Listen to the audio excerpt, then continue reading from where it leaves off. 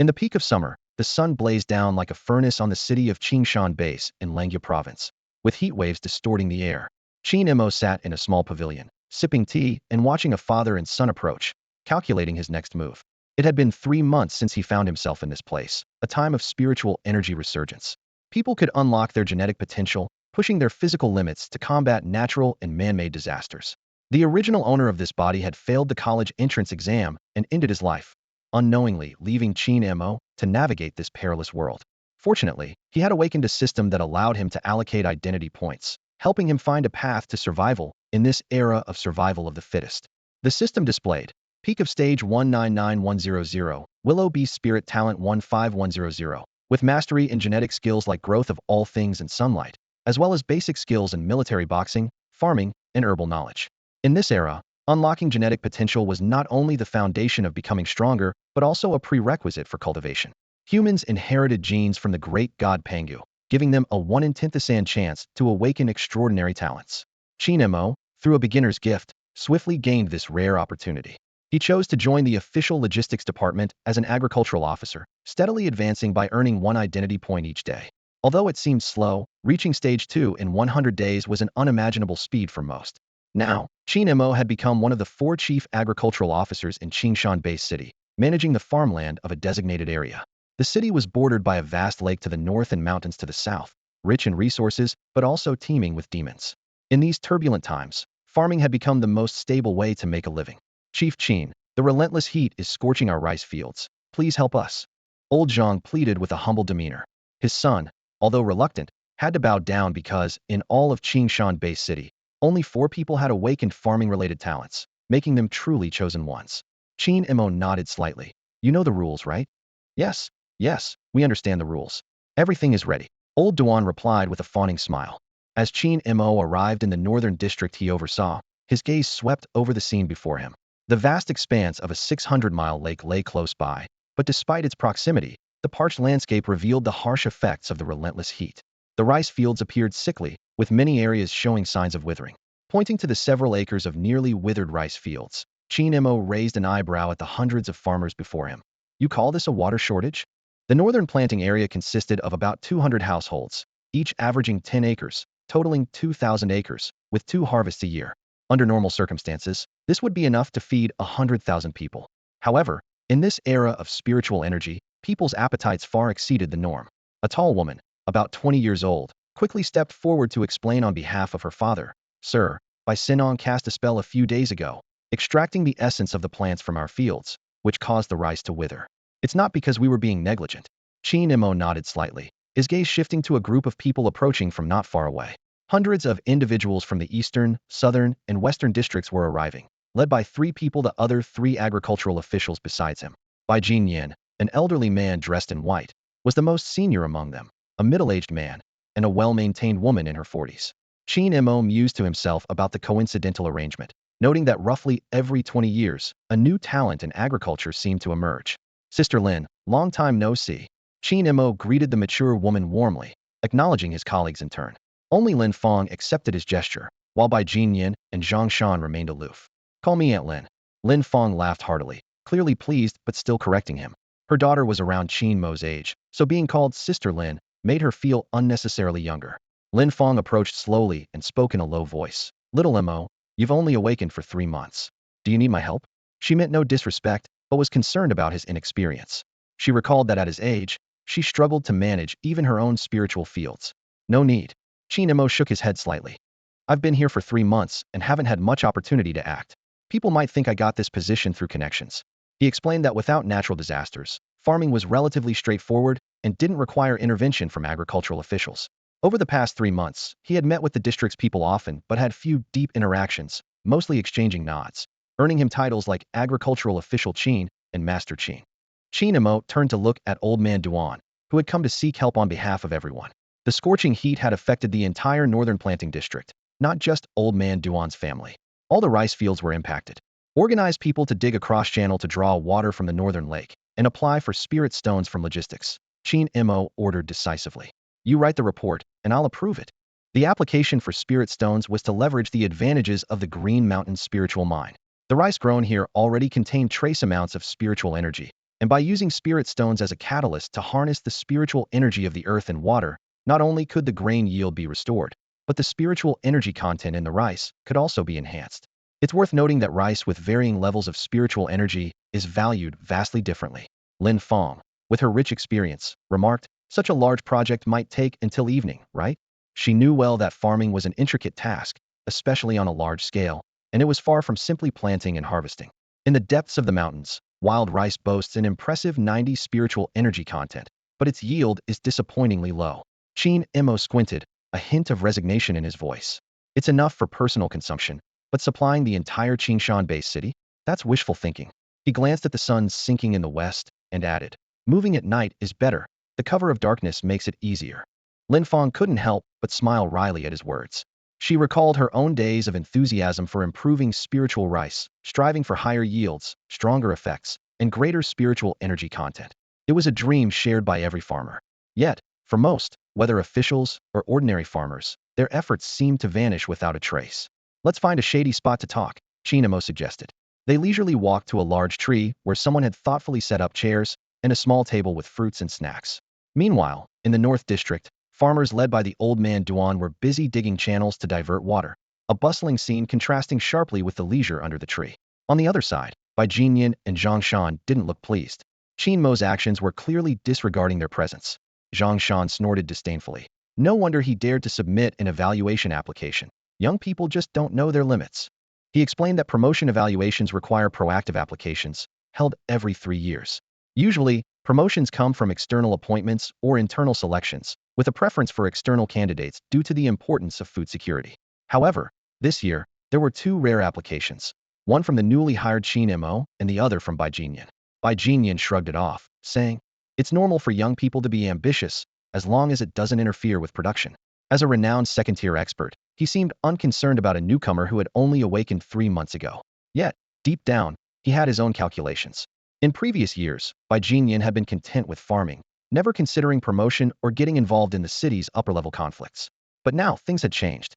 His son needed resources, his grandson needed resources, even his soon-to-graduate great-grandson needed resources. The burden on the Bai family, spanning 4 generations, had grown heavier, forcing him onto a political path he once disdained. People often said power was a poison, and he had decided to taste it himself. Zhang Shan saw it differently. He bluntly remarked, "How could it not interfere with production? Digging channels and diverting water has already delayed work today. And applying for spiritual stones, does he have the capability? If something goes wrong, we'll be the ones cleaning up the mess. I can't stand those who are incompetent yet lack humility." Zhang Shan's discontent with Qin Mo had been brewing for a while. Besides today's disregard, over the past 3 months, Qin Mo had made no further contact after his initial visit with gifts, showing no understanding of the unwritten rules for newcomers. Zhang Shan had expected Qin Mo to eventually falter and seek help, but that moment never came. Even in his interactions with Lin Fong, Qin Mo only engaged in academic discussions, never asking for assistance. A glint flashed in by Jin Yan's eyes as he softly remarked, "He truly doesn't understand the rules." He had already secured his connections, ensuring no external appointments this year. Initially, with only his application, he could have easily secured promotion. Now, with Qin Mo in the mix, a comparison and evaluation were necessary. Although he wasn't worried about an upset, it added unnecessary complications. Seeing this, Zhang Shan promptly assured, "Rest easy, Mr. Bai. I have ways to teach him a lesson." His tone was filled with confidence and a hint of ruthlessness, clearly planning how to give this overconfident newcomer a reality check. As night fell, a faint glow emanated from the distant base city. The moonlight, gentle as water, spread over the expansive fields. Newly dug cross-shaped channels, resembling white silk ribbons, shimmered in the moonlight. The rice paddies, draped in a delicate veil, appeared and disappeared in the night. "Master Qin, the channels are ready, but we haven't received approval for the spirit stones," Old Man Duan said nervously, his voice tinged with anxiety. He added, "Everything else is manageable with just a word, and the North District production team will fully cooperate. But getting approval for spirit stones is even harder than applying for farming tools. The logistics department is really strict about it." Another voice chimed in. "Agricultural Officer Qin, the procedure requires approval from the base city," said Zhang Dehao, a manager in the logistics department. He was responsible for coordinating between the production team and the base city on matters like production reports, tool replacements, and salary distribution, holding a significant position within the team. "Come here," Qin Mo commanded coldly, standing with his hands behind his back. As Zhang Dehao approached, he spoke in a calm yet dismissive tone. Officer Qin, I know you're in a hurry, but there's no need to rush. Before he could finish, Qingmo struck with lightning speed. A sharp smack echoed as the force of a second-tier genetic warrior sent Zhang Dehao flying. Trying to act tough, are you? Qingmo said coldly. Suddenly, a rice plant burst into a vibrant green glow, its sharp leaf sheath slicing through the night like a drawn sword, piercing Zhang Dehao's shoulder with precision. Blood quickly stained the earth, and the leaf sheath shimmered with an eerie light. From his vantage point, Qingmo spoke in a chilling tone. You obstruct the production team, and I ignored it. But you dare to obstruct me? And you tell me not to rush. Remember your place. You're just a messenger. Don't overstep. I give you half an hour. If I don't see those spirit stones, your excess flesh will be turned into fertilizer. Only then did Zhang Dehao realize the severity of his situation. Seeing the leaf sheath swaying like a spirit snake and Qin Mo's grim expression, the searing pain in his shoulder forced out a pained howl. Second tier. He's actually second tier, he thought, shocked. Not only Zhang Dehao, but also his colleagues by Jin Yin, Zhang Shan, and Lin Fong were equally stunned. An 18-year-old reaching the second tier so quickly was astonishing. They themselves were only second tier, and Bai Jinyan had been stuck at the second-tier peak for decades. A long, peaceful life of farming had made them forget how to stimulate their genetic potential through life-and-death struggles. First-tier spiritual energy nourishes the Buddhist foundation. Second-tier spiritual energy manifests externally with varied techniques. Third-tier spiritual energy transforms qualitatively. The distinctions between these levels became glaringly apparent at that moment. The members of the North District production team stood frozen in shock until Zhang Dehao's anguished cries faded into the distance. Everything had happened so quickly, leaving them bewildered. Zhang Dehao, using standard bureaucratic language, had confronted the seemingly mild-mannered but actually hot-tempered Qin Mo with predictable results. As Qin Mo had said, obstructing the production team was one thing, but obstructing an agricultural officer was a path to self-destruction. Awakened talents were incredibly rare. It didn't take the full half hour. Within just 10 minutes, boxes of spirit stones were delivered. Qin Mo's decisive actions made everyone realize that a new era had dawned. Just as Zhang Dehao was about to explain, a swift green leaf sheath whistled through the air, cleanly severing his neck. Blood spurted skyward like a fountain, and the headless body staggered a few steps before crashing to the ground. The bewilderment and malice lingering on his head were exactly why Qin Mo had been so ruthless. Qin Mo turned to the grim-faced Zhang Shan, a faint smile playing at his lips, as if he hadn't just killed someone. Zhang Shan, what do you think he was worth? Zhang Shan spoke coldly. Just a logistics manager, daring to challenge you? You'd better solve the drought in your area. His words trailed off, but the threat was clear. If Qin Mo couldn't resolve the issue and continued to kill with such impunity, Zhang Shan would report his incompetence to the base city. A second-rank cultivator without the title of sinuo officer wouldn't survive long in this world. Qin Mo said nothing, simply picking up a box full of spirit stones and tossing them one by one into the water channel. These were not high-grade spirit stones used in the market. They had low spiritual energy content and many impurities. They seemed substantial, but were mostly ordinary rocks. Low-level cultivators couldn't absorb them, and the powerful didn't care for them. However, they were perfect for cultivating spirit rice, as plants could extract energy from the soil, even draining what little spiritual energy was in these ordinary stones. After completing this task, Qin Mo stood at the intersection of the cross-shaped water channels, channeling spiritual energy through his feet to easily stand on the water's surface. He slowly spread his arms, and in the unseen depths of his spiritual sea, a delicate and noble willow tree swayed gently, standing alone. The leaf sheath that had just slain Zhang Dehao drew its power from this willow tree beast spirit. Using his spiritual energy as a guide, Qin Mo connected with the willow tree beast spirit and activated the growth of all things skill. This sensation was incredibly unique, like an innate instinct. In the microcosm, the genomes expressing the growth of all things operated frantically, subtly altering the rules of nature with the power of spiritual energy. As the willow spirit's branches swayed, a mysterious and imperceptible nourishment began to affect the 1,000 acres of rice fields. The rice became invigorated, its roots spreading wildly, greedily absorbing water and earth's essence. A layer of mist spread, and when the rice's tendrils touched the spirit stone waste in the water channel, even more astonishing changes ensued. Growth of all things. Qin Mo silently chanted these words in his heart, directing his second-tier spiritual energy towards Lu Ling, triggering his genetic talent. The concept of genetic talent was introduced in textbooks. It is a dormant genome that, once the first gene lock is unlocked, activates many sleeping genomes within the human body.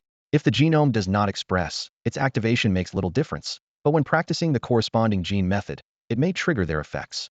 When the genome expresses normally, it manifests as a genetic skill, an innate ability. Lu Ling's genome expressed normally, granting him the ability of growth of all things, which can influence the growth patterns of plants. Qin Mo maintained this state for 10 minutes, a hint of fatigue flashing in his eyes. By now, the previously withered paddy field had been rejuvenated. The rice plants grew wildly, quickly reaching half a person's height, vibrant and lush, with a fragrant aroma wafting through the air. The transformation continued, as the growth of all things provided a continuous source of energy, with the rice plant's roots actively absorbing the energy from nature. How long this state would last, Qin Mo was unsure. It might drain the surrounding energy or suddenly stop, as this was his first time using this ability. Members of the North District production team, witnessing this scene, eagerly gathered around. "You've worked hard, sir. Please have a seat. Let me massage your shoulders. Brown sugar water. Go tell the cook to make a bowl of brown sugar water." Qin Mo walked over slowly, welcomed by the warmth of the production team members. Their wishes were simple: to farm peacefully and honestly. Yet, the relentless Tindui heat wave had made them keenly aware of the importance of the sinuo. The power of the sinuo could persuade the heavens to revive. The crowd had seen the methods of the other three sinuo, but none could match the grandeur of Qin Mo's display. Watching the rice fields grow frantically, the plants seemed to compete, fearing they might fall behind. The effect was immediate, with no buildup or buffer, just pure, unrestrained growth. Not only were the production team members left in awe, but the other three sinuo officials were equally stunned. Despite all having farming-related abilities, they couldn't comprehend Qin Mo's methods, feeling even more bewildered than the layman watching. Bai Jinyan was astounded, stammering, This. He was at a loss for words, overwhelmed by the spectacle. Lin Fong approached Qin Mo, looking him over with a hint of an indescribable emotion in her voice. "You've really surprised me." For the past 3 months, everything had been calm, and no one had bothered to experiment with the rice fields. Moreover, the sinuo was responsible for managing 10 acres of spiritual fields, so she had no idea of Qin Mo's true capabilities, not even his second-tier strength, which had just been revealed. This display was truly astonishing, leaving everyone in shock. Qin Mo modestly waved his hand. "It's nothing, really." He understood the importance of adapting his approach to different people. For someone like Zhang Dehao, he had to be dealt with immediately if he dared to show his face, and his death would go unnoticed. But Lin Fong was both a colleague and a friend, potentially becoming a valuable ally in his future career advancement. Humility was a virtue, but overdoing it was unnecessary. Lin Fong shook her head in admiration. "Being humble is good, but you're too humble." Just then, a tall farmer from another district suddenly exclaimed, "Hey, why is it turning yellow? Is it wilting again?" The once-green rice plants were visibly losing their color. Pale yellow spread rapidly, covering the entire plant in the blink of an eye.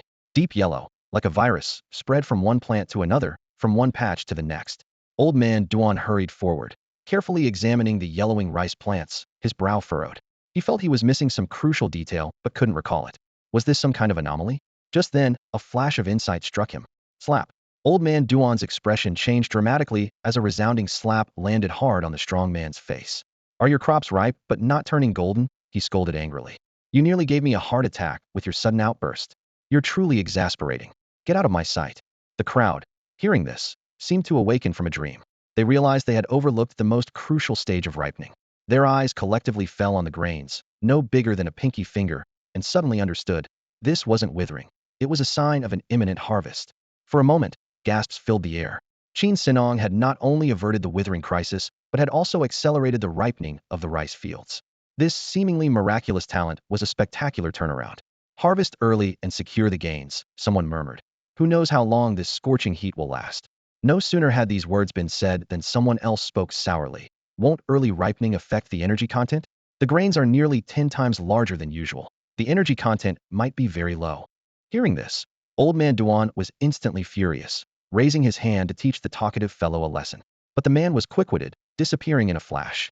Old man Duan's raised hand was left hanging in the air, evoking a sense of helpless frustration. At that moment, he caught sight of his son nearby. Remembering his son's earlier doubts about finding Qin Mo, his anger flared again. With a slap, he unceremoniously smacked his son. "Why are you just standing there? Go get the inspection equipment." Duan Tianxiong, holding his right cheek, looked at his father with a pitiful expression. Although he was broad-shouldered and over 2 meters tall, he now seemed like a bullied child. He quickly turned and dashed toward the storeroom, fearing another slap from his father.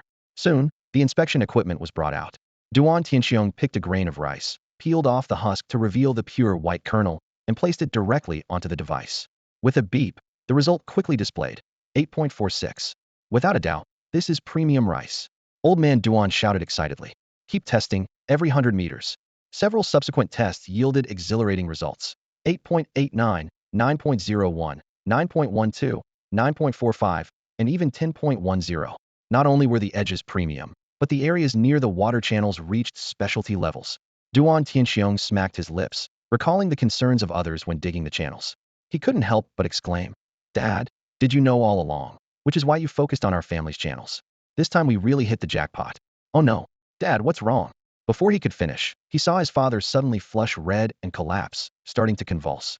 The people around panicked, and an experienced elder quickly shouted, "Press the philtrum. Quickly, press your father's philtrum and slap him to keep him from passing out." Old man Duan had fainted from overexcitement and emotional upheaval. Amid the chaos, Qin Mo calmly suggested, "Why not feed your father some rice?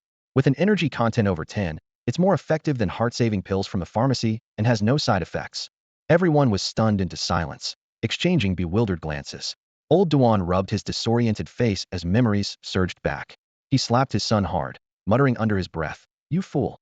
Though he was middle-aged and usually reluctant to act harshly, questioning Qin Senong was a serious matter that required his son to learn a lesson. At that moment, a cloud of dust rose in the distance.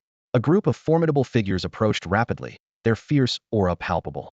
Leading them was a robust man with deep-set eyes and a presence as steady as a mountain.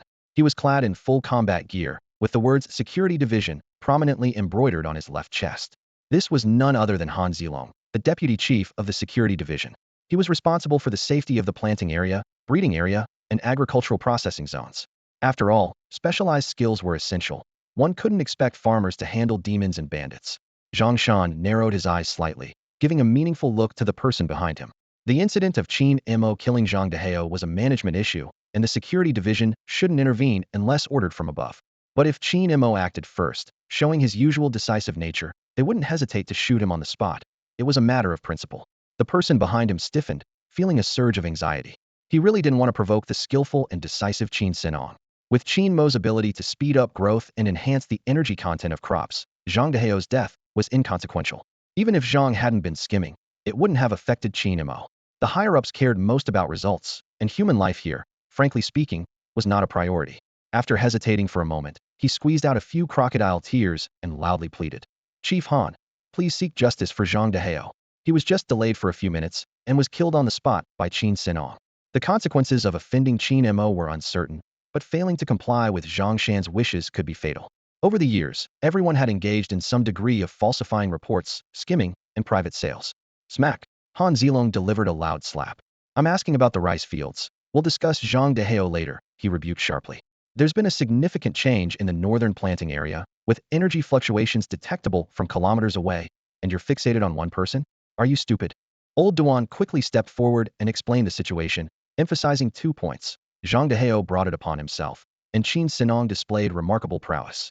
"Oh, all premium quality, and special supply grade near the canal."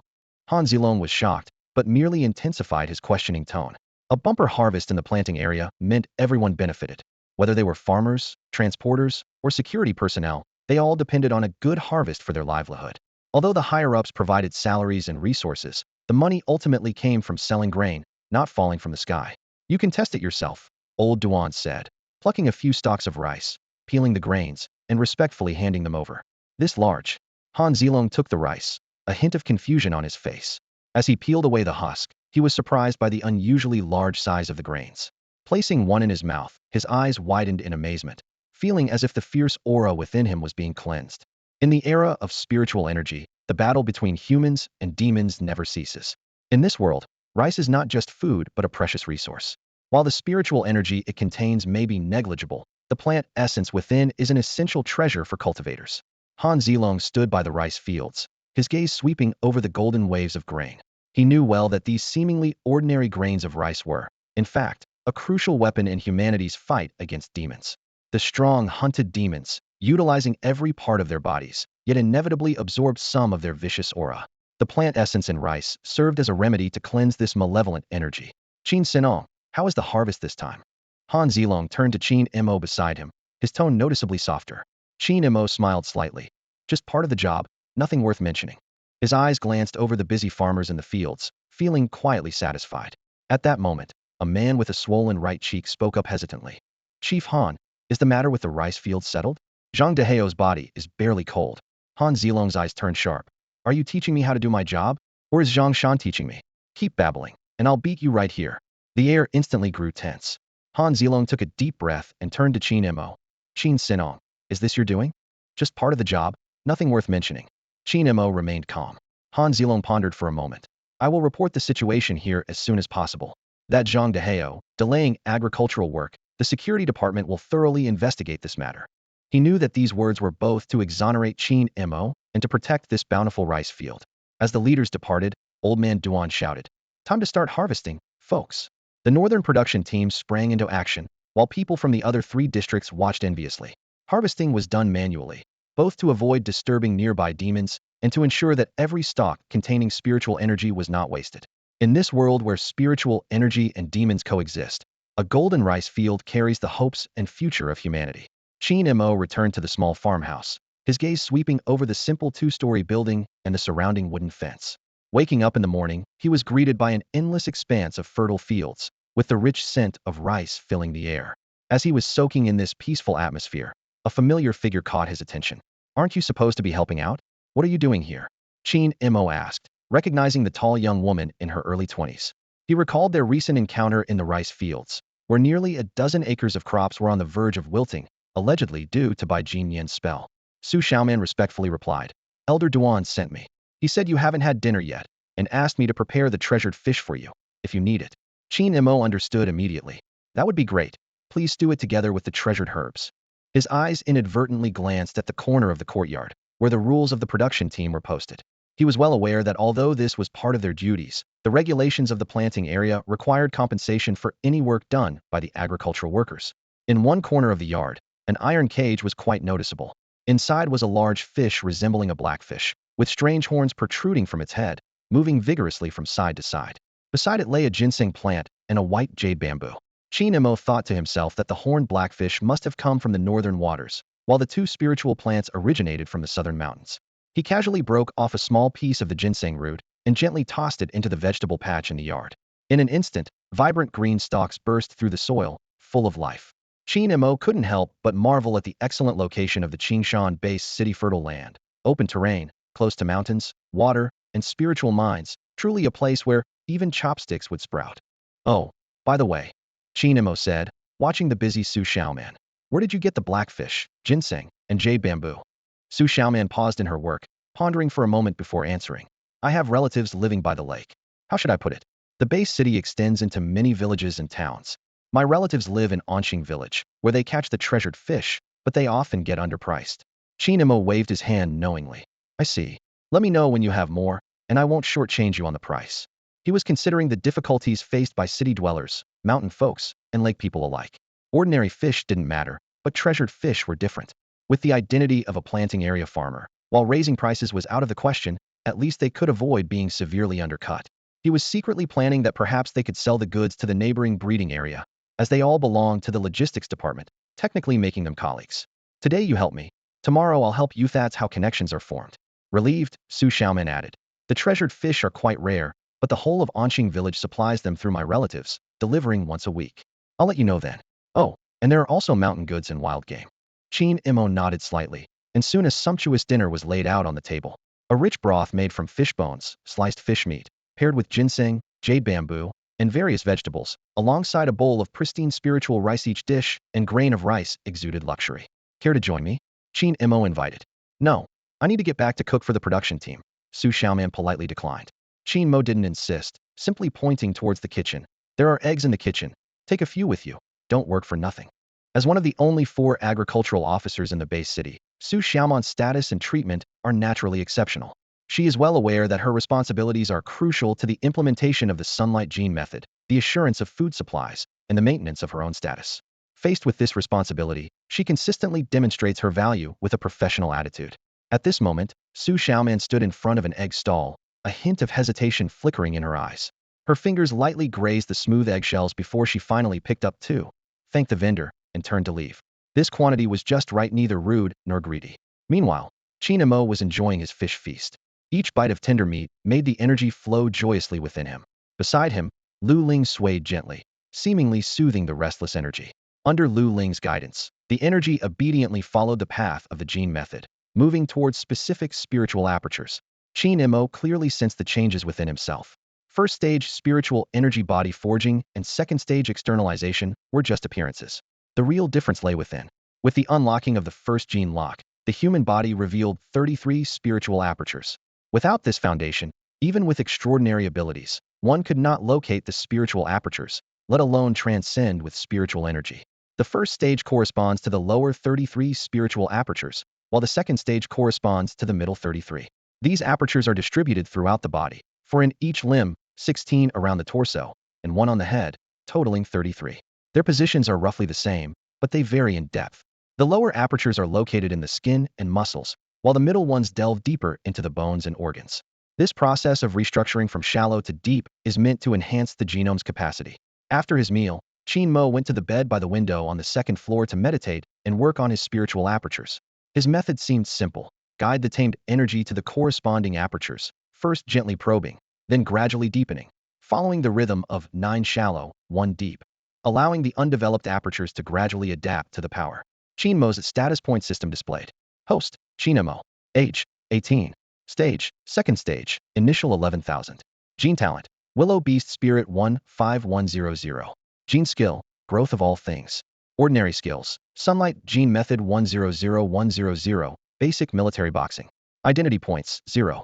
At the current pace, gaining 1 identity point per day, it would take nearly 3 years to break through to the third stage. Even with daily cultivation, 2.5 years is a conservative estimate. For an average person, this speed is astonishing, but Qin Mo feels it's not fast enough.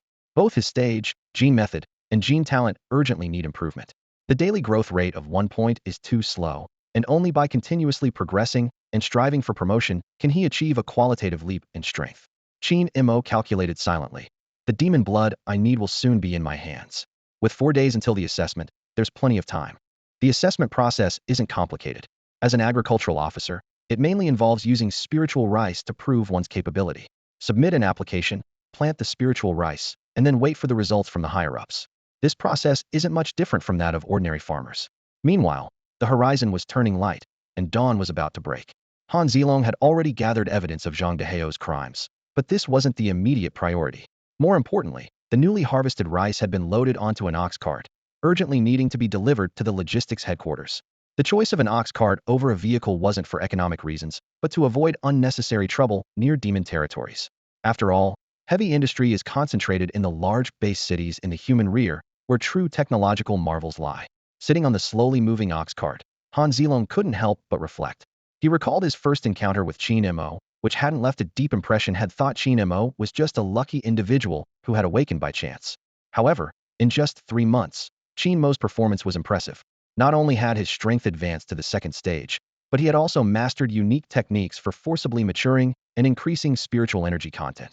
Compared to the most experienced by Jin Yen, Qin Mo's methods were far superior, akin to night and day. Han Zilong mused to himself. This kid is practically a reincarnation of the old silver coin. The last sentence burst out, and Han Zilong's eyes widened as if he had stumbled upon a groundbreaking secret.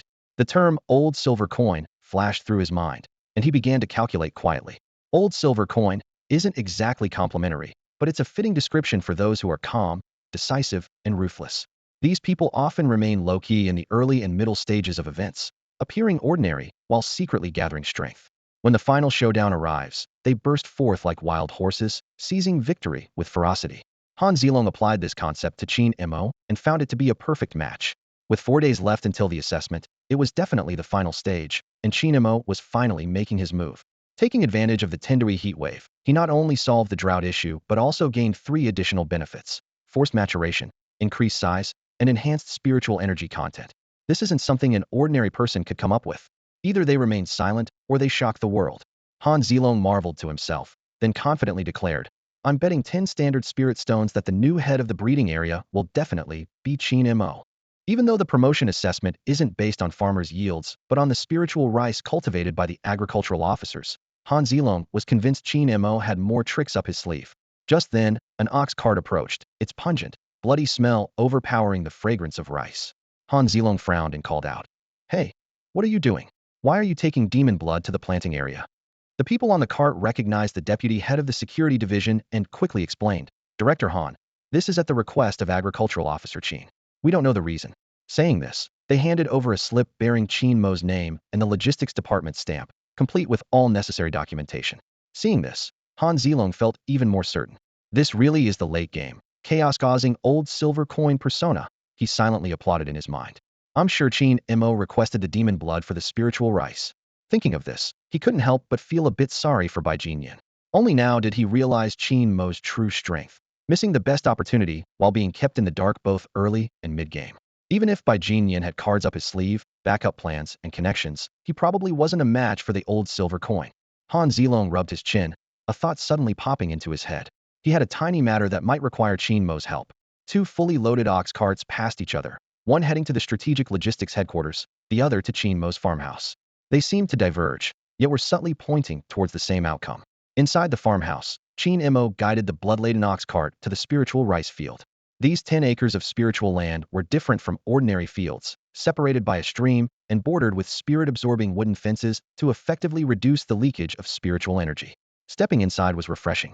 The stream sparkled with embedded standard spirit stones, no longer mere spirit stone waste. Occasionally, a carp swam by, disturbing the calm surface and adding a touch of life to the field. The heavy rice grains bent the stalks, laden with fruit. Even the wind struggled to shake them. Qin Mo had no intention of getting his hands dirty. He pointed and instructed, "You guys, pour the demon blood on fields 1, 2, 3, 4, and 5, and make sure it's even." The 5 strong men from the northern production team, who had been brought in advance, immediately got to work, busying themselves with the task. For them, it was just a simple command. The onlookers shared a common question: why use demon blood? The spiritual fields, located in the core of the planting area, drew everyone's attention as the blood-smelling cart arrived in a grand manner. Not only did the northern production team take notice, but teams from the other 3 areas did as well. Everyone was curious about what tricks Qin Mo was up to this time. However, someone skeptically muttered, demon blood naturally clashes with spiritual fields. Doing this will ruin them." A hint of sarcasm flashed across Zhang Shan's face as he confidently stated, "While spirit plants, a little demon blood does them no harm. Even if it has no effect, nothing will go wrong. But cultivated spirit rice is delicate. The slightest mishap and it will wither away. Demon blood carries a violent aura, while spirit rice contains the essence of plants. How could nothing go wrong when the two are combined?" Bai Jinyan remained silent, but his old face was clouded with a somber expression, his eyes heavy with realization. He suddenly became aware of a troubling fact. Qin Mo's spirit rice seemed to surpass his own. As experts, they didn't need any testing equipment. Just one glance at the ecosystem of the spirit fields was enough to judge quality. The spiritual carp, used for pest and weed control, were swimming leisurely, evoking envy. Even more astonishing was that Qin Mo's rice grains were 3 times the size of his own. If it weren't for the risky move of using demon blood, Bai Jinyan had to admit that, in terms of sheer capability, he was indeed not as good as Qin Mo. This hard-to-swallow reality left him embarrassed and angry. Having farmed his whole life, only to find himself outdone by a young man who had been self-taught for just 3 months, was intolerable. At this moment, Zhang Shan openly mocked. "Haha, the area where you poured the blood has already withered. Qin Mo, you're deliberately destroying the spirit fields. How are you going to explain this to the authorities?" His voice was full of derision, shamelessly taunting in front of everyone. "Shut up." Qin Mo shot a cold glare at Zhang Shan, who stood several meters away. With a mere thought, the lush crops suddenly grew wildly, pushing Zhang Shan to stumble unwillingly towards him. Smack! Qin Mo raised his hand and delivered a loud slap that left Zhang Shan dazed. "How I explain myself is my business," he shouted. "You had Zhang Dehao block my supplies, and Lili report me. You think you're clever, don't you? I've hit them, and now it's your turn." Qin Mo stepped on Zhang Shan's neck, looking down at him and questioning. "You keep showing up like a clown. Do you really think I won't take action?" "You?" Zhang Shan was furious, wanting to fight back, but found himself unable to even stand. Though both were of the second tier, Zhang Shan had never experienced real combat since his awakening. Even the basic self-defense techniques learned in high school had long been forgotten. With age and indulgence taking their toll, everything but his farming skills had deteriorated. "Qin Mo, how can you lay hands on Zhang Shan, especially when he's your elder?" Bai Jinyan shouted angrily, his white beard trembling slightly. "This is too much, too much. Did I hit him and not you?" Qin Mo was done talking and resorted to physical intimidation. What kind of elder constantly makes things difficult? Besides his age, Zhang Shan is no elder worth respecting. If nothing had happened in the past 3 months, I wouldn't have waited until now to act. You. Bai Jinyan stomped his foot in anger but was helpless. As he was no match for Qin Mo living comfortably in the base city for years, he hadn't encountered any real threats, let alone someone like Qin Mo, who was of the same tier. Qin Mo looked down at Zhang Shan beneath his foot, his expression calm as he coldly said, I know you like to act superior. If you don't provoke me, I won't bother with you. We can both tend to our own fields. But today, you keep provoking me. Can't hold back or just itching for trouble? Look at me, you ungrateful brat. Qin Mo shouted sternly.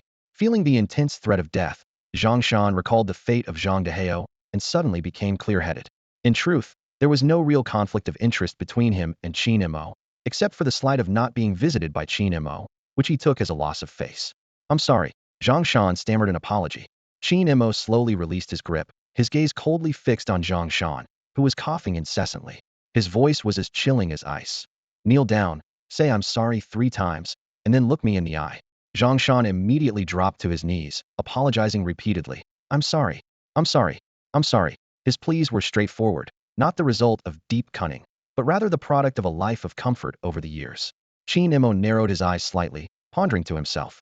The willow tree beast spirit has a natural instinct for detecting murderous intent, not yet developed to the level of a genetic skill, but certainly capable in this regard. He recalled past events. Zhang Dehao perished due to an outburst of murderous intent. Li Li survived after reporting to Han Zilong because he lacked such intent, and Zhang Shan, despite his antics, never showed any murderous intent.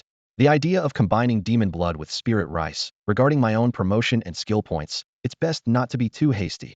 Qin Mo calculated internally. Perhaps it would be better to decide Zhang Shan's fate after my promotion is complete. By then, whether isolating him or resorting to assassination, it would be much more convenient. Lin Fong stepped forward to persuade. Qin Mo, let it go. He's registered with the authorities and knows many high-level figures. She pointed out that Zhang Shan valued his reputation greatly.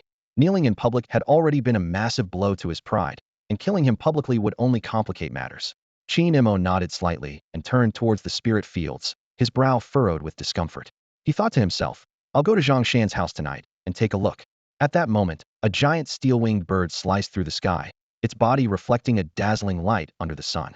It stirred up a fierce wind as it swooped down, landing not far behind the crowd. 3 people disembarked from the bird's back. The deputy minister of the logistics department, a spirited old man with sharp eyes, the returning Han Zilong, and a recorder holding a booklet. The old man gently patted the steel-winged bird's head and walked towards the crowd. People greeted him with respect. Minister Zhu. Minister Zhu. He was the superior of their superior, rumored to have come from a major base city. Han Zilong whispered to the old man. Do we need to call Qin Mo back? He explained. He took the spirit rice to report on work, and Minister Zhu said he would come to take a look, so he came. The old man stood with his hands behind his back, his robe lightly swaying, and said calmly, no need. Han Zilong nodded, his gaze sweeping over the disheveled, bleeding Zhang Shan, the somber Bai Jinyan, and the calm Qin Mo. 7 words echoed in his mind. Awakened. The time for the hunt. This scene seemed to foreshadow Qin Mo's impending display of his ultimate prowess as a late-stage mastermind. Each event confirmed this suspicion, as a silent undercurrent of a struggle was quietly unfolding. Qin Mo walked slowly to the center of the 5 plots of blood fields, where 10 acres of spiritual fields were evenly divided and numbered from 1 to 5. He took a deep breath, the pungent smell of blood mixed with the fresh aroma of spiritual rice, creating a unique magical atmosphere. This was his meticulously planned blood spiritual rice cultivation project. Minister Zhu was already standing nearby, and Qin Mo nodded slightly in greeting to the elder. This plan had gained Minister Zhu's full support a month ago, and even Qin Mo's appointment in the northern planting area was personally signed by him. Their relationship had long been established, far beyond Bai Jinyan's imagination. Bai Jinyan thought he had smoothed over the superior-subordinate relationship and believed there would be no sudden changes this year, unaware that he had been completely outmaneuvered. Once the blood spiritual rice project succeeded, all his previous efforts would become a joke. Qin Mo closed his eyes and began to communicate with the mysterious Lu Ling.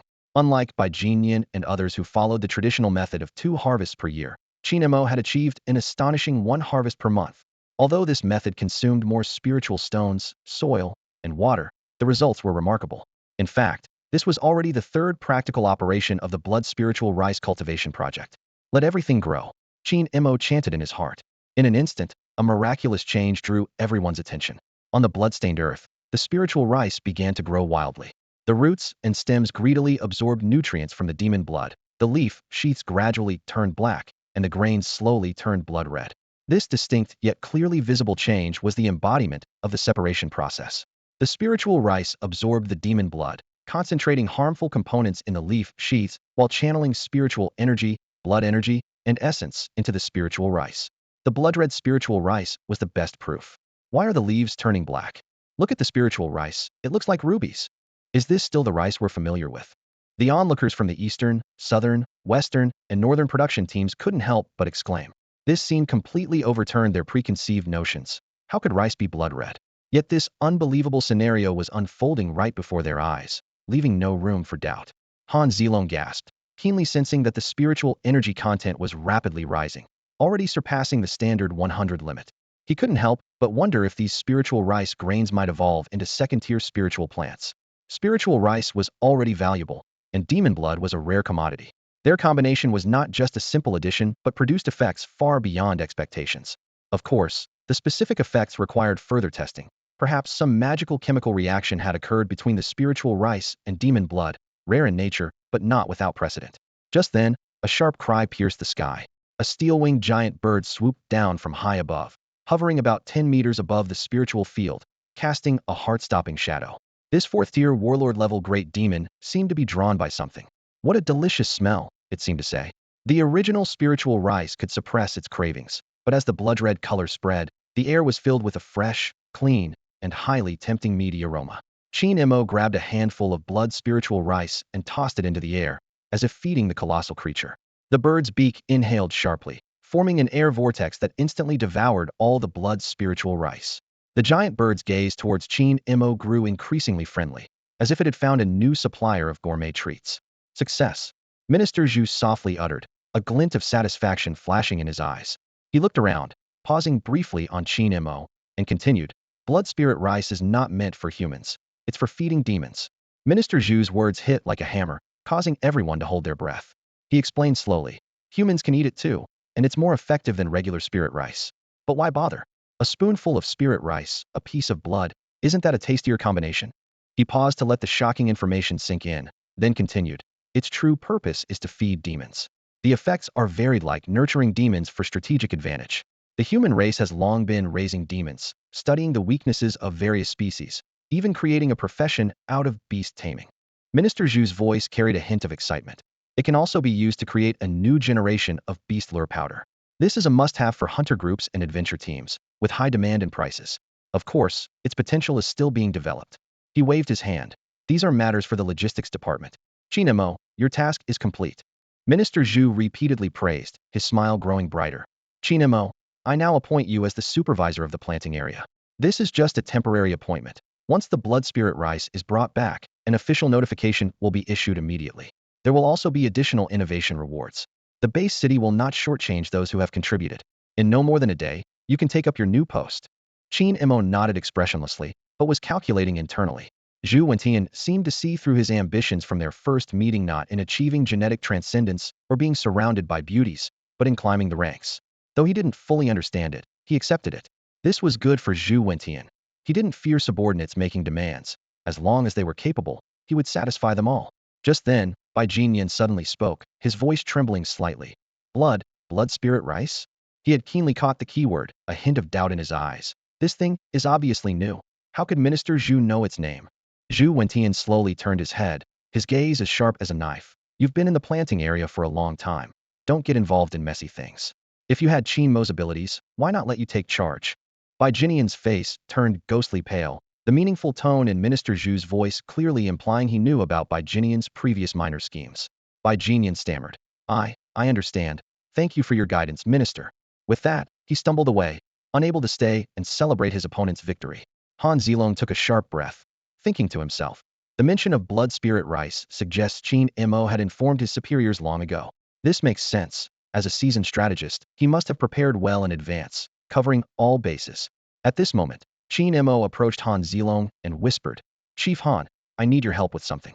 Han Zilong glanced at Minister Zhu, whose expression remained unchanged, wondering, is he pretending not to hear, or does he approve of Qin Mo's actions?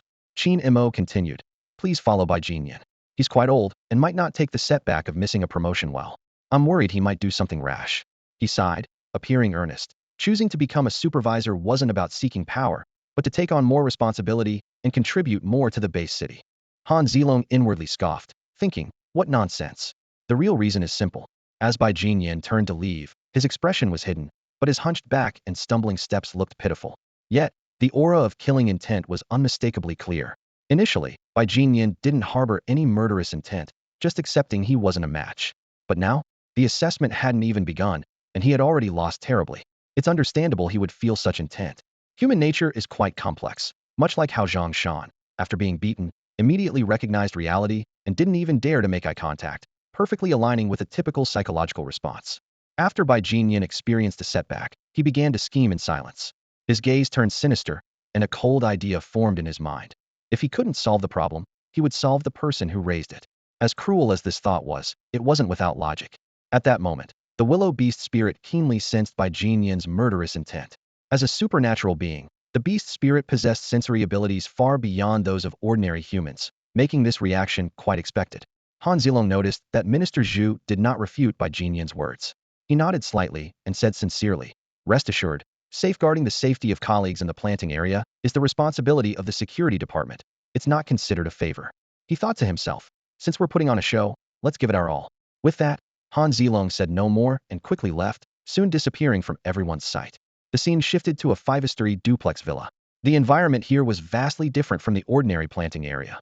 Large floor-to-ceiling windows, a swimming pool in the yard, swings, and other recreational facilities. The interior was exquisite and luxurious.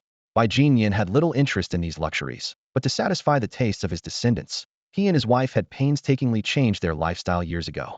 Bai Jinyan entered the living room and gestured for those around to leave. His voice was hoarse and low as he spoke to Zhang Shan. "Zhang Shan, Qin Mo has really disgraced you today. You won't be able to lift your head in the planting area anymore. What are your thoughts?" Zhang Shan quickly shook his head, his tone weary. "What's done is done. Let's just go home for dinner. Qin Mo will soon be my superior. What other thoughts can I have?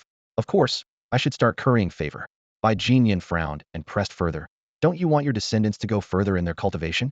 Zhang Shan sighed and advised, "Old Bai, each generation has its own fate. There's actually very little we can do. At your age, shouldn't you be taking it easy, farming a few acres, and enjoying your twilight years?" Suddenly, Bai Jinyan leaned closer to Zhang Shan. In the dim light, his wrinkled face appeared particularly menacing, and his murky eyes shone with unprecedented decisiveness and sharpness. Before Zhang Shan could finish saying, "Old Bai you," a bony hand clamped around his neck. Bai Jinyan's voice became unfamiliar and raspy. "The dead are less useful than the living, but they can still serve a purpose. Besides, you know too much." Bai Jinyan decided to kill Zhang Shan and frame Qin Mo. He recalled the recent changes, vividly remembering Qin Mo's murderous demeanor. How tense had the situation become? It seemed that unless Zhang Shan begged for mercy, Qin Mo would strike without hesitation. More importantly, Zhang Shan knew too many secrets. If he were to turn and report to Qin Mo, it would be self-destruction. Bai Jinyan understood well the principle of striking first. A few minutes later, Zhang Shan's body lay on the cold tiles, emitting an eerie green glow. Bai Jinyan stood in the center of the living room, sighing deeply. Killing a colleague and old friend of decades was indeed hard to bear. Even the death of a dog raised for 10 years would be saddening, let alone Zhang Shan, who had always followed his lead. But for the future of the Bai family, he had no choice. Bai Jinyan softly muttered, "Sorry," as if speaking to Zhang Shan, or perhaps to himself. Bai Jinyan recalled his original plan. After taking office as the supervisor, embezzle a large sum, then have his grandson discover his plot and execute him, thus clearing suspicion and seizing the opportunity to advance. But now, this plan was no longer feasible. The oversight in the planting area was too strict. The crops grew in the open sun. A small shortage might pass unnoticed, but too much would be foolish, and no one here was a fool. Bai Jinyan murmured to himself, "I've lived long enough. Only this much energy remains. Zhang Shan, you'll surely help me, won't you?" His gaze fell on Zhang Shan's body, as if seeking an answer that would never come. Bai Jinyan stood by the window, gazing into the distance and murmuring to himself. His voice was deep, carrying the weight of years. The path of cultivation is harder than ascending to the heavens. He thought of his family, feeling a sense of helplessness.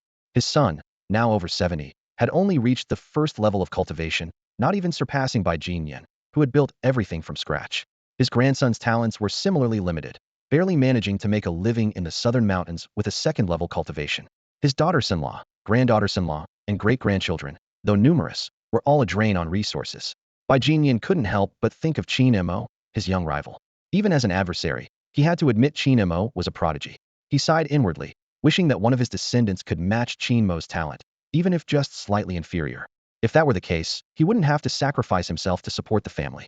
He continued his contemplation. Achieving great success on the battlefield could earn the title Pillar of Humanity, the highest honor for a warrior. It came with the admiration of the entire clan, the building of temples, and eternal fame. But a warrior's life was fraught with danger. One mistake could lead to death and render all efforts futile. In contrast, the life of an agricultural officer was far more stable. Especially for someone like Qin Mo, with extraordinary genetic talent, life was almost luxurious. Bai Jinyan couldn't help but feel a tinge of envy. Qin Mo, merely a high school dropout, had already secured a managerial position in the planting district. Meanwhile, those who got into prestigious genetic universities were still novices. The comparison was stark. Bai Jinyan shook his head and turned to the steward, saying, "Take Zhang Xinong home to rest." Zhang Shan's strange bluish complexion faded as he staggered to his feet. With the steward's help, he boarded the ox cart and slowly headed toward the western planting district. Watching the cart's tracks fade into the distance, Bai Jinyan thought to himself, this plant that can control corpses must be even more bizarre than the skeleton tree or the ghost vine. Under the blazing sun, the harvest of 10 acres of spiritual fields was complete. Half was blood spirit rice, and the other half was regular spirit rice, with a total yield reaching a staggering 10,000 pounds. Everyone was left speechless, as Qingmo's yield from just half the field surpassed that of other agricultural officers, with the blood spirit rice being an additional bonus. Qingmo casually asked, "Old Zhu, what is this innovation reward you mentioned?" He was genuinely curious. His system panel showed that the points he earned daily had skyrocketed from 1 to 10, a tenfold increase. At this rate, coupled with his own efforts, he could break through to the 3rd level in about 3 months. This advancement speed was astounding. He couldn't help but think of his college-bound classmates. By the time they finished their freshman year, he would have reached the level of a senior. Qingmo imagined the shock on his old classmates' faces, and a smile crept onto his lips. He thought, with the class president Zhang Yang's personality, there would definitely be a class reunion this year. It seemed his progress couldn't remain hidden for long, which both excited and made him a bit nervous. Zhu Wentian raised an eyebrow and looked at Qingmo, a hint of amusement flashing in his eyes. "If you want to laugh, just laugh," he said. "If I had become a manager at your age, I would have been shouting it from the rooftops, letting the whole world know the good news." Qingmo scratched his head sheepishly, but his face couldn't hide his joy. "It's true. I'm happy," he admitted. "From now on, I'll be managing this vast farmland, nearly 1,000 farmers, and the food supply for tens of thousands in the city. It's a heavy responsibility, but I'm looking forward to the challenge." Zhu Wentian nodded approvingly, then added seriously, "This position carries great responsibility, but the rewards are equally substantial. The city has never shortchanged those who contribute." He paused, then continued, "I plan to consolidate all your rewards into something special for you. However, now is not the time to rest on your laurels. The other 3 districts need to be harvested quickly. The sooner we produce results, the sooner the city's higher-ups will have nothing to say, and I can secure the best rewards for you." Qingmo took a deep breath and said earnestly, "Thank you, Mr. Zhu. I will do my utmost." Yet, he wondered to himself what exactly the reward would be, as Mr. Zhu had not revealed it. Just as Qingmo was about to demonstrate his abilities as a traveler, a commotion erupted behind him. They turned to see Bai Jinyan returning with a cart covered in a white cloth, accompanied by a group of crying women and angry farmers. An elderly woman broke free from Bai Jinyan's support and stumbled towards Zhu Wentian. Her hand accidentally struck Bai Jinyan's face, but she didn't notice, only crying out, "Minister Zhu, you must seek justice for my husband." Qingmo forced him to kneel, and then he killed him. Zhu Wentian frowned, taking a deep breath.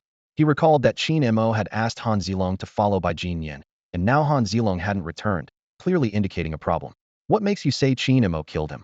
Zhu Wentian asked sternly. Madame Zhang Jia, trembling, pulled a blood-stained note from her pocket, with the words Qingmo written on it. She choked as she explained, "My husband went to rest after coming home. I went to the kitchen to cook, and even had someone fetch a pot of spirit wine to cheer him up. But when I called him for dinner, I found him dead, and this blood-stained note was on the table. It must be Qingmo, holding a grudge and striking him down." She glared at Qingmo with hatred in her eyes. Just as Zhu Wentian was about to speak, Madame Zhang Jia interrupted passionately. "Sir, you've seen Qingmo's abilities, ripening grains, enhancing spiritual energy, even producing blood spirit rice. Setting a trap is not difficult for him. He must have set a delayed death trap to create an alibi. Such a vicious method, such a cruel heart. How can there be such a wicked young brat? Husband, come back to life and take him down with you." Qingmo glanced at the old woman out of the corner of his eye, and a thought flashed through his mind. She's not long for this world. He mused to himself that it had nothing to do with him, just like Zhang Shan's death. The old woman was already poisoned, teetering on the brink of life and death. It was a deadly plant-based poison, and Qingmo knew he could either save her or hasten the poison's effect. With eyes sharp as lightning, Qingmo quickly scanned the crowd and soon locked onto Han Zilong at the back. Han Zilong looked excited, gesturing wildly as if ready to perform. Qingmo had a thought. and weeds quietly wrapped around Han Zilong's ankles. Han Zilong suddenly sensed something was wrong and swallowed the words that were about to escape his lips. The sentence, "Everyone, look at me, I have an announcement," almost slipped out. He looked down to see the weeds swaying madly, as if trying to prevent him from revealing the truth. Han Zilong was puzzled. Why would Qin Mo stop him? Did he want to watch these people jump around? No, that didn't fit with Lao Lu's style. There must be another purpose. Looking around, Han Zilong noticed the crowd seemed divided into three groups. Some advocated for harsh punishment for Qin Mo, some were indifferent and just watching the show, and others sympathized with Qin Mo. Suddenly, a light bulb went off in Han Zilong's mind, and he finally understood Qin Mo's intention to use this opportunity to screen people, using this frame-up incident to identify those worth nurturing and weed out those who were not. Those who were the most vocal now might find it hard to stay in the plantation area in the future. What a clever move to eliminate dissenters, truly worthy of Lao Lu, who later ruled with an iron fist, starting with the small details to completely control the plantation area. At that moment, Zhu Wenyi turned to Qin Mo and sternly asked, "She accuses you of murder. What do you have to say?" Smack. Qin Mo raised his hand and slapped the old woman hard. "You accuse me of murder, and I won't comment. But your filthy language and wailing won't be tolerated, so don't blame me for hitting you. No one will indulge your bad habits," Qin Mo said coldly, then strode forward and pulled back the cloth covering Zhongshan's body, exposing it to the glaring sunlight. No need for Han Zilong to make a pointless trip, Qin Mo sneered. Zhongshan also died from a plant-based poison.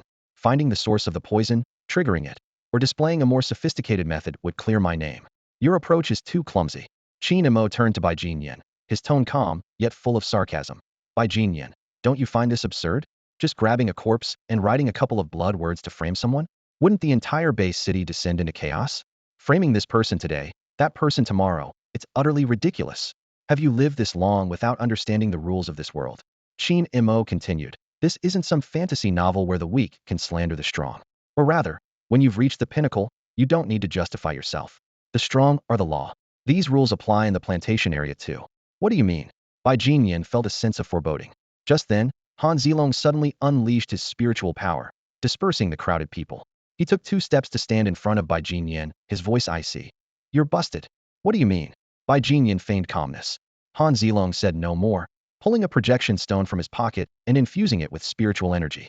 The scene unfolded, from Bai Jinyan's conversation with Zhongshan, to his tampering with Zhongshan's body, to Zhongshan's journey home. Everything was clearly recorded. Dissecting Zhongshan's body to determine if he died from asphyxiation or poison is not difficult. The content of the recording stone is enough evidence. Your living room, where Zhongshan died, will lead to the same conclusion, Han Zilong said coldly. Your methods are too clumsy. Qin Mo's voice broke the silence like a thunderclap in the sky. He declared loudly, "Thank you, Section Chief Han, for clearing my name. The truth is revealed, and justice prevails under the sun and moon." Han Zilong was momentarily taken aback, his brow furrowed. What did Qin Mo mean by that? Did he not know in advance? Just then, Qin Mo blinked slightly, a movement that seemed like a signal. Han Zilong suddenly realized Qin Mo was giving him the credit.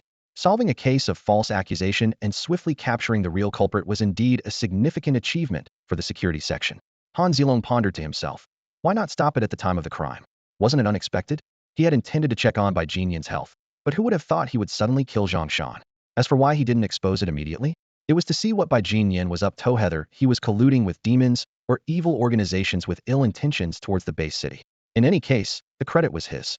Han Zilong was secretly pleased but maintained a calm demeanor as he said sternly, "Take them down for a thorough investigation. Uncover everything." Zhu Wenyi watched Bai Jinyan coldly. This time, not only was Bai Jinyan exposed, but all those overlooked issues from before would also be thoroughly investigated, surely bringing down a large number of people. I will fully cooperate. Qin Mo hastily pledged his loyalty. I will assist Section Chief Han in the investigation and root out the hamsters in the planting area. His tone was official, yet it sent chills down the spines of the dozens who had been jumping around earlier. Bai Jinyan and Zhongshan's followers were ashen-faced, seeing no prospects ahead. In stark contrast were Old Man Duan and others, with Qin Mo rising to prominence as his close associates. Wasn't this their opportunity to rise as well? Besides, there were vacant positions, and they were in the perfect spot to fill them effortlessly. Soon, Zhu Wenyi left with the recorder aboard a giant steel-winged bird. Han Zilong began arresting Bai Jinyan and other suspects, turning the scene into a bustling hive of activity, like a harvest festival. Qin Mo turned to Lin Fong, a smile on his lips, and said softly, "Sister Lin, it's just the 2 of us left in the planting area as agricultural officers. With the harvest season, we'll be busy for a while. But of course, there will be more money too. Lin Feng nodded slightly. Just call me by my name. I'll definitely cooperate fully. She paused, then asked, do I seem unfamiliar to you? Qin Mo almost couldn't keep the smile from his face. He quickly adjusted his expression and said, in your eastern planting area, dig a cross channel as soon as possible, then apply for spirit stones. Follow the same process as my northern planting area, and do it immediately. Okay, Supervisor Qin. Lin Feng replied with a smile, and turned to get to work. Although Qin Mo had behaved a bit unusually today, it seemed aimed only at by Jin Yin and Zhang Shan. Lin Feng had been unaffected throughout. Besides, working with such a superior, isn't it fun? Qin Mo then turned to Old Man Duan and instructed, go to the southern and western planting areas, select those with relatively lower living standards, and have them dig cross channels. The others continue harvesting the rice fields. This year will definitely be a bumper harvest. As for salaries and benefits, I'll distribute them after everything is done. People with relatively lower living standards meant they hadn't sided with by Jin Yin and Zhang Shan. These individuals wouldn't be affected and would continue as usual. If they performed well, they might even rise to prominence. As Qin Mo watched the crowds disperse, he reflected, to wear the crown, one must bear its weight. Though not yet at the level of inheriting a throne, since he had taken over the planting area, he was determined to fulfill his responsibilities. This was the most basic professional ethic. A week later, the rain poured down in torrents. On a gloomy morning, dark clouds hovered over the town as thunder roared. The fierce wind carried large raindrops that pounded on the roof of the small farmhouse. Inside a small pavilion, the fire flickered and the tea kettle bubbled. Qin Mo sipped some wild tea, its bitterness giving way to a sweet aftertaste. Gazing into the distance, he watched farmers clad in raincoats working tirelessly in the mud. Half a month of scorching heat, and now this downpour. Farming is really tough, he remarked. If only the rain could be more evenly spread, like borrowing a ray of sunshine from summer and winter, and a breath of coolness from winter and summer. But the weather never cooperates. It's either too much or none at all. Listening to him, Su Xiaoman silently thought to herself, it's the farmers working in the fields who have it tough, not you sitting here brewing tea. Yet, she continued her tasks, using the rainwater to clean pheasants and wash mushrooms, taro, and wild ginger, preparing to cook hot pot for Qin Mo. Nearby, Su Ro, Su Xiaoman's distant cousin, was helping out. Qin Mo curiously asked, Xiao Ro, have you seen any earth devil worms in your village? Mentioning this, Su Ro's expression turned serious. She answered softly, like a startled fawn, no. The village has warned us that a group of earth devil worms might pass through. They like to burrow, which can easily cause underground cavities and landslides. We've been advised not to go up the mountain for now. Qin Mo nodded thoughtfully. Earth devil worms don't eat meat. They burrow to consume rocks, and their secondary diet is plant roots. Defeating an adult earth devil worm might even yield rare minerals inside it, metals that humans can't mine, and with unique properties. Switching topics, Qin Mo spoke about the situation in Qingshan Base City. With the spirit-infused rice maturing, the essence of plants became exposed, attracting the attention of keen-sensed demons. In the early days of the spirit energy era, several tragedies occurred. As people reveled in the joy of harvest, demon waves suddenly descended upon the city, turning prosperity into catastrophe. There isn't much food in the wild, so it's normal for herbivorous demons to go crazy. Qin Mo explained. Qingshan Base City was prepared, but today's commotion is huge. The entire base city knows about the bumper harvest. The demons' interest has ironically become the best advertisement. Thus, the farming areas were busy rushing the harvest, with everyone mobilized and even hiring reapers. Delaying a day is provoking the demons for another day. Who knows how long they can hold back? Qin Mo continued. And they can't use heavy machinery, like playing with a lighter near a powder keg. If a demon tribe uprising is triggered, Qingshan Base City is doomed. They've learned this lesson the hard way. Qin Mo added. 10 groups make a tribe. Qingshan Base City, under the jurisdiction of Sish Base City, faces 3 demon tribes directly. Without the spirit minds, who would establish a base city here? It's like dancing on a tightrope. Of course, to sustain 3 demon tribes, the resources here must be abundant. I heard adventure and hunter groups have already gone into the mountains, Su Ro quietly added, a hint of worry in her eyes. The rain continued to pour, but the conversation inside the pavilion added tension and anticipation to the somber morning. Hunting the earth demon worm is like opening a mystery box. You never know if you'll be disappointed or hit the jackpot, all depending on the metals contained within them. Qin Mo sat at a simple wooden table, meticulously organizing his recent haul. His gaze fell on 2 important documents. One was the official appointment as the head of the planting district in Qingshan Base City, and the other was a nationwide Level 2 agricultural officer certification. He gently caressed these hard-won papers, silently comparing their significance. The title of planting district head sounded prestigious, but was only valid within Qingshan Base City. Outside of it, the title was meaningless. The professional certification, however, was different. Whether as a level 2 agricultural officer, a level 8 machinist, or a level 8 chef, these were respected credentials nationwide. As long as there were job vacancies, this certificate allowed one to settle in any base city. Qingmo's thoughts drifted to Su Ro, who was washing mushrooms nearby. She lived in a village lacking security, starkly contrasting the superior conditions of the base cities. Qin Mo felt fortunate to have grown up in a base city, a privilege his parents secured at the cost of their lives. He enjoyed free education and monthly benefits, but these privileges only lasted until the age of 18. Minister Zhu generously rewarded Qin Mo with various accolades: promotion awards, innovation awards, harvest awards, progress awards, excellence awards. These rewards had been realized, turning into tangible benefits. As Qin Mo was lost in thoughts of the future, a light brown creature suddenly appeared at his feet. It was a newly weaned spirit horned deer from Sishbei City. It stood upright, its round eyes showing a hint of intelligence. Qin Mo recalled Minister Zhu's words, explaining that the spirit horned deer was a gift to compensate for his lack of combat skills. Although he felt a bit speechless at the time, he expressed genuine gratitude for the sake of his future career.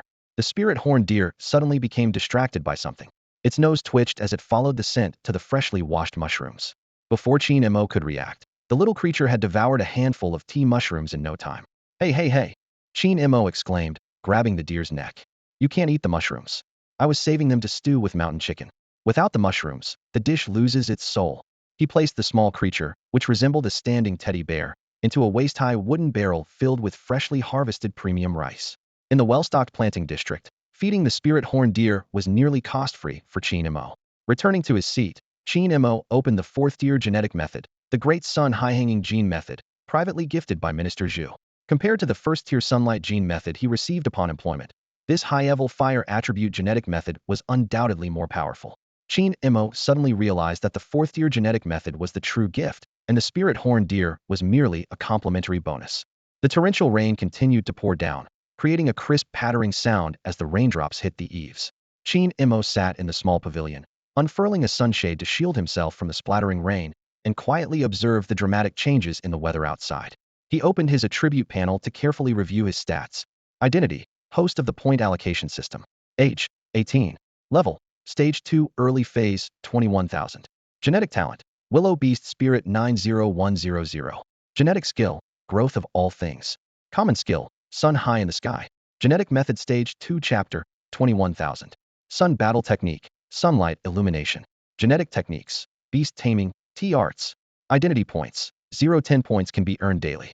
Qin Mo decisively allocated all 70 points to his genetic talent. Although this decision deviated from his original plan, he understood that genetic talent could rapidly evolve and also reinforce his level in return. He anticipated the possible emergence of a second genetic skill and was particularly eager to acquire an offensive skill. Soon, an enticing aroma filled the pavilion. Against the backdrop of the dark clouds and pouring rain, the steaming pheasant mushroom hotpot made this moment of tranquility even more precious. Suddenly, the sunshade was abruptly lifted. A cold wind mixed with rain mist rushed in, causing the flames in the stove to flicker. Two figures, clad in raincoats, quickly entered the pavilion. Something happened just half an hour ago. Lin Fang's words trailed off, her eyes showing a mix of envy and resentment. You're really living it up. While the farmers are working tirelessly, even hiring extra hands from outside to urgently harvest, here you are as the supervisor, enjoying tea by the fire with a pheasant hot pot. Life is too good for you. Qin Mo quickly changed the subject. Oh, Director Han, what a coincidence to see you here. You should have let me know. I would have prepared an extra pair of chopsticks. Internally, he pondered the reason behind Han Zilong's frequent appearances. He recalled previously leveraging Minister Zhu's authority to ask Han Zilong for a favor and later giving him credit, assuming they were even. However, over the past week, Han Zilong had been thoroughly investigating by Jin Yin and Zhang Shan, even sending their families, friends, and farmers to hazardous mines. Qin Mo suspected Han Zilong might have ulterior motives. Lin Fang shook the rain off her coat and continued her earlier topic. Half an hour ago, 3 harvesters were killed. Their necks were pierced by a heavy object with such force that their cervical vertebrae were shattered. The sound of the rain masked the murder, and we only just discovered it. Han Zilong nodded and added, a stormy night, a night of murder. It's hard to find clues. Under a sky filled with dark clouds, Qin Mo had just finished speaking when Lin Fang shot him a disapproving look. Her eyes seemed to silently scold him. At a time like this, you're still cracking jokes. Han Zilong picked up the conversation, his expression serious. The current situation is quite complicated. According to the latest intelligence, we are facing a dual threat. Externally, there are the Earth Demon Worm tribes. Even though it's just a small group, their numbers exceed 1,000. If they wander here, the entire area could collapse, potentially affecting the base city.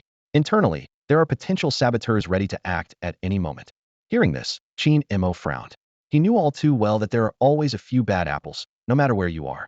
Although they make up a minuscule fraction of the population, less than 1 in 10,000, they can cause immense damage at critical times.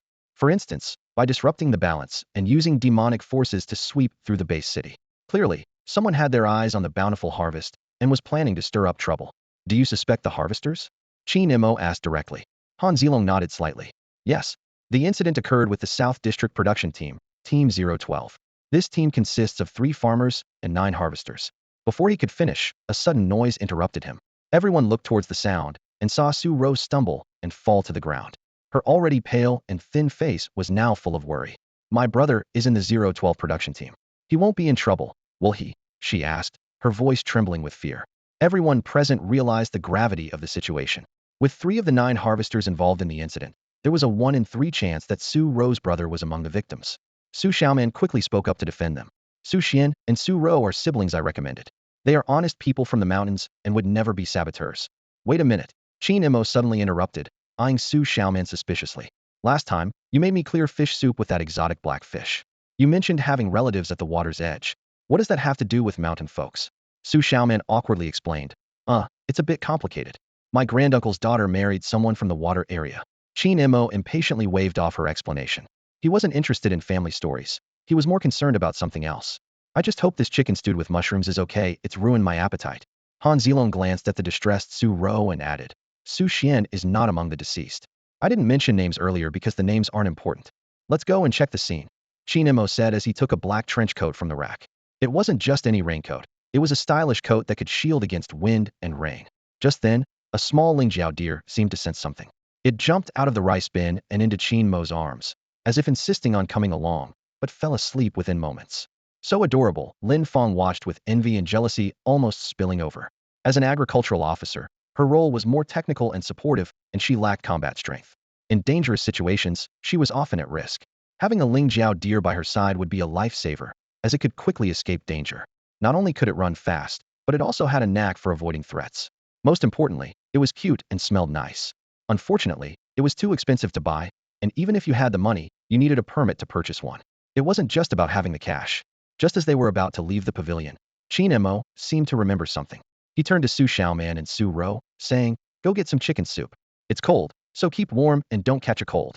Su Xiaoman and Su Ro exchanged a glance, thinking to themselves, this guy is pretty nice after all. An hour ago, the storm had yet to arrive, but dark clouds loomed overhead. A fierce wind, laden with moisture, swept through, causing the rice fields to ripple like waves.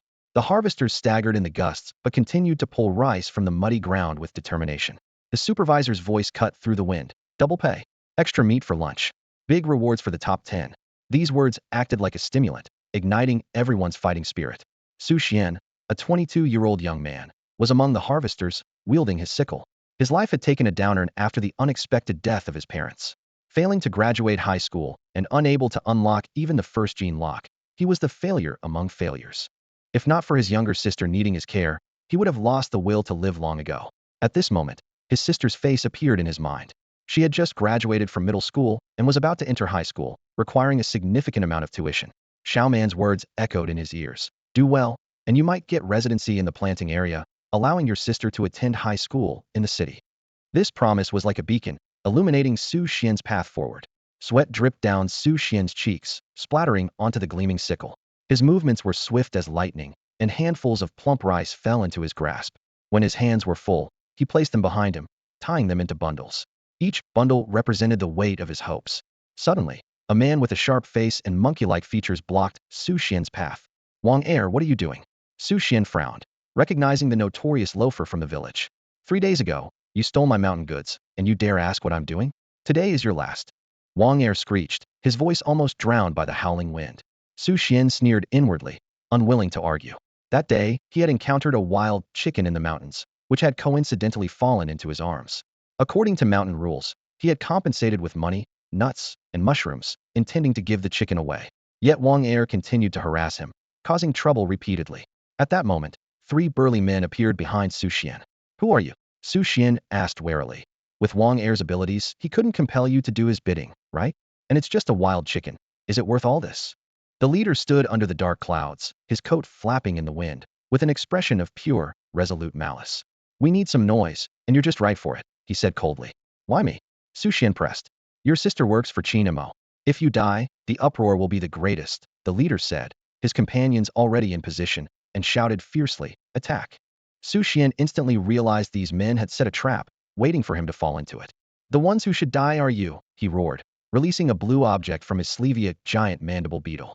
This was his recently awakened gene talent insect control unlocked during a recent mountain expedition.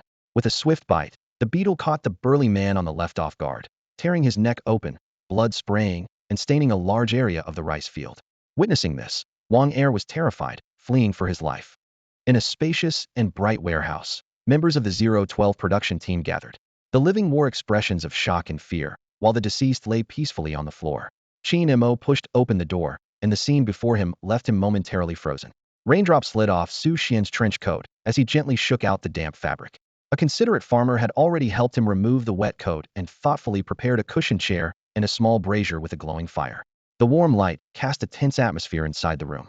Sir, it was definitely Su Xian who killed him. Wang Er suddenly jumped up, pointing at Su Xian and shouting. We were working together, and he was the only one who was alone. Who else could it be? Su Xian stood there expressionless, recalling the events from earlier.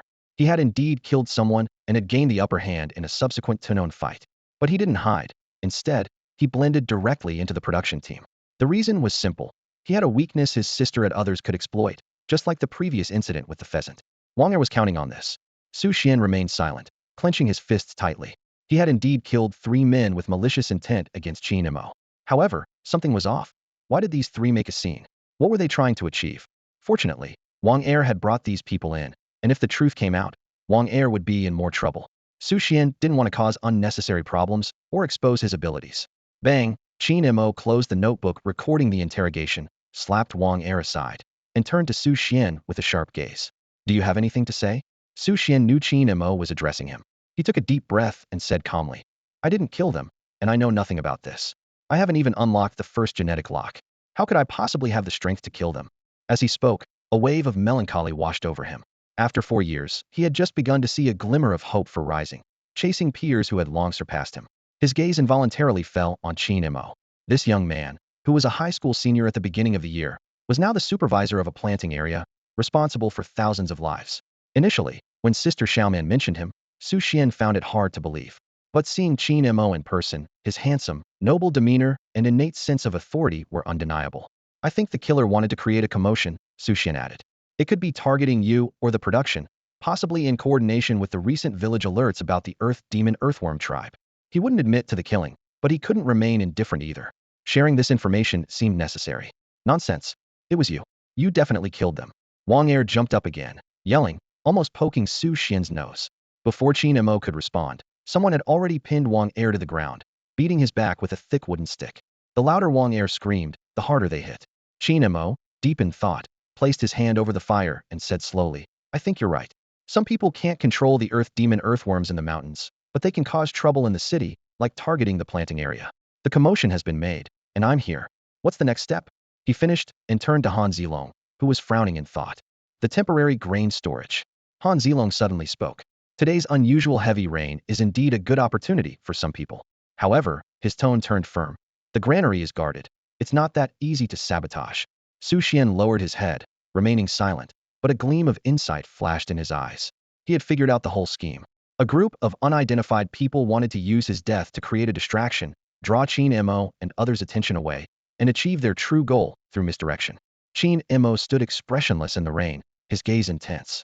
He silently contemplated the possible attack routes of the enemy, particularly the likelihood of an underground approach. The base city was well prepared, with the logistics production area heavily guarded. A reserve corps was stationed year-round, rotating every few months and resting near the planting area. This arrangement not only provided soldiers with opportunities for training and family visits, but also ensured a steady influx of fresh recruits. Han Zilong frowned in thought, absent-mindedly rubbing his chin. How can there be so many who can burrow underground? He murmured, then considered another possibility. Could it be demons? Like those scarlet giant rats that dwell in the sewers? Upon hearing this, Qin Mo's lips curved into a slight smile. Past experiences are no longer reliable. Since the enemy has already attacked, how can we just sit and wait? He turned and walked into the rain, his voice carried away by the wind. Inform the station core to trace them back to their source and eliminate them in one swoop. Han Zilong and Lin Feng's expressions changed drastically at his words. Though Lin Xian remained outwardly calm, he was equally shocked. Qin Mo's tactics far exceeded their expectations. What seemed like passive defense was actually a masterful control of the situation. In the downpour, Qin Mo led a group of a dozen people swiftly through the fields. Around them, farmers and harvesters worked in the storm, appearing particularly small against the backdrop of the fierce weather. Suddenly, Qin Mo turned to Han Zilong and asked quietly, "Chief Han, just say it. You're not being so attentive because you have some ulterior motives towards me, are you?" Han Zilong was taken aback, then gave a wry smile. "You've seen through me? Anyone with eyes can see it." Qin Mo shook his head helplessly. "I've been waiting for you to speak up. Coming to me and me offering help are two different things." After a moment of thought, Han Zilong said, "Let's wait until after the autumn harvest. You're probably busy now." Qin Mo scoffed. "Let's settle it this afternoon then. Tell me what's going on so I can prepare. Better than you keeping it bottled up." A glimmer of hope flashed in Han Zilong's eyes as he nodded. All right. He indeed had some tricky issues that required Qin Mo's assistance. If even Qin Mo couldn't help, then the Qingshan base city might truly be in danger. They had no choice but to seek help at a larger base city, near the granary. Qin Mo decisively signaled everyone to tread lightly. The sound of the rain guided them forward. As they turned a corner, several familiar figures suddenly came into view. Qin Mo took a deep breath, a complex expression flickering in his eyes. "Old man Duan, I considered many possibilities, but I never thought it would be you. Why did you do this? You should understand how serious the consequences are." His voice involuntarily rose, catching the attention of the granary guards. A powerful white light swept over them, making the rain curtain appear vividly clear. The rain cascaded down their raincoats, forming small puddles on the ground. A clap of thunder tore through the clouds, illuminating faces with varied expressions. Old man Duan hastily defended himself. "Supervisor Qin, I don't understand what you're saying." He gestured behind him. "There's water accumulating in the granary. I brought people to fix a pipe. Once the rain stops, we can transport the grain out. Our Lingyin equipment isn't very reliable." Qin Mo shook his head slightly, his gaze piercing. "Then tell me, what is this powder that has dissolved?" Old man Duan's face turned ashen as he stammered. 5 days ago, someone claiming to be from the Wanling sect threatened me with my grandchildren. They said if I didn't help, the Duan family would end. I had no other choice." Han Zilong's face changed drastically upon hearing this, as did those around him. The Wanling sect? Impossible. With their notorious reputation, they wouldn't go through such trouble for a small base city like Qingshan. Qin Mo stared directly at old man Duan, his rain-soaked gaze seemingly penetrating to the heart. "Why didn't you tell me? You trusted villains over me, which is foolish beyond belief. You should know, if the granary is destroyed, it will attract the earth demon worm horde from outside the city, and we'll all perish. Also, your grandchildren are likely already harmed. You were just a tool to them, discarded once you lost your value." Old man Duan's eyes widened in disbelief. "No, it can't be." Qin Mo calmly replied. "You can call to confirm." He briefly explained how Qingshan base city's communication relied on landlines and telephones to avoid alerting high-level demons sensitive to electronic signals. The dark-faced man quickly distanced himself. "Supervisor Qin, we knew nothing." He glared fiercely at old man Duan. "For your grandchildren, you dragged us all into this mess. You deserve what's coming." The other three also angrily cursed. They had followed old man Duan's lead, only to end up being implicated. Ignoring the curses from those around him, old man Duan hurriedly rushed to the landline phone. The phone rang briefly before it was answered. He urgently said, "Mr. Chun, are Xiaohua and Xiaohua still in class? Please let them take the call. I'm their grandfather, and it's urgent." Outside, dark clouds loomed over the city and strong winds howled, though it was only around 10 a.m. A few minutes passed, and then the clear voices of children, a boy and a girl, intertwined on the other end. Old man Duan's tense nerves relaxed slightly, and he managed a strained smile. "Yesterday you said you wanted rice cakes. What flavor would you like? Red date or red bean paste?" Old man Duan asked, probing gently. At that moment, an unexpected change occurred. A mocking male voice suddenly came through the phone. "How boring. It seems I've been discovered. Old man, your grandson has potential. I wanted to recruit him, but the little one refused and kept crying for his mother. So annoying." Old man Duan's heart tightened, and he asked, trembling, "Then what?" "Of course, I killed him." The voice replied without hesitation. "If you don't seize the opportunity, you'll regret it. No vision at all, better off dead." Then the voice became eerie, blending the tones of a teacher, a boy, and a girl, yet each distinctly recognizable. "Let me think. It was Han Zilong who noticed something, right? I had someone kill in the South District, and when he went to investigate, he would realize it was a decoy. Then he rushed back to the granary and found your problem. Following the clues led to this call. Han Zilong must be next to you. Let him take the phone. Han Zilong was bewildered. He had been following Qin Mo around, so how had he noticed anything? The person on the other end seemed a bit too clever for their own good, making him want to laugh. The oppressive feeling from the mention of the Wanling sect dissipated significantly. I'm Han Zilong, he said, taking the phone and trying to appear calm. Do you know why I'm telling you this? The person asked. Han Zilong rubbed his nose and played along, asking, why? Because it's already too late. The voice suddenly turned arrogant. Ha ha ha. I could have acted quietly, but that would be too boring. You think you're only a step behind, but you're actually countless steps behind. The timing is perfect. Countdown begins. Watch closely. 10, 9, 8. Upon hearing this, Han Zilong stared intently into the gloomy rain. Qin Mo had focused on the granary, and so had the person behind this. It almost foretold the imminent change. Although there were no signs yet, what was meant to happen would inevitably happen. As the countdown reached 0, a deathly silence fell over the scene. Everyone stared outside, but even after several seconds, nothing happened. Qin Mo, hands in his pockets and appearing indifferent, calmly explained, powder that dissolves in water attracts crimson giant rats. These are absorbed by the lush plant roots, which in turn hinder the rats digging. On one hand, there's a lack of attracting powder. On the other, increased digging resistance. Misjudging the timing is understandable and forgivable. The man's voice on the other end was furious, yet feigned calmness. Rain makes the road slippery, just a minor delay. Han Zilong, are you feeling triumphant now? You'll have your time to cry. Was Han Zilong feeling triumphant? No, he was just confused and found it amusing. Despite having done nothing, he was targeted as a significant threat by the Wanling cult. Time ticked away with each raindrop that splashed on the ground, as if counting down. Suddenly, a voice on the other end of the phone erupted in a tirade. A bunch of damned fools. Wasting so much time. You promised 3 minutes. Get it done in 3 minutes and leave, but you haven't acted yet. When the Legion dogs arrive, you're as good as dead. Damn it. With that, the call was cut off abruptly. Even with his thick skin, he found it hard to endure. This was a man dressed in a flamboyant red robe, heavily made up, with slicked back hair and an effeminate appearance. Blood bloomed like flowers beneath his boots, and bodies of teachers, children, and cleaners lay strewn about, all lifeless. This man loved to flaunt his intelligence, enjoying the sight of others in a fluster. But when it came to killing, he was ruthless. In his view, how could he derive pleasure without killing? When Cho glanced down at the comic book in his hand, it depicted a bank heist. A bandit asks about the cooking time for noodles across the street from the bank, learns it takes 5 minutes, then robs the bank. 2 minutes to and fro, 3 minutes for the heist, and back just in time to eat the noodles. He finishes in 3 minutes and leaves with the loot, narrowly avoiding the security officers who reach the noodle shop. Wencho admired this scenario, appreciating the bandit's strategic planning, cleverness, boldness, and attention to detail. However, he quickly realized that comics were fiction and reality was different, offering no practical reference. In frustration, he tore the comic to shreds and strode away, with the rain seemingly parting for him.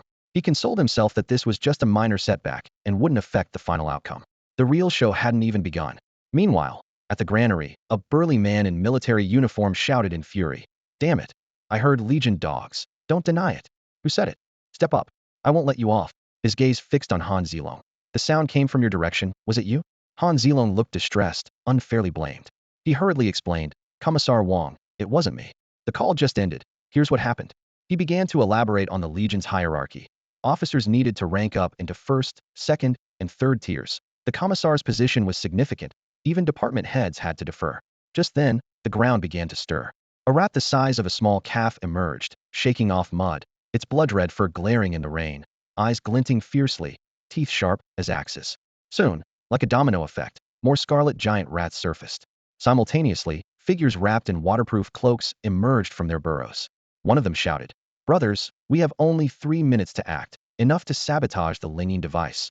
Then the raging scarlet rats will cover us. Now listen to me." His words halted abruptly. They were shocked to see a group of people already standing in formation ahead of the granary. Military personnel, security staff, and farmers with tools. These people said nothing, merely staring intently. The air seemed to freeze, with only the scarlet rats hungrily gnawing at grass roots, making low grunting sounds. The man, seemingly oblivious to the gravity of the situation, boasted, "Notice us? Good, then you'll die knowing why." Before he could finish, Wong, the commissar Han Zilong mentioned, had already charged at him like lightning. His fist, as large as a sandbag, pierced through the rain, striking with force. Raindrops exploded in the air, the rain curtain visibly distorted. The blow turned several of them into a mist of blood instantly, sparing neither the scarlet rats. Wang roared. Dare to call us legion dogs, and I thought you were something special. His voice dripped with disdain and anger, clearly unimpressed by the intruder's strength, which fell short of his expectations. Qin Mo stood outside the encirclement of the legion, observing the siege coldly.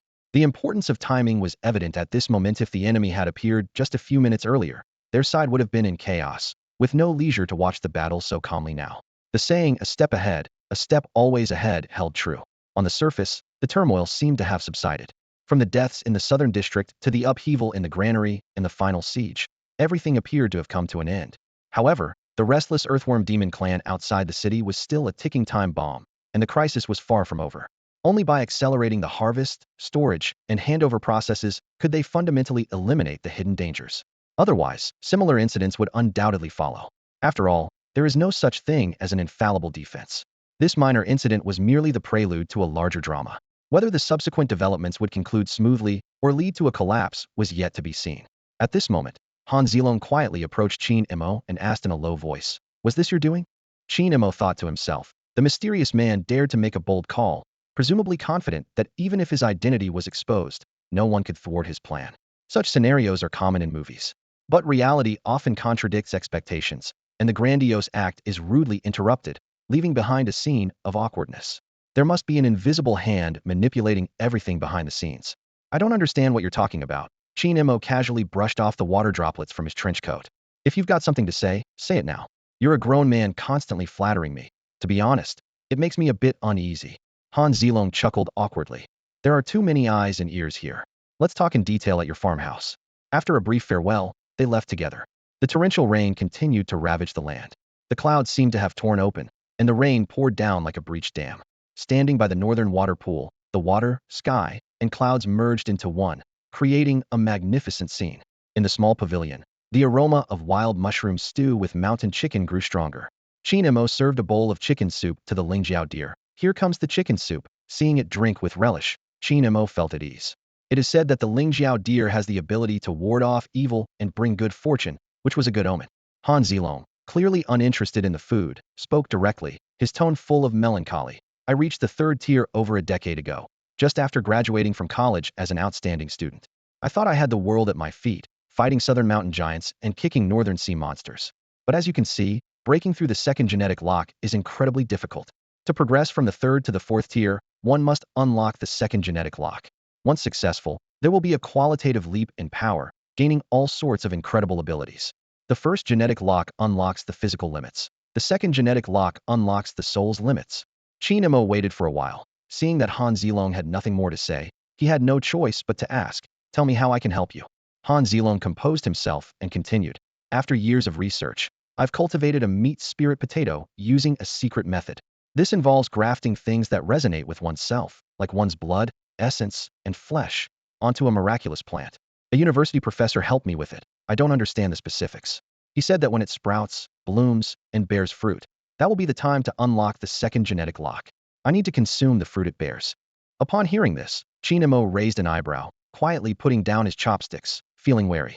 This sounded rather sinister, reminiscent of the witchcraft, flying head curses, and sorcery from the south. He spoke frankly. "Let's be honest. Is the professor using you as a guinea pig?" Han Zilong shook his head slightly, his brow furrowed. He looked at Qin Mo with a hint of helplessness in his voice. "You haven't reached the peak of the third tier, so you can't understand the difficulties I face." Qin Mo raised an eyebrow, gesturing for him to continue. Han Zilong took a deep breath and began to explain. The first genetic lock releases the physical body's limitations. This is easy to understand since the body is something we can see and touch. Wealthy families eat more monster meat and spiritual rice, so the unlocking of the genetic lock happens naturally. He paused, a trace of confusion in his eyes. But the second genetic lock is different. It unlocks the shackles of the soul. It's invisible, intangible, and you can only sense its presence. The first is like walking with open eyes. The second is like crossing the river by feeling the stones. Can they be equally difficult? Qin Mo nodded thoughtfully, indicating his understanding. Han Zilong continued. "You know the situation in our base city. How many are at the third tier, how many at the fourth, and what positions they hold. The differences are visible to the naked eye."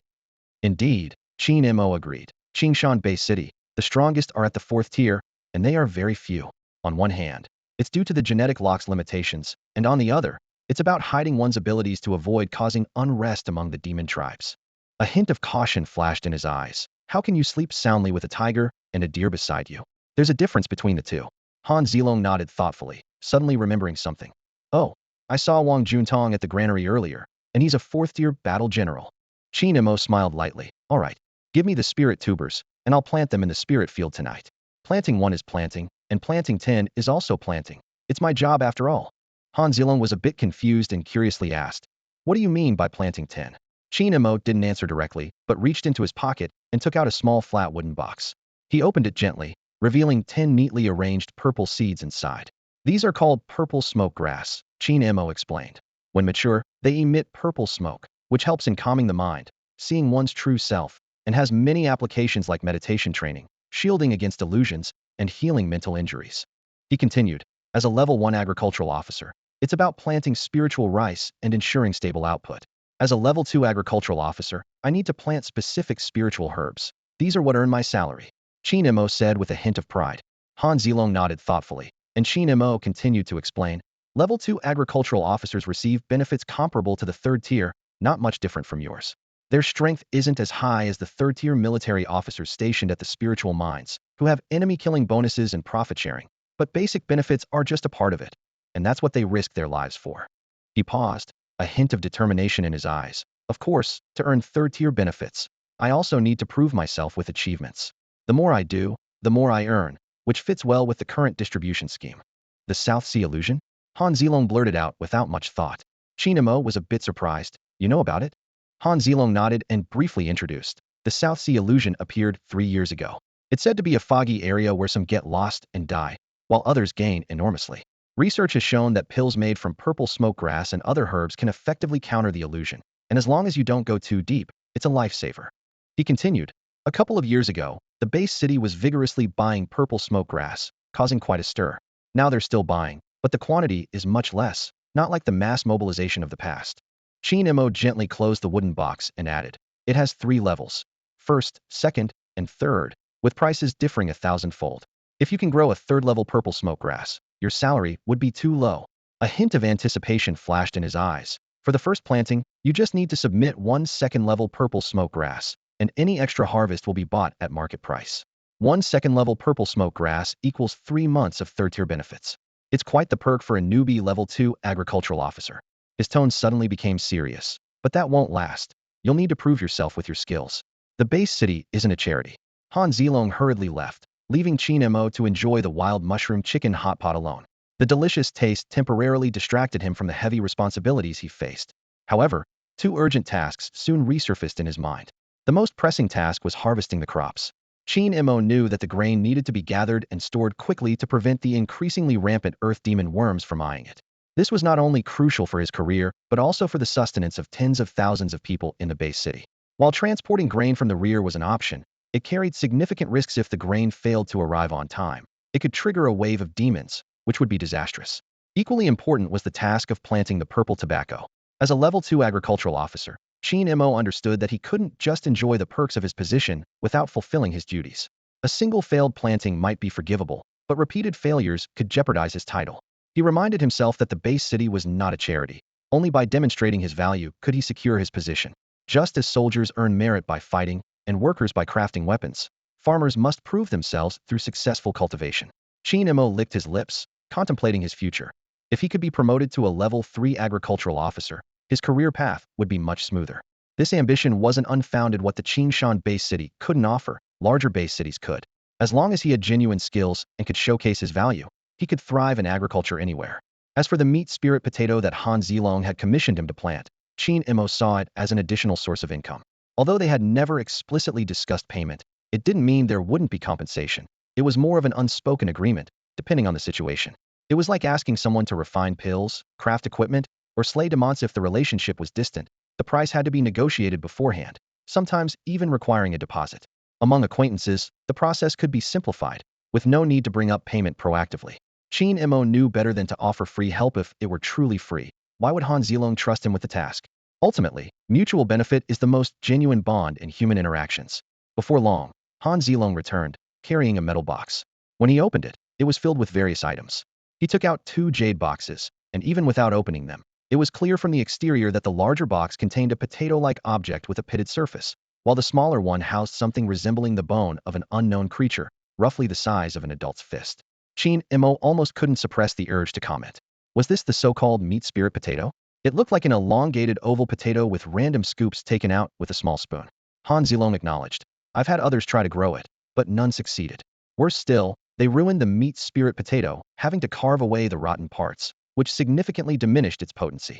I needed to produce third-tier fruits, ideally reaching the fourth tier. According to the professor, the third tier might fail to advance, but the fourth tier is guaranteed to succeed. Qin opened his mouth but chose to speak honestly. Do you know what grade it is now? It's just ordinary, no different from a regular potato, perhaps even less. Good that you know. Qin continued. It's basically impossible for an ordinary grade to reach the fourth tier. The leap from the third to the fourth tier is a huge hurdle, even for plants. I'll give it a try and get back to you after the harvest. Qin made no promises because he knew it was impossible to guarantee success. He felt that cultivating the meat spirit potato to the fourth tier might be more challenging than Han Zilong unlocking his second genetic lock on the spot. It was essentially shifting all the difficulty of advancement onto him. Qin mused to himself. Seeds also have grades.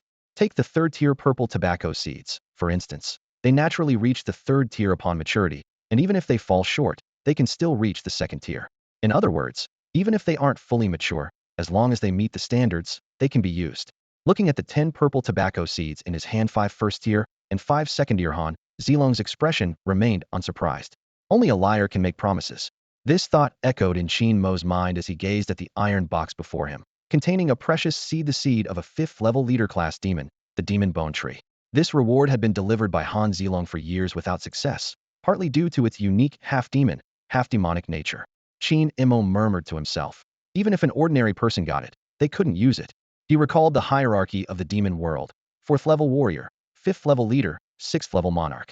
Demons and devils, two entirely different categories, like the earth demon worm, which, despite its name, is a demon, not a true devil. He thought of the Wanling sect he encountered recently, where the official members were true devils with a sophisticated hierarchy. Han Zilong tapped the iron box lightly, continuing his introduction. And there's this big box of spiritual soil, spiritual liquid, wood chips, and the meticulously crafted small farming tools. Don't worry about wear and tear. As long as you grow something, I'll be at your service. Impressive.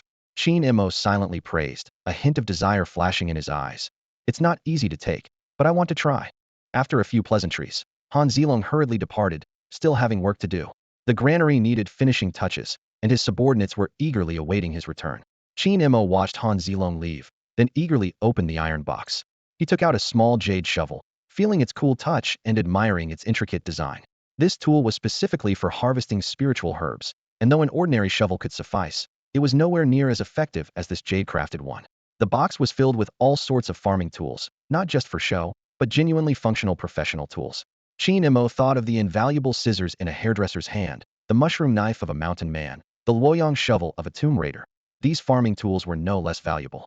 But the most precious item was undoubtedly the demon bone tree seed. Qin muttered. I've never seen anything of such a high level. It's just not easy to handle. He realized that sprouting the demon bone tree might be as challenging as cultivating meat spirit potatoes. The higher the level of the creature, the more difficult it is to bring to life, especially one that is half demon, half devil.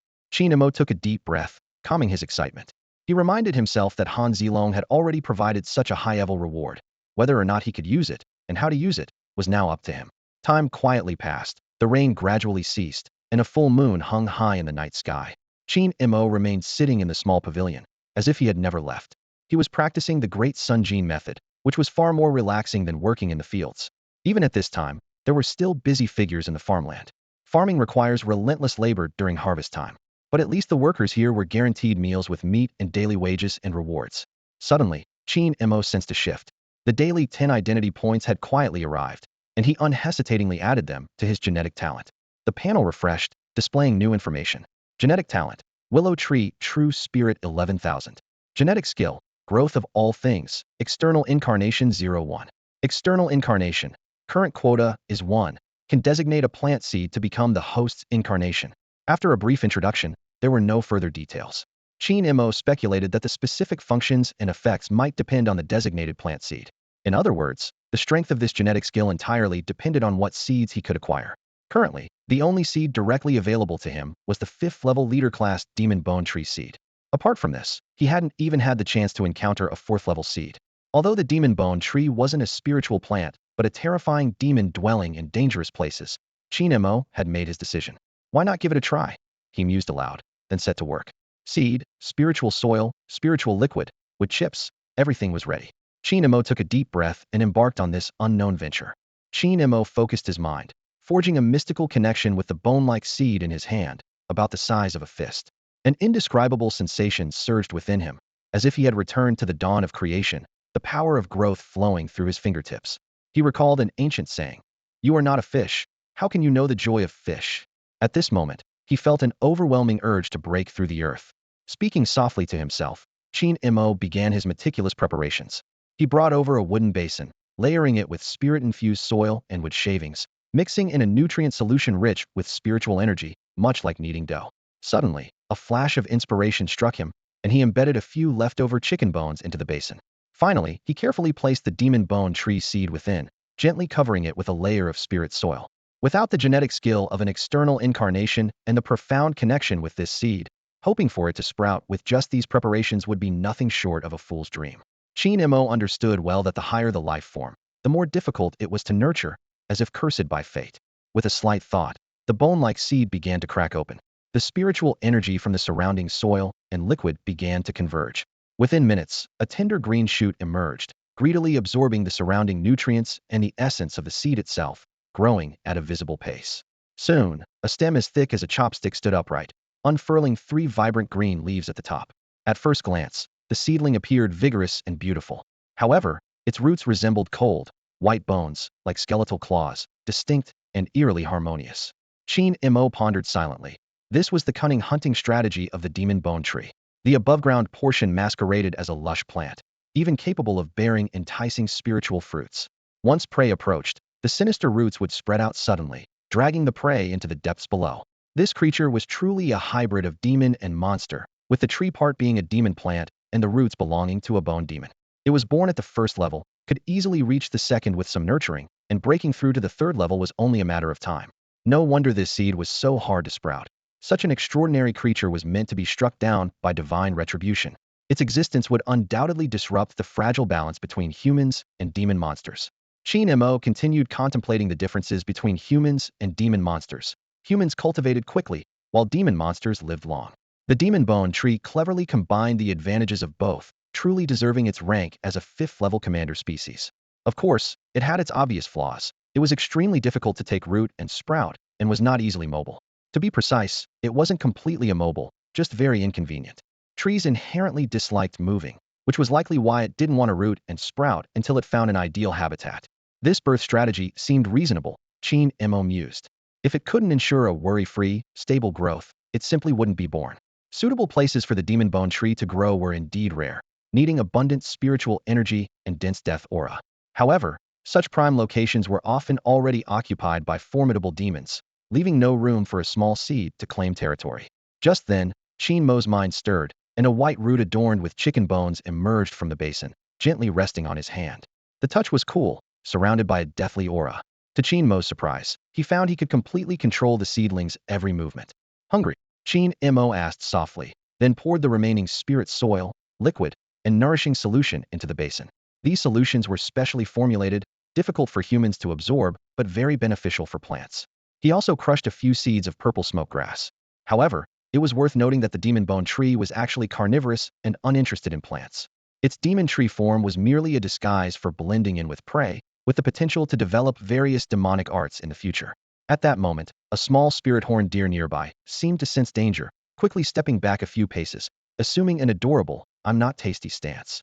As fellow mystical creatures, the temperaments of the Lingjiao deer and the demon bone tree are worlds apart. The former needs to be weaned before it can graze, while the latter, once it takes root and sprouts, eagerly craves the taste of flesh. Qin Mo gazed at the young demon bone tree before him, secretly calculating. This seemingly harmless sapling, if placed in the southern mountains, would find the venomous snakes, toads, centipedes, and other creatures that terrify mountain men nothing more than tasty snacks in its juvenile stage. Qin Mo muttered to himself, "I have the genetic skill of external embodiment. Maybe I should let it out. Keeping it here would be a waste of this ability." He looked around, realizing that both his true self and his clone were in the planting area. which indeed was a waste of resources. Suddenly, he slapped his forehead. Oh no, the matter of the meat spirit potato is still unresolved. The rewards have been completely consumed, with nothing left. Just as Qin Mo was troubled by this, a new revelation brightened his eyes. With the evolution of the willow beast spirit into the willow true spirit, his gene skill of universal growth was also enhanced. Wait, this means I now have a chance. Qin Mo thought excitedly. Although it's just about getting the meat spirit potato to root and sprout, and there's a long way to go before it blossoms and bears fruit as Han Zilong needs, let alone reaching the third-tier quality. But at least there's a breakthrough. He muttered softly. Han Zilong mustn't see this. At that moment, a strong wind suddenly blew outside the pavilion. Han Zilong arrived with the wind, his robe flapping loudly. He was about to speak when his eyes were suddenly drawn to the demon bone tree seedling, widening in shock, his voice changing due to his astonishment. We thought of a way to lure out the murderer. Ah, Qin Mo, acting nonchalant, tidied up the chaotic scene and casually asked, the murderer? Oh right. Although the enemy attacking the granary has been dealt with, the innocent deaths of the 3 grain workers, the murderer hasn't been found. What's your plan? But Han Zilong seemed not to hear Qin Mo's question, his gaze locked on the sapling, as if seeing a rare treasure. He said excitedly, Qin Mo, at first, I was uneasy, not daring to pin my hopes of advancement on you. You know, I had sought help from many people before, and even my teacher reached out to numerous experts, but none succeeded. Han Zilong became more and more excited. They were all helpless against the demon bone tree seeds. According to my teacher, making the demon bone tree sprout is far more challenging than the meat spirit potato, yet you did it. It's terrifying. I've encountered many frauds who tried to crack the seeds open with hydraulic presses, but, haha. Qin Mo looked around the small pavilion, finding nowhere to hide anything. He attempted to change the subject. I know you're excited, but let's not get too carried away. Tell me about the murderer. It's crucial to the harvest plan. We can't afford to be careless. Han Zilong took a deep breath, suddenly looking resentful. Why did you plant the demon bone tree first instead of my meat spirit potato? Qin Mo quickly concocted an excuse. Your task is very challenging, so I had to be extra cautious. I used the demon bone tree as an experiment, and it succeeded on the first try. With this success, I'm now confident I can handle yours soon. However, it's only just rooted and sprouted. There's still a way to go before it flowers and bears fruit, so don't be too anxious. Regardless of whether Han Zilong believed him or not, Qin Mo hurriedly changed the topic. Ultimately, the murderer is crucial to the harvest plan. Whether it's the meat spirit potato or the demon bone tree, these are personal matters. We can't let personal affairs delay the public business of the base city. I've just been promoted, my position isn't secure yet, so we must capture the murderer and bring them to justice. Ah, so it's out of caution. Han Zilong eyed Qin Mo suspiciously, noting the seriousness etched on his face. Qin Mo spoke slowly, his voice deep. The enemies targeting the granary have been dealt with, and Commander Wang deliberately left a few alive to hand over to the Security Bureau. The external issues are not our concern. He paused, frowning slightly. However, the murderer within the plantation is like a poisonous needle in our heart, ready to strike at any moment. This is something we must handle ourselves. Therefore, we've devised a plan to lure the snake out of its hole. Qin Mo nodded slightly and spoke as he walked. His gaze swept over the disordered pavilion, quickly placing the meat spirit potato and the demon bone tree into the small courtyard. Thanks to his skill, he could see everything happening here, and as long as he wasn't too far away, there was no risk of being caught off guard. With a nod to Han Zilong, the two quickly departed, their figures soon swallowed by the night. Night enveloped the fields, and the mud accumulated from the rain made movement difficult. Each step was hard to pull out of the mire, the cold seeping through the mud-clad ankles into the body, causing anything from a mild cold to being bedridden. Yet, despite this, figures were still busy in the fields. Sweat dripped from Su Xian's forehead as he skillfully wielded his sickle, cutting down the fallen rice stalks one after another. The death of a fellow worker had delayed much during the day, and he needed to double his efforts to earn his bonus. Not just him, the hired workers in the plantation were all fiercely competing, working tirelessly. The employer offered so much that after these busy days, they wouldn't have to worry about food and drink for the rest of the year. There was no grand moral motivation or obligation, just straightforward payment, especially the extra reward for first place, driving everyone to work their hardest. Suddenly, 3 unfamiliar men appeared in the field, sickles in hand, stepping on the rice with a murderous aura about them. Su Xian's face darkened instantly, cursing inwardly. Are these guys crazy, or have they targeted him, delaying him during the day and now again at night? He even suspected it was a conspiracy among the top competitors to prevent him from farming in peace. The leader's voice was hoarse, speaking a threatening line. He stepped in the mud, splashing water, his murderous intent palpable. Die! Su Xian barely had time to speak before the sharp blade reflected the moonlight, momentarily blinding him. With no time to think, he flicked his sleeve, and a giant mandible beetle shot out like the most lethal hidden weapon, concealed by the night. Ding! The sound of metal clashing was clear. The leader's face was full of shock. If not for the metal collar around his neck, he might have ended up like the 3 dead workers. Even so, the force sent him stumbling backward. "Help!" he shouted promptly, knowing full well he likely wouldn't withstand another attack. Su Xian was taken aback. This man came with such aggression, yet his plea for help was so straightforward, it felt surreal. Swish swish. A searchlight beamed down, illuminating several meters around Su Xian. The young man was covered in mud, splattered on his face, his hand gripping the farm tool with bulging veins. Case solved. I could tell something was off about him right away. Turns out he's using exotic insects, quite a rare tactic. Sparse discussions echoed from all around.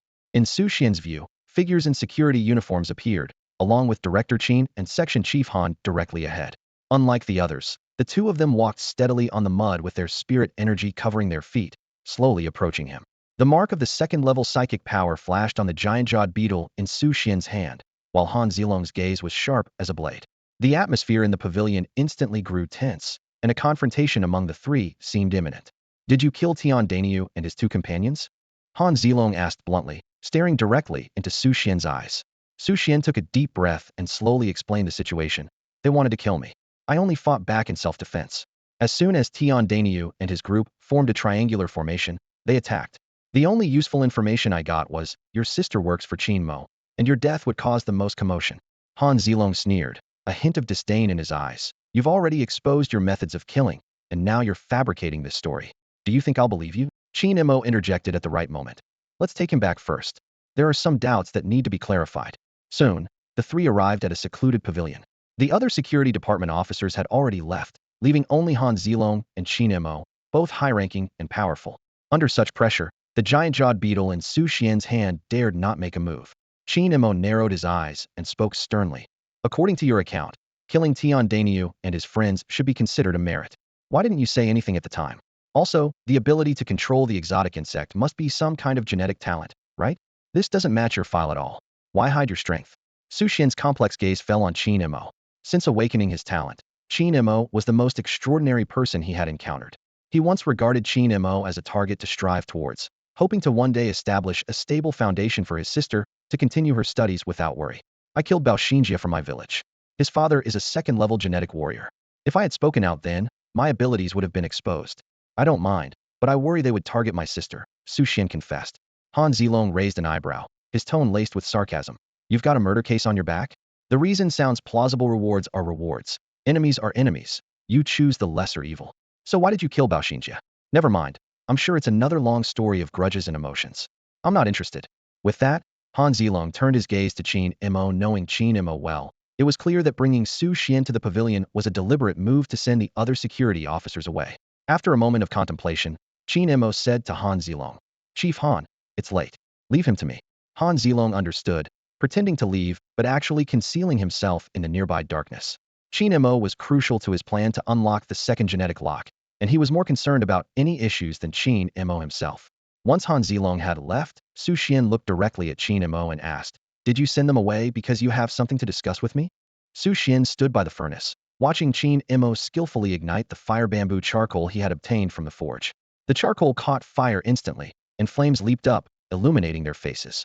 Qingmo looked directly into Su Xian's eyes and said bluntly, "I sent them away because I need to talk to you alone." Qingmo's gaze was intense, as if he could see through Su Xian's soul. He slowly revealed his judgment. "I know it's difficult for you to clear your name in a short time. Whether it's the matter with Bao Xinjie or Tian Dainyu and the others, we only have your side of the story. But there are 2 reasons why I believe you." He raised one finger. "First, your concern for your sister, Su Ro. When the 012 production team had an accident, she immediately thought of you and collapsed right where you're standing now. I trust her innocence and kindness." He raised a second finger. "Second, neither you nor your giant beetle show any hostility towards me. If you were part of the Wanling cult, even if you didn't act after I sent Director Han away, you would have had some probing intentions. But you didn't." Qingmo took a deep breath, as if making a firm decision. "I've decided to take a chance and trust you." He then spoke of his own predicament. "The demon bone tree has taken root and sprouted. I want to let it grow freely, but the problem is it's still too weak to survive on its own, and I can't attend to it." A glint appeared in Qingmo's eyes. "So, I need to find someone suitable." Qingmo stared intently at Su Xian. "You're suitable. You have a vulnerability your sister Su Ro, and you have a talent your insect control ability. How about we make a deal? He continued to explain his proposal. You're a native of the mountains and know the southern ranges well. I'll give you a plant, and you plant it in the southern mountains and protect its growth. In return, I'll resolve Su Ro's schooling issues. If you perform well, I can provide gene techniques, combat skills, elixirs, insect eggs, and other cultivation resources. Su Xian frowned slightly, realizing he seemed to have no choice. Although Qin Mo hadn't mentioned the murder, the threat was clear refusal meant dire consequences. Su Xian pondered. If it weren't for protecting his sister and having to kill Bao Xinjia, he would still be treasure hunting in the mountains. Bringing Su Ro to the plantation area was actually an attempt to avoid disaster. The investigation would reveal that Bao Xinjia had repeatedly harassed Su Ro, saying unspeakable things. At the same time, Su Xian considered the possibility of letting Su Ro attend school in the base city. After all, the high school in town couldn't compare to the quality of education at Qingshan Base City. Qin Mo's proposal seemed to perfectly address this issue. The light from the furnace flickered between them, illuminating their contemplative expressions. Qin Mo's proposal hung in the air, waiting for Su Xian's response. As night fell, Su Xian stood at the edge of the base city, his mind in turmoil. Qin Mo's proposal had left him deep in thought. Stay in the mountains to care for a rare plant in exchange for his sister Su Ro's opportunity to attend school in the base city. This decision was about his future and his sister's fate. Su Xian closed his eyes, envisioning himself day after day guarding the plant, and then picturing his sister happily studying at school. After much deliberation, he finally whispered, "Okay," as if a heavy burden had been lifted. Qin Mo's lips curled into a slight smile, a hint of satisfaction in his eyes. "No time to waste. Let's set out tonight," he arranged succinctly. Su Ro will stay with Su Xiaoman temporarily. After the harvest, I'll arrange for her schooling. You can come back every 2 weeks to visit Su Ro and report on your work. Don't worry, I won't shortchange you. These words demonstrated Qin Mo's decisiveness as a supervisor and highlighted the resource advantages of the base city. He didn't need to do things himself. A simple promise could mobilize people. If he weren't just starting out with limited personnel, he wouldn't have approached Su Xian. Su Xian pondered for a moment and cautiously asked, "Can I go see Sister Xiaoman and my sister?" He weighed the pros and cons, realizing this request was reasonable. From a strategic perspective, Qin Mo arranging for Su Ro to study in the base city was a form of leverage. Meanwhile, the rare plant Su Xian would tend to was undoubtedly valuable, serving as a counterbalance. A subtle equilibrium seemed to form between them. Su Xian understood that he needed time to grow. Relying on Qin Mo would undoubtedly shorten this process significantly. Once his strength matured, he might view today's deal in a completely different light. As the night deepened and the world grew silent, Han Zilong personally escorted Su Xian out of the city. In the moonlight, their shadows stretched longer, gradually fading into the distance. Watching Su Xian's departing figure, Han Zilong frowned, unable to ease his mind. He was puzzled by Qin Mo's arrangements. Why clear Su Xian of suspicion? Why let Su Xian take the demon bone tree seedling and leave secretly? The demon bone tree had immense future potential, but it was currently as fragile as paper, at risk of withering with the slightest mishap. Full of doubts, Han Zilong returned to the planting area, only to find Qin Mo busy in the spiritual field. Upon closer inspection, his eyes widened in disbelief, joy and excitement almost overwhelming him. "Is this the meat spirit potato? It's sprouted." Qin Mo scoffed. "Keep your composure, stop shouting. It's just sprouted. It's far from flowering and bearing fruit. To burst your bubble, it might take several months." In a few months, Qin Mo hoped to advance to the 3rd tier, and the Willow True Spirit would upgrade again. Perhaps he could develop new genetic skills to solve the growth challenges of the meat spirit potato. Qin Mo still somewhat trusted Han Zilong, which was why he let him escort Su Xian out of the city. At least until the meat spirit potato bore fruit, betrayal wasn't a concern. But human nature is unpredictable. Caution is always wise. Moreover, his collaboration with Han Zilong had only lasted a few days, not enough time to reach a deep level of trust, lacking essential bonding. The same applied to Su Xian. They might become close friends in the future, but for now, their relationship was merely a partnership bound by mutual interests. Seeing that Han Zilong had no intention of leaving, Qin Mo didn't urge him to go, continuing to focus on his work. The purple smoke grass also needed to be planted quickly. Recent observations had familiarized him with their growth environment and cycle. Ordinary agricultural officials needed 3 months to harvest, and that was if everything went smoothly. With his genetic skill for universal growth, recently enhanced by an upgrade, he estimated the mature purple smoke grass could be seen in a month, with its signature purple haze. "Aren't you going to rest?" Qin Mo asked. Han Zilong, eyes fixed on the tender sprouts of the meat spirit potato, replied, "I'll stay a bit longer, don't mind me." Qin Mo shrugged, thinking, if he wants to stay, let him. It might even ensure my safety, right? The next morning, the gentle sunlight lazily spilled over the fields. Qin Mo sat in a small pavilion, with steam rising from the teacup in front of him. His gaze seemed unfocused, but in reality, he was using his external incarnation to greedily absorb the unfamiliar outdoor scenery through the 360 perspective of the demon bone tree. The rugged mountain path twisted and turned, with towering trees blocking out the sky. Various animals darted through the forest, and occasionally, the figure of a demon could be glimpsed. This scene was both novel and exciting for Qingmo. Having never left the Qing mountain-based city, Qingmo's life had always been confined to home and school. Even after graduation, the farthest he ventured was to the nearby mall. The wilderness was merely a distant concept to him. Now, through the eyes of the demon bone tree, Qingmo finally had the chance to witness the true face of the wild. He carefully sipped his tea, afraid of missing any exciting moment. Meanwhile, Su Xian was struggling along the overgrown mountain path. This route was a safe passage explored by the Su family's ancestors, cleverly avoiding demon hunting grounds and the dangers of venomous spiders and poisonous plants. Along the way, there were also several prime spots for mushroom growth, enough to supply months of food. Su Xian thought to himself that this mountain climbing job seemed simple, but actually required deep family knowledge. Without a safe path and abundant resource points, outsiders couldn't possibly make a living here. Even those powerful genetic warriors would choose these proven paths for safety. As he carefully identified the familiar markers along the way, Su Xian finally arrived at the hunting area known as Broadleaf Plain. This name was coined by the Su family ancestors and was not really a plain but a buffer zone between two equally powerful demons.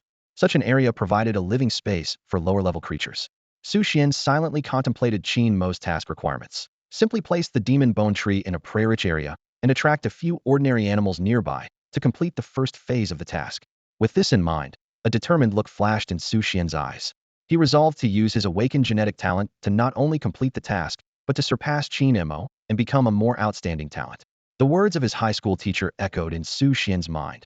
To become the person you aspire to be, analyze that person's experiences and strengths, then imitate and benchmark until you surpass them.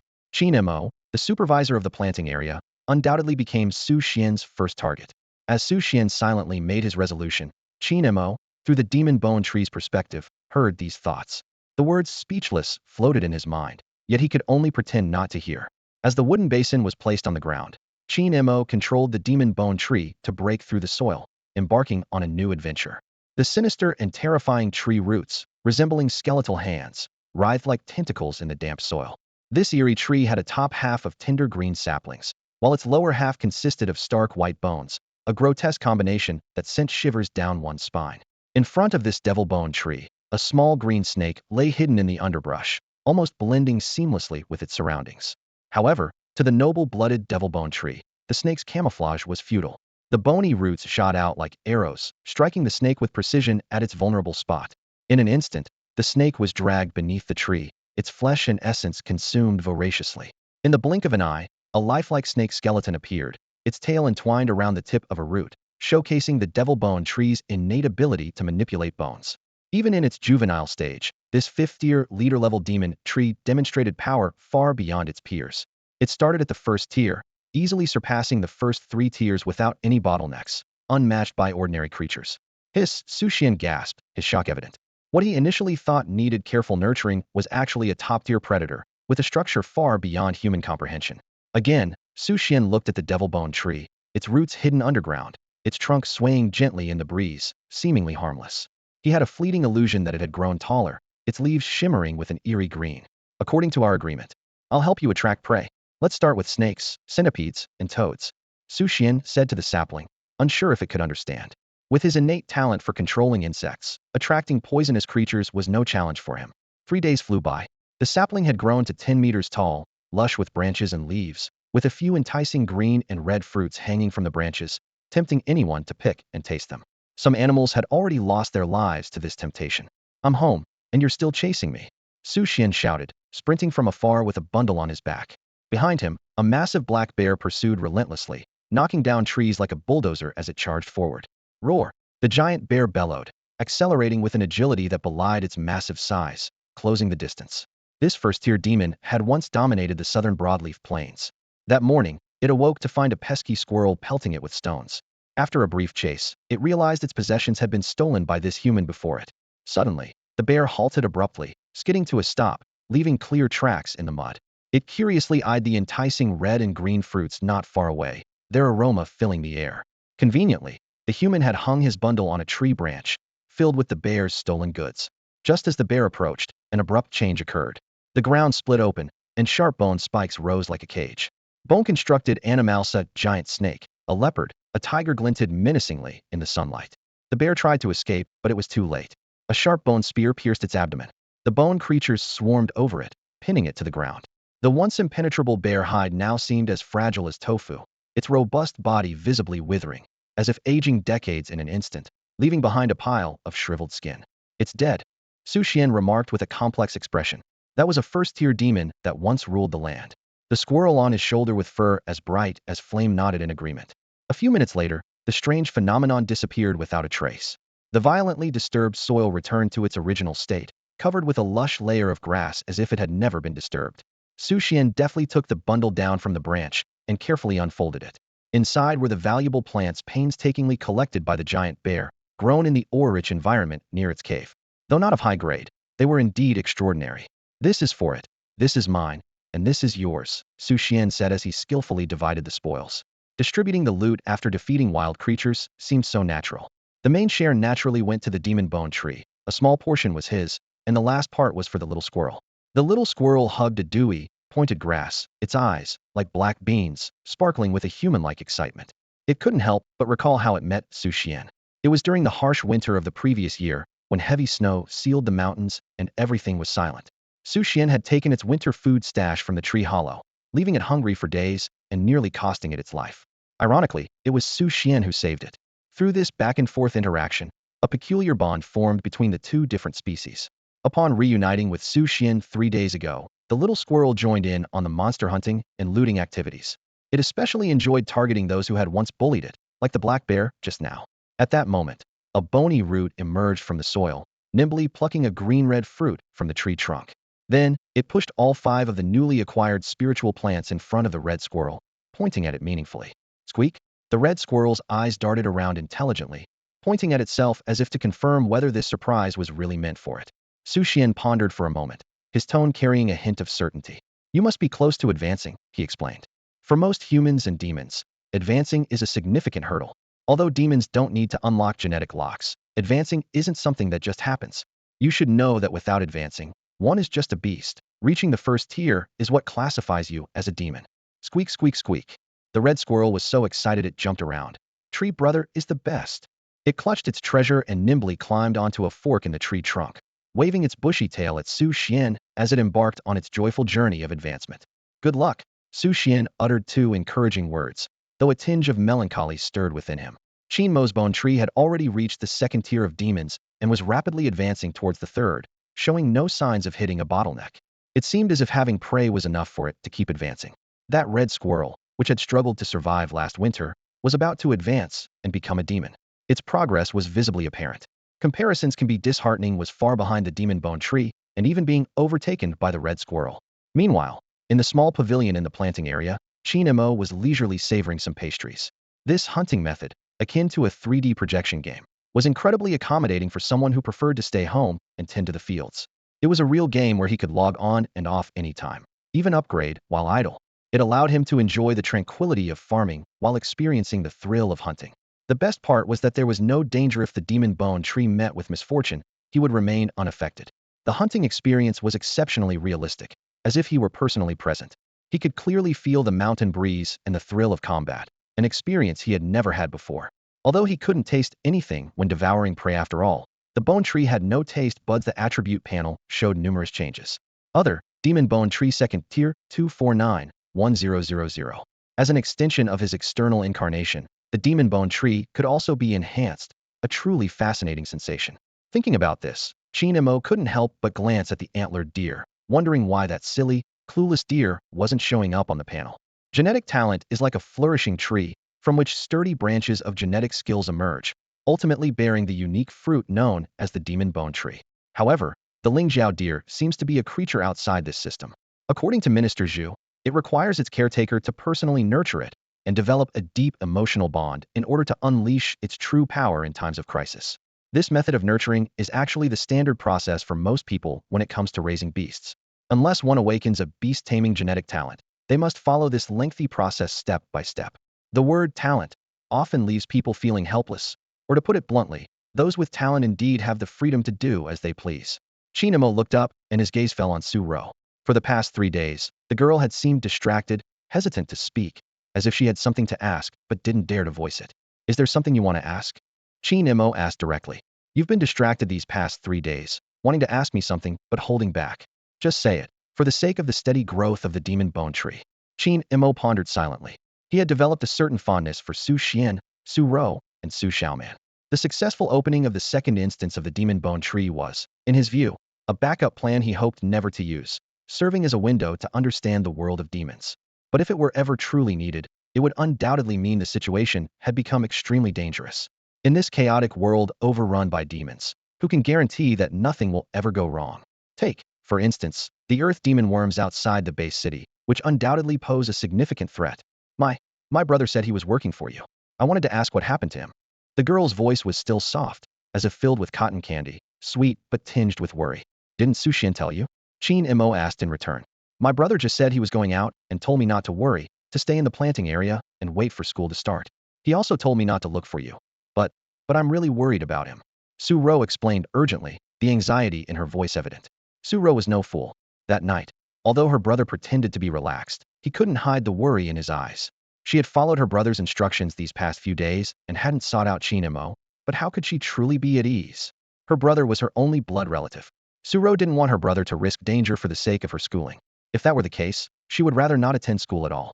I told you, there's nothing you can change, Qingmo said, softening his tone.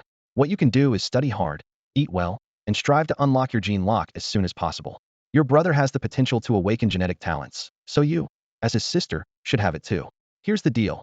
Once you unlock your gene lock, I'll have Su Xian tell you part of the truth.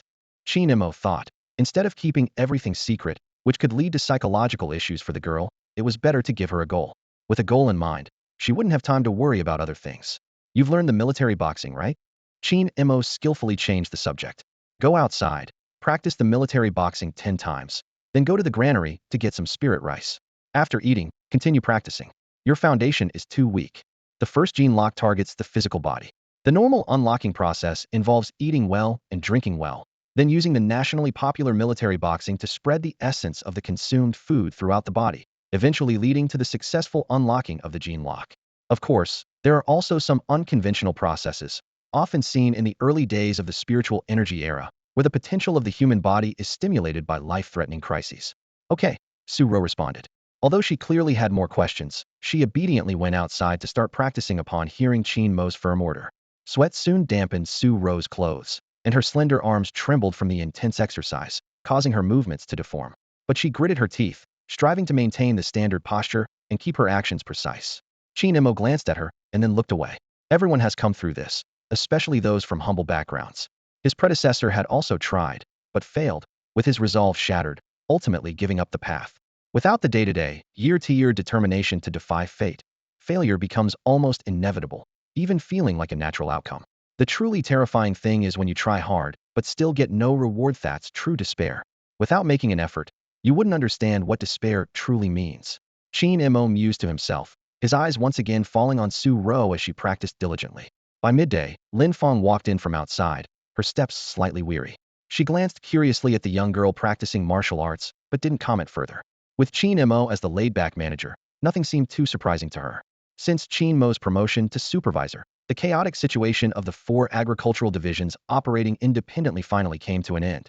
Lin Feng took on a series of complicated tasks, managing farmers, distributing welfare, dealing with grain collection, and arranging planting schedules. It was her hard work that allowed Qingmo the leisure of brewing tea by the fire. Lin Feng entered the small pavilion and, without any small talk, began to report the grain collection progress in a soft tone. The northern area is finished, the southern area just completed. We've sent people to assist the western and eastern areas, and we should be done in 2 days. She paused and continued. The manure from the livestock area and the fertilizer from the production area are ready. Once the grain collection is over, we can start rejuvenating the fields and nourishing the soil for the next planting season, while the harvesters are still around. Qingmo nodded in understanding and thoughtfully poured Lin Feng a cup of fragrant mountain tea. Let's go with your plan, he said, then suddenly shifted the conversation. By the way, is your daughter in her first year of high school? Lin Feng nodded in confirmation. She's about the same age as you, just a couple of years younger. You're my boss, She even checks with me before opening her gift boxes. She's a boarder, right? Qin Mo asked. Yes, Lin Fong explained. She stays in the school dormitory and usually comes home every 2 weeks or once a month. Although the planting area is within the safe zone of the base city, it's quite a distance to her school, making the commute inconvenient. Right, Lin Fong didn't hold back. I have a classmate who happens to be a teacher at the third high school, and Yuqing asked her to watch over my daughter. She attends regular classes during the day and goes to a martial arts gym after school. High school is the prime time for unlocking genetic potential. She added, most of the time, I go to the third high school to visit her rather than her coming home. Qin Mo tapped his fingers thoughtfully on the tea table. I see, that does complicate things. He initially thought of placing Su Ro there, believing the two shy girls would get along well. But with Lin Fong's teacher friend in the picture, the situation became more complex. Qin Mo pondered privately. Since Su Xian managed his affairs well, he couldn't be indifferent. Given Su Ro's timid nature, leaving her alone in an unfamiliar base city and high school seemed worrisome. It would be best to resolve all these issues at once. Sensing something, Lin Fong curiously observed Qin Mo's deepening contemplation. Are you thinking of having Su Ro attend school with my daughter? You're quite invested all of a sudden. It's a bit unexpected, she suggested. I can inquire for you, and if it's not feasible, we could rent a place in the same neighborhood so they can go to school together. And about the martial arts gym, as a recent high school graduate, you should know its importance. Qin Mo smiled. Thank you. So it's the third high school. I'll have a chat with their principal. Lin Fong reminded. You should approach Minister Zhu to act as an intermediary. In terms of rank and status, you surpass the high school principals in the education system. The base city has over a dozen high schools, but only one planting area. She added, once it comes to universities, things change. University presidents are truly influential figures, impressive even without comparison. After all, most high school students haven't unlocked their genetic potential yet, and universities are where top talents are nurtured. Qin Mo nodded in agreement. Since we need assistance, going through an intermediary is indeed more reliable. Qin Mo stopped Lin Fong, who was about to take her leave, and took a purple smoke grass seed from a wooden box. This first-level seed could not only address Lin Fong's academic issues, but also save Qin Mo a lot of trouble. He handed the seed to Lin Fong, explained its usage briefly, and assured her that she could ask for help anytime if she had questions. Lin Fong accepted the seed with a spark of excitement in her eyes. Her fatigue vanished, and she gratefully thanked Qin Mo, admitting her own dream of becoming a second-level farmer with a spirit antler deer as her trump card. Qin Mo smiled and encouraged her. If you don't have dreams, how are you different from a salted fish? As Qin Mo watched Lin Fong leave happily, his attention shifted to the demon bone tree. Like an internet-addicted teenager, he frequently checked it, afraid of missing any exciting moments. This yearning for the vast world outside might have stemmed from his monotonous life in the base city. However, this time, Qin Mo noticed something unusual. In the custom hunting area of the mountain people broadleaf, Plain Su Xian was peacefully napping under the shade of the bone tree. With the protection of the tree, he had no worries about sudden beast attacks and slept soundly. Suddenly, the roots of the tree surged, dragging the sleeping Su Xian underground. This unexpected turn of events terrified Su Xian, but strangely, he didn't feel suffocated. The bone tree had opened a direct breathing channel to the outside world for him, allowing him to see the surface. Nearby, a red squirrel, now a first-level demon, also sensed something was wrong. It lowered its voice to issue a warning, worried about encountering a powerful demon that even the tree couldn't handle. Su Xian focused on the channel and soon spotted several familiar figures. Among them was Bao Budongbao Xinjia's father, a second-level expert, a seasoned mountain man, and the wealthiest person in the village. Su Xian watched in confusion as Bao Budong scattered some strange substances. The red squirrel, sensitive to danger, quickly pulled the roots towards the disturbed soil. Almost simultaneously, new creatures appeared in the underground world, completely black with white rings, resembling the legendary earth dragons, but lacking the noble dragon aura. Earth demon worms. Su Xian's face turned serious, sensing a formidable enemy. It was this group of demons that made mountain men avoid the mountains, triggered alarms in the base city, and caused planting areas to harvest day and night, altering countless lives. Although the earth demon worms weren't particularly powerful among demons of the same level, their ability to devour minerals and digest soil made them one of the most unwelcome demon groups for human-based cities. They were hard to capture, but could cause massive destruction. If they ravaged beneath the Green Mountain-based city, causing widespread collapse, the consequences would be disastrous. At that moment, a root of the demon bone tree silently pierced the head of an earth demon worm. The worm seemed unaware, continuing to greedily consume the soil. The next second, the root unleashed a terrifying life siphon, instantly turning the worm into a dry corpse. This sudden death was unremarkable and without warning. Having tasted success, the demon bone tree launched successive attacks, continuously hunting the earth demon worms that came its way, as if enjoying a lavish buffet. The originally pale roots emitted an eerie glow, clearly having gained strength once again. Qin Mo was stunned, questioning his judgment upon witnessing the scene before him. The interaction between the demon bone tree and the earth demon worm was utterly unexpected. It wasn't a hunt. It was more like a meticulously staged scam. He observed this bizarre hunt closely. The demon bone tree acted as if it were savoring a cup of milk tea, effortlessly inserting its bony roots into the earth demon worm's body, draining it completely. The earth demon worm, on the other hand, offered no resistance, seemingly willing to become nourishment for the bone tree. The words natural enemy flashed through Qingmo's mind. This relationship was akin to that of eagles and rabbits, or rabbits and grass, adhering to the strict laws of the natural food chain. The demon world was no exception. Though primarily dependent on levels, there was also a clear distinction of strength and weakness among demons of the same rank. Qin Mo recalled the scarlet giant rats he had encountered before, creatures that were at the bottom tier of the demon world. Typically, a single human could handle 3 scarlet giant rats. In contrast, the terror crocodile tribes in the northern swamps were much more formidable. Whether it was the giant terror crocodile, the armored terror crocodile, or the poisonous terror crocodile, any one of them could easily defeat 5 humans of the same rank. In this comparison of strength and weakness, the giant terror crocodile was undoubtedly the natural enemy of the scarlet giant rat. And now, the relationship between the demon bone tree and the earth demon worm seemed even more extreme. If not for the earth demon worm's racial talent for burrowing and digesting soil, they might also be at the very bottom of the food chain. It was only by using the earth as a natural barrier that the human-based city regarded them with caution. Qin Mo suddenly realized that the most terrifying aspect of the demon bone tree was not its hunting ability, but its horrifying disguise. This camouflage was a constant throughout its entire life cycle, leaving no scent or trace. For the visually impaired, dull pain-sensing earth demon worms, encountering such a top-tier camouflage predator was akin to walking into a trap. The demon lord descends from heaven, the earthly tyrant god. Qin Mo mused to himself. This isn't hunting, it's an Aleocaniate buffet delivered to your doorstep. Through the perspective of the demon bone tree, Qin Mo noticed 5 sneaky figures not far away. They were scattering a dark red crystal, which seemed to have a strong attraction to the earth demon worms. Su Xian quietly revealed the identity of their leader Bao Butong, the father of Bao Xinjia.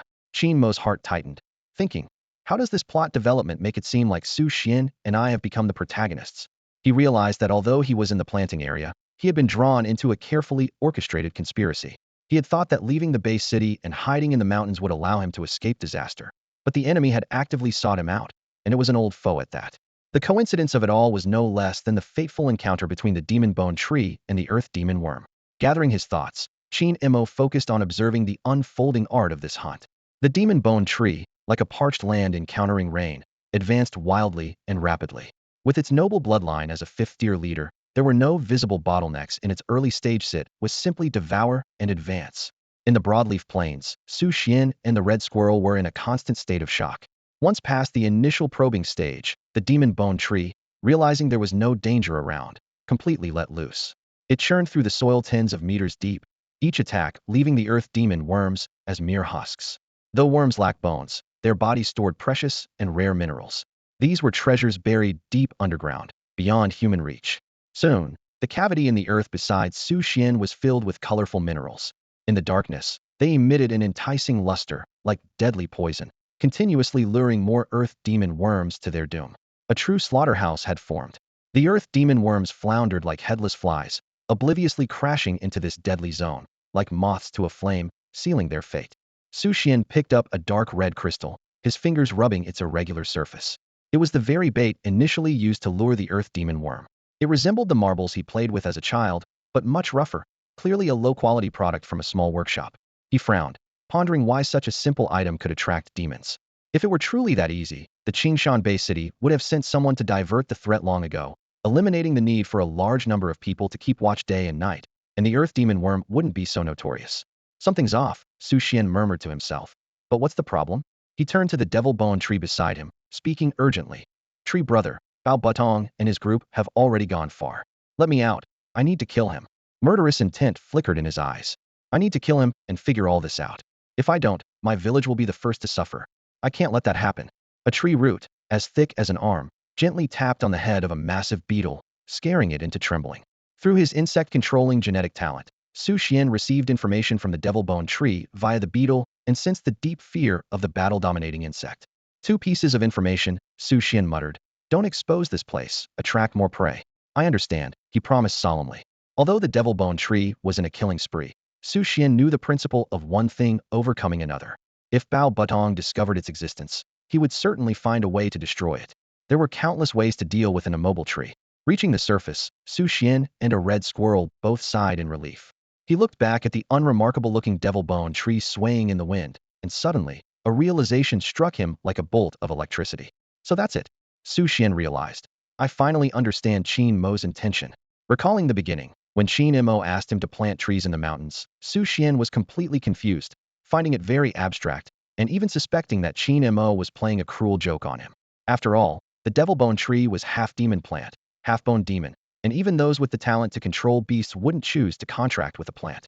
Su Xian's genetic talent was insect control, which forced him to contract with the alien insect. Once the possibility of nurturing was eliminated, he was left with no clues. At this moment, Su Xian finally understood Qin Mo's well-intentioned plan. It was a perfect example of textbook knowledge coming to life. The textbooks depicted the survival conditions of early human races with spiritual energy. No base cities, not even small ones, just barely surviving shelters. The reason genetic locks were called locks was that they locked humanity's ladder to progress, locked the opportunity for early rise, and locked the fate of species continuation. Back then, humans realized the forward survival mantra balance strategy. Su Xian pondered. If demons resorted to rampant killing when faced with problems, and humans did the same, how were humans different from demons? Wasn't the evolved brain wasted? Those early human sages, who strategized with the vast land as their chessboard and demon tribes as their opponents, made decisive moves, daring to bet with the gods on the continuation of the way of heaven. Humans escape one. This led to today's thriving development. Even now, the application of the balance strategy is ubiquitous. For instance, Qingshan Bay City and the broadleaf plain beneath their feet both leverage the conflicts between demons to survive in the gaps. Qin Mo's intention for him to plant the devil bone tree was finally clear. Use demons to counter demons. Use the devil bone tree to deal with the earth demon worm. Even if it's like raising a tiger that might cause trouble, if humans can't deal with the earth demon worm, can they not deal with a tree? Gazing at the distant devil bone tree, Su Xian softly sighed. I hope Tree Brother doesn't become an enemy of humanity. He thought to himself that with Qin Mo's methods, comparable to those of early sages, if the devil bone tree dared to turn against them, it would be the first to be eliminated. As the afternoon progressed, the sky was set ablaze with fiery clouds. The devil bone tree swayed gently, its leaves rustling with a whispering sound, enveloped in a dreamy, ethereal mist that highlighted its noble aura. The green and red fruits exuded a mysterious fragrance, attracting nearby creatures. Qin Mo felt a stir in his heart and thought to himself, it has advanced. He quickly opened the attribute panel to check the details of the devil bone tree. Indeed, with the continuous feeding by the earth demon worms, the tree had finally evolved from Tier 2 to Tier 3, early stage, with skill points reaching 510000. Abilities like the illusory tree realm, dance of the early fern, and corpse control filled Qin Mo with anticipation. Time passed, and it was already 2 p.m. Qin Mo noticed a significant decrease in the number of prey, but just an hour later, their numbers surged again, even more than before. He murmured to himself, maybe it's because of Su Xian.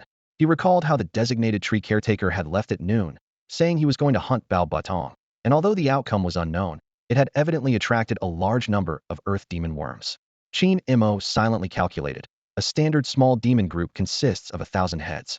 From the start of the hunt to the advancement, the devil bone tree had devoured over 600 heads, mostly Tier 1, a few Tier 2, but not a single Tier 3. He speculated that the dark red crystal might not attract Tier 3 demons.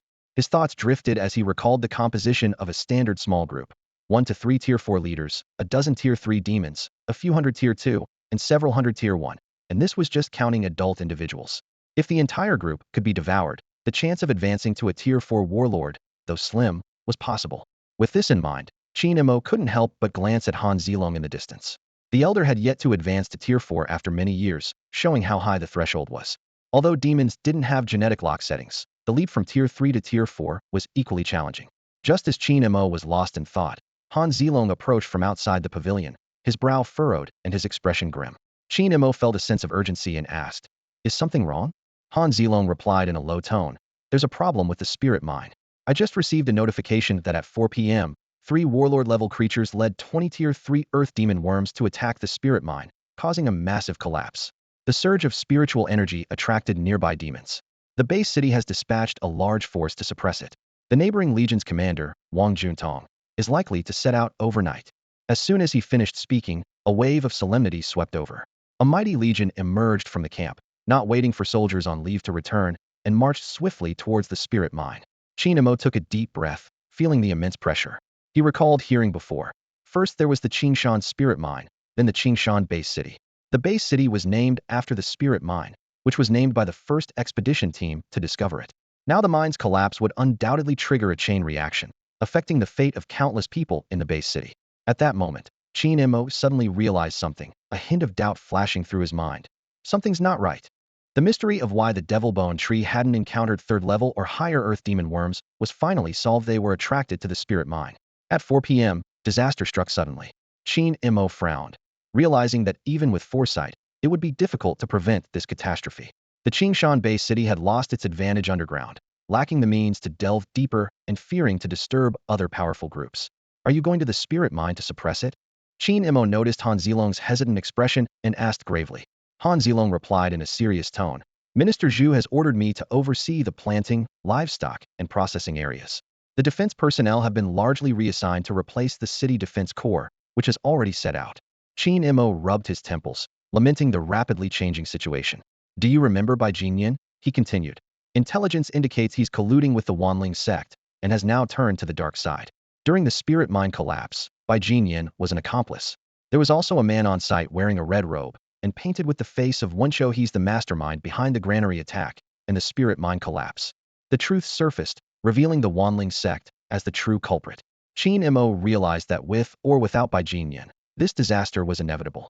The only difference was now he had an enemy turned dark, thrusting him into direct conflict. Han Zilong added, according to the Wanling sect's genetic law, the deeper the grief, the more potential can be unleashed. Bai Jinyan killed his son, daughter-in-law, grandson, and granddaughter-in-law, nearly wiping out the Bai family. He is now a third-level powerhouse, having clashed with a fourth-level warlord during the spirit mine collapse. However, the downside is evident. His lifespan has drastically decreased, and he won't live more than 10 days. Qin Mo scratched his head. Apart from the good news of the Devil Bone tree progressing, everything else was bad news. Post-event investigations showed that Bai Jinyan initially only wanted to be the manager of the planting area to pave the way for his family's future. Though his intentions were misguided, his feelings were deep. Qin Mo's instincts screamed, dang, a third-level adversary with only 10 days to live would likely want to drag him down before dying. He quickly assessed the current threats. First, the Wanling sect and earth demon worms targeting the entire Qingshan base city. Second, Bai Jinyan, who harbored lethal intent towards him. Han Zilong suddenly asked, Minister Zhu wants me to ask you, what should be done with the unharvested crops in the planting area? The neighboring production area has activated its spirit concealment equipment and is no longer accepting crops. Qin Mo frowned, nearly forgetting his primary responsibilities.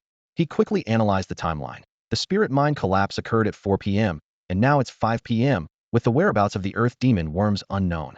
If he were the Wanling sect, he would certainly launch a surprise attack while the city's experts were out. Calculating the journey, he had less than an hour left.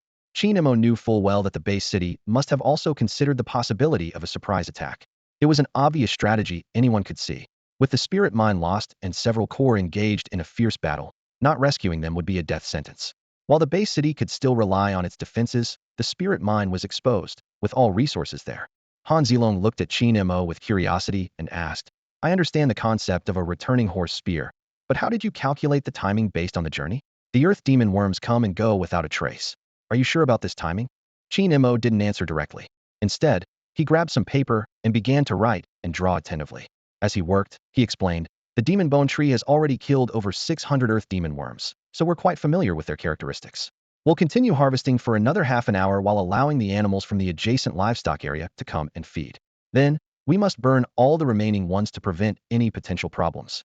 As soon as he finished speaking, Qin Mo realized the weight of this decision. A flicker of pain crossed his eyes as he murmured, burning the crops we've worked so hard to grow, especially now at harvest time, is a significant blow to the farmers. So many people outside the base city are struggling to find enough food. He took a deep breath and continued, but we have no choice. We're fighting on two fronts with severely limited manpower. As the head of the planting area, my job is to avoid adding to the frontline's troubles. Qin Mo suddenly looked up, determination flashing in his eyes. Chief Han, please inform the livestock area. They'll notify the farmers. With that, he hurried away, his footsteps echoing down the corridor.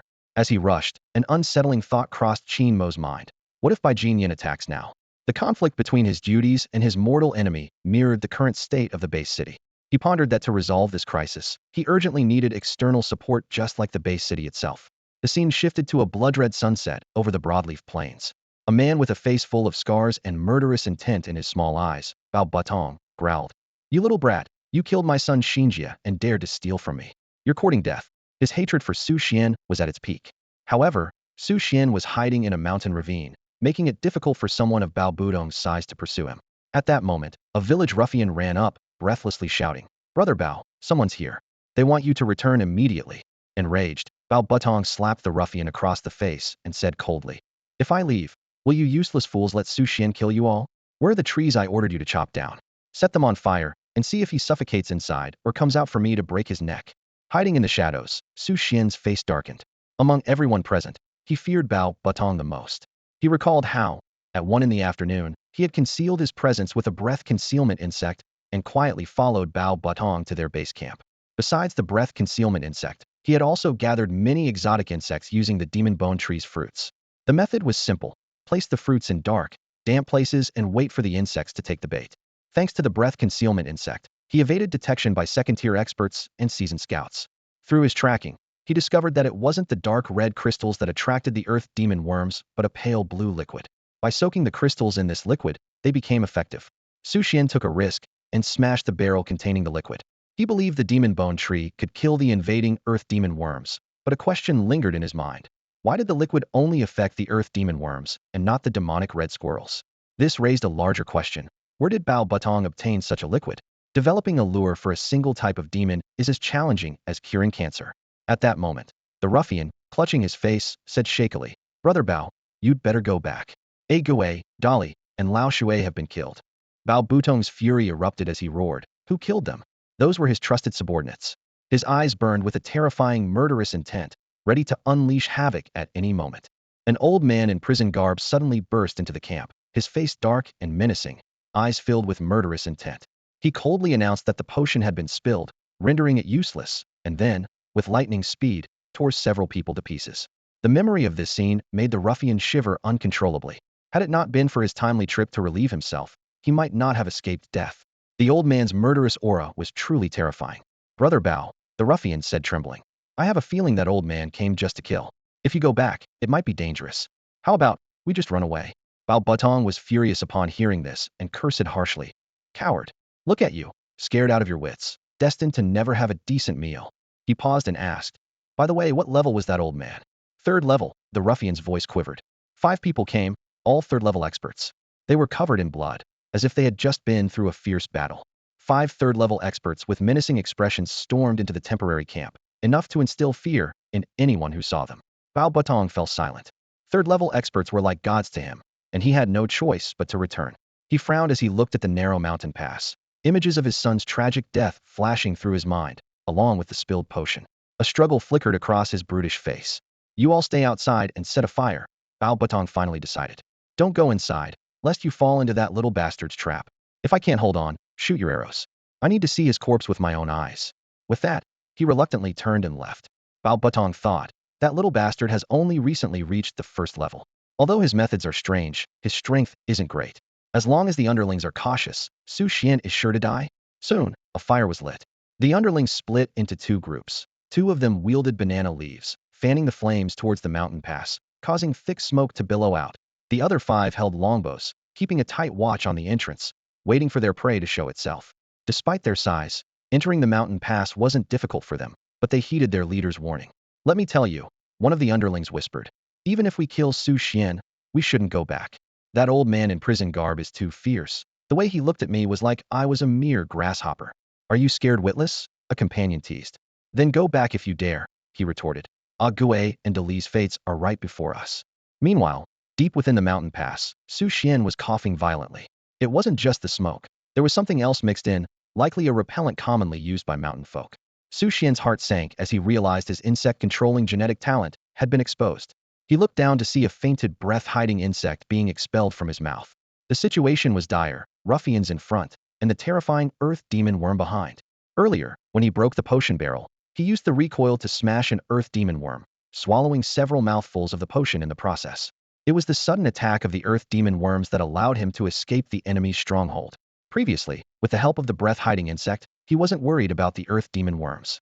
But now, with the insect incapacitated by the repellent, the breath-hiding effect was gone, and the pressure was mounting. The earth demon worms would undoubtedly see him as a tasty meal. As Su Xian hoped the demon bone tree would eliminate the worms, a tremor began beneath his feet. The frequency of the tremors increased, suggesting a threat beyond the second level. After an afternoon of confrontation and the main battle with the terrifying giant jaw beetle, Su Xian couldn't shake an ominous feeling. A rope always breaks at its thinnest point. Misfortune only finds the unfortunate. Su Xian sighed inwardly. At that moment, a sharp cry suddenly came from above. Squeak, squeak. Su Xian didn't hesitate any longer and began climbing towards the outside. He would rather face the ruffians than the terror of a third-level demon. Reinforcements had finally arrived in the form of the red squirrel. When planning to break the potion barrel, he had instructed the red squirrel to stay outside and not show itself until the critical moment to avoid being shot by Bao Butong. Now, at this life-and-death moment, the red squirrel's appearance was a glimmer of hope. In the dust-filled valley, a vibrant red squirrel was engaged in an uneven battle against 7 ruffians. This little creature, having ascended to the first level of demonhood, hadn't significantly enhanced its combat abilities, but its bright eyes were increasingly agile. It deftly dodged the stones hurled by the ruffians and counterattacked with even greater speed. Damn beast, I'll skin you and make slippers for Xiaohua. One of the ruffians shouted, aiming an arrow at the red squirrel. But just as he was about to shoot, the ground shook violently, churning like boiling water. The group staggered, nearly falling over. What's happening? Is it an earth demon worm? Holy crap! Should we run? As the ruffians panicked, a figure darted past them like a shadow. It was Su Xian. He didn't attack the ruffians, knowing the situation was dire and that escape was the priority. The red squirrel leaped nimbly onto Su Xian's shoulder. Don't follow me, Su Xian urgently warned. Go any direction, just not the same path as me. The pale blue potion he carried would attract the earth demon worm, making the squirrel's choice a dangerous one. The red squirrel let out a sharp squeak and pointed in a direction with its tiny paw. Su Xian quickly understood its intention. You mean head towards Brother Tree? He rapidly assessed the situation. There's a third-level great demon behind us, and I sense more than one. Go ask Brother Tree if he can handle it. If not, I'll head for Bao Butong. Even in danger, Su Xian maintained his principle. If he was to divert disaster, it should be towards the enemy. However, he was keenly aware that both Brother Tree's direction and Bao Butong's camp were fraught with unknown dangers. The camp not only had Bao Butong, but also 5 third-level masters, whose oppressive presence was no less daunting than the great demon behind him. Damn it, Su Xian cursed under his breath. The third-level beings I rarely see keep appearing today. Even Brother Tree, if he's mixed in there, would have to behave and pretend to be a tree, not daring to reveal his true nature. At that moment, a deafening crash sounded from behind. Su Xian and the red squirrel involuntarily turned back, their pupils shrinking in shock. A massive worm, as tall as a 2-story building, violently shattered rocks as it emerged from the ground, revealing a terrifyingly patterned head. Its body length was immeasurable, estimated to be at least several meters. This was the legendary third-level demon. It charged at the 7 ruffians, sealing their fate. The earth churned violently, creating alarming mounds on the surface, as if an earth dragon was rampaging. Su Xian keenly noticed a broken spear firmly lodged in the earth demon worm's forehead. It's injured, he thought. Long weapons like this are typically used by the Legion. Could a Legion warrior have severely wounded the third-level earth demon worm? Su Xian quickly analyzed the situation. If Legion warriors are involved, they would certainly prioritize the earth demon worm as their main target, even if there are wounded nearby, because the earth demon worm is the source of the disaster. However, even an injured third-level earth demon worm was something Su Xian knew he couldn't outrun for long. Worse, the potion he carried might provoke these creatures, just as it had with Bao Butong's subordinates. Meanwhile, elsewhere, Qin Mo received the news immediately. Through his psychic connection with the demon bone tree, he sensed everything happening in the Broadleaf Plains. They're in the Broadleaf Plains? Qin Mo was startled, then quickly calmed down to think. In that case, the harvest can wait. He swiftly organized his thoughts. It makes sense. The Wanling cult would exploit the earth demon worm to collapse the spirit mine, causing large-scale landslides. The Legion warriors wouldn't let them escape unscathed. Plus, with the earth demon worm's relatively weak combat strength, its emergence would lead to it being severely injured. Having made his decision, Qin Mo immediately sought a quiet place to prepare for the impending changes. Qin Mo quickly logged into the demon bone tree, realizing that his survival hinged on this moment. He manipulated the branches to grab a red squirrel and hurled it in the direction it came from, using its momentum to swiftly lure the heavily injured earth demon worm. The soil churned, revealing precious minerals of varying sizes embedded in the ground spoils from slaying over 600 earth demon worms. These minerals, once treasured by the hunter group, now lay scattered on the grassy field like worthless debris. The demon bone tree, shrouded in mist, bore enticing blue and red fruits, exuding an extraordinary aura. Just as Qin Mo was ready, a figure came hurtling from afar, landing clumsily. It was Su Xian, gravely injured, bleeding from his orifices and utterly weakened. He struggled to shout, "Tree brother, save me," before collapsing in exhaustion. Qin Mo swiftly used a branch to pull Su Xian to safety under the tree's shade, using him both as bait and to prevent accidental harm. Almost simultaneously, the ground shook violently, and surrounding trees toppled as if a plow had passed through. Moist new soil, mixed with stones and roots, erupted. A third-tier earth demon worm, with a broken spearhead lodged in its forehead, suddenly burst forth like a whale breaching the sea, casting a terrifying shadow of death. Su Xian was stupefied, too shocked to speak, feeling his end was near. At this critical moment, countless sharp bone spears suddenly sprouted from the ground, densely packed and crisscrossed like icicles hanging from a winter eve. The bone spikes seemed alive, consuming the earth demon worm's vitality. Despite its agonized wails, it was to no avail. In mere moments, the earth demon worm was completely vanquished. Only then did Su Xian realize that the demon bone tree had quietly ascended to the third tier, feeling both shocked and thrilled. However, the crisis was far from over. The familiar rumbling of earth signaled the approach of more third-tier monsters. The demon bone tree trembled wildly, and despite its ability to swiftly kill a single third-tier earth demon worm, it struggled against multiple foes of the same tier. Sweat beaded on Qingmo's forehead as he and the demon bone tree fought with fervor in this real-time online hunting game. By relying on the demon bone tree's instincts and his own cunning, they barely bridged the power gap. Although individually stronger than the earth demon worms, they were overwhelmed by sheer numbers. No fewer than 9 third-tier demons attacked from all sides, with their numbers continuously growing. In this dire moment, Qin Mo had a revelation. Willow Tree, True Spirit. It's your turn. He understood that the Willow Tree True Spirit, as a genetic talent, was the source of the demon bone tree's power. In this life-and-death struggle, the trump card was clear. Deep within his genes, a stunning willow tree swayed gracefully. Qin Mo observed intently, noticing the delicate branches creating mysterious ripples, as if unlocking a hidden genetic bridge. In an instant, a pale green floral mark appeared on his forehead, and intricate swastika patterns flickered within his pupils. The internal transformation was even more apparent. To Qin Mo's amazement, the ability to foster growth in all things temporarily transferred to the demon bone tree. More precisely, he acted as a conduit, allowing the demon bone tree to briefly harness this growth ability. Although this state lasted only a minute, Qin Mo was ecstatic. For him, the ability to nurture growth might be limited to farming or cultivating spiritual plants. However, for the demon bone tree, it was like adding wings to a tiger, instantly boosting its combat power as if it were taking flight. Begin the second round. Qin Mo thought excitedly. Where the demon bone tree stood, the surrounding earth resembled a deep sea with hidden currents. On the surface, it seemed calm, yet within, chaos reigned. The already dense and complex root joints became even more rampant and frenzied, quickly dominating the stalemate.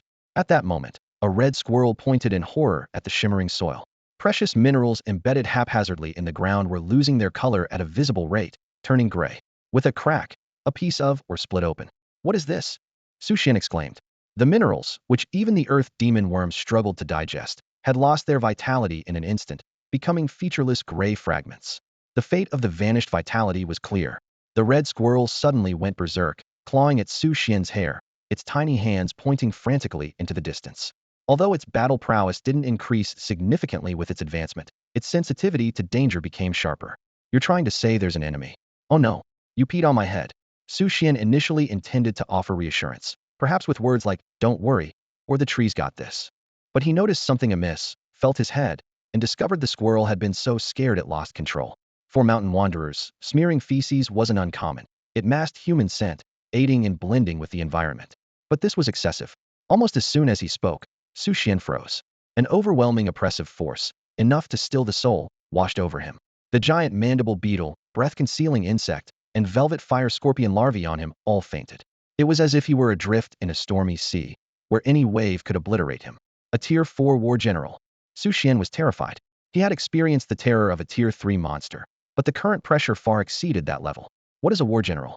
Why is Tier 4 honored as such? On the battlefield of demons and monsters, a Tier 4 stronghold is akin to an ancient general, capable of charging and retreating 7 times, leaving rivers of blood in their wake, hence the title War General. I'm doomed, Su Xian thought in despair. Boom boom. With the arrival of the Tier 4 Earth Demon Worms, the ground split into several alarming chasms, as if torn apart by immense force. Even the demon bone tree began to topple, its leaves wildly scattering. Final boss. And there are two of them. Qin Mo's tone was grave, but he soon spotted a glimmer of hope. The good news is they're both severely injured. It turned out the terrifying spiritual mind collapse was orchestrated by 3 War General-level Earth Demon Worms. However, they paid a heavy price. One was killed on the spot, another was barely alive, and the third suffered serious injuries. Earth Demon Worms belong to a Tier 3 bloodline of demons, not the lowest, with a long maturation period. Only a few can break through their bloodline constraints to become Tier 4 War Generals. Qin Mo observed the battlefield ahead, strategizing his next move. He realized that the formidable enemy he was about to face was not at full strength, but a heavily injured warlord. This Earth Demon Worm leader desperately needed to devour the Demon Bone Tree and the surrounding minerals to recover from its grievous wounds. The conflict between them was clearly irreconcilable. The Demon Bone Tree, a third-tier creature, had already slain 9 demons of the same tier, with its progress bar more than halfway filled.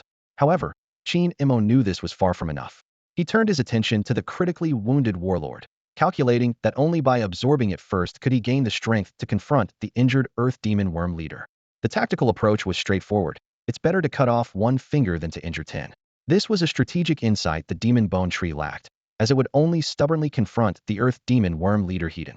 At that moment, the Earth Demon Worm bit down hard on the tree root, producing a crisp, crack sound. Qin Mo was unfazed by these small actions, thinking, eat if you want. Let's see who devours faster. He decisively acted, pulling the severely injured Earth Demon Worm towards him. His life siphon ability activated instantly, refining it in a flash.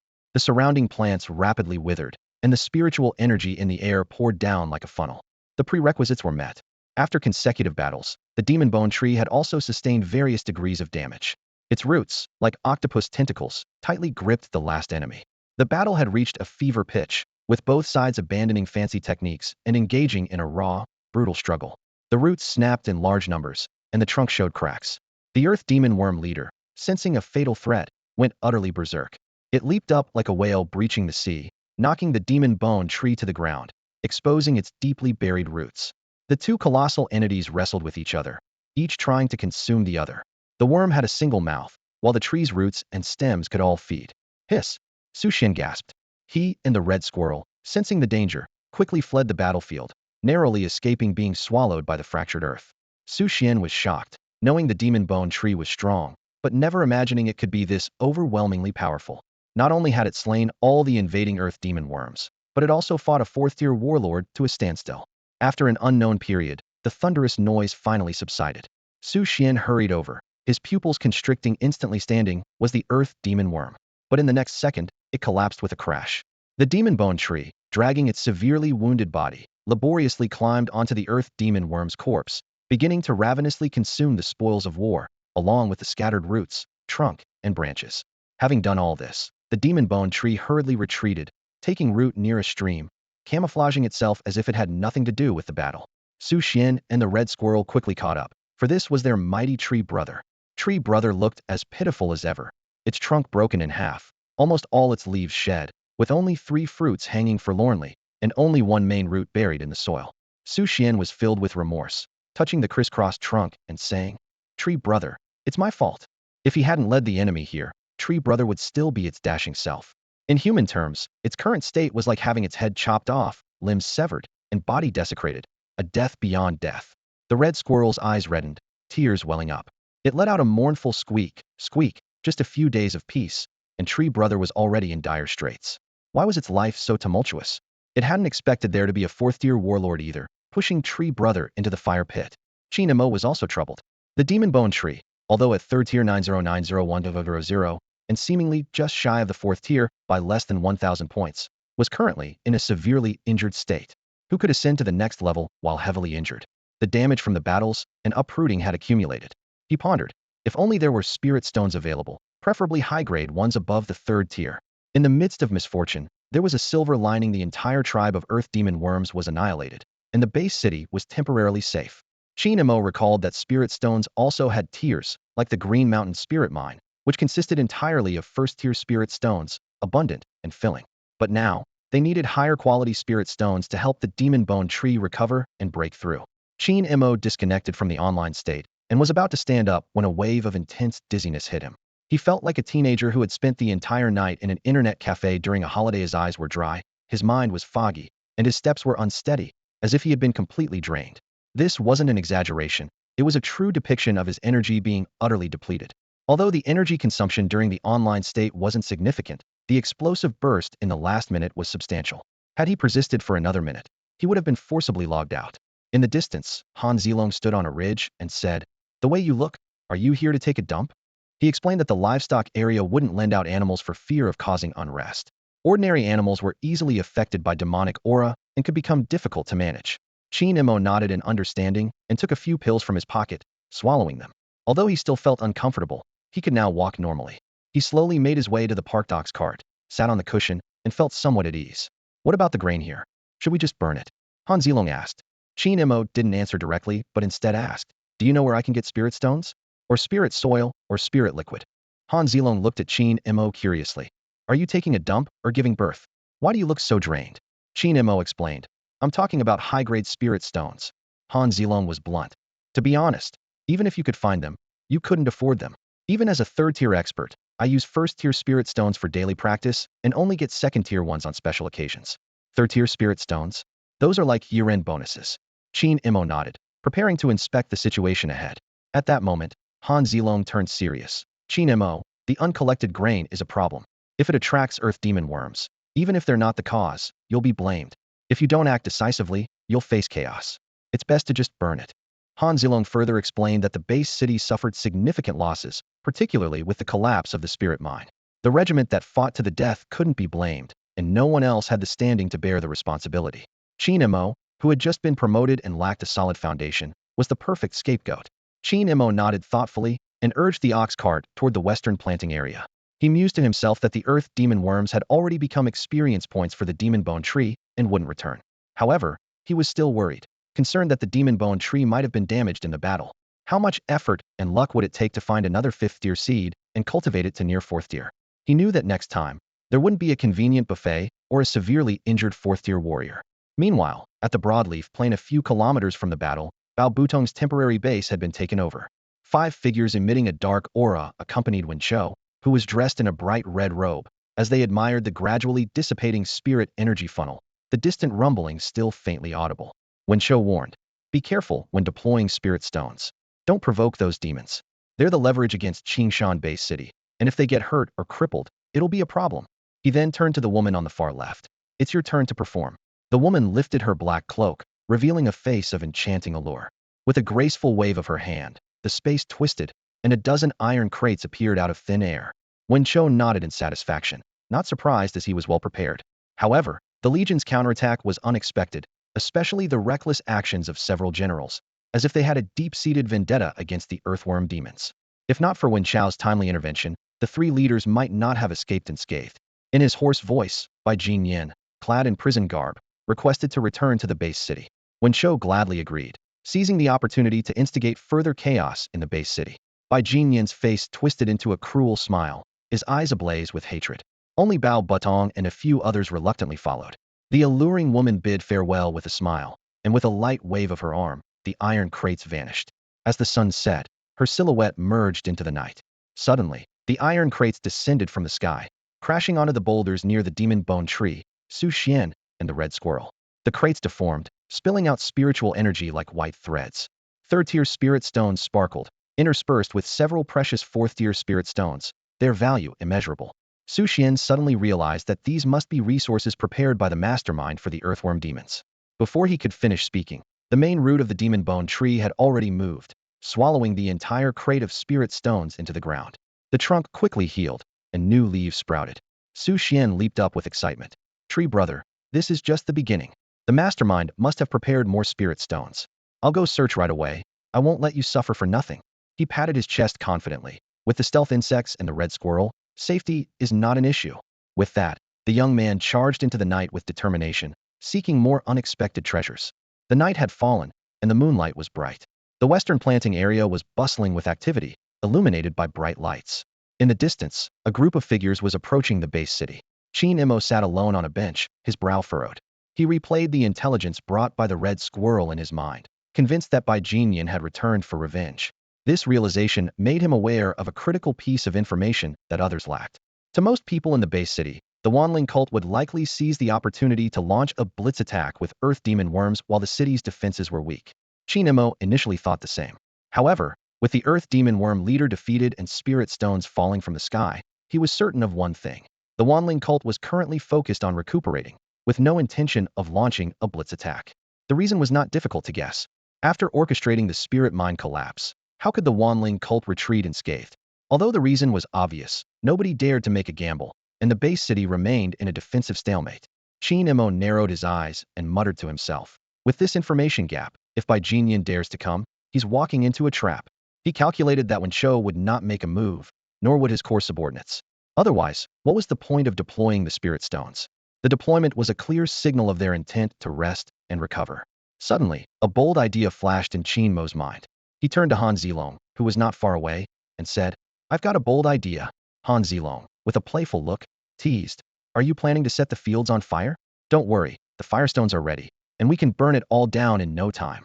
Ignoring Han Zilong's joke, Qin Mo continued to elaborate on his idea. Passive defense leaves us at a disadvantage. Why not use the planting area as a trap to lure the earth demon worms? Other parts of the base city have activated cloaking devices, making the planting area the brightest star in the night sky. We're on the outskirts, with a strategic location. Even if a battle breaks out, it won't affect the livestock, production, or processing areas, and it could provide a favorable battlefield for the base city. Han Zilong frowned, his tone worried. The plan sounds good, but it feels a bit self-sacrificial. The higher-ups probably won't oppose it, but they won't provide support either. You know the current situation in the base city. There's no extra manpower to deploy. Qin Mo shook his head slightly, holding up 2 fingers, speaking with determination. We actually have no other choice for 2 main reasons. First, with the garrison troops urgently dispatched, we've lost our protective barrier and are already in a highly dangerous outskirts position, serving as a buffer zone for the base city. Second, Bai Jinyan, having lived a second life and nearing the end of his lifespan, will undoubtedly seek revenge here. The probability of us being attacked is high. Given that, why not take the initiative? Having a false sense of security is wrong. Qin Mo didn't mention the existence of the demon bone tree. He knew that even if he did, no one would likely believe him. Not to mention the idea that the earth demon worm tribe had already been annihilated, which sounded absurd. How could a tree he had nurtured for less than a month achieve what several large core could not? Moreover, given the current situation, being vigilant was clearly better than being complacent. With spiritual energy leaking and attracting a large number of monsters to the spirit mine, the major core were locked in bitter combat, leaving the base city severely undermanned. Everyone needed to stay on high alert to prevent any unforeseen incidents.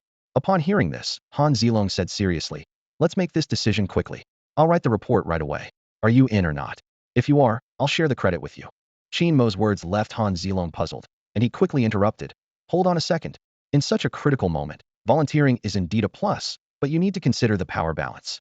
I'm just worried that we might end up with nothing and lose our lives in the process. The Earth Demon Earthworm and the Wanling sect each have 4 Tier 4 warriors, while our side appears significantly weaker. If the enemy charges, we might struggle to hold them off." Han Zilong was about to suggest adopting a defensive strategy and waiting for reinforcements when he noticed Qin Mo writing rapidly, his pen strokes firm as a blade, as if he had made a resolute decision. Han Zilong felt a sense of alertness, recalling Qin Mo's tactics when he rose to power 3 months of patience and waiting for the right moment. Ultimately, using Blood Spirit Rice as a trump card to force Bai Jinyan into a risky move. He couldn't help but wonder how such a meticulous planner could go into battle unprepared. "Do you know something we don't?" Han Zilong asked, trying to discern any clues from Qin Mo's calm expression. Qin Mo ignored him, continuing to write. Han Zilong took a deep breath, carefully observing the composed man in front of him. Suddenly, he clenched his fists and decided to take a gamble. "Let's do it. I'll be responsible for defending these areas," Han Zilong said through gritted teeth. "But there's one thing I must emphasize. Protect my meat spirit potatoes." Qin Mo took the signed note, a slight smile on his lips. "Don't worry. I've already received the payment in advance, so I'll definitely take good care of it." He put away his pen and paper. "I'll go report to the higher-ups. Do you have any allies you can call on?" Han Zilong thought for a moment. "The security department colleagues are all on assignments. I'll try to contact some familiar hunter teams." "That's unlikely." Qin Mo shook his head. "In times of crisis, those wealthy people will definitely be willing to spend money to hire hunter teams as a backup." The two parted ways, agreeing to meet back in an hour. An hour later, Qin Mo returned. The superiors were unavailable, But the audit department had sent a 5-person team from the city demon hunting squad, specializing in handling scarlet giant rats, licking dog demons, and other monsters, all of whom were Tier 1. Hello, Supervisor Qin. I'm the team leader, Han Zhua. This is the deputy leader, Hong Lian, and these are the team members, the man in sturdy attire greeted. Qingmo nodded in acknowledgement. Take a seat for now. We're waiting for one more. With a casual wave of his hand, the grass instantly grew into chair shapes. This simple display left the 5 wide-eyed, filled with newfound respect. Lin Fong approached with a smile, inadvertently revealing the aura of a Tier 2 expert. Han Zhua and his team quickly stood to accept the tea she offered. Although the farming area was mostly comprised of farmers, there were quite a few experts like the agricultural officer. Even if their combat strength might not be high, the spiritual energy of a Tier 2 was enough to command respect. While waiting, Qin Mo's attention remained fixed on the demon bone tree. With the continuous feeding of spirit stones, its injuries were rapidly healing. Qin Mo was secretly pleased the Tier 4 warrior was within reach. Demon Bone Tree Tier 3909010000, only a step away from breaking through. As night fell, fireworks flickered in the distance, adding a touch of vitality to the silent night sky. Han Zilong had just arrived at the agreed meeting spot when he heard a robust voice approaching. Old Han, if you were any later, I would have signed a contract. A man with a cigarette in his mouth strode over and threw an arm around Han Zilong's shoulder. Exhaling a puff of smoke, he chuckled. If you hadn't saved the storm squad, I wouldn't have given up that big order. Han Zilong raised an eyebrow, feigning displeasure. Then you should leave. The man immediately changed his expression, pretending to be aggrieved. Look at you, just called me sweetie, and now I'm old lady. Always so fickle. With that, he quickened his pace, pretending to shake off Han Zilong. At this moment, Han Zhua and the other 5 members of the demon hunting team noticed the playful duo. They were surprised to recognize the rugged, bearded face. Hey, you're here too? It's you guys. Deputy Leader Hong Lian quickly explained. This is the Storm Squad. They specialize in hunting water demons. Captain Zhao Lianqing is a 3rd tier, so is the deputy, and the whole team is 2nd tier. They've helped us before. Zhao Lianqing waved his hand nonchalantly. Help or not, it's no big deal. We 7 big guys couldn't just watch you perish, could we? He turned to Hong Lian, half-jokingly. Too bad you practice fire-based gene techniques, or we'd have recruited you. What a pity. After a brief introduction, the 3 groups quickly became acquainted. A bridge of communication was established between the plantation area, the Storm Squad, and the city demon hunting team. Though they belonged to different divisions, they were all intricately linked to Qingshan Bay City, suggesting promising future cooperation. After some small talk, everyone's attention naturally turned to Qin Mo. Zhao Lianqing was interested due to their employment relationship, while Han Zhua and the others were considering rank. Despite being in different departments, Qin Mo's position was clearly higher than theirs. Qin Mo didn't waste time and unfolded a map he had prepared.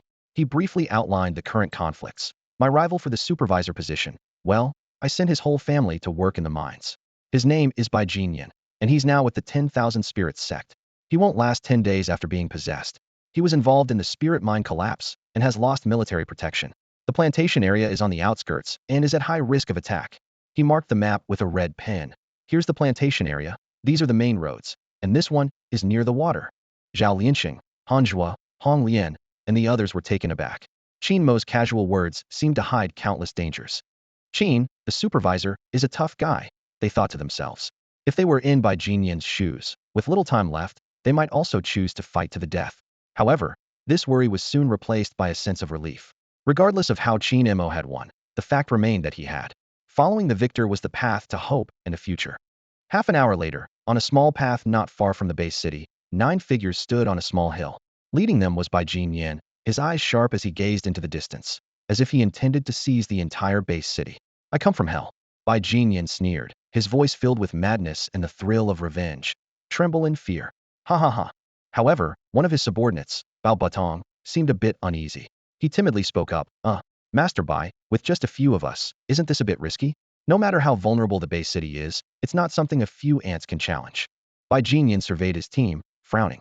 The lineup consisted of Bai Jinyan, a 3rd-tier expert, himself at the 2nd tier, 3 1st-tier fighters, and 4 ordinary people hastily gathered to make up the numbers. This was far from the ideal configuration of an all-4th-tier team with 9 battle-hardened warriors. Do you really think this is enough to attack Qingshan Bay City? Bao Batong couldn't help but question. Hearing this, Bai Jinyan's expression changed drastically. Murderous intent simmered in his eyes like boiling magma as he coldly glanced at Bao Batong. If he didn't need these useless people, Bao Batong would be dead for that comment alone. You know our strength well, Bai Jinyan said, suppressing his anger. But the base city doesn't. and they can't afford to take the gamble. With the Wanling sect's name and the Earth Demon Worm as our trump card, we can bluff our way through. All you need to do is create chaos. I'll handle the killing myself.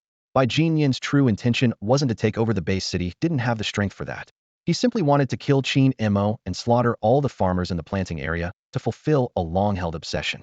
Suddenly, a mountain scout exclaimed, "Look, why are there fireworks overhead?" Everyone looked up to see a skyrocket rising into the air and exploding, illuminating the surrounding area for miles. A special signal flare. Bai Jinyan's expression darkened. The base city actually set up an ambush? With his decades of experience in the underworld, he knew none of the high-ranking officials he was familiar with had such decisiveness. The paths leading to the base city were numerous, and setting ambushes on all of them would leave the already sparse interior even more vulnerable. It was a dilemma. Either block all the routes or retreat to defend the city gates. There was no perfect solution. In the blink of an eye, dozens of people had surrounded Bai Jinyan's group.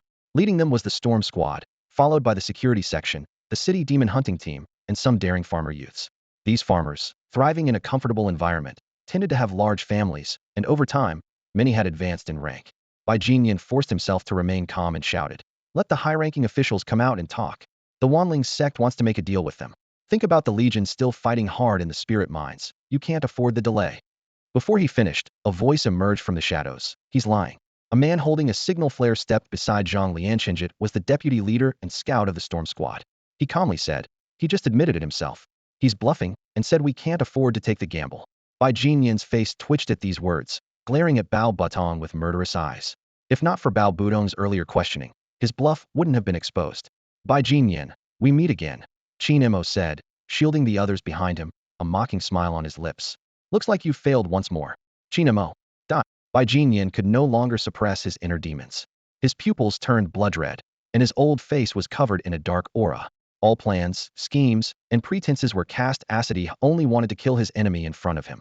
However, Han Zilong, Zhao Lianxing, and the scout deputy were all third-tier experts, and they wouldn't let him act recklessly. The battle erupted in an instant. Bai Jinyan's old injuries flared up, putting him at a disadvantage from the start. Han Zilong and Zhao Lianxing were both at the peak of the third tier. One had fought demons in the military, and the other had roamed the waters for years, possessing far more combat experience than Bai Jinyan. Thinking that turning dark could make him invincible was a delusion. Reality hit Bai Jinyan hard. His arrogance crumbled in the face of overwhelming power. Within a minute, Bai Jinyan's head rolled to the ground. Even in his final moments, his eyes remained fixed on Qin Mo, filled with resentment and unwillingness, as if he wanted to etch his hatred into his very bones. Qin Mo, holding a spirit-horned deer in his arms, a prized possession for his own protection, gazed coldly at Bai Jinyan's lifeless body. "Bai Jinyan, you deserve to die 1,000 times over." Qingmo's voice was as chilling as ice. "First, you murdered our colleague Zhang Shan and framed me. Then you tried to sell out the interests of the planting district, threatening the food supply of Base City for your Bai family's gain. Finally, you colluded with the Wanling sect, causing the spirit mine collapse and plunging the Legion into a desperate battle. Even being beheaded 10,000 times wouldn't suffice." Qin Mo turned, his gaze sharp as a knife as it swept over the crowd. "Take his body and display it on the city walls for all to see. Let everyone witness the fate of a traitor from the planting district." A shiver ran through those present. Killing was one thing, but Qin Mo's decision to desecrate the body seemed excessively ruthless. Turning to the remaining 8, Qin Mo's voice was icy. "What are you waiting for? Kneel, or end up like him." No sooner had he spoken than Bao Butong fell to his knees with a thud, trembling all over. The others quickly followed suit. "We were forced," one stammered. "We are mountain dwellers, from Erniu village, trained in archery since 13. Slap. A sharp slap interrupted him. Han Zilong, understanding Qin Mo's intent, struck him hard, leaving him dizzy. Qin Mo coldly stated, "Want to live? When you reach the city, confess everything truthfully." With that, he turned toward the main gate of Base City, followed by a group escorting Bao Budong and the others, while others collected Bai Jinyan's remains. Honglian watched, bewildered. "Is it really over?" she murmured. "That seemed too easy. It took us longer to hunt the scarlet giant rats." Han Zilong chuckled. "The key is it pays well. The credit is substantial too. Eliminating the remnants of the Wanling sect, capturing suspects of the spirit mine collapse, and nabbing 8 accomplices all in a short time, worth a year's work." Zhao Lianxing added with a laugh. "Old Han, let me know about such good jobs in the future." However, Han Zilong's eyes were on Qin Mo's back, pondering why they were the ones to gain the credit, rather than others. At that moment, a deep voice called out from Base City's main gate, "Halt! Who are you?" A powerful spotlight illuminated the gate, turning night into day.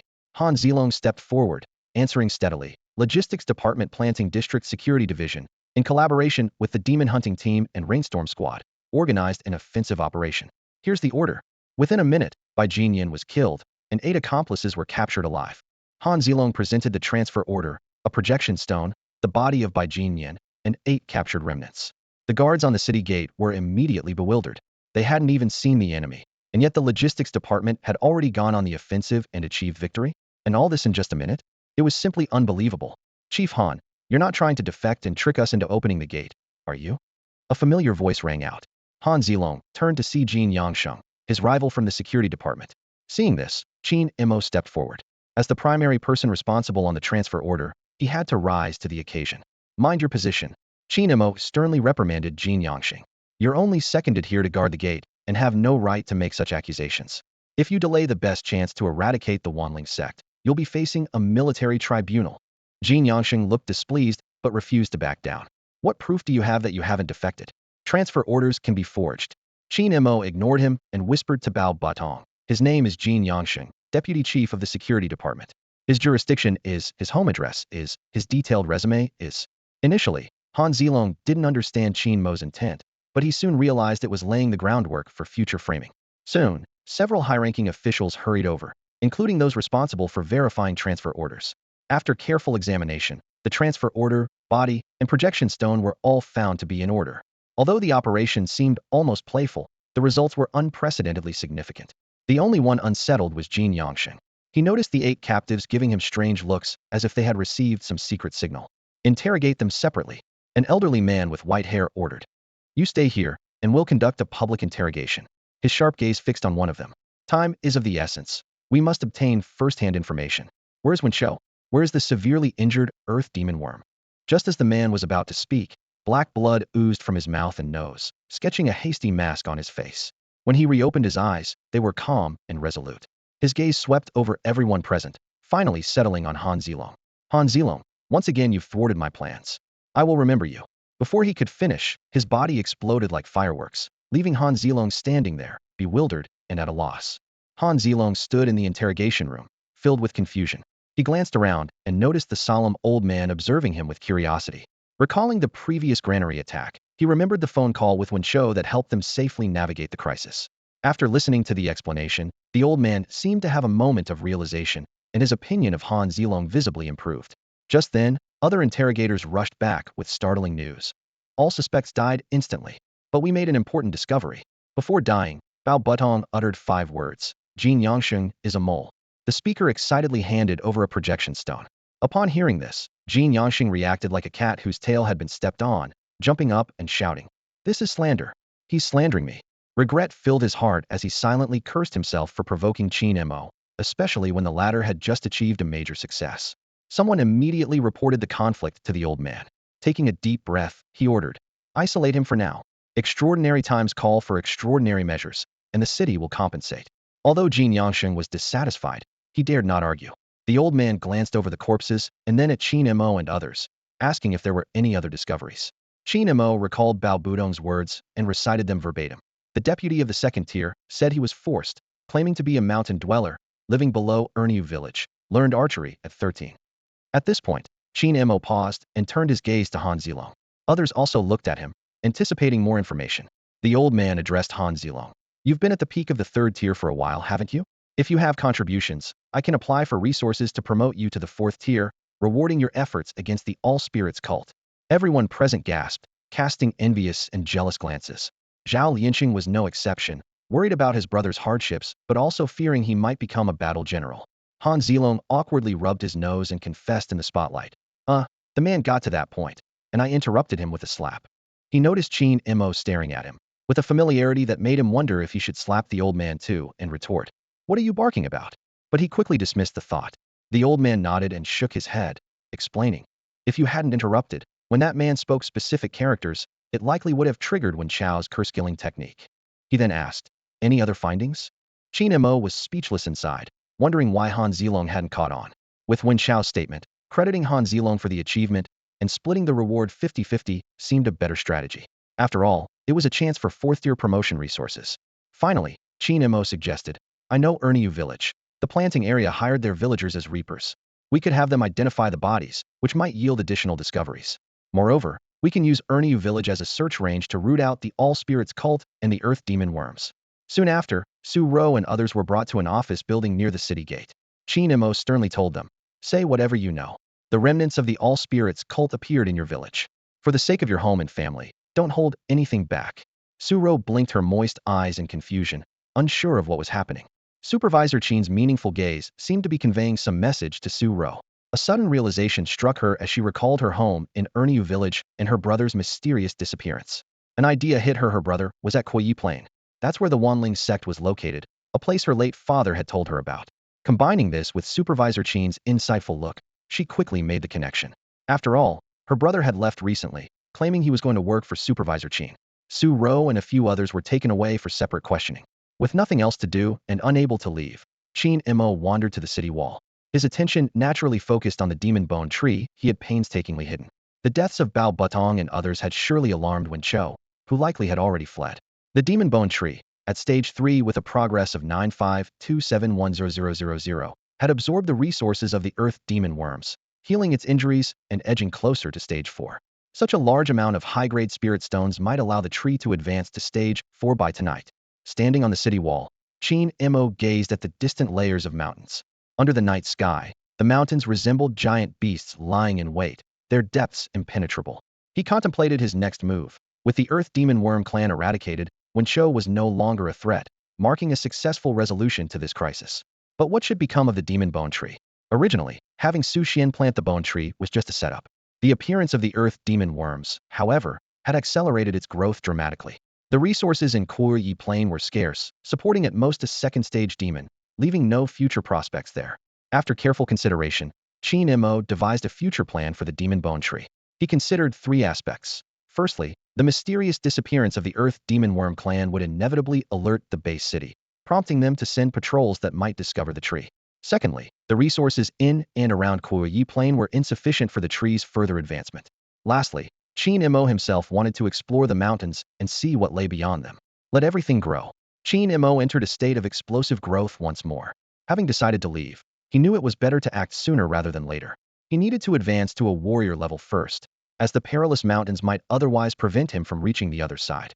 The Demon Bone Tree's advancement progress soared. Stage 3960010000. Stage 3970010000. Meanwhile, Wen Chou suddenly opened his eyes. A terrifying and ominous force field erupted around him, like the wailing of despairing ghosts. A strange woman asked in shock, "Did Bai Jinyan and the others fail?" According to the timeline, they should have just reached the base city. Did they fail before even taking action? Wen Chou did not respond. His body floated in the air, a standard capability of a warrior. With arms outstretched, bizarre ghostly figures emerged from his body, ignoring the terrain and disappearing underground in an instant, like beasts breaking free from a cage. At stage 4, one is honored as a warrior, unlocking the body's second genetic lock, allowing the soul to transcend. At this stage, the body can accommodate demon bloodlines, absorb demon genes, and possess incredible abilities. Textbooks state that human genes originate from the legendary Pangu, theoretically capable of inheriting the traits of all races. But the reality is far more complex. The body must devour demon bloodlines and transform demon genes to master the corresponding racial traits. This process is akin to the rejection reaction in organ transplants. Demon bloodlines reject the human body, and demon genes can disrupt the original genome. This requires the use of mental power, derived from the soul through the second genetic lock. With soul power, one can micromanage the body's genome, aiming to blend the genes and enhance their effects, finding a delicate balance. Wen Chou had mastered the genes of the Nanyang ghost infant. Abilities like curse killing, voodoo, and ghost control were exclusive skills of the Wanling sect. At that moment, Wen Chou realized a shocking truth. The Earth Demon Worm clan had vanished. The expressions on the faces of the 4 subordinates turned to disbelief, as if they had been struck by a heavy blow. The Earth Demon Worm tribe, their meticulously prepared trump card, had vanished into thin air. Wen Chou's face was dark and terrifying, his eyes flickering with anger and confusion. This earth-shattering change happened right under their noses, yet they only noticed when Bai Jinyan was dead. It was a humiliation beyond measure. The eerie woman hurriedly explained, her voice trembling slightly. The hunting grounds explored by the mountain trackers mostly contain ordinary prey. I carefully checked when I placed the spirit stones and found nothing unusual. Wen Chou took a deep breath, trying to calm the fury in his heart. He scanned the surroundings, his gaze falling on the silent, deep forest. To him, it seemed like a gaping maw, waiting quietly for unsuspecting prey to walk into its trap. Not finding anything doesn't mean there's nothing there. Wen Chou said through gritted teeth. There must be some terrifying demon hidden here. The deputy leader's control potion couldn't have failed, and the Earth Demon Worm tribe couldn't have left on their own. If they're gone, then they're dead. He took a deep breath, a hint of determination flashing in his eyes. Find it, kill it, and then we leave immediately. Despite the inevitable defeat, at least the task assigned by the deputy leader was completed successfully. Yes. The four subordinates responded in unison, their voices filled with tension and alertness. As night fell, Qin Mo had already returned to the farmhouse in the planting area. The review was over, the credit recorded, and then nothing more. The subsequent plans and actions of the base city were naturally not disclosed to an outsider like him. Suddenly, he found himself with nothing to do. Qin Mo's gaze fell on the panel, where the progress bar for the demon bone tree at Tier 3 was filled, showing 100,001,0000. Despite absorbing a massive amount of spiritual energy, including some terrifying Tier 4 spirit stones, the progress bar didn't budge. The leap from Tier 3 to Tier 4 was indeed a formidable barrier. Qin Mo sighed softly, abandoning the idea of continuing to absorb spirit stones to force an advancement. It was time to show these natives what real power looked like. Deep blue. At a point. Qin Mo said quietly. Just 1 point. As soon as he spoke, the panel changed instantly. The demon bone tree ascended to the early stage of Tier 4, with the progress bar showing 150,000. The bloodline section now listed Demon Bloodline and Bone Tree Bloodline, while the skills section included Illusionary Tree Realm, Plant Affinity, Dance of the Early Fern, and Corpse Control. Qin Mo stared at the massive number, calculating in his mind. This wasn't just a simple tenfold increase. It jumped straight to 500,000. At his pace of 10 points per day, it was like earning 10 a day while trying to save up 50,000, an incredibly daunting task. Just then, Qin Mo suddenly sat up in bed, an excited smile on his face, like a teenager on vacation with a gaming addiction. Had the enemy come knocking? Excellent. The advancement of the demon bone tree was just a cold data change on the panel, unremarkable, like a fallen rich kid with a cold 4 billion in the bank. However, somewhere in the vast leaf plains, a world-shaking change was quietly unfolding, as if the entire world held its breath in anticipation. First, its size could no longer be contained. With the activation of its bloodline, it grew into a towering tree, over 100 meters tall, overlooking the surrounding trees and gazing level with the nearby hilltops. Su Xian stood there, dumbfounded by the scene before him. Although the tree's roots had slightly restrained their spread, the ground beneath its shade was still covered in pale, white exposed roots. Su Xian and the red squirrel both drew in a sharp breath, their faces filled with shock. Tree brother, quickly, retract your powers. The enemy is still searching. Su Xian urgently whispered, recalling the shadows patrolling the mountain earlier. They were undoubtedly the ones who had attracted the earth demon worms and scattered a vast amount of spirit stones. At that moment, Wen Chou hovered in the air, eyeing the demon bone tree with extreme wariness. He thought to himself that even if the earth demon worm tribe were at their peak, encountering such a demon would lead to their complete annihilation, turning them into pitiful prey.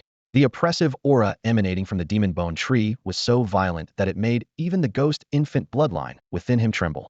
Suddenly, several bone spikes shot up without warning, piercing through Wen Chou's body. Damn it, he screamed, as ghostly mist shattered around him. He barely managed to reappear a short distance away, clutching his abdomen, cold sweat pouring down like rain. Wen Chou regretted underestimating the terrifying power of the demon bone tree. It was clearly at the top of the food chain among its peers. He felt a sense of relief that the demon bone tree had limited mobility. Then, an unexpected change occurred. The entire tree was covered in a layer of bone, as if wearing a suit of armor. This was the effect of the bone tree's bloodline, transforming the tree into bone to protect its weaknesses. Without warning, a massive bone spike, the size of a tire, descended from the sky, pinning Wen Chou to the ground. Wen Chou's eyes widened as black blood poured from his mouth and nose. He never imagined that the bone tree could attack not only with roots, but also from above. It was simply unfair. After decisively eliminating Wen Chou, the demon bone tree glanced in a certain direction and began moving deeper into the mountains. Bone fragments fell with each step, and a white mist spread, enveloping the massive tree. This was the effect of the illusionary tree realm, allowing it to ghost through the night, gradually vanishing from sight. Su Xian grasped a small section of the tree trunk, his eyes filled with astonishment and a hint of understanding. Tree brother, are you leaving? He thought, realizing that a shallow pond couldn't sustain a giant turtle, and it was no surprise that Tree brother would leave the broadleaf plains. I'll leave a letter and then join you at the new location. Once settled, I'll come back to check on my sister. Su Xian quickly decided. He was most concerned about his sister, Su Ro. If everything was well, as a passionate young man, it was time for him to pursue his dreams. A few minutes later, 3 figures arrived, seemingly walking on air. Wang Jun led the group, followed by 2 fourth-tier battle generals. They stood in shock, staring at the massive crater before them, where the bone tree once took root. Wang Hu's mind flashed back to Su Ro's timid demeanor and her casual words. A terrifying monster capable of instantly killing a fourth-tier general was described as not much of a threat. Another man in military attire spoke up. This thing sure knows how to cover its tracks, not even a hair left behind. Why did it appear here? Wang Hu pondered for a moment, with uncertainty in his voice. It was probably drawn here by the earth demon worms. Like a hunter following its prey, moving with them. After killing all the prey, it would return to the depths of the mysterious mountains. Just then, a palm-sized piece of bone tree trunk flew over from a distance. Wang Hu caught it, feeling its icy, hard texture, with inscriptions on it. Left by Su Xian, kindly inform my sister Su Ro that her brother will return soon. Study well, and don't worry. The 3 exchanged glances. They had been hiding in the shadows, intending to observe the movements of the Wanling sect, only to witness this shocking event. They had seen the young man who left the message and a vividly colored red squirrel. Wang Hu remarked, "This young man knows the bone tree and can venture deep into the mountains. Quite a fortunate encounter." After a brief exchange, the 3 hurried back to share the good news with the base city about the extermination of the earth demon worms and the killing of Wenqiu. The crisis had passed, but fortune and misfortune are intertwined, with another piece of good news pending confirmation. As dawn broke, a strange woman finally mustered the courage to approach. She held a bottle covered in patterns, slowly aiming it at the blood mist where Wenqiu died. Soon, a ghostly mist, like a baby, emerged. "Ding Shui, take me back," the ghostly mist murmured. Ding Shui's lips curled into a smile. "Master Wenqiu, the bone tree roots devoured the vitality, leaving nothing of Huang Gui and the others. Being killed by a bone spear from the sky is somewhat fortunate amid misfortune. Take me back." The ghostly mist pleaded again. A glint of greed flashed in Ding Shui's eyes. "I really fancy your ghost infant bloodline. From now on, I am the new Wenqiu." In the office of the Logistics Department's security section in Qingshan Bay City, lively discussions filled the air. Breaking news. The Earth Demon Worms and Wanling sects Wenqiu are confirmed dead. What the heck happened? I heard they strayed into a monster's territory and were all slaughtered by a 5th-tier leader-level demon. What? Didn't it happen near Erniu village? A 5th-tier demon so close to us. They deserved it. The remnants of the Wanling sect should die like this. Shouldn't we be concerned about that leader-level demon? Several deputy section chiefs entered the hall, and the discussions abruptly stopped. Everyone busied themselves with tasks, some tidying their desks, others cleaning up. Suddenly, a burly man dropped his serious facade, cheering with exuberance. "Woo! The crisis is over." The tense atmosphere vanished. "Chief Neo, what exactly happened? Please tell us." "Yeah, come over here and have a seat." The clerks rushed forward to support Han Zilong, their eyes gleaming with a thirst for knowledge. The information they received was fragmented, and after being passed around, many details had become illogical. Han Zilong trembled, staggering out of the office area, his scalp tingling with shock, feeling as if he should kneel and polish Qin Mo's shoes on the spot. A series of mysteries quickly connected in his mind. Su Xian, the demon bone tree, the treacherous broadleaf plains. Many questions finally had answers. He recalled Qin Mo's instructions a few days ago when he was asked to escort Su Xian out of the city, advising him to act cautiously and not alert outsiders. In Su Xian's hands was the seedling of the demon bone tree. It was the advance payment he received to ask Qin Mo to plant the meat spirit potato. Last night's operation was no coincidence. Han Zilong privately speculated. Qin Mo must have known that the Earth Demon Worm tribe was doomed, which is why he confidently took the initiative and reaped great rewards. However, doubts still lingered in his mind. How did Qin Mo know the Earth Demon Worms would appear in the broadleaf plains? Was the demon bone tree advancing too quickly? Was all of this really just a coincidence? With a head full of questions, Han Zilong hurried to the farmhouse. He saw Qin Mo leisurely eating porridge with pickles, sitting across from the quiet Su Ro, who ate without making a sound. Han Zilong approached quickly, momentarily at a loss for words. "You knew all along, didn't you?" Han Zilong finally spoke. "Are you talking about the second-tier spiritual mine?" Qin Mo calmly replied. "I just got the news. Minister Zhu asked me to look after Su Ro and mentioned the second-tier spiritual mine. The base city is likely to be upgraded." "What?" Han Zilong's eyes widened in disbelief. Qin Mo said with a hint of sarcasm. "Didn't you know? Seeing your security department having a meeting so early without knowing such important news, you might as well cancel your morning meetings and get some extra sleep." "Wait," Han Zilong hurriedly explained. "Our morning meeting was about the All Souls sect and the Earth Demons." Qin Mo waved him off. "It's over. The rewards will be distributed in the next few days." We should now focus on the second-tier spiritual mine and the base city's upgrade. But Han Zilong wanted to ask more. No buts, Qin Mo said decisively. This is the end of it. Su Xian has already gone deep into the mountains. Until he returns, everything is just unfounded speculation. In any case, things are moving in a good direction. Reluctantly, Han Zilong nodded, realizing Qin Mo didn't want to elaborate. He understood that only the three of them knew about the demon bone tree taking root. Himself, Su Xian, and Qin Mo revealing this would only bring trouble and a complex investigation. It was best to attribute everything to Su Xian, which was the best outcome for both him and Qin Mo. Care for some food? Qin Mo suddenly switched to a lighter tone, smiling as he invited him. All right. Han Zilong sat down, and Su Ro graciously served him some food. Qin Mo continued. Interestingly, the earth demon worms caused a collapse at the Green Mountain spiritual mine, unexpectedly revealing second-tier spirit stones. The mine's direction extends towards the water marsh, which is the territory of the Terror Croc tribe. He clearly didn't want to discuss the demon bone tree further, keeping it as a trump card and fallback, maintaining its mystery. As the topic shifted to the second-tier spiritual mine, Han Zilong followed suit. The Green Mountain base city might get upgraded from a small to a medium-sized base city. This means even if your position doesn't change, your daily points will increase. However, Qin Mo shook his head. Extracting second-tier spirit stones isn't simple. First, we need to explore the spiritual mine's path, and our base city lacks the expertise, requiring support from the E-Snake base city. Then, we'll need to expand the base city's size, which means modern equipment like cars and TVs. Have you ever played a video game? Finally, we must repel the demons. The Terror Croc tribe is no pushover. If all goes well, it might take 3 to 5 years to start mining the spirit stones. Han Zilong nodded thoughtfully, and Qin Mo added, what you're saying is still too simplistic. There are too many interests involved, and the situation will be very complex. 2 months later, winter quietly arrived. The sky gently released snowflakes that blanketed the earth, and a thin layer of ice formed over the river. In the planting area, rows of greenhouses rose up, protecting the robustly growing spirit crops. Although the harvest season would come with the warmth of spring, for now, they needed to endure the long, cold winter. Qin Mo and Su Ro sat in a small farmhouse courtyard, with a steaming hot pot bubbling in front of them. Slices of beef rolled and bubbled in the broth, filling the air with a rich aroma that dispelled the surrounding chill. Qin Mo picked up a piece of meat and casually asked Su Ro across from him, how's school? Su Ro was staying at her cousin Su Xiaomon's house and attending 3rd middle school with Lin Feng's daughter. She succinctly replied, it's good. Then she focused intently on the meal before her, a typical reaction in line with her usual demeanor. Qin Mo asked again, I heard someone wrote you a love letter? Su Ro's voice became as soft as a mosquito's hum. No, no such thing. Tomorrow, when you go to school, I'll drive you. I have a meeting in the base city anyway. Qin Mo said as he took out his car keys, a hint of excitement in his eyes. I haven't had much chance to drive the new off-road vehicle yet. Cruising around the city, it'll definitely be the coolest sight. As the small base city transformed into a larger one, changes were happening in all aspects. Take technology, for instance. It had leaped from the 1950s and 60s straight into the 80s and 90s, a jump of 30 years.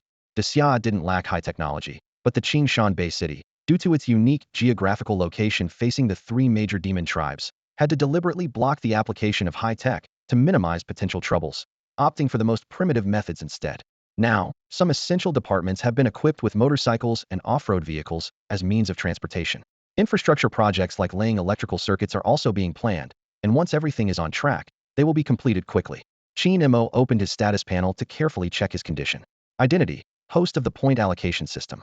Name, Qin Mo. Age, 18. Rank, 2nd tier, late stage 720-1000. Genetic talent, Willow Tree True Spirit 100-1000. Genetic skills, growth of all things, Incarnation outside the body 11. Ordinary skills, Great Sun Gene Method, 2nd tier chapter 500-1000. Great Sun Combat Technique, Sunlight Gene Method, Beast Mastery, T-Art. Others, Demon Bone Tree, 4th tier 472-850-0000. Identity points, 0. Currently, Qin Mo is mainly focused on improving his rank, where he has made the most progress. The changes in genetic talent and skills have been minimal, as he has many daily tasks. 1 hour patrolling the farmland, practicing the gene method, intending to meet spirit potatoes and purple tobacco, among others. The purple tobacco has already been harvested once, yielding a good crop, and is now in its 2nd growth phase. The Demon Bone Tree, after traveling for over a month, has passed through the Demon Hawk tribe and reached a more dangerous, unknown area. It found a suitable place to grow, took root again, and began to recover from the damage caused by the long journey. Qin Mo estimated that for Su Xian to visit his sister, he would need to reach the third tier strength. Since he is still at the first tier, this goal seems distant. However, when Qin Mo eventually recalls the demon bone tree, Su Xian might have a better chance of hitching a ride back. In these 2 months, most people have put the matter of the demon bone tree behind them, focusing instead on the development of the base city, which indeed affects everyone's vital interests. Tomorrow's meeting will announce the medium base city transformation plan, ushering in the phase of rebuilding and revitalizing the medium base city. Professors from CC University flooded into Qingshan base city, signaling a major transformation. These scholars are not only experts in spirit mineral exploration and new base site selection, but they are also skilled combat specialists. Representatives from nearby smaller base cities arrived one after another, creating an atmosphere filled with tension and anticipation. Inside the conference hall, Su Ro listened quietly to the important discussions concerning the development of the next 5 years. After the speeches concluded, she spoke softly. CC University, huh? I heard you want to apply there. Qin Mo swallowed the last bite of spirit rice, memory surfacing. Just this year, only 2 students from our high school got into CC University, and one of them was my classmate. I was so envious back then. His tone carried a hint of nostalgia. There's a hierarchy among universities too. CC University is the best institution that candidates from Qingshan Base City can aspire to. Beyond that, you'd have to go out of the province, and there are no enrollment slots. Su Ro replied softly. Everyone wants to get into CC University. Her voice was filled with longing and a touch of apprehension. Qin Mo laughed heartily, a hint of self-mockery in his eyes. True enough, when I started high school, I couldn't even see the shadow of a university, and eventually, I failed the entrance exams. He shook his head, his tone light. But now that I think about it, it confirms that saying, today you ignore me, tomorrow you'll be out of my league. As the base city was upgraded, Qingmo's strength also increased rapidly. His daily points grew, and the title of a third-tier powerhouse was within reach. The failure of the college entrance exams earlier in the year now seemed insignificant, especially with the ace up his sleeve, the demonic bone tree avatar. Su Ro couldn't help but laugh, as if she saw the youthful and ambitious Qin Mo from his early high school days, contrasting sharply with the dejected yet determined version of him after failing the exams. She thought to herself, with Qin Mo's achievements now, what difference does it make whether he attends university or not? After the hot pot feast, Su Ro swiftly tidied up the bowls and chopsticks, preparing to leave when Qin Mo called her back. Your brother won't be back anytime soon, at least not for this year's spring festival. He's deep in the mountains, using his awakened genetic talents to grow stronger. Su Ro turned sharply, worry flashing in her eyes. Is my brother okay? Although she didn't know Qin Mo's source of information, she trusted he wouldn't lie to her. Qin Mo spoke frankly. Not great, but he's still alive. It's the price of becoming stronger. Su Ro seemed to open up, sharing her brother's dreams, her own expectations, and the hopes of their late parents. Her words were filled with blessings, wishing her brother could achieve his dreams and return safely. Su Xian was concerned for her, just as she cared deeply for her brother. Pursuing one's dreams is a form of happiness. Su Ro clenched her fists, her cheeks blushing. I will get into CC University. For my parents' expectations, for my brother's hopes, and for my own dreams. Qin Mo teased with a smile. Just don't end up like me and fail. He gently ruffled the young girl's hair, making plans in his mind. Strictly speaking, Su Xian was still working for him without compensation. To reciprocate, he would provide the best care for Su Xian's sister, whom he cared about. Watching Su Ro leave happily, Qin Mo gazed at the snow-covered base city in the distance. Over the past 2 months, undercurrents had been swirling. With tomorrow's meeting, Qingshan would officially be upgraded to a mid-sized base city, and the ensuing scramble for interests would surface. This was inevitable, as many sought to claim a share. Qin Mo calculated in his mind. Fortunately, I have the home field advantage. As long as nothing goes wrong, there's nothing to worry about. Once I reach the third tier, my position will be even more secure. His gaze was determined, as if he could already see the bright future ahead. The next morning, the sun was shining brightly. Qin Mo drove a Changjiang 13 model spirit-powered off-road vehicle to drop his sister, Su Ro, off at school. As the car came to a stop, it drew astonished gazes from the students. Wow, a spirit-powered off-road vehicle. I heard it has low spirit consumption and suits various terrains, one excited student exclaimed. Qin Mo got out of the car, carrying a large bag of milk fruit tea. He handed the drinks out to the entire class, and the sweet aroma of milk and fruit quickly filled the air. Thank you. I've never had such an expensive drink before, one student said in surprise. Su Ro, your brother is so good to you. Another girl said enviously, looking at Su Ro. Qin Mo smiled and explained, I'm graduating this year, and you guys just started high school, so I'm barely your senior. Please take care of my sister while she's here. Just then, a bald teacher appeared at the classroom door, a broad smile on his face. Mr. Qin, such a young achiever. Rest assured, Your sister is in good hands at this school, he greeted warmly, a stark contrast to the stern and serious image he usually had in students' eyes. Qin Mo offered a cigarette to the teacher and casually mentioned the upcoming updates to the education system and improvements in teacher benefits. The bald teacher listened with envy, nodding repeatedly. Principal Gong is waiting for me. We're heading to a high-level meeting. Qin Mo pointed towards the car. We met before, just a nodding acquaintance. But it's polite to inform him when visiting his turf. The bald teacher saw the principal waving at Qin Mo, his smile growing even more genuine. Oh, don't let me keep you. Qin Mo quickly walked to the off-road vehicle and drove away from the campus with Principal Gong. Along the way, pedestrians stopped to watch, their eyes filled with wonder and envy. When will I ever get to drive such a car? Principal Gong said, touching the car window wistfully. Qin Mo reassured him, it shouldn't be too long. We're in an expanding plantation area, so the demand for vehicles will increase. Once we assess the spirit mine trends and rebuild the new base city, the necessary equipment will follow. Principal Gong smiled with delight. I never thought I, Gong, would become the principal of a high school in a medium-sized base city and still have opportunities for personal growth at this age. 60 is the golden age. Life is just beginning. Qin Mo said casually, though he was reminded of those internet jokes, where every stage from kindergarten to university is dubbed a crucial period of life. Soon, they arrived at the meeting venue. The disciplined and solemn guards surrounded the hall, underscoring the importance of the meeting. Apart from Qingshan Base City, there are 5 neighboring smaller base cities: Haishi, Shuitian, Suifeng, and others, but they haven't been as fortunate as Qingshan. After all, Qingshan Base City discovered a second-tier spiritual mine. Additionally, the University Alliance led by CC University provides technical support to the base city as special commissioners. After Qin Mo and Principal Gong submitted their credentials, they parked the car in a designated area. The parking lot had a few off-road vehicles, mostly belonging to personnel from other base cities or the University Alliance, with their demon mounts. As soon as Qin Mo got out of the car, he was taken aback to see a girl not far away who was equally surprised. Bei Yonan. Qin Mo, aren't you at CC University? Bei Yonan quickly approached, curiously asking, what are you doing here? Qin Mo smiled and explained, I'm out here training with professors and senior students. You're only a freshman, and you need training? Bei Yonan raised an eyebrow. Come on, I'm at Jin University, where training is more important than classes. We can't just let you shed blood while we sit in clean classrooms, right? Qin Mo teased, a hint of mischief in his eyes. Bei Yonan chuckled, having known him for 3 years. So what are you doing here?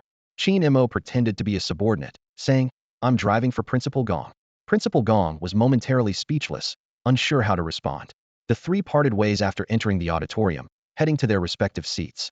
The venue was arranged in a spreading arc, with the core area reserved for base city leaders and commissioner professors, the middle for elite members from various departments, and the outer area for general attendees.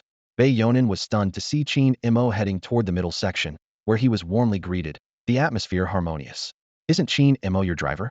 Bei Yonan asked Principal Gong, puzzled. Principal Gong smiled wryly. Driver? Qin was just joking with you. He's the head of the planting area. Last month, he grew purple smoke grass. Although he hasn't reached the 3rd-level agricultural officer certification, his ability to cultivate spiritual herbs is highly valued in our base city. I'm hoping he'll plant spirit-awakening fruit trees to help improve the university's advancement rates. He's really the supervisor?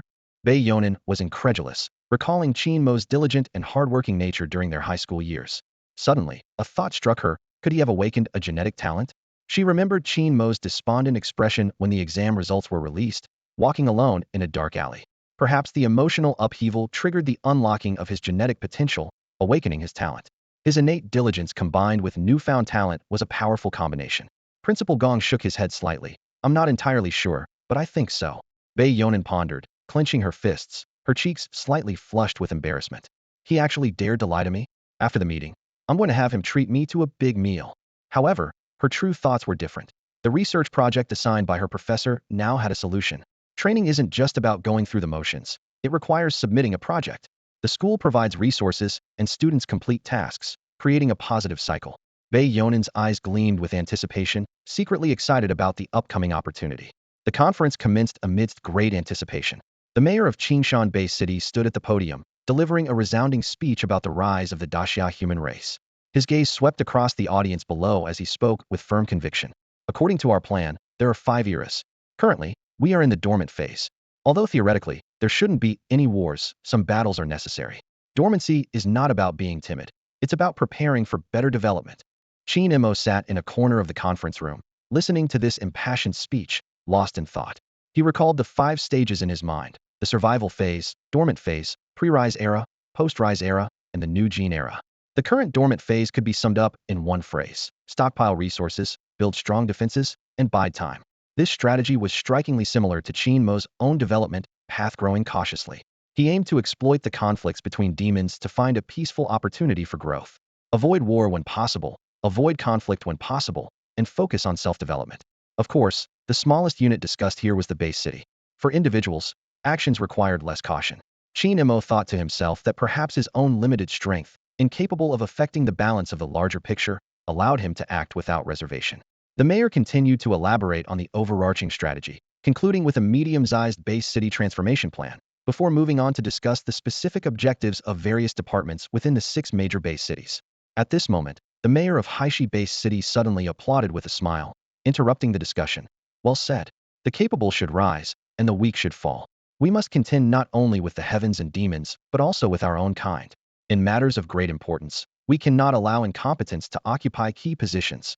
Other high-ranking officials voiced their agreement, and the conference room became lively. The momentum for merging was inevitable, but none were willing to be subordinate. The mayor of Qingshan raised his hand to signal for silence, showing no trace of displeasure. Regarding the allocation of duties, we already have a plan. For now, maintain the status quo. After the merger, each of you will serve as deputies to get acquainted with the environment. There will be a 6-month assessment, where the capable rise and the weak fall. I disagree. The mayor of Tsuifeng immediately objected. Departments like logistics, education, and research at the rear can undergo a 6-month assessment, but frontline combat corps are not suitable. He agreed to relinquish positions in logistics and other departments, but was adamant about the military corps, insisting, might is right. Qingmo silently observed this verbal sparring.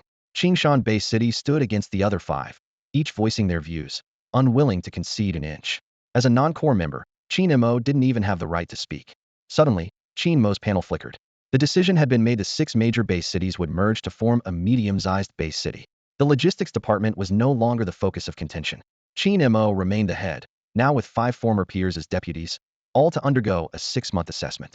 The most significant change was the identity points, which skyrocketed from 10 points per day to 100 points. Qingmo quickly checked his status. Rank: 2nd tier, late stage, 720-1000. Gene talent: Willow True Spirit 100-1000. Gene skills: Growth of all things, external Incarnation 11. In just 3 days, he would advance to the 3rd tier, catching up with Han Zilong from the security department. A slight smile appeared on Qingmo's lips as he anticipated the forthcoming transformation. In just 9 days, Qingmo's genetic talents will advance to the next level. His eyes gleamed with excitement as he envisioned the future. All of his genetic skills would be enhanced, and he would gain an entirely new skill. The prospect of these imminent improvements filled him with exhilaration. In the coming months, the realm of a 4th-tier warrior was within his grasp. Even though he had anticipated this, Qingmo couldn't contain his excitement when it finally started to unfold. He silently rejoiced, realizing that hard work pales in comparison to this kind of breakthrough. A surge of confidence welled up inside him, and he mentally shouted, "Who dares to stop my progress? Who dares to block my rise? Even if I have to summon the Demon Bone Tree clone, I will crush it." Taking a deep breath to calm himself, Qingmo knew it wasn't time for heated battles just yet. As the supervisor of the farming district, his responsibilities were clear. Food was the primary metric, with spiritual herbs as a bonus. In essence, it was all about farming. So, he resolved to cultivate a bright future, to plant a sea of stars.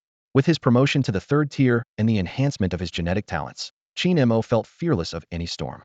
Clenching his fists, he silently vowed, "Let's make it happen." Surveying his surroundings with a keen gaze, Qingmo found himself in the conference hall, where the elite members from 6 major base cities were divided by a central aisle. Those with equivalent positions sat in the same area, allowing for a comprehensive view at a glance. Although the base cities were not far apart, everyone was well informed about each other's backgrounds.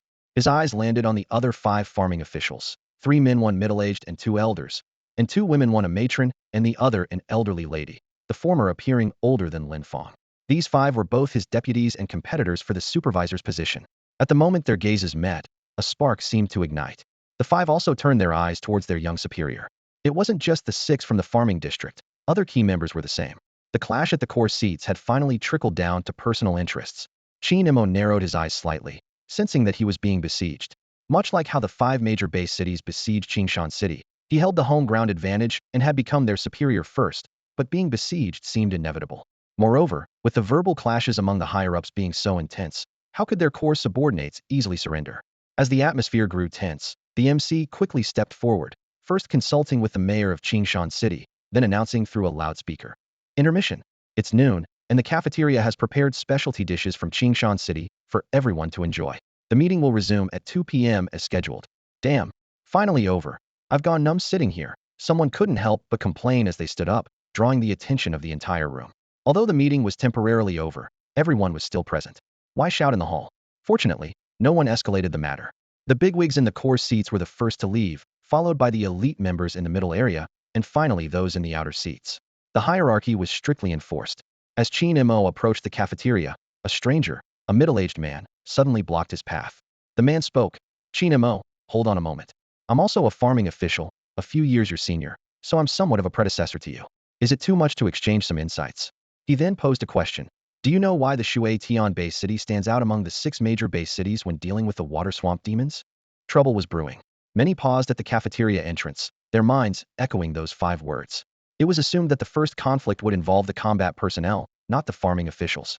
People wondered, are the farmers really so hot-tempered, or are they simply defying the higher-ups' appointments? Their gaze shifted between the young and handsome Qin Mo and the farming supervisors from each base city, seeming to understand why the farming official was the first to challenge. Compared to other department heads, whose depth was not apparent from their appearance, the age difference among the farming supervisors was strikingly evident, a natural catalyst for conflict, setting an example for others. With this realization, more people stopped to watch. Although the meeting wasn't officially over, the conflict had already erupted. This was the first inter-base city conflict and held significant reference value, potentially influencing the course of the meeting. Everyone held their breath, eager to see how this confrontation would unfold. The senior officials at the front paused to observe, with Mayor Shui Tian wearing a confident smile. He began, we do have a knack for dealing with water demons, but claiming we're one of a kind might be a bit arrogant. Mayor Shui's words carried a hint of caution as he continued. This is a crucial asset for Shui Tian base city. The second-tier spirit mine is spreading towards the water's edge, and the crocodile tribe excels in aquatic combat. Humanity is at a disadvantage here, lacking inherent advantages. It's like dealing with the earth demon worms. We can't reach underground and are at their mercy. As he finished speaking, everyone's eyes turned towards the front of the cafeteria. Qin Mo waved at a middle-aged man, who approached with a puzzled smile. Qin Mo thought to himself that the man's response was actually unimportant. It was merely an excuse to emphasize the advantages of Shui Tian base city and to help his mentor gain an upper hand. He continued pondering. The 6-month assessment period is too long. This is how it's been decided from above, but it's not unchangeable. My mentor is a level 3 agricultural officer, the highest ranking among the 6 base cities. Why should he be at a disadvantage just because of the home field advantage? He deserves better. Suddenly, Qin Mo struck like lightning, delivering 2 loud slaps to the middle-aged man's face. In a forceful yet controlled tone, he rebuked, you're just a few years older, living your life in vain. Here, you need to call me officer, understand? You don't even know the basic hierarchy. Is it excessive to exchange insights with you? What status do you have to bark in front of me? Even if I step on your head, it wouldn't be too much. Qin Mo's sharp gaze swept over the 5 deputies as he demanded, whose man is he? An elder dressed in a black robe embroidered with golden clouds calmly replied, mine. He then added arrogantly, I'll dock your pay for a month. Do you have any objections? Hua Chunliang furrowed his brow slightly, and, instead of responding directly, spoke to himself. The methods Shui Tian base city uses against water demons are straightforward. Many here have heard of them and used them, so you're aware of their effectiveness. Beehive grass. Holding mature beehive grass in your mouth allows you to operate underwater for half an hour. If refined into pills, its effects are even better, somewhat reducing humanity's inherent disadvantages. He continued, it grows quickly, is full of spiritual energy, and with careful care, it matures in a month. Merging base cities is to mine spirit minerals, inevitably encountering water demons like the crocodile tribe. Cultivating beehive grass will be a crucial task for the agricultural officers. Why not make it an assessment item? Hua Chunliang's proposal immediately garnered agreement and support from others, as beehive grass is indeed vital. Although it cannot completely reverse inherent disadvantages, it does reduce them to some extent. Qin Mo kicked the unconscious middle-aged man aside and coldly stated, moreover, the assessment was announced from above. You want to break the rules and shorten the 6-month period to 1 month? Of course, it's possible. The newly merged base city encourages competition, but it comes at a cost. He first emphasized his advantage from the perspective of the base city, then shifted the pressure onto the other party. What cost can you bear for breaking the rules? There's no avoiding it. But to reduce the 6-month supervisory position to 1 month, a mere statement won't suffice. Hua Chunliang's lips curled into a slight smile. inwardly admiring Qin Mo's decisiveness. He chose not to rely on his position to pressure others further, instead laying his cards on the table, no longer needing further persuasion. Qin Mo shook his head slightly, his gaze firm as he looked at Hua Chunliang. Spirit stones are not what I want. I have 3 4th-grade seeds and resources prepared for a 4th-grade promotion. But that's not enough. Hua Chunliang's face showed anger, his brows furrowed. Then what exactly do you want? Don't push your luck. Qin Mo met the elder's eyes, his tone steady and resolute. Your entire fortune. Do you think breaking the rules is a simple matter? How can the importance of bishi grass be compared to food? Do you think a trivial price will grant your wish? Either wait patiently for the assessment in 6 months, or put your entire fortune on the line. I'll give you a chance. Hua Chunliang was furious, his voice rising. Fine. I'll wager my entire fortune against you. Do you think you can take everything I own? I've been cultivating bishi grass for decades. I've handled more bishi grass than you've eaten salt. Qin Mo waved his hand grandly, his voice loud. Bring people. Calculate his entire fortune. Spirit seed resources, spirit stone resources, promotion resources, property deeds, even the things he's given to his apprentices, tally it all up for me. Watch closely as I take them all. Under the watchful eyes of the crowd, Qin Mo, in his role as manager, and Hua Chunliang, with his entire fortune, engaged in a wager based on the quality and quantity of bishi grass, with a deadline of 1 month. Qin Mo's gaze swept over the remaining 4 people, his tone challenging. And what about you? I'll give you a chance too. The 4 quickly stated their positions. I'll wager a 4th-grade spirit seed. If Elder Hua wins, I hope Manager Qin will honor a seed. I'll wager 5,000 spirit stones. I'll wager 2 spirit seeds. I'll wager a spatial ring. The last speaker squinted slightly, scrutinizing Qin Mo. I know Manager Qin doesn't have a spatial ring. How about this? If Elder Hua happens to win, you can work for us to repay the debt. The crowd gasped, surprised at how aggressive these seemingly mild officials were. They realized that if Qin Mo lost, he wouldn't just lose his position as manager.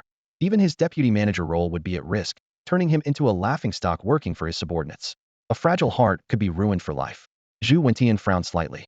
As Qin Mo's direct superior, he couldn't help but speak up. Aren't you all going too far? Mayor Shui Tian interrupted with a smile. Minister Zhu, that's not quite right. Elder Hua is risking his entire fortune. Master Huang is wagering a spatial ring, and the others have made their contributions.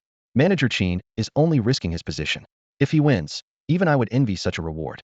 How can that be too much? He skillfully redirected attention to the stakes of both sides, avoiding the aggressive, bullying nature of the situation. Lunch was indeed extraordinarily sumptuous. It was served buffet style with no limit on portions. Qin Mo's eyes lit up as he quickly grabbed a plate and loaded it with 4 happiness meatballs, red braised pork cubes, and a wild mushroom platter.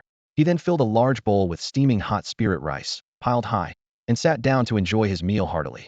The people around watched Qin Mo devour his food with mixed expressions. Some wanted to warn him about Hua Chunliang's formidable skills, but didn't know how to start. After all, speaking negatively at a time like this would be counterproductive. Friends, including Han Zilong, chose to remain silent. On the other hand, Hua Chunliang's group of 5 watched Qin Mo eat with growing uncertainty. Despite having the upper hand, why were they feeling doubtful? They had wagered a lot, but Qin Mo needed to have the capability to win it.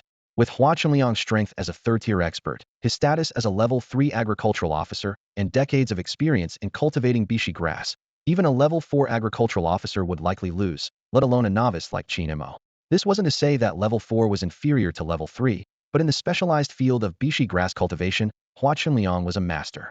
As Qin Mo ate with increasing enthusiasm, Hua Chunliang and his group grew more uncertain. They began to question who had underestimated whom. Bei Yonan, who was part of the University Alliance, never took her eyes off Qin Mo. She was amazed to see how much her old classmate had changed, to the point of being unrecognizable. Whether it was using his position to assert authority, reprimanding elders, or calmly accepting challenges, it could all be summed up in one word: impressive. Do you know him? The senior beside her teased. Your eyes are practically glued to him. Bei Yonan snapped back to reality. He's my high school classmate. We've known each other for 3 years. He's changed so much. It must be due to awakening his genetic talent. Professor, do you think Qin Mo can win? A student couldn't help but ask. The old professor slowly swallowed a mouthful of mushrooms, a rare delicacy in the sea snake-based city. He pondered and said, young and capable, assertive yet justified, eating so merrily must have some confidence. Another male student offered a different perspective. Maybe the atmosphere has gotten to both sides, leaving them no way out. The professor nodded slowly. Risking everything for a position isn't that foolish? But verbal provocation, combined with perceived confidence, is like a gambler going all in. When the opponent goes all in, Qin Mo has no choice but to follow, whether he's bluffing or not. This incident teaches us, stay away from gambling. cherish life, and embrace the sunshine. Huh. Several university students were bewildered, as the professor's sudden reflection left them momentarily confused. The meeting lasted 3 days, but the 6 agricultural officers only appeared on the first day. Everyone understood, as they had all staked everything they had, leaving no room for meetings. In a prominent location in the planting area of Qingshan Bay City, 2 adjacent 10 by 10 ponds were dug. Using a sunlight planting method and public supervision, the cultivation officially began. Qinmo's strategy was simple: whatever Hua Chunliang did, he would do the same, copying exactly.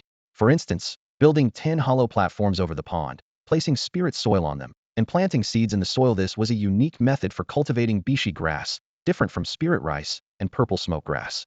It required both the nutrients of spirit soil and the flow of fresh water. The support the Bay City provided Qin Mo was ensuring he received the necessary materials as soon as Hua Chunliang made any new moves. Whether Qin Mo used them was up to him, but the materials were delivered regardless. One morning, Master Huang suddenly exclaimed, "Wow, it's a spirit horned deer." He looked on with envy and suggested, "How about this? If Director Qin loses, he doesn't have to give me the space ring. I feel a connection with this deer." As the 3-day planting experience unfolded, the truth of Qin Mo's outward bravado was finally revealed. Everyone realized there was no hidden trump card at all. Clearly, he doesn't have a clue and is just copying homework. This is a sure thing. Qin Mo glanced calmly at Huang Shi, but his hands didn't stop working in the fields. Huang Shi, unfazed, continued to tease. "Chief Qin, such authority you have. Besides, we're both second tier. I can fight back, you know." Huang Shi thought to himself that he wasn't like Hua Chunliang, that useless apprentice who got beaten up after picking a fight. Did Qin Mo really think he could bring in a third-tier strongman to beat him up? As if no one else could call for backup. Those nearby heard Huang Shi's provocation, and someone whispered, "He said he'd fight back." Before the words were even finished, Qin Mo moved like lightning. With a smack boom, Huang Shi was pinned to the ground and thoroughly beaten. "I'll let you fight back. I'll let you fight back," Qin Mo shouted as he hit him. "Come on, the ground's cold. Stand up and fight back. I've been wanting to beat you up for days." It turned out Qin Mo had been restraining himself for the past few days, watching Huang Shi's sarcastic face. Being the same tier, a fight would look ugly and didn't fit his style of maintaining dominance through rank. But today, Huang Shi dared to step up, and it was like walking into the lion's den. "I'll make you need someone to hold the pot when you go to the bathroom," Qin Mo roared, not easing up one bit. Suddenly, a notification box popped up. Tier, 3rd tier early stage 201-0000. Third tier. Not only was Huang Shi, who was getting beaten up, shocked, but Hua Chunliang, who was busy, and the onlookers were equally dumbfounded. Qin Mo had been training hard at night, successfully advancing to the 3rd tier, just to give Huang Shi a thorough beating. Such a strong sense of revenge. That's enough. Han Zilong quickly stepped in to pull Qin Mo away. "He's already unconscious. Any more, and there'll be trouble." Han Zilong turned to the crowd and shouted, "You there? Yes, you. Take your dad to the hospital and tell them it was Chief Qin who hit him. It'll be covered by the work injury insurance." The man finally reacted, hurriedly carrying Huang Shi to the hospital. He was afraid of missing the best treatment time, and even more afraid of getting caught in the crossfire and being beaten himself. Hua Chunliang approached and said calmly, "Congratulations on advancing to the 3rd tier and becoming the second 3rd tier in the planting area. The 3rd tier can greatly enhance the quality and quantity of spiritual plants." He then shifted the conversation, "But only if you can actually grow them. The merged base city has many 3rd tier, even 4th tier warriors, yet few agricultural officers. Isn't that because they have the energy but can't grow spiritual plants? That's the technical barrier unique to agricultural officers."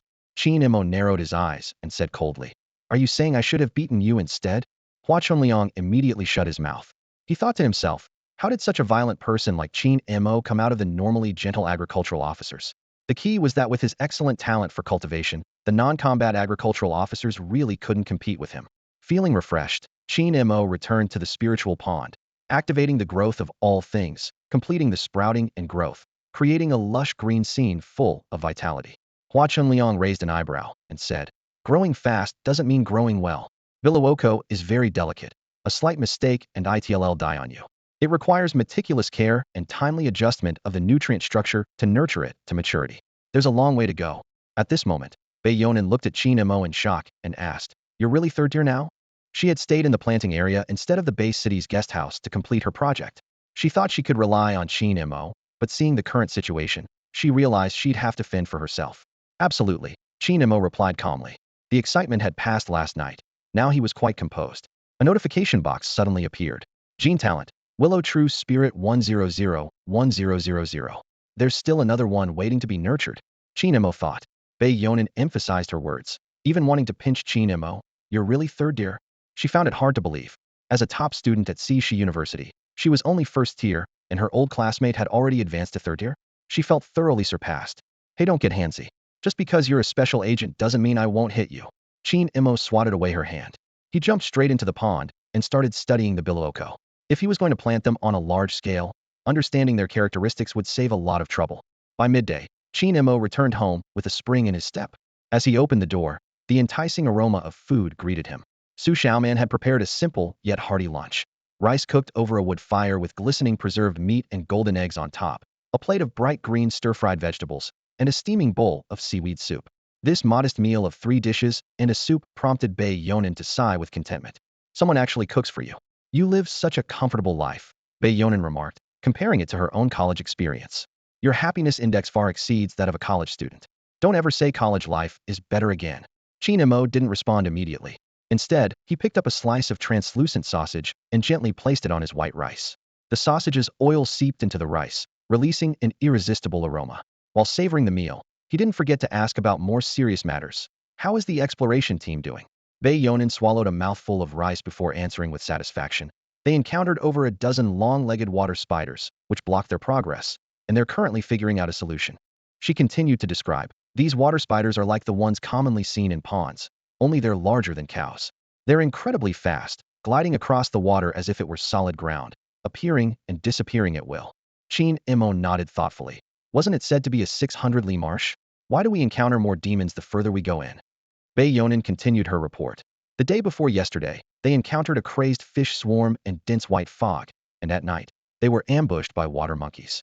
Yesterday, they spotted a small island, but just as they were about to rest, they were attacked by the long-legged water spiders. Today's situation is still unclear. Qingmo wasn't surprised. If everything went smoothly, there wouldn't be a need for external help. The demons encountered by the bone tree in the mountains pose even more trouble than those in the marsh. He paused and then asked, Who told you it's only 600 li? Bei Yonan instinctively glanced at Su Xiaoman, who was tidying up the stove, and said in confusion, Isn't that what everyone says? Qingmo clarified, 600 li is the limit explored by the base city, not the marsh's limit. Fishermen usually work only at the edges and haven't ventured deep inside, so how would they know the exact range? He continued, the territory of Xia far exceeds that of the previous era.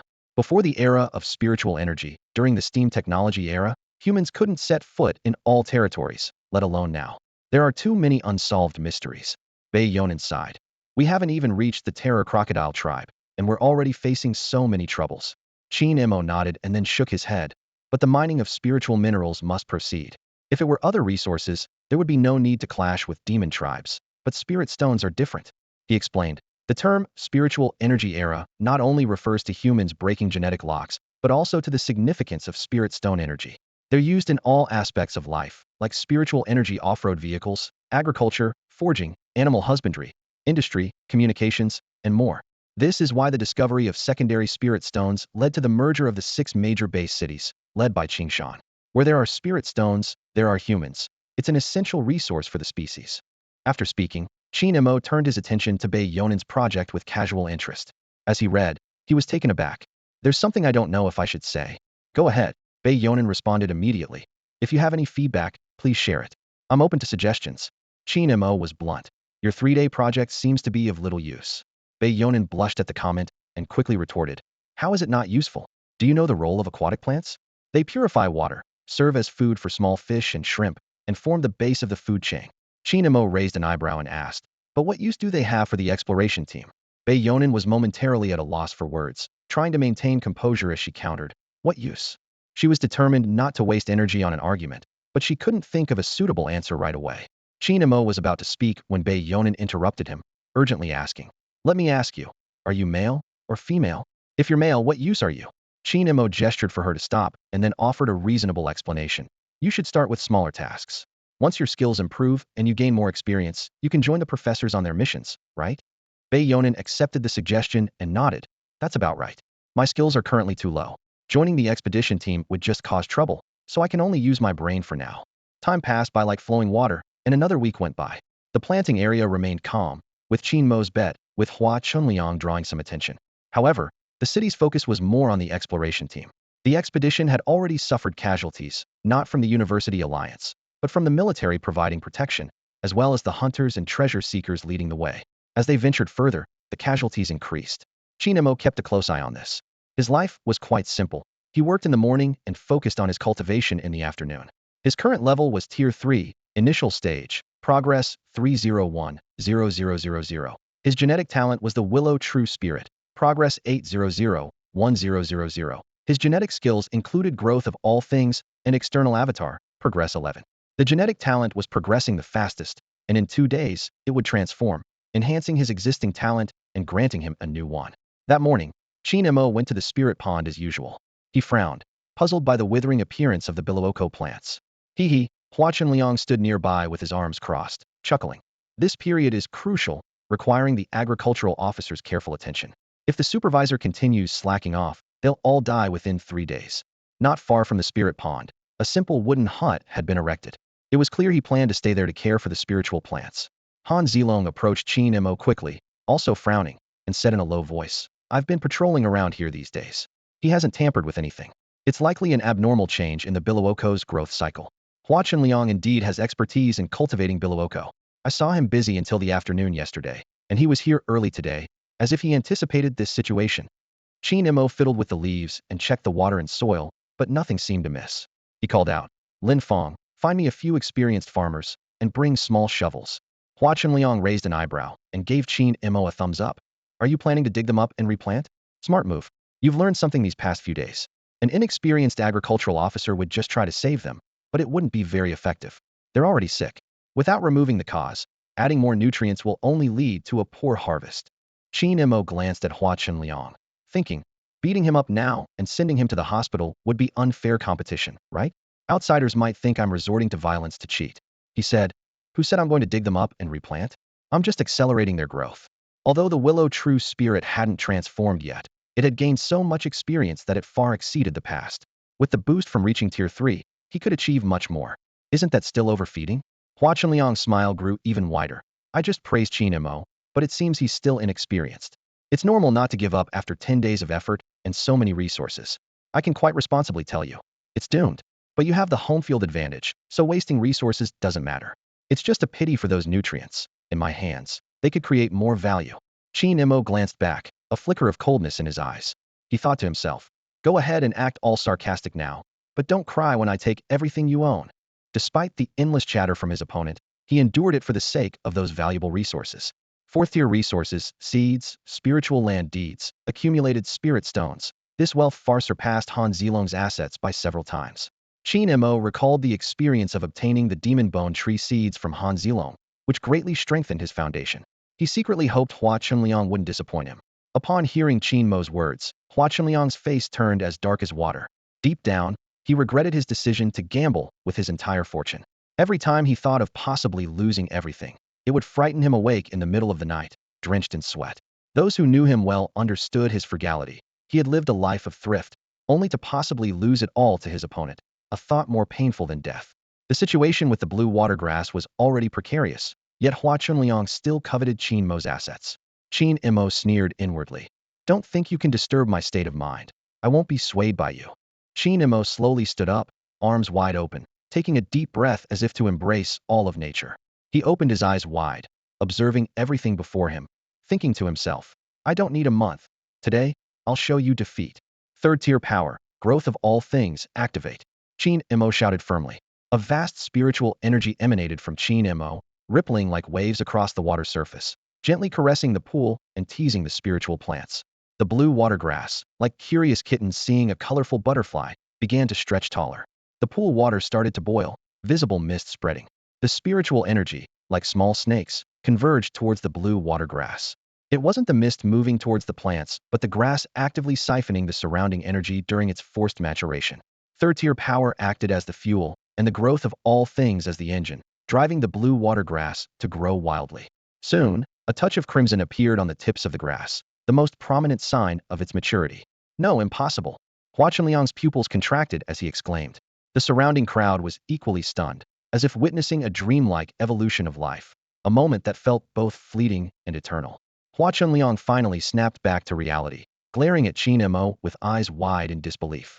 He had assumed Qin Mo would use various spiritual liquid combinations to force maturation, leveraging his professional expertise to impress the lay audience as a miracle. Never did he expect Qin Mo's method to be so direct and forceful, using his genetic talent hidden. This completely overturned his previous certainty of Qin Mo's inevitable failure. Talent, it seems, defies logic. Hua Chunliang trembled, as if witnessing his entire fortune slipping away. His face turned pale, sweating profusely, a stark contrast to his earlier composure. The middle-aged man who had previously provoked Qin Mo and was knocked out hurried to support Hua Chunliang, advising, "Master, don't just focus on one plant. Overall quality is low, and yield isn't great either."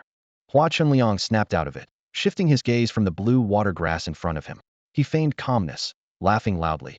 "Ah, your genetic talent is indeed remarkable, turning decay into magic, reversing the situation at the brink of failure.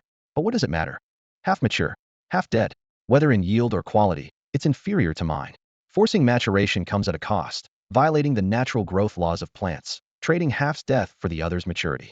Hua Chunliang's family and friends were like a well-rehearsed cheerleading squad, instantly rallying to support him with cries of "Father is mighty" and "Grandfather is the best." Their voices rose and fell as if performing a carefully choreographed show. Amidst this clamor, Qin Mo quietly completed his planting, like a top student finishing an exam early. A slight smile played on his lips, and his eyes gleamed with intelligence. Watching Hua Chunliang's family celebrate joyously, Qin Mo chuckled to himself. "Who says you can only plant one crop?" Qin Mo's voice wasn't loud, but it was like a bomb going off in the crowd. "The time limit is there, but not the planting limit. Did everyone read the rules carefully? I can plant one crop every 10 days, making it 3 in a month. I'll easily take your assets." His words dripped with sarcasm. In truth, Qin Mo had no intention of planting 3 crops in succession. During his first planting of the Bai Shui grass, his understanding of this spiritual plant was limited, forcing him to use a rapid maturation technique to salvage the situation. With this experience under his belt, he was confident he could do it better and faster next time. Not to mention, his genetic talent was about to awaken. However, Qin Mo was well-versed in the art of provocation. He deliberately spoke arrogantly to anger his opponent and display his own audacity. As expected, Hua Chunliang was stunned by these words. As if struck by lightning, his smile frozen. "You're cheating," he accused loudly. Qin Mo calmly replied, "You can mess around with food, but not with words. Is it just one spiritual field, or did you exceed the time? You can plant 3 crops too, but do you have the skill?" With that, he gestured for the farmers to begin harvesting the spiritual plants. Unwilling to concede, Hua Chunliang argued, "You're using double the resources to produce my single harvest, which is a huge waste of resources." He was deeply frustrated. The rule was jointly established by all parties, including himself, Qin Mo, and the leaders of Qingshan Bay City and Shuitian Bay City, all of whom had personally confirmed and signed it. Qin Mo's exploitation of the loophole was infuriating. Qin Mo shrugged indifferently. "There's no restriction on that either. You can apply too. How about this? Surrender and lose half." Reflecting on this, Qin Mo felt a bit helpless. Earlier, Minister Zhu had approached him to ask if he was confident about winning the competition. Before the agreement was signed, there was still room for maneuvering, which might have saved some face, but was better than losing everything. Qin Mo had confidently assured him of victory. Minister Zhu then made another request. Could Qin Mo ensure Hua Chunliang didn't lose too badly? The 6 base cities were still in a period of adjustment. Although Qingshan Bay City seemed to have the upper hand, it was actually in a tight spot and needed to send a friendly signal. If Qin Mo could win without taking everything, it would show generosity and simplicity, satisfying all parties. Of course, any losses Qin Mo incurred would be fully compensated by the base city. In theory, Qin Mo had agreed to this suggestion, but only if Hua Chunliang conceded and admitted his mistakes.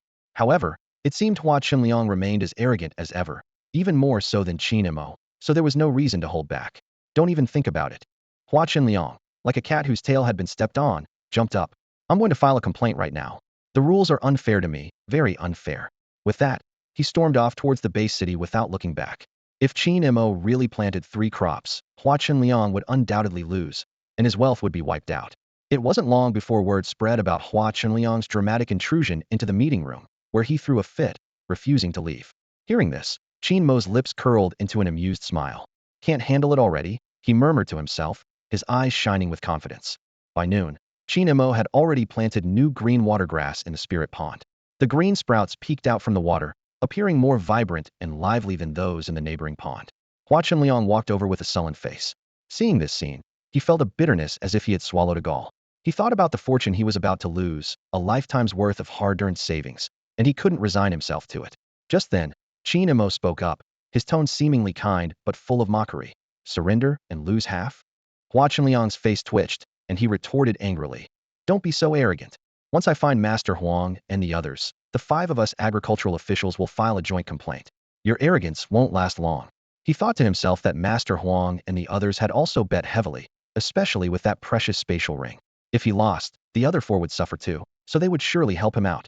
Qin Mo almost couldn't hold back his laughter and eventually burst out laughing heartily. Haha, he thought to himself. This old man is quite amusing. It would be interesting to see what other jokes he could contribute after losing. At that moment, Han Zilong walked over with a file folder and handed it to Qin Mo, saying, all the information you need is in here. Qin Mo took the hefty file folder, feeling its weight, and asked, it's just to check the progress of the exploration team and what Hua Chenliang's assets are. Why make it feel like a spy rendezvous? Have you eaten? Let's talk while eating then. Han Zilong naturally walked ahead, talking as he went. Hua Chenliang's request was rejected by the higher-ups, but I reckon it's just a delay. They might agree later. Qin Mo nodded in agreement. Of course. If it were just the bet between him and me, there's no way he'd think of breaking it. But with the integration issues between the base cities, a little concession might be made for greater gains. Still, whatever's lacking will be supplemented, and Minister Zhu is quite supportive. He wasn't worried about this, knowing that having a competent superior like Minister Zhu could save a lot of effort, especially since his own abilities helped withstand external pressures. Han Zilong changed the topic, curiously observing Qin Mo. Why are you interested in the exploration team? Qin Mo turned to gaze into the distance, the sky a blend of blue and white, reflecting in the water, creating a soothing scene, especially with the surrounding greenery. The mountains, lakes, and the well-known landmarks of Qingshan Bay City. After a moment of contemplation, he said, I have a feeling something might go wrong. Qin Mo continued to explain, I may not know much about the waters, but I'm familiar with the mountains.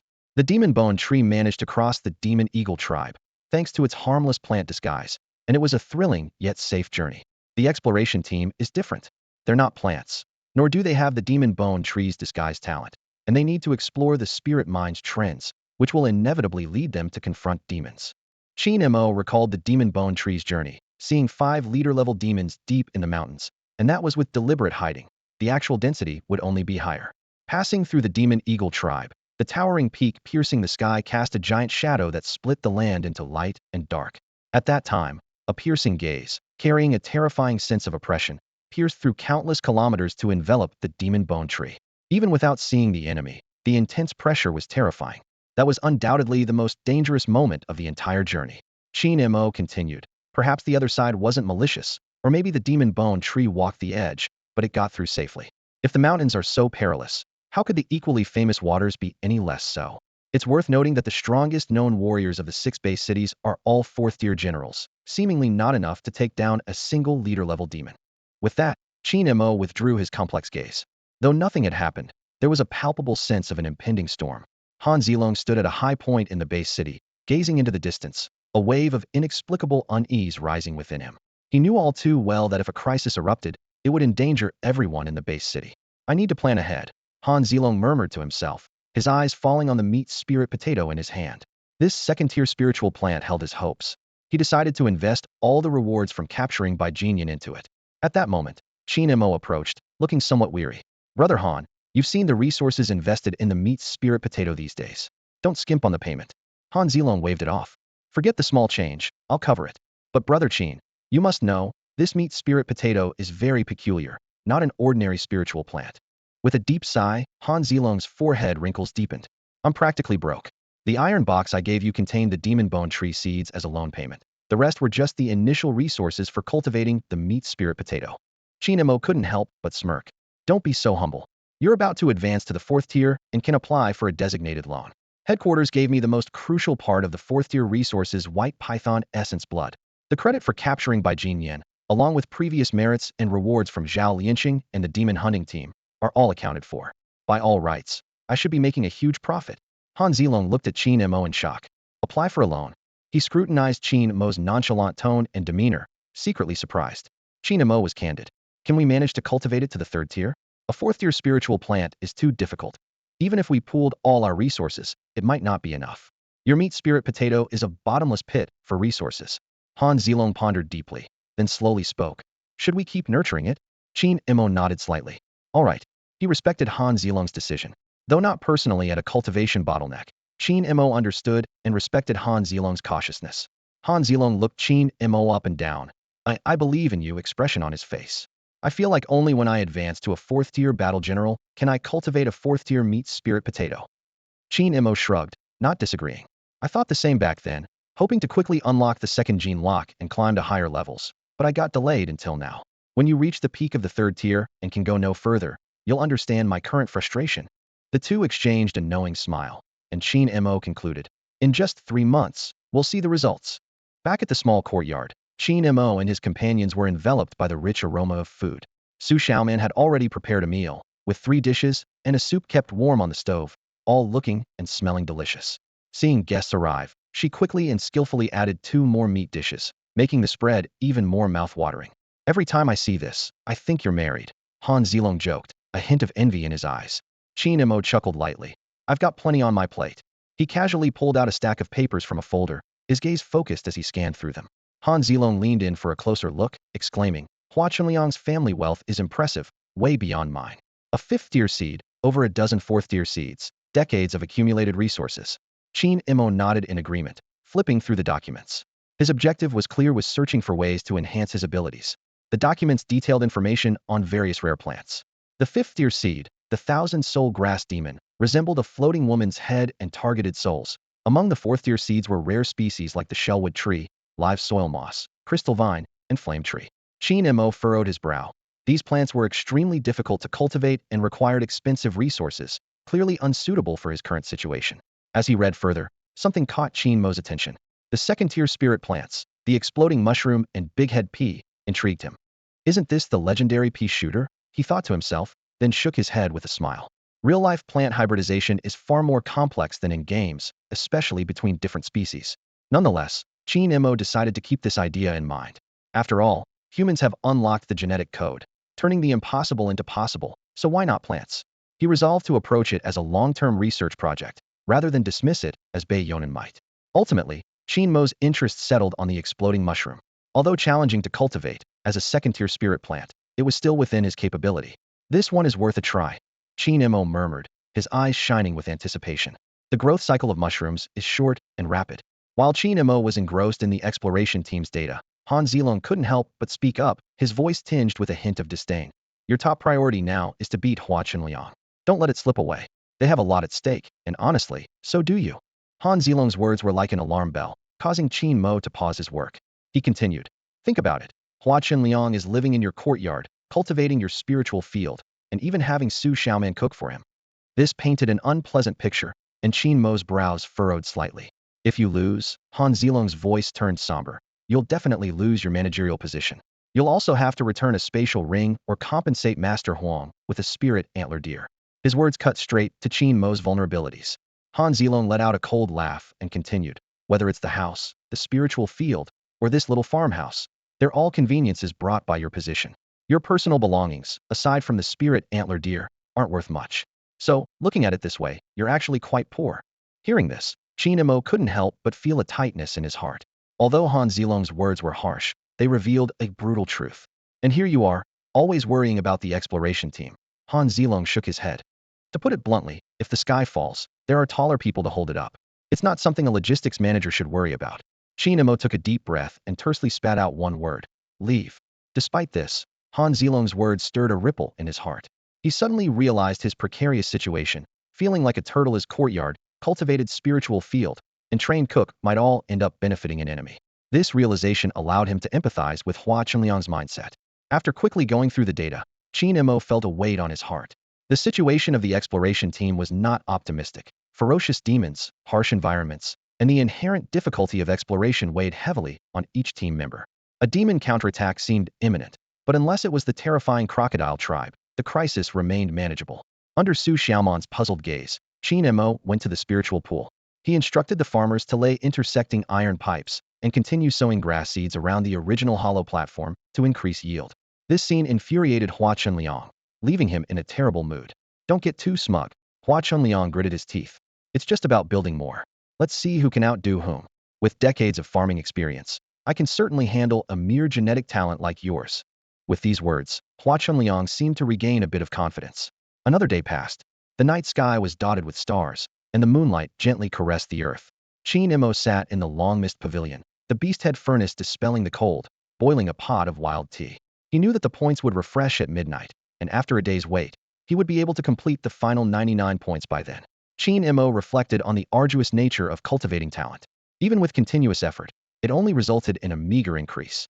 This wasn't unique to him. All agricultural officers faced the same situation.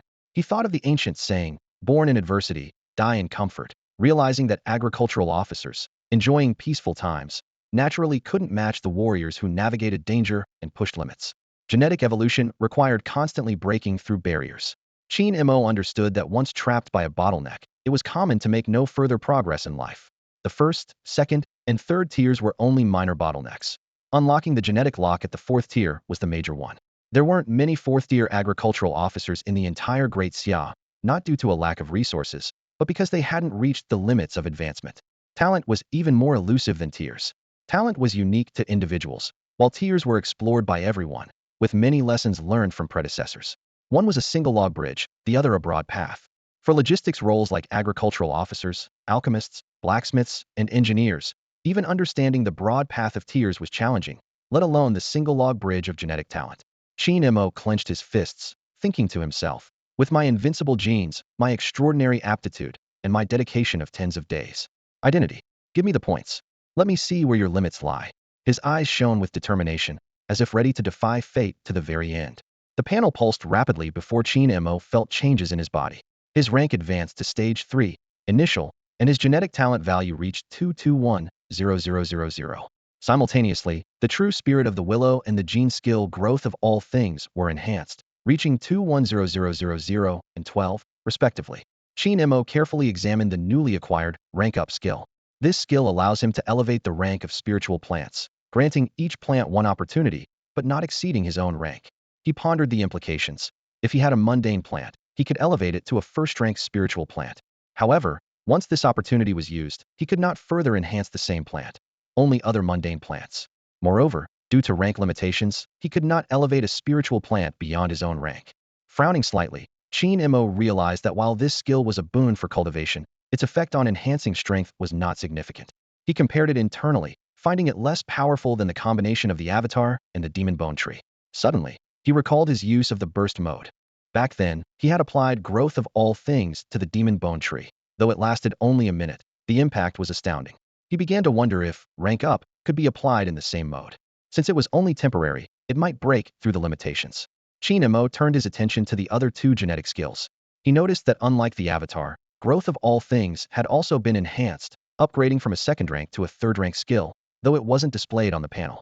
This meant he had gained an extra skill slot. Without hesitation, Qin Mo chose the 5 rank, See the Thousand Soul Grass Demon. He planned to disguise it as an amulet, as a means of attack. The only awkward part was that the seed was currently in a dormant state. He knew the key lay with the person involved, and there were about 20 days left. At that moment, a loud boom echoed in the sky. As the rumbling subsided, the environment around them became instantly humid. Soon, a light drizzle began to fall unexpectedly. As an agricultural official, Qin Mo immediately sensed something unusual about this rhino. Came too quickly and showed no signs of stopping. The spirit-antler deer, which had been curled up asleep, suddenly opened its alert eyes.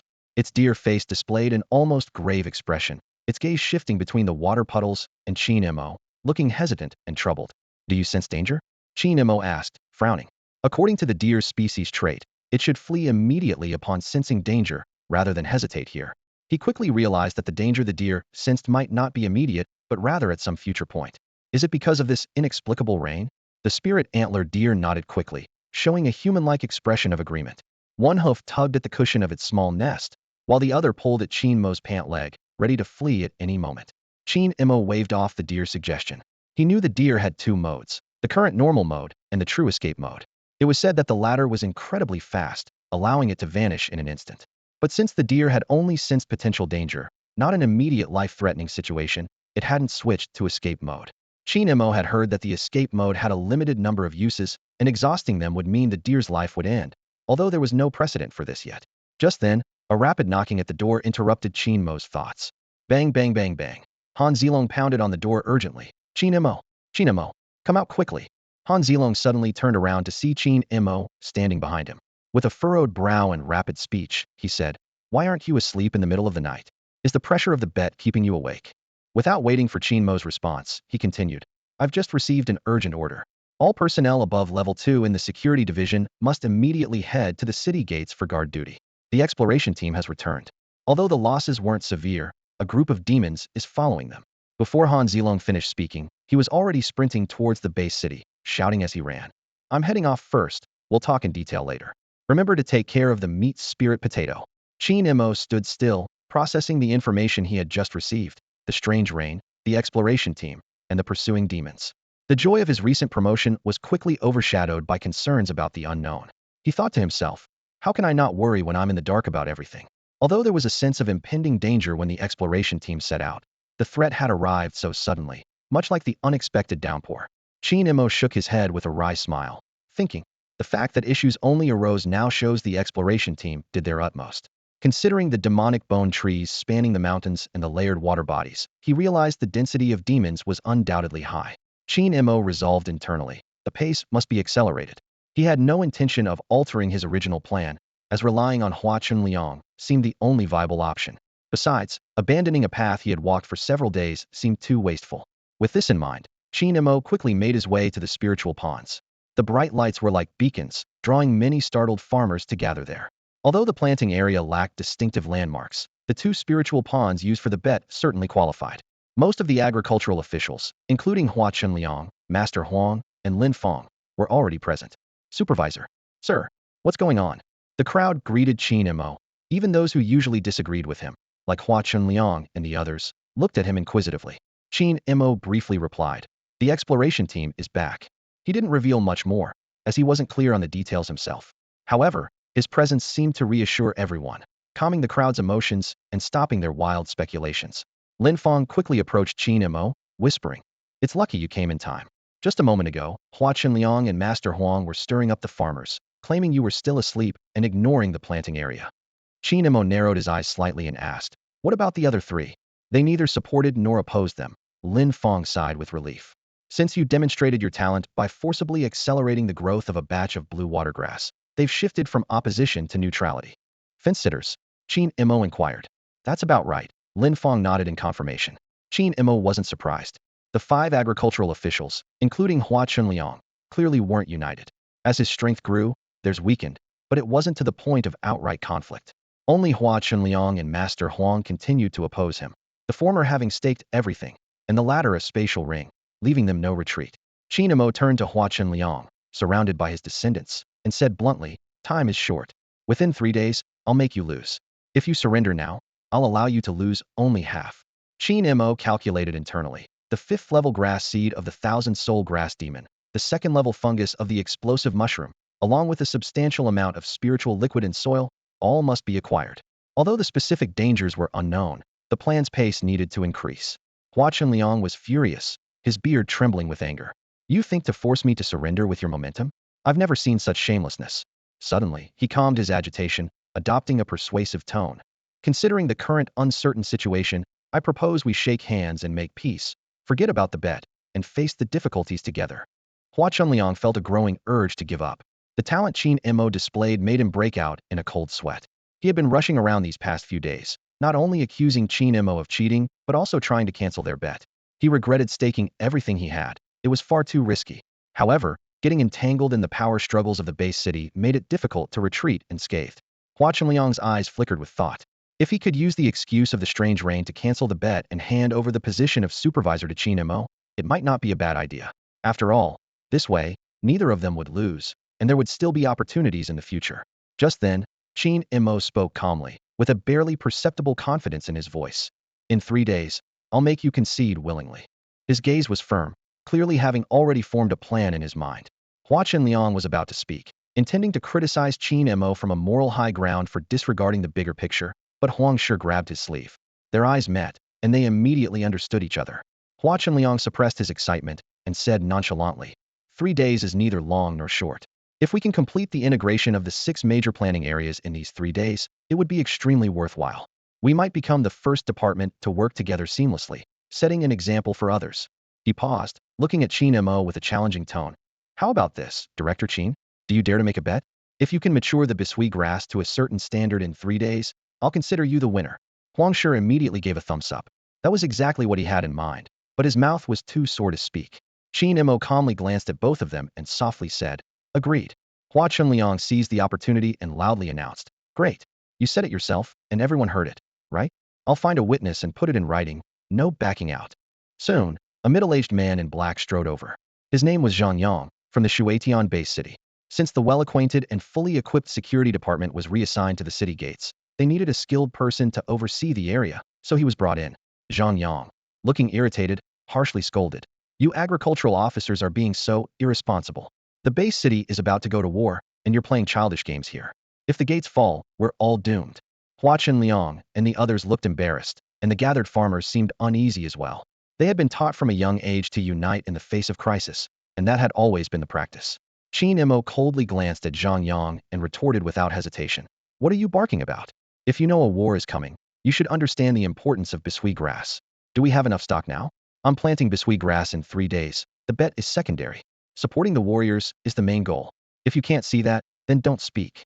Zhang Yang was left speechless, realizing that while clinging to the bet seemed childish in a crisis, if it was for gathering war materials, the significance was entirely different. All right, Zhang Yang said firmly.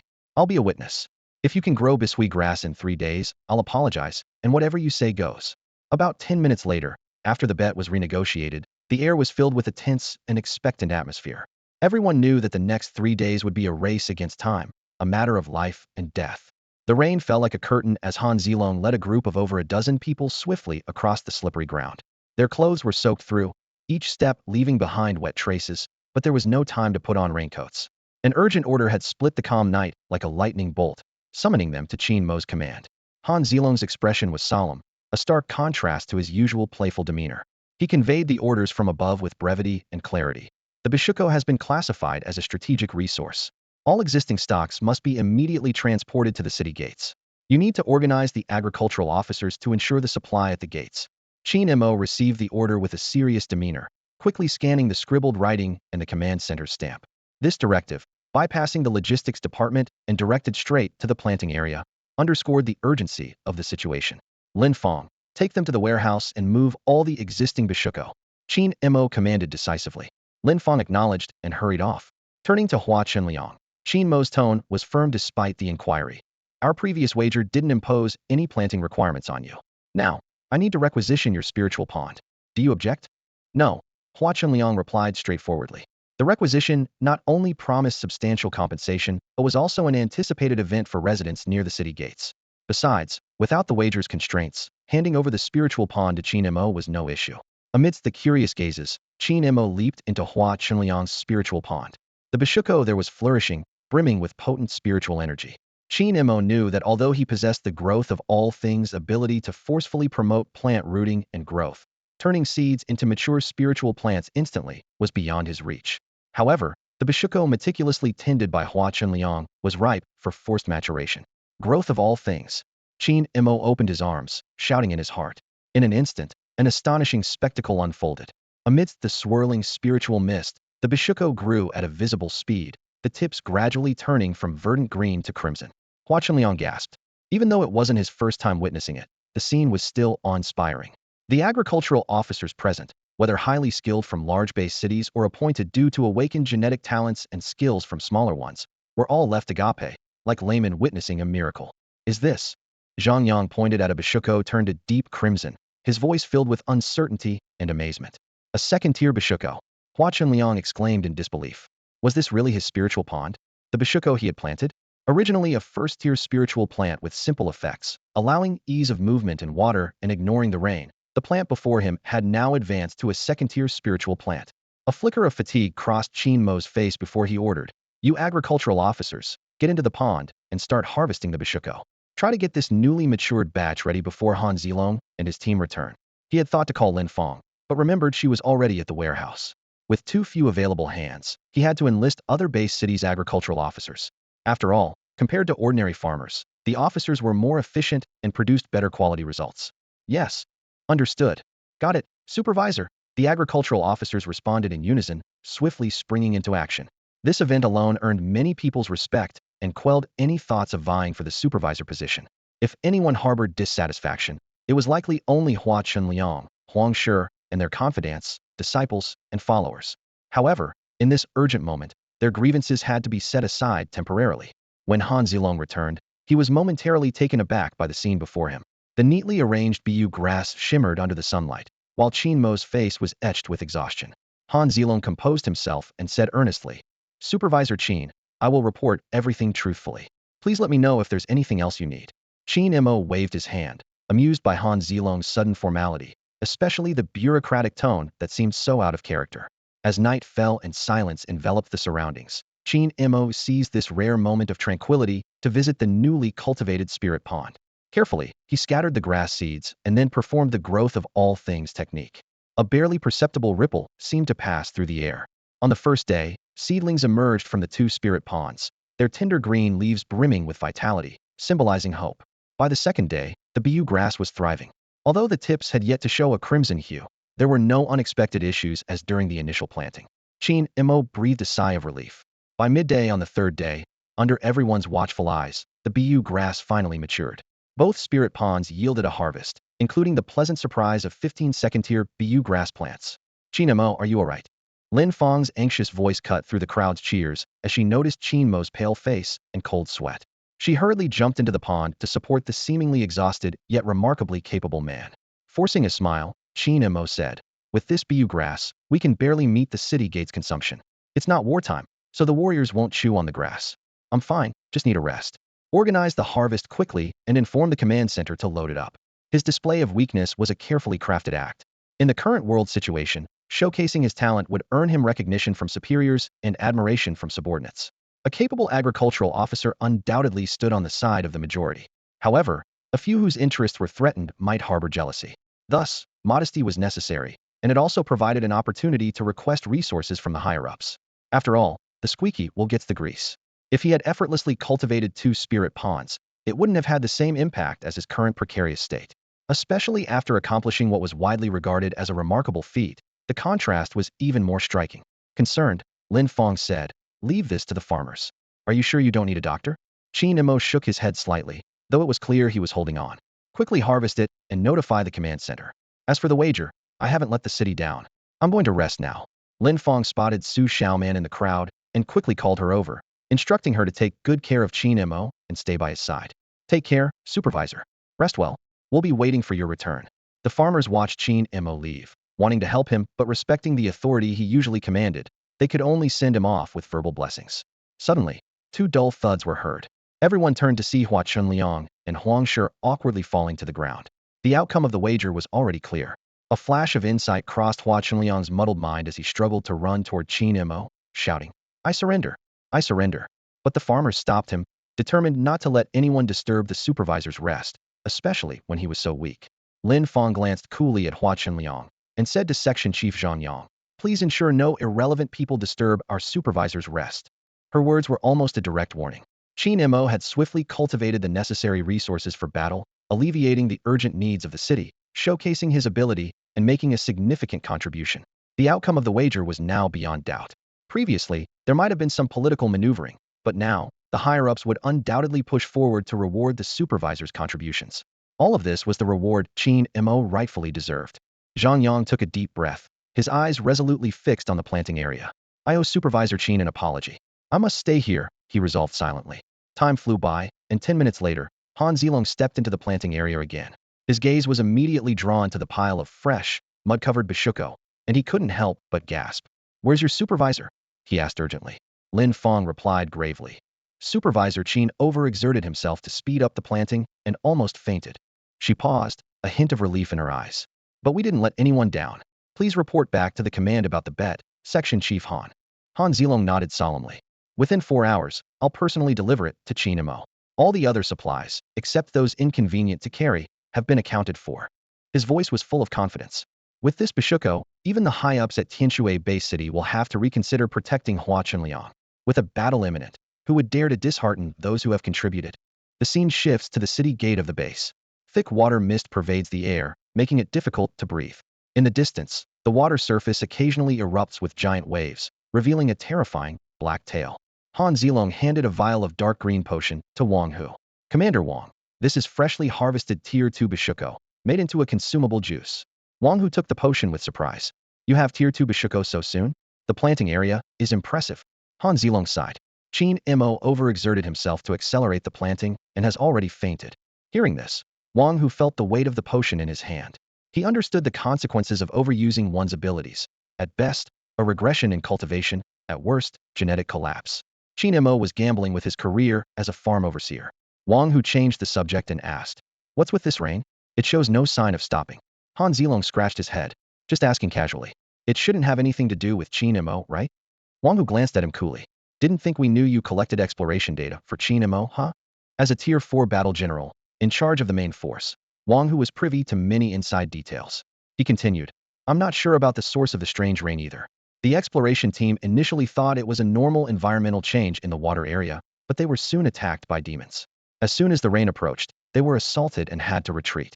You received the call to guard the city at dawn a few days ago. In fact, hours before that, the base city had already organized a rescue, and I was part of it." Han Zilong suddenly understood.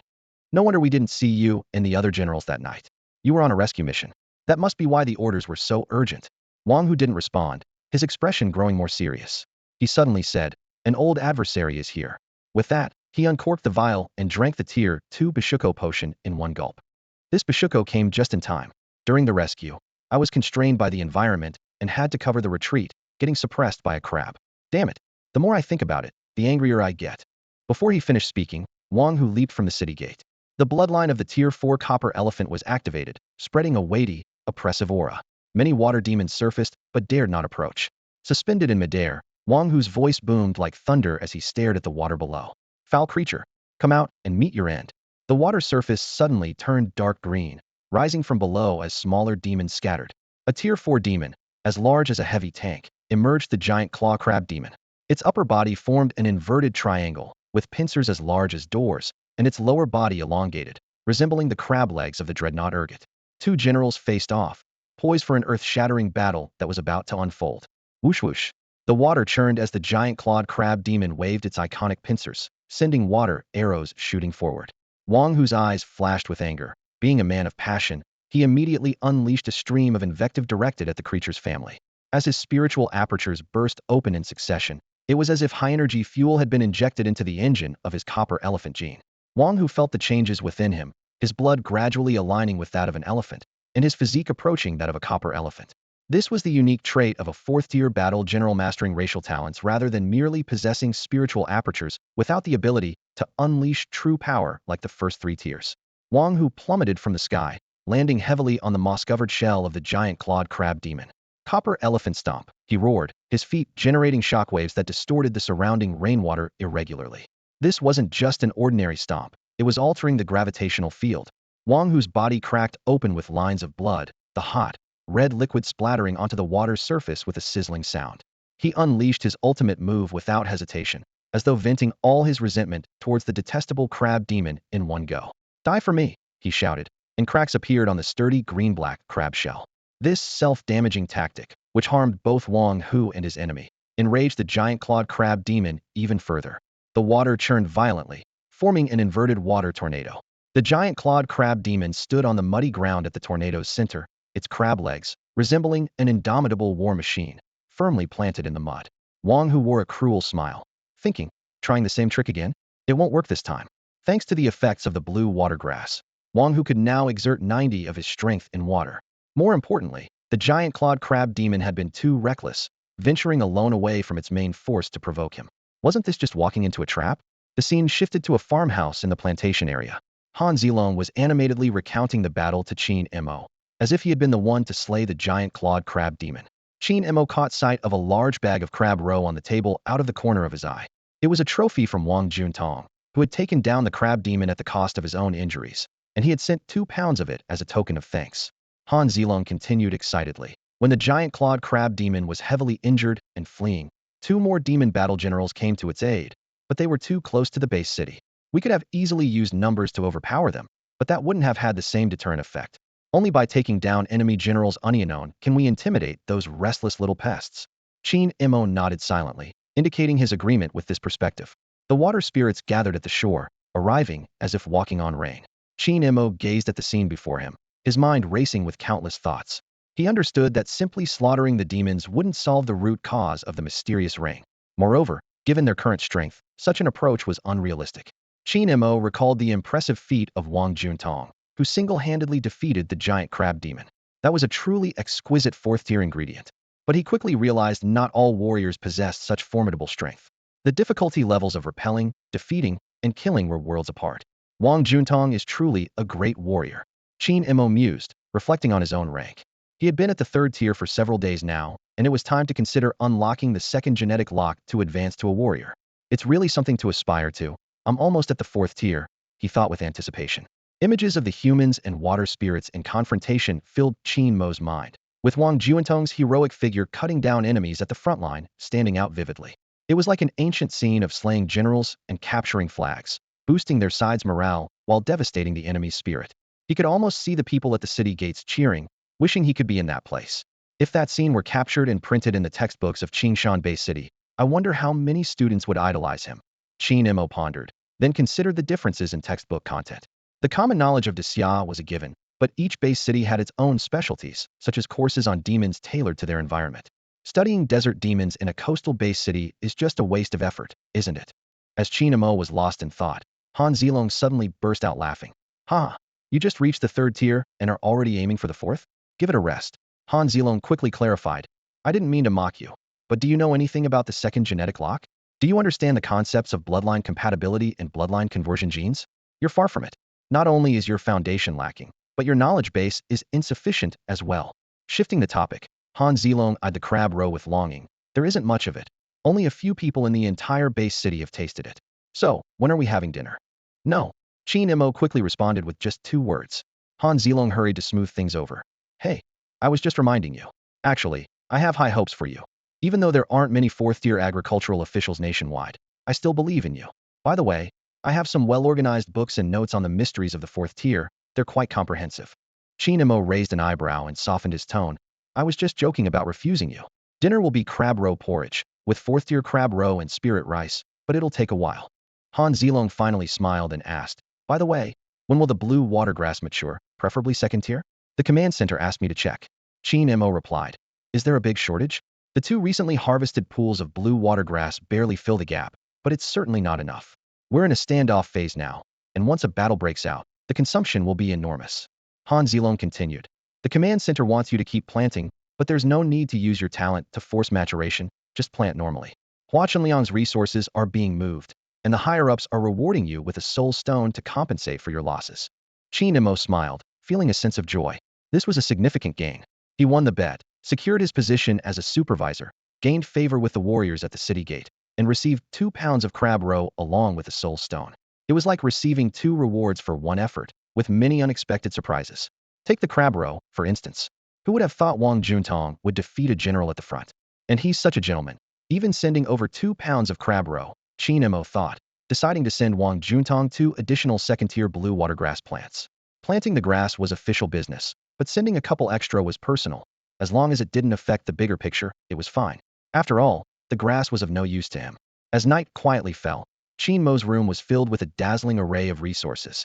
The inconvenient Tokari property deeds had been thoughtfully converted into equivalent materials by the base city.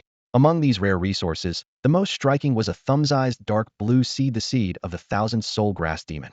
Qin Mo gently caressed the seed, as beautiful as a gemstone, feeling its smooth texture. Without hesitation, he grasped it firmly, completing the binding instantly. This 5th-tier leader-level seed had many flaws, such as difficulty in taking root, slow growth, and high maintenance costs. But its advantages were equally clear. It specialized in targeting souls, and was the nemesis of spirit-type demons. Gazing at his palm, Qin Mo saw a trembling dark blue soul thread emerging from the seed, curiously exploring the unfamiliar world like a newborn. He murmured softly, "That's a soul stone. Oh well, go ahead and eat it." Although the soul stone was originally a high-level reward meant for healing, Qin Mo was in no immediate need and decided to offer it as the 1,000-soul grass demon's first meal. With the soul stone consumed, a system notification sounded. 1,000-soul grass demon equivalent. Tier 1 initial stage 1100. Skill, soul-devouring grass thread.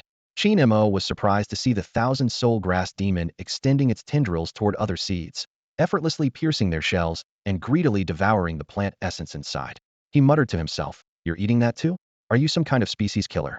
Looking around, Qin Mo noticed the various peculiar seeds collected by Hua Qinlian grass seeds, tree seeds, fungus seeds, stone seeds, and more. He quickly selected the useful ones, placing the rest into a box along with spirit stones and spirit liquid, allowing the thousand-soul grass demon to feast freely. His gaze shifted to a fist-sized wrinkled objectus second-tier spiritual plant, the explosive mushroom. This reminded him of the importance of the auxiliary profession of the agricultural officer. He recalled his previous experience of cultivating the bai shui grass. Although he had successfully grown this spiritual plant, it was Wang Juntong who had maximized its value in actual combat. Qin Mo pondered, if I were to score based on contribution, I'd get at most 5 points, while Wang Juntong would get at least 95 points. This realization deepened his understanding of the importance of teamwork and the unique value each role brings to the overall strategy. Although the blue watergrass is beneficial, defeating the giant claw crab demon ultimately depends on one's own strength as a warrior. Qin Mo understood that to truly stand out, he must rely on himself as the main force, just as ordinary people use their cultivated spiritual plants to slay demons. The explosive mushroom is precisely such a tool. He pondered deeply, gently tapping his fingers on the table. On the path to promotion, blue watergrass, spiritual rice, and purple smoke grass are insufficient. They might maintain the status quo or accumulate spiritual stones, but they can't fill the most critical gap: military achievements. A glint appeared in Qin Mo's eyes. Military achievements are the shortcut to higher positions. With them, he wouldn't need to rely on superiors' favors to exchange for rewards. He stood up and walked to the window. The foundation of the military achievement system lies in abundant rare resources. Its variety surpasses that of auction houses, and its reliability eliminates concerns of deceit. Qin Mo couldn't help but recall that he was able to complete high school in the base city thanks to the military achievements left by his parents. Gazing at the bustling streets outside, Qin Mo sighed. The prevalence of black markets, auction houses, and private trades is due to most people's insufficient military achievements, forcing them to find alternative paths. He turned back to the table, placing his hands on it. Whether he can advance further depends on whether the explosive mushroom can perform as expected. The efficiency of hard training is limited, far less rapid than leveraging the system's advantages. Qin Mo acted swiftly, immediately gathering spiritual soil, spiritual liquid, and spiritual fragments, and used a wooden basin to build a mushroom cultivation bed, starting to cultivate explosive mushrooms. He also pulled out a comprehensive guide on mushroom cultivation, staying up late to absorb knowledge. He knew that to plant efficiently and effortlessly, he must master professional knowledge. Strong talent is certainly advantageous, but to be outstanding, one must also be cultured. As night fell, Qin Mo continued to study diligently. A phrase from the Kangxi manual echoed in his mind. A rogue is not to be feared. What is to be feared is a cultured rogue. The next morning, under a drizzling rain, Qin Mo watched the thousand-soul grass demon in front of him, twisting and dancing gracefully, and sighed inwardly. Finished eating already? Indeed, it lives up to its 5th-level leader-class bloodline, excelling in consumption. Whether it was the former demon bone tree or the current thousand-soul grass demon, both are the same. He thought carefully, advancing without injury in the first 3 levels, encountering a bottleneck at the 4th, and exhausting racial potential by the 5th. He still had a genetic talent to enhance his level, which would be most effective if used when the demon bone tree or thousand-soul grass demon reached the 5th level, breaking through racial limits. Using it now would be wasteful. The demon bone tree's level already exceeded his own, so it couldn't be used. The thousand-soul grass demon still needed nurturing, making it a waste to use the skill now. Qin Mo checked. Thousand-soul grass demon, level 2 mid 456, 1000. Skills, soul-consuming grass threads, spitball grass threads. Its level increased to 2 without causing any adverse effects, which was decent. He reached out and grabbed the thousand-soul grass demon in his hand, skillfully tying a few soul threads into a line, securing them inconspicuously on his wrist, and carefully hiding them with his sleeve. Qin Mo smirked, thinking, the ultimate move is ready. Who would suspect a 2nd-level grass demon hidden on my wrist? He closed his eyes and imagined. If Han Zilong were the hypothetical opponent, a sudden attack would certainly catch him off guard. A direct assault would overwhelm him. Once the thousand-soul grass demon reaches the 3rd level, it could handle multiple opponents with ease by his side. Qin Mo decided not to release the thousand-soul grass demon anymore. Unlike the sky-covering demon bone tree, it was extremely small. Even at the leader level, its main body was only the size of a quail egg. It was best kept as a secret weapon.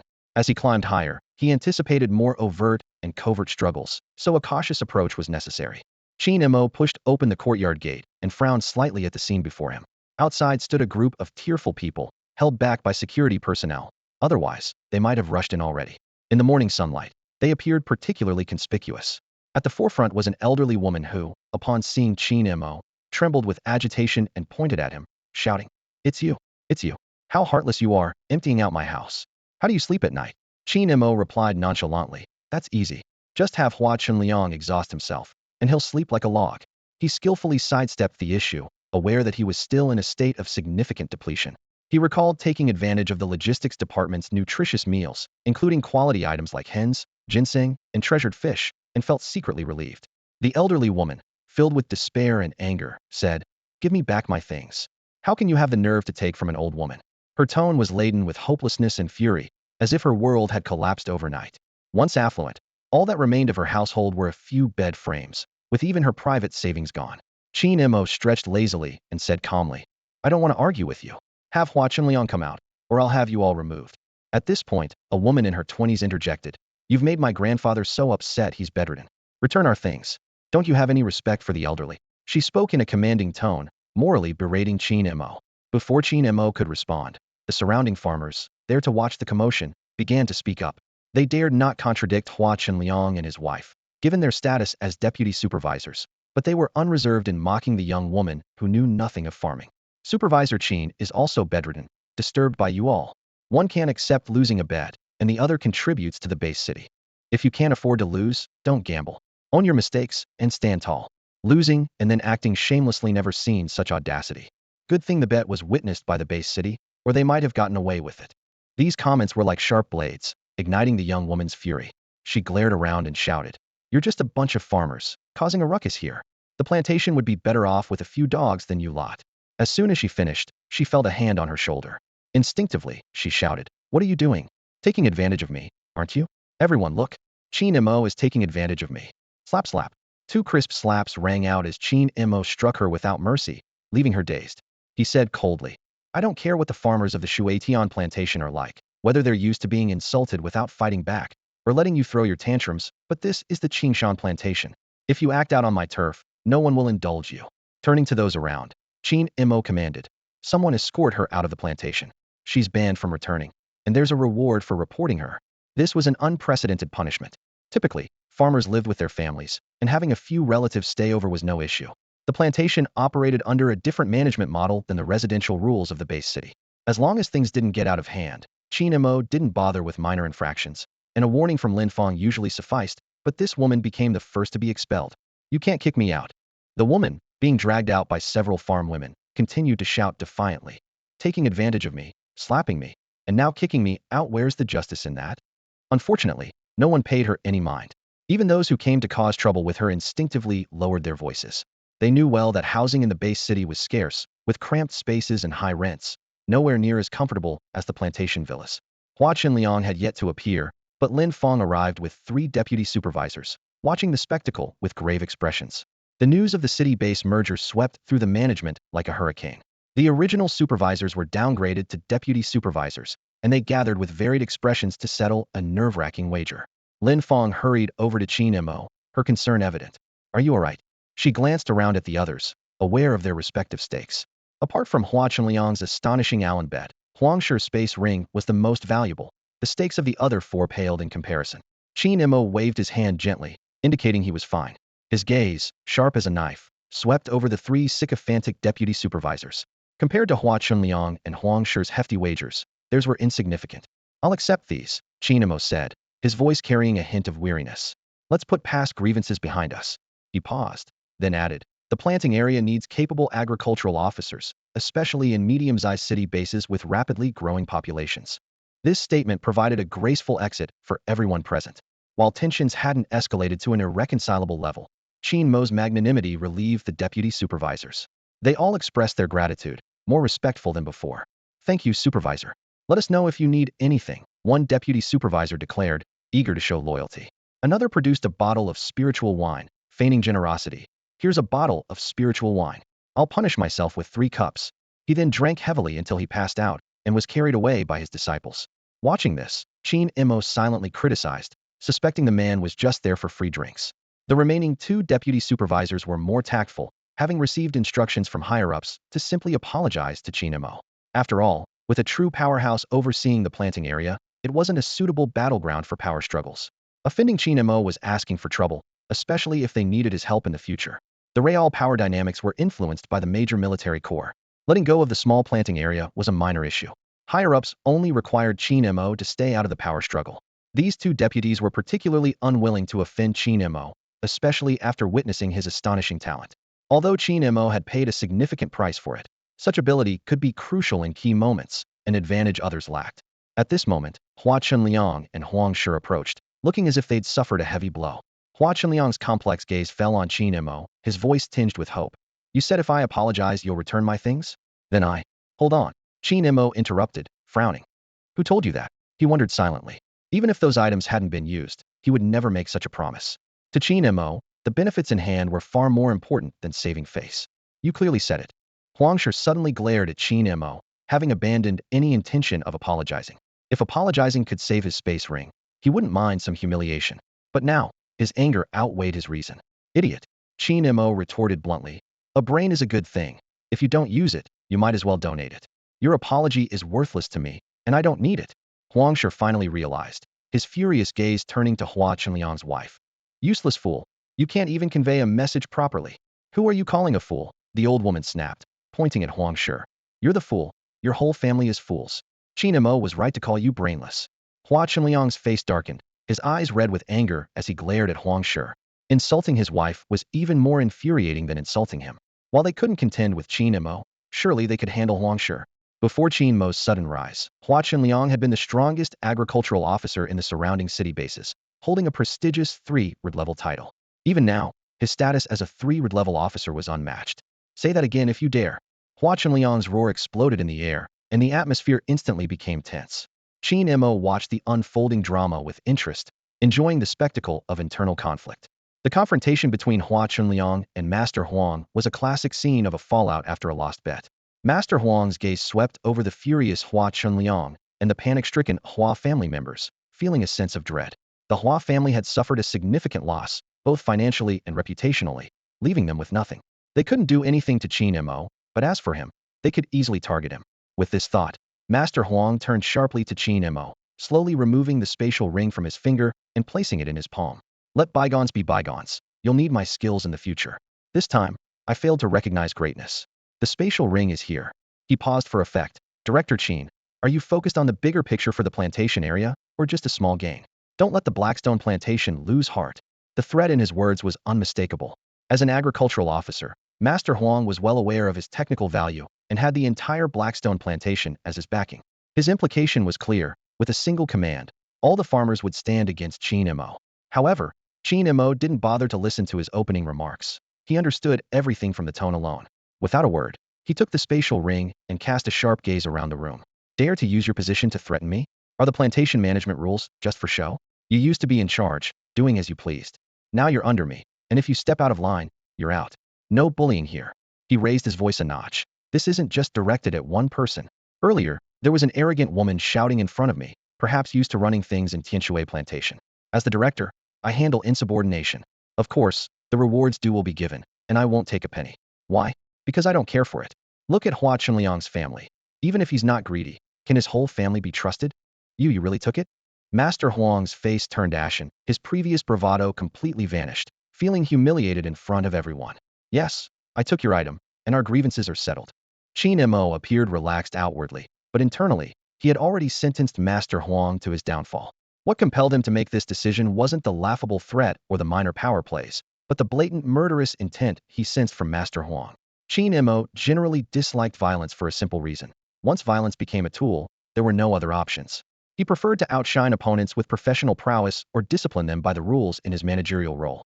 But there's an exception when he sensed the opponent's murderous intent through the true spirit of the willow tree. Since the opponent didn't play by the rules, he didn't need to either. Preemptive action was justified. As for this settling of accounts, it was merely a pretext for outsiders, a preventive measure to explain Master Huang's eventual untimely demise. Meanwhile, an elderly woman watched Master Huang's embarrassment, her cold laughter filled with schadenfreude and sarcasm. If it were her, Huang Shi thought to himself, she would have just slipped the ring into her pants and dared Qin Mo to make a move. According to the shrew principle, as long as you get through the first stage, the rest will just fade away. But unfortunately, this old woman foolishly held it out in front of him. If Qin Mo didn't take it, she'd look down on him for pretending to be noble. Just as Huang Shi was lost in thought, he heard a cold laugh. He looked up to see Qin Mo with a slight smirk, his eyes glinting with mischief. That laugh was like a fuse, instantly igniting Huang Shi's long-suppressed anger. What are you laughing at? Huang Shi raged. I only lost a spatial ring, but you lost your whole home. And you're still laughing, finding joy in poverty? You. Before he could finish, the old woman, like a cat whose tail had been stepped on, jumped up and turned to Hua Qinliang, her voice sharp. Hua Qinliang, he's insulting your lifelong partner, and you're just standing there watching.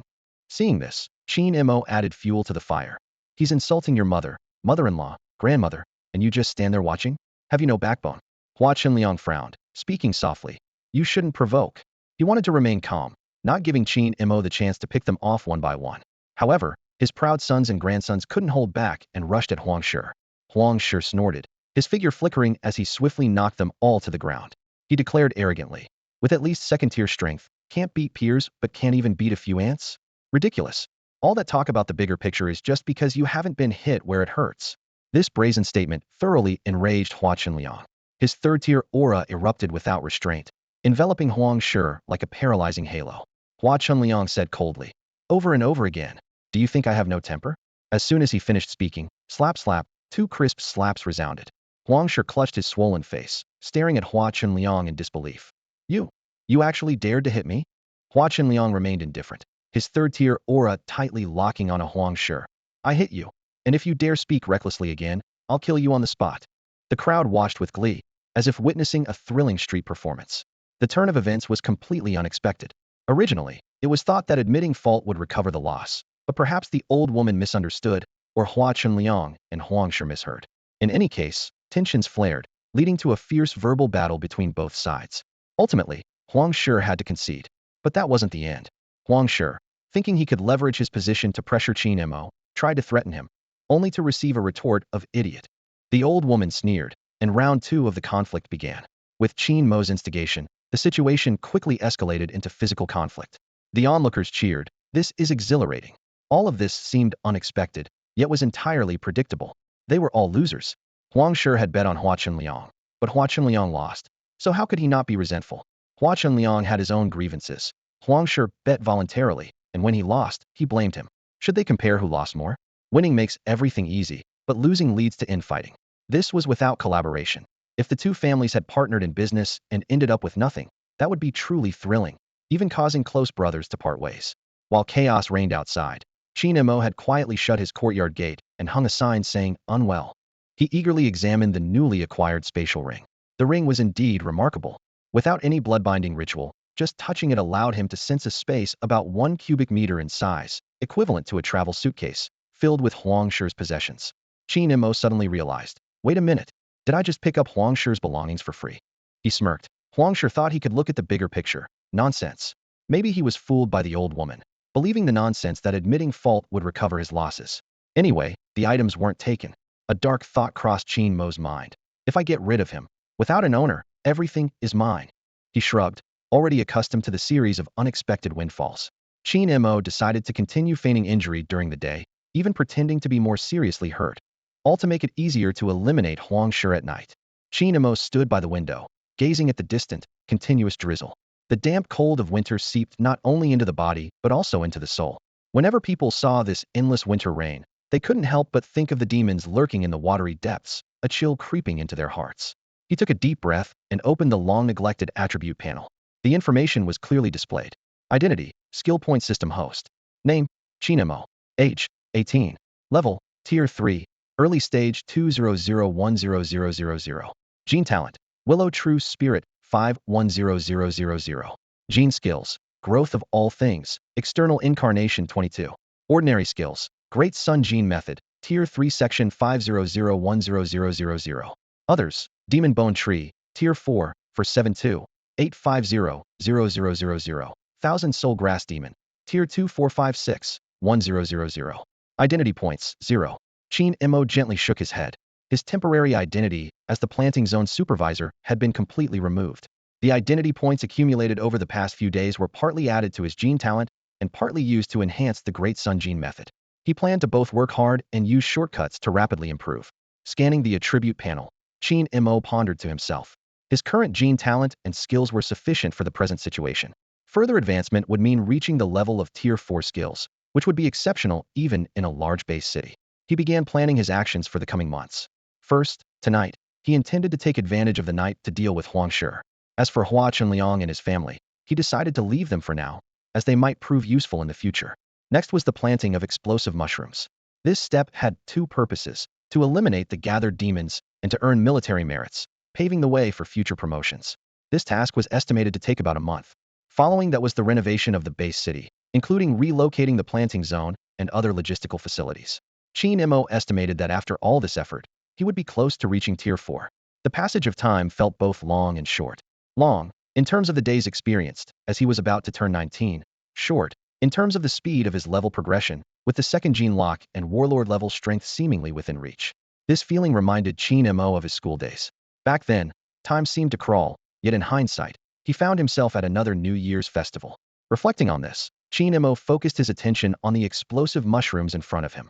When mature, these mushrooms resembled shiitakes, with a mix of red and brown, appearing like poisonous mushrooms.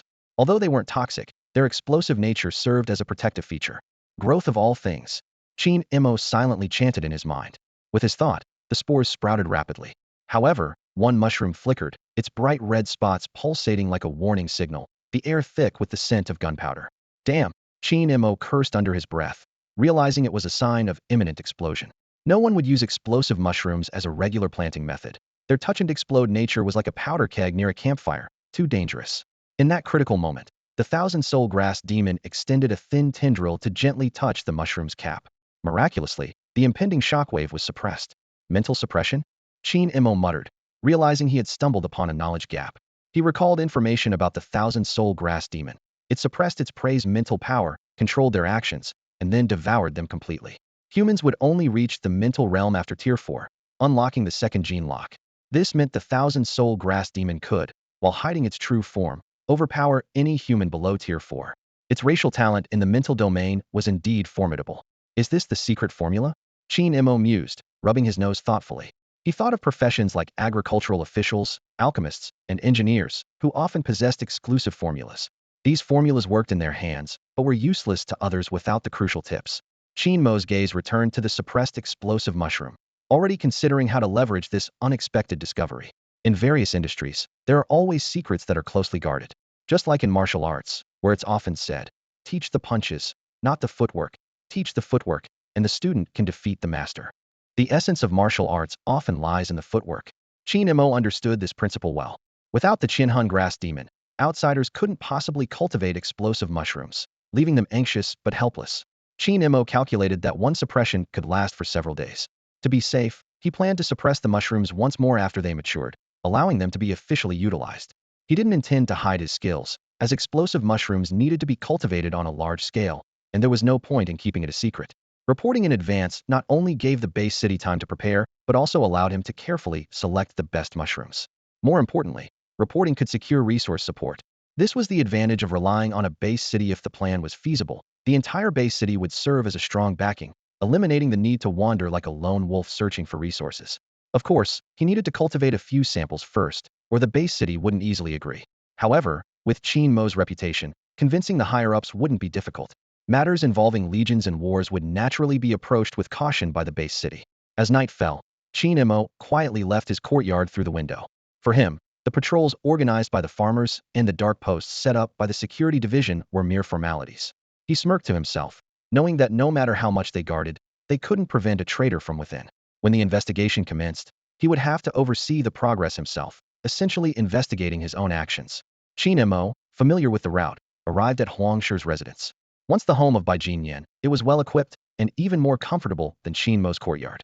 However, the place had an ominous reputation. The previous owner was dead, branded as a member of the Wanling sect, and his body was displayed at the city gate. Upon learning this, Hua Chunliang decisively abandoned any claim to the residence.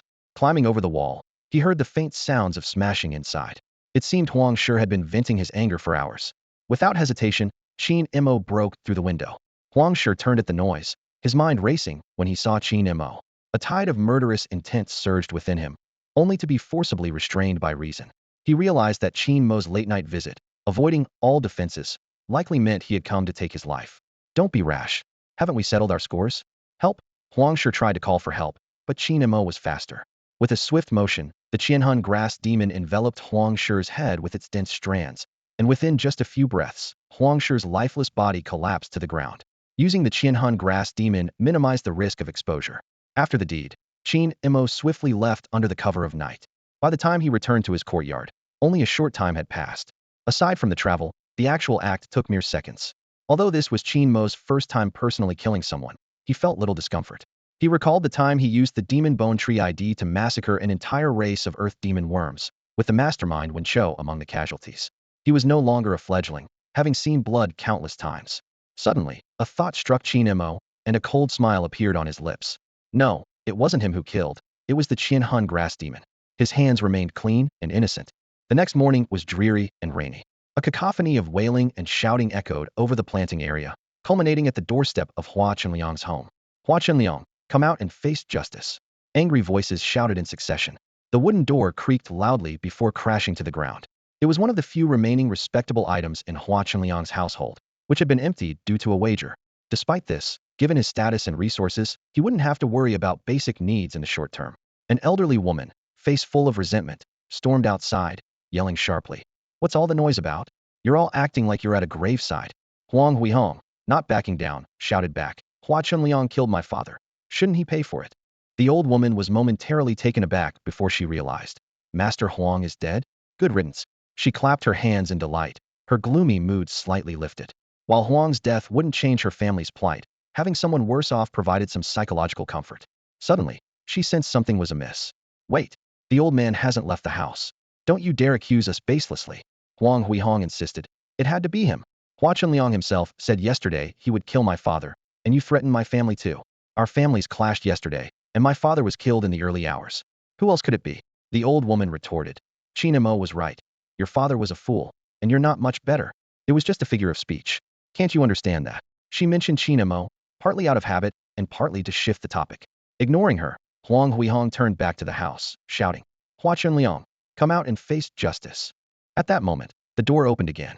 A handsome young man stepped out, dressed in a pale blue combat uniform with the emblem of Shi University embroidered on the collar, shining brightly. His name was Yixing, once an abandoned child, later taken in by a master. At 10, he began following his master to gather spiritual plants and hunt game, selling them to Hua Chenliang for necessities. When he was 18, his master tragically fell off a cliff, his body never recovered. Thanks to Hua Chenliang's connections, Yixing joined the final year of high school. Despite struggling with academic subjects, his exceptional genetic talent and combat instincts earned him a special admission to Shi University. For years had passed since. Yixing returned with 3 goals in mind: to thank Hua Chenliang for his support, to search for his master's remains, and to seek the treasures needed to break through to the 4th rank. His master had once said that if he reached the peak of the 3rd rank, he should return to his homeland. Yixing didn't understand how his mortal master knew of the precious 4th rank resources. It might have been encouragement or a chance encounter, but he was determined to find out. Yixing surveyed the surroundings, his gaze landing on the corpse covered by a white cloth. He raised his arm slightly, and a force suddenly generated, tossing Master Huang's body like a rag doll, flipping it in the air before it landed heavily in the mud. Huang Huihong was stunned, then erupted in anger. You, why are you treating my father's body like this? Yixing stood with his hands behind his back, his expression indifferent. Oh, just checking if he was pretending to be dead. Seems like he died quite peacefully. Feeling the overwhelming pressure from Yixing, Huang Huihong began organizing his father's remains while turning to Han Zilong for help. Chief Han, you must seek justice for us. In the midst of the rain, Han Zilong rubbed his temples, looking serious. He had only been back at Qingshan Bay City for a few days when he was faced with a tricky case. An innocent deputy supervisor had been killed, and his body was desecrated. It made him long for the peaceful days at Haishi Bay City. Do you Qingshan Bay City people have something against us? Are you deliberately trying to bully us? Huang Huihong's angry question interrupted Han Zilong's thoughts. Han Zilong took a deep breath, trying to stay calm. I'm not from Qingshan Bay City, so please don't make assumptions, he explained, then turned to Yixing, his tone becoming serious. Sir, you acted recklessly in the planting area. Do you have an explanation for me?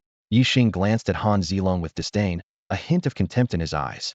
You're not even worthy of an explanation from me, he responded arrogantly, thinking to himself. As a distinguished student of Shi University, why should I explain anything to someone like him?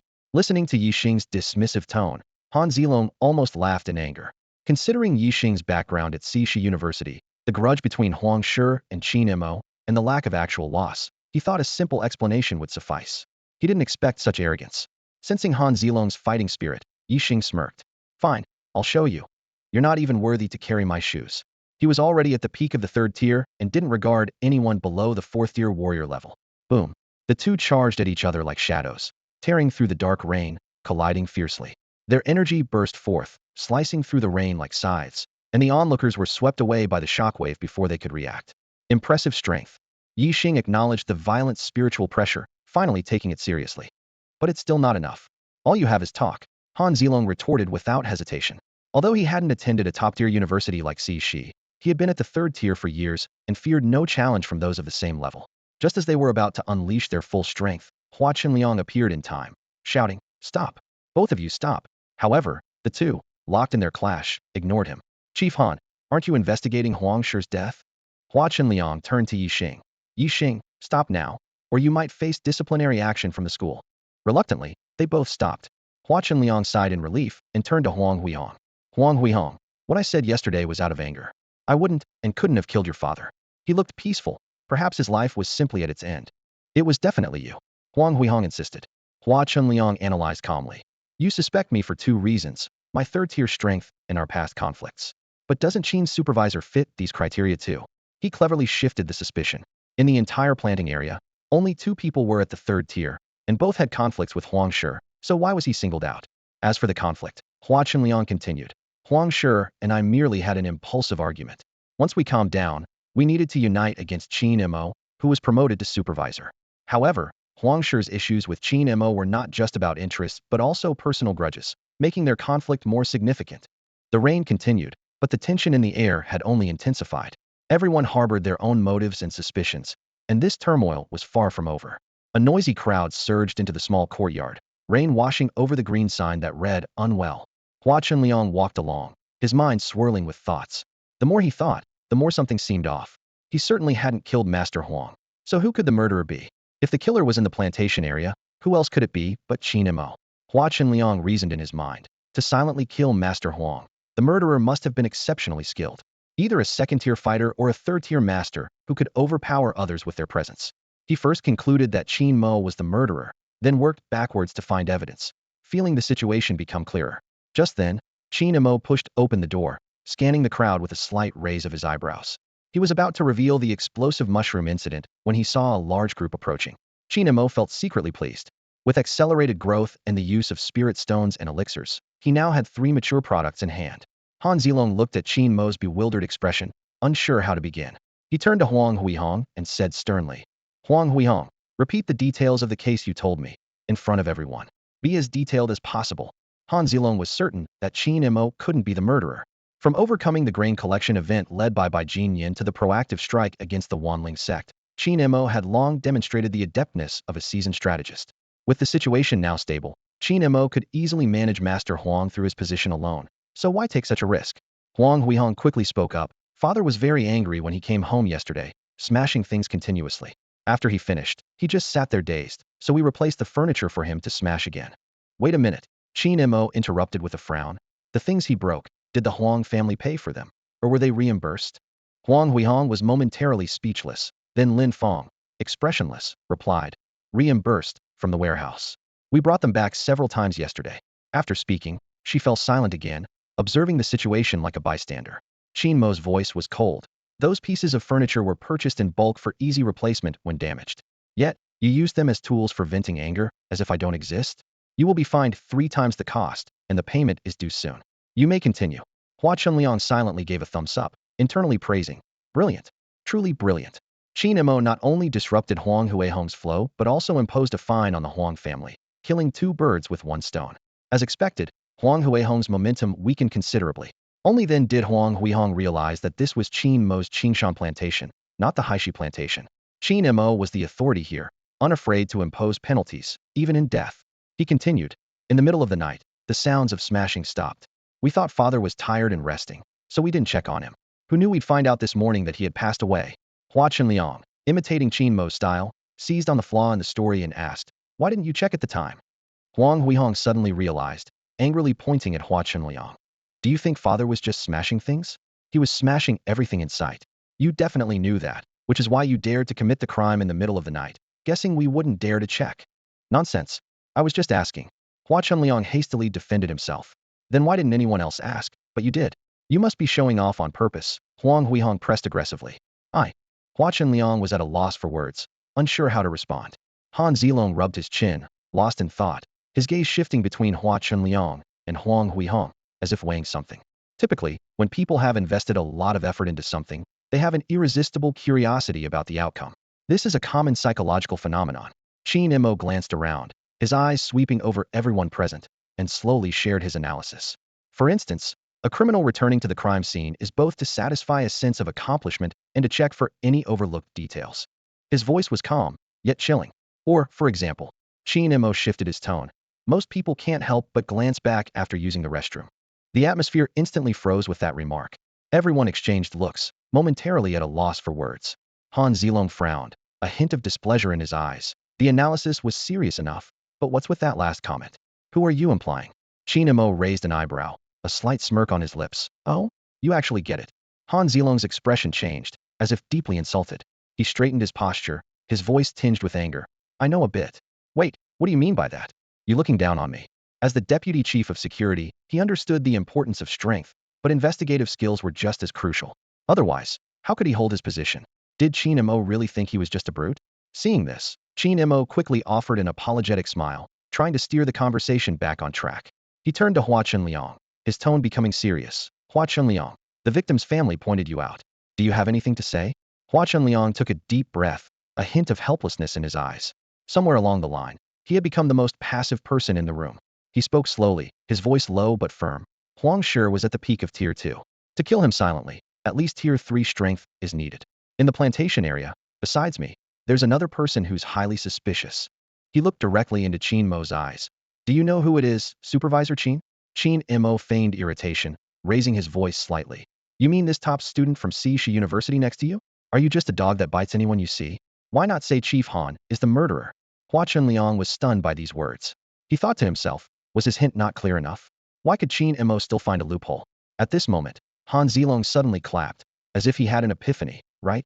Just a moment ago, Yi Xing moved Huang Shi's body, saying he wanted to make sure he was really dead. Doesn't that perfectly fit the bathroom psychology mentioned? Yi Xing, hearing this, was furious and glared angrily. Are you looking for trouble? No one likes being accused in such a manner, especially when he already disdained dealing with someone he considered beneath him. The conversation had become convoluted, and the scene descended into chaos. Just then, a bespectacled man spoke up. Isn't this like those logic puzzles? For example, for people A, B, C, and D are competing for a position, and only one can get it. Their interview results are as follows. A says. B says. Now replace the position with murder. The question is, who is the murderer? Why don't you each give a clue? Qin Mo looked over, a hint of displeasure in his eyes. A lot has happened lately, and every time you're at the front row watching like it's a show. Are you treating us like a circus? Not content with just watching, now you want to play judge? Who do you think you are? Han Zilong, Hua Chunliang, and Yi Xing, for once, stood united, casting cold glances at the speaker, as if ready to teach him a lesson. The bespectacled man, intimidated by their glares, quickly slapped himself and retreated to the back of the group. Hua Chunliang then refocused on Qin Mo, speaking firmly. I believe you didn't commit the murder, but as a Tier 3 and the highest-ranking official in the plantation area, shouldn't you lead by example and prove your innocence first? Qin Mo, feigning nonchalance, replied easily. Of course, no problem. How do you want me to prove it? Hua Chunliang didn't waste words, looking Qin Mo straight in the eye, and got straight to the point. Where were you last night? Qin Mo paused briefly before answering. Last night, I was cultivating explosive mushrooms. He paused again, then continued. With the city facing the threat of water demons, as the plantation supervisor, I wish I could be on the front lines defending our home. Your inheritance just arrived, with many valuable items. If we can cultivate explosive mushrooms on a large scale, it would fulfill my patriotic duties. The mention of inheritance was delivered in a calm tone, but it cut deep into Hua Chunliang's heart, causing considerable hurt and insult. His face turned ashen, and his fists clenched involuntarily. Hua Chunliang deliberately ignored the mention of the family fortune being credited, though his heart was bleeding. Every time he thought of those precious treasures, he felt a stabbing pain with each breath. He had to admit that Manager Qin's dedication to serving the base city was admirable, but the idea was far too naive. Clearing his throat, Hua Chunliang explained to the crowd. You may not be familiar with this, so let me clarify. The explosive mushroom is a second-tier spiritual plant with a blast radius of 10 meters. Within this range, second-tier creatures are severely injured if not killed, First-tier ones are certain to die, and ordinary people stand no chance. It is indeed very suitable for our current predicament at the waterford, capable of clearing out large areas of enemies in one explosion. He paused before continuing. However, the issue is that this type of spiritual plant is not only difficult to cultivate, but also indiscriminate in its destruction. They are extremely unstable and will explode with the slightest jolt, making it impossible to transport them to the battlefield. How could we possibly plant them on a large scale? It's pure fantasy. Upon hearing this, the crowd couldn't help but show disappointment. They originally thought they could make a splash again, only to find that the difficulty of cultivation was so high that they didn't even have the chance to try. At that moment, Qin Mo calmly spoke up. It is indeed quite challenging, but fortunately, we have lived up to expectations and successfully cultivated them. We'll report it today, and by tomorrow, we can start planting them on a large scale. As he finished speaking, a Lingjiao deer, carrying an explosive mushroom, sleepily emerged from behind Qin Mo. Hua Chunliang's eyes widened in disbelief as he stared at the mushroom. How could this possibly be a real explosive mushroom? Hua Chunliang thought to himself. It must be a dyed fake. I've studied them specifically. They explode at the slightest jostle, leaving no room for human use. Qin Mo crossed his arms and said indifferently, whether it's real or not, a test will tell. But it's not convenient to test here, so I've already informed the logistics department and the station legion to come and watch. This way, I won't have to repeat the demonstration. At that moment, Huang Huihong interjected hurriedly. Wait a minute. Everyone, haven't we strayed too far from the topic? My father's body is barely cold, and the murderer hasn't been found. Can't the testing wait? However, before Qin Mo could respond, the surrounding people began to argue back. Your father alive isn't as important as the explosive mushroom. We'll discuss the murderer later. Let's just go and not bother with them. Manager Qin is truly accomplished at a young age, a model for us farmers. The crowd clearly understood the priorities. Although Manager Qin's achievements might not directly reward them, witnessing this moment firsthand would be something to boast about later. Watching the crowd follow Qin Mo away, Huang Huihong was on the verge of tears. The crowd he had painstakingly gathered was swiftly drawn away by Qin Mo. Half an hour later, everyone who needed to be present had assembled, eagerly observing the mushroom in the Lingjiao deer's hands. Qin Mo suddenly tossed the mushroom to Hua Chunliang and, with a tone of mockery, said, as the original owner, the honor of detonating it is yours. Throw it to the left, where there's nobody. Hua Chunliang caught the mushroom with a blank expression, although inside he was shattered. Pretending not to hear Qin Mo's highly insulting words, he followed the instructions, pressing down on the mushroom cap and hurling it to the left. As the mushroom flew, Hua Chunliang suddenly realized something was wrong. My house, he murmured, but before he could finish, a deafening explosion erupted. Boom boom. The ferocious flames, like the gaping maw of a demon, instantly engulfed Hua Chunliang's house. The fire spread at an alarming speed, reducing the entire building to ruins in the blink of an eye. The scorching heat wave hit them, yet it couldn't suppress the shock within the crowd. They had expected Qin Mo to succeed, but witnessing it firsthand stirred their emotions profoundly. It's incredible, someone exclaimed. Is this the extraordinary power that even ordinary people can wield? Qin Mo's voice echoed in the air, offering a sense of relief. No need to test its power by demolishing a house. Since Master Huang's residence is now vacant, you can move in there. His words were like a ray of light, brightening the old woman's gloomy expression. Qin Mo continued to explain. The house was allocated to the agricultural official. Now that he's passed away, his family won't be forced out of the planting zone, but continuing to live in the grand house isn't possible. His tone carried a hint of resignation, yet it also showed empathy for the old woman's situation. A glimmer of hope appeared in the old woman's eyes, and the wrinkles on her face smoothed out. She murmured to herself, out with the old, in with the new. That grand house seems destined for the Hua family. Her voice was filled with anticipation for the future. At that moment, a deafening explosion shattered the silence. As the dust settled, news of the successful blast spread like wildfire throughout the area. Several high-ranking logistics officers and military officials quickly approached Qin Mo, their faces beaming with smiles as if they had discovered a gold mine. Their eyes sparkled with excitement at the immense benefits the new weapon promised. Qin Mo, however, remained calm and gestured for them to be patient. His voice was steady and authoritative. Please wait a moment, everyone. Let me handle some internal matters first. We still have 2 samples left at home, which you can take back for research. With that, he gave Su Xiaoman a meaningful look. Understanding his signal, Su Xiaoman promptly dashed off to fetch the samples, disappearing from view. Qin Mo then turned his attention to Han Zilong, his tone becoming serious. Regarding Master Huang's death, whether it was natural causes or foul play, we must uncover the truth. Concern flickered in his eyes. The planting zone will soon be bustling. We can't let this incident cause panic among everyone. As Qin Mo finished speaking, Hua Chunliang stared at him, conflicted. His gaze was filled with doubt and confusion, as if questioning, Wasn't it you who killed him? Han Zilong suddenly erupted in anger, his voice booming like thunder. Where are you looking? Why don't you take a good look at yourself and this person beside you? You're the ones most suspicious. The crowd's eyes shifted around the room, but ultimately, they ruled out Qin Mo as a suspect. After all, Qin Mo had devoted significant effort to maturing the Bishuko, even putting up a sign stating he was unwell. They believed that his dedication was what led to such success, leaving him no energy to commit murder. As the tension mounted, Yixing spoke up at the right moment, his voice carrying a hint of challenge. I have a bottle of truth serum here. Are you willing to try it? Qin Mo took the porcelain bottle without hesitation, letting the spirit deer sniff it to ensure it was safe, then swallowed a pill. His voice exuded confidence. Director Han, ask your questions here in front of everyone. Han Zilong obliged, though his voice trembled slightly. Did you kill Master Huang? No. Qin Mo's response was swift and decisive. The exchange ended, and no one appeared surprised. Even Hua Chunliang, who initially suspected Qin Mo, began to waver. He quickly offered, let me handle the questioning, Director Han.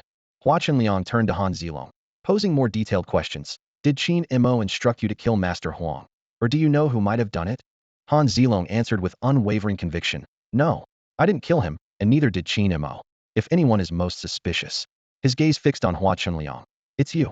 Within the allotted time, Hua Chunliang asked several tricky questions, yet still found nothing. He couldn't help but wonder. Could there be something wrong with the truth serum? Doubt crept into Hua Chunliang's mind as his gaze flickered between Qin Mo and Han Zilong. Ultimately, he had to admit, perhaps this really has nothing to do with Qin Mo after all. Stop blaming the truth-revealing pill. Now it's your turn, and the truth will speak for itself. Han Zilong shouted angrily, his eyes blazing with dissatisfaction. He turned to Yixing. You go ahead. Yixing nodded and swallowed the pill without hesitation. He remained calm and explained, I was with the College Alliance last night and only arrived at the plantation area this morning. I didn't have time to commit any murder. Qin Mo squinted, keenly observing Yixing's every move. He thought to himself, why did Yixing swallow the truth-revealing pill so quickly? Was he waiting for this opportunity? Suddenly, Qin Mo asked directly, do you want to kill me? Yixing's face changed drastically as he reluctantly replied. Yes, he gritted his teeth and added, don't ask irrelevant questions. Ignoring Yixing's warning, Qin Mo quickly pressed on. Why? Yixing's reaction reminded Qin Mo of their first meeting when he sensed a deeply hidden yet blatant intent to kill. This intense hostility puzzled him. They had never met before, so why did Yixing harbor such deep animosity against him? Qin Mo rapidly considered various possibilities. The conflicts involving Bai Jinyan and Master Huang had clear traces, but Yixing, a stranger who appeared out of nowhere, carried inexplicable murderous intent. Was it revenge from the Wanling sect? No. Even if the Wanling sect wanted revenge, they would target the Demon Bone Tree or the Bay City, not just him alone. A possibility flashed through Qingmo's mind. Could Yixing know that the Demon Bone Tree was his avatar? But he quickly dismissed this thought, thinking maybe he was overthinking it, and perhaps Yixing was just petty by nature. Qin Mo decided to directly ask his burning question. Is it because you have the seed of the 1,000-soul grass demon? What do you need it for? Yixing, cornered, could no longer hide the truth, and answered with difficulty. To open a treasure. A specially crafted key seed? Qin Mo pressed on. I don't know, Yixing replied through gritted teeth. Where is the treasure? East of Blackstone Bay City, over 100. Before he could finish, Yixing suddenly coughed up blood, clearly suffering from the physical backlash of resisting the truth-revealing pill's effects. His eyes turned bloodshot, filled with murderous intent as he glared at Qin Mo, roaring, You seek death. Almost simultaneously, the alert Han Zilong, along with the logistics department leaders and Legion warriors, unleashed their spiritual pressure, like a massive stone pressing down on everyone, shattering the rain curtain under the immense force. Madman, you're the one who deserves to die. Han Zilong roared. Prepare to meet your end. On behalf of the military, a high-ranking officer shouted sternly. Everyone understood Qingmo's importance. From the water spirit grass to the explosive mushrooms, Qingmo's contributions to the plantation area were undeniable. Although they didn't express it often, their gratitude was always remembered. Faced with danger now, everyone was determined to protect Qingmo at all costs. Die! A tall man wrapped in bandages suddenly broke through the crowd, appearing in front of Yixing like a flash. The bandage on his right arm burst open as the copper elephant bloodline fully activated, revealing none other than Commander Wang. Commander Wang had been injured while slaying the giant claw crab demon and was recuperating with the second-line legion. Coincidentally nearby, he didn't hesitate to act, demonstrating decisive action when it mattered most. Yixing felt the overwhelming pressure of death, his eyes finally cleared, abandoning his attempt at a fatal strike. Wait a minute, he shouted desperately. Commander Wang ignored him, and his fist, shrouded in dark energy, struck down mercilessly. Yi Xing was sent flying, coughing up blood, his body flailing like a broken plastic bag in the wind. Commander Wang pressed the attack, but just as his fist was about to land again, a layer of blue light suddenly erupted from the unconscious Yi Xing, forming a crystalline protective shield that blocked the lethal blow. Commander Wang frowned, recognizing it as a training artifact from Isha University. In his current injured state, it would take him several minutes to break through this turtle shell. Reluctantly, he had to abandon the kill for now. Besides, there was another, more important reason. A glint of calculation flashed in Qin Mo's eyes as he weighed his options. He knew that directly killing Yi Xing would cause unnecessary trouble, so he decided to take advantage of the situation. Damn it! Qin Mo suddenly erupted, his voice filled with anger and agitation. Get some people to pour manure over this turtle shell and let him soak in the pit. Then notify the University Alliance. I need an explanation. Though he had anticipated this, Qin Mo feigned shock and outrage. Turning to Hua Chunliang, he reproached him. Hua Chunliang, can you handle this or not? Why bring trash into the plantation area? Have I been too lenient with you? You wanted to change the competition rules. I cooperated. You suspected me of killing Master Huang. I cooperated. And now this. What do you have to say for yourself? The surrounding farmers also spoke up, criticizing Hua Chunliang's inaction.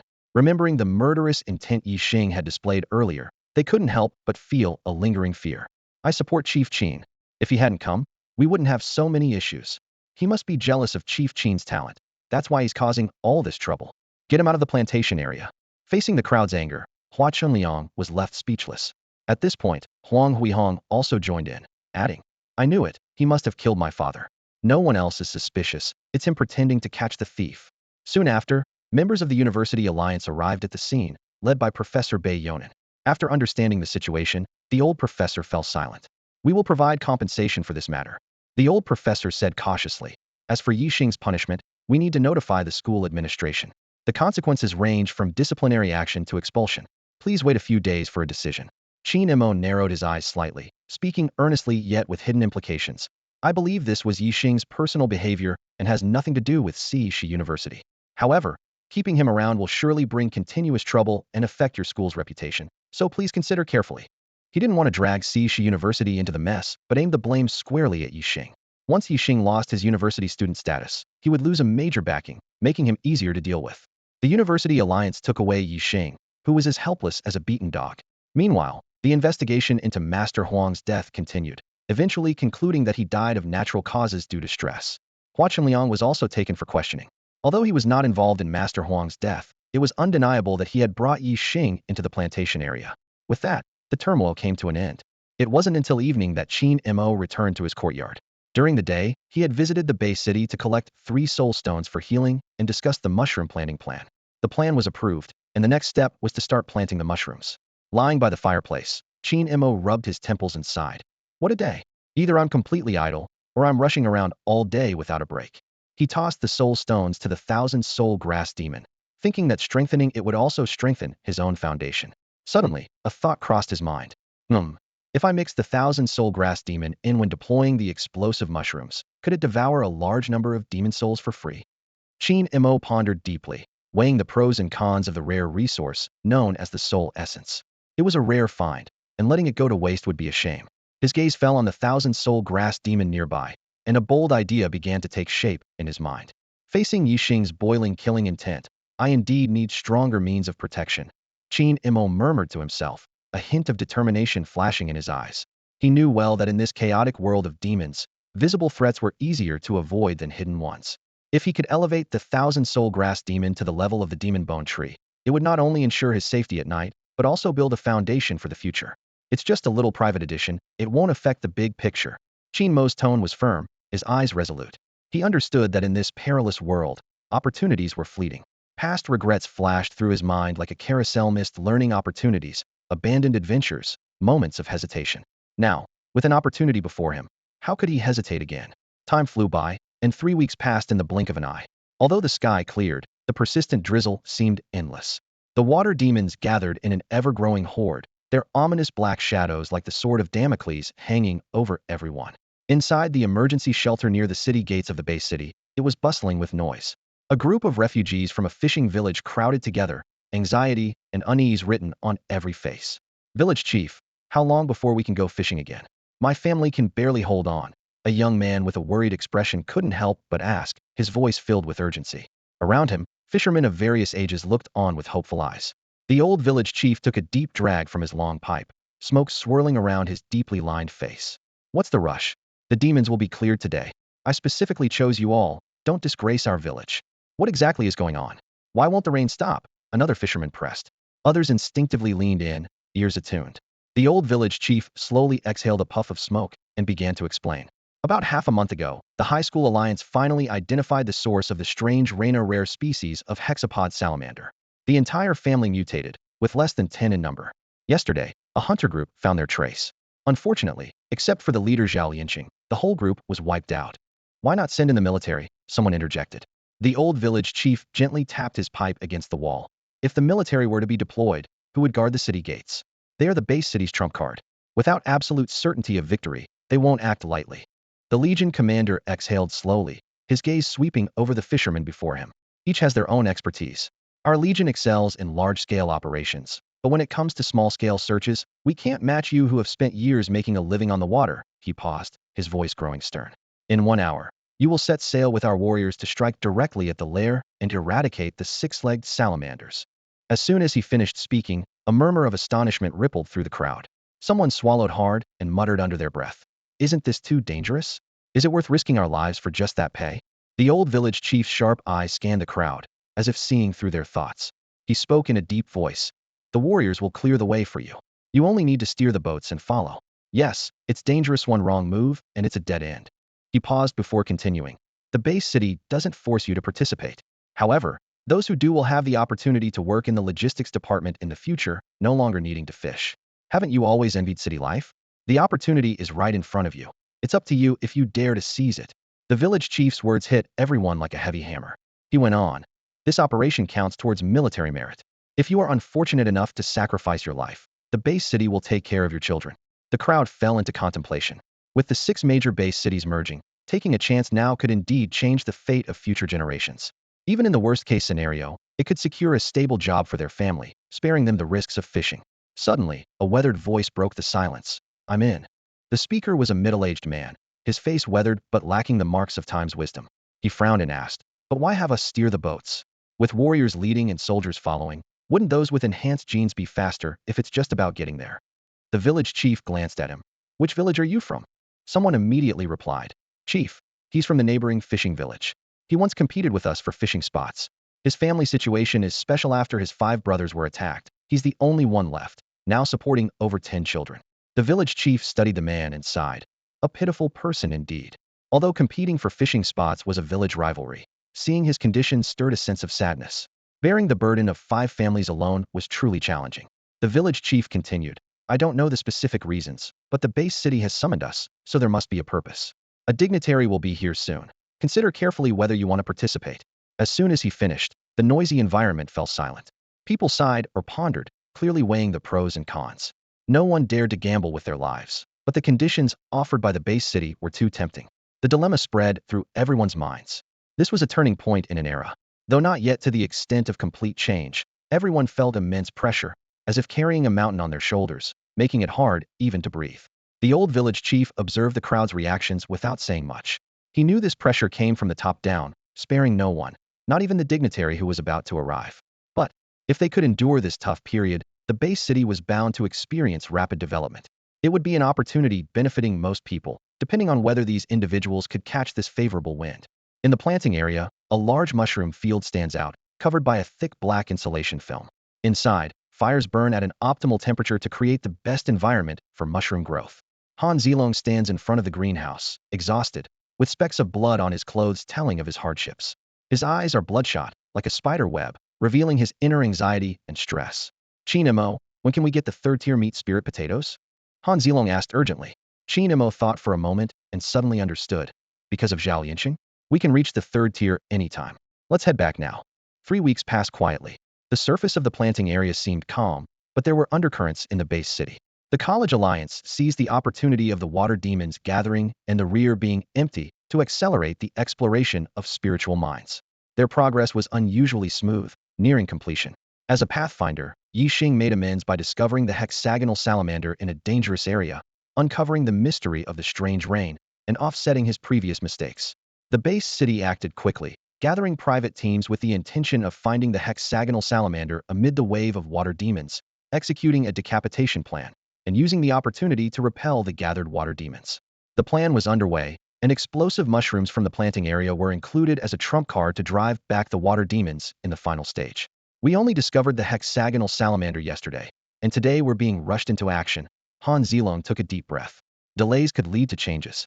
Moreover, the water demons have been stalling for a whole month, and the base city is impatient, determined to strike with thunderous force. Han Zilong's tone grew heavier. I went to the hospital to see Zhao Lianqing. His injuries are severe, with one hand and one foot torn apart, his body without a single piece of intact skin, and his spiritual aperture destroyed, barely clinging to life. 3 team members died on the spot. 2 perished while fleeing, and the deputy captain, covering his retreat, also met his end at the hands of the demons. They were hunted by mantis shrimp. His voice began to tremble. Zhao Lianqing said his biggest regret was hesitating, fearing resource waste, and never daring to advance to the 4th tier. If he had the strength of the 4th tier back then, he might have saved everyone. Han Zilong's words became increasingly disjointed, his emotions intense. I don't want to wait any longer. I can't leave regrets behind. I don't want to face a crisis without even the chance to fight back. Qin Mo listened quietly, his emotions in turmoil. He realized that Zhao Lianqing's ordeal had completely changed Han Zilong's mindset. It was like a classic movie trope, the sacrifice of a supporting character prompting the protagonist's transformation, reminiscent of the famous line from Spider-Man. With great power comes great responsibility. Qin Mo thought to himself, it seems I'm not the protagonist, otherwise, it would be Han Zilong having the bad luck. He glanced at Han Zilong, hesitating whether to keep his distance to avoid becoming the next Zhao Lianqing. Han Zilong suddenly turned to Qin Mo. I don't want my brothers to shield me. Qin Mo raised an eyebrow, uncertain of Han Zilong's meaning. You could shield your brothers, so they don't have the chance. Han Zilong nodded, resolute. That's why I need to advance to the 4th tier, to become a battle-hardened warrior on the battlefield. Qin Mo was momentarily speechless, finding it hard to keep up with Han Zilong's leap in logic. Their conversation seemed to fall into a subtle misalignment, each understanding different meanings. Han Zilong stood at the entrance of the small courtyard, his mind racing with thoughts. He recalled the white python spirit blood within him and the reward for capturing the demonized by Jin Yin, secretly calculating that he was just one ingredient short of completing his plan, the meat spirit potato. At that moment, Han Zilong continued. Zhao Lianqing and his team found the hexagonal salamander, and the higher-ups gave them many rewards, as well as compensation for those who died. It seems like Zhao Lianqing wants to force his way through and fight for revenge, but he's severely injured and not in any condition to break through. What other choice do we have now? Han Zilong rambled on as he entered the courtyard, about to say more, when he noticed Qin Mo already standing at the gate. Qin Mo gestured outside and said, I'm going to buy some oranges. You stay here and don't move. Oranges? Han Zilong asked, puzzled. Are you going to visit Zhao Lianqing? Qin Mo didn't answer directly, just nodded, and then shook his head. Han Zilong advised, you're not close with him, and you both have things to do. He's pushing himself to break through, and you have to transport the explosive mushrooms. Better not waste time. As soon as he finished speaking, Han Zilong looked up to find Qin Mo had already walked away. He muttered to himself, why does it feel like Qin Mo doesn't want to deal with me? Zhao Lianqing too, they're both acting strange. A few minutes later, Qin Mo returned with a freshly uprooted meat spirit potato. He handed it to Han Zilong and said, check if there's any problem with it. Although the meat spirit potato was mature, Qin Mo had no idea how to use it or even verify its properties. This was because it was refined using secret methods, incomprehensible to outsiders, much like the mature explosive mushrooms, which only Qin Mo understood. After a thorough inspection, Han Zilong replied, no problem. Qin Mo nodded, that's good. I have to leave now. With that, he turned and headed towards the mushroom field. The decisive battle was imminent, and there was no time to waste. As Qin Mo walked, he checked his data panel. He had accumulated identity points over 3 weeks, boosting his level by pushing the progress bar by 2,000. The soul stones he obtained by feigning injury, the rewards from planting explosive mushrooms, compensation from E-Snake University for the Yi Xing incident, and the spirit stones from selling Hua Chunliang's family assets had all been converted into resources for advancing the 1,000-soul grass demon. Qin Mo realized he was back to being broke. Taking stock of his valuables, he only had the 1,000-soul grass demon, the spiritual horned deer, and a space ring. Everything else was trivial. He thought to himself that securing resources for his advancement to the 4th level depended on earning military merits soon. Whether the 1,000-soul grass demon could advance also hinged on the chaos that was about to ensue. Even before the large-scale planting of explosive mushrooms, Qin Mo had an idea: to mix the 1,000-soul grass demon in, allowing it to devour unwanted demon souls. Being the one in charge, he had a lot of room to maneuver. Upon reaching the mushroom field, the first truckload was ready. Qin Mo instructed Lin Feng, "Stay here and make sure nothing goes wrong." Then he turned to the truck driver, "Head to the city gate."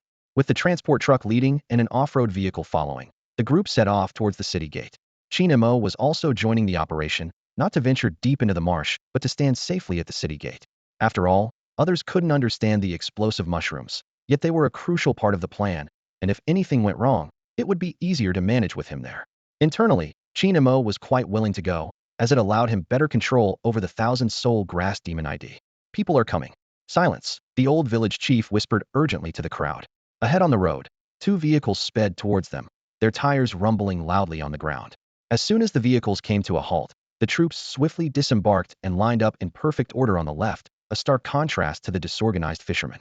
Qin Mo stepped out from the back seat, his polished combat boots hitting the ground with a crisp sound.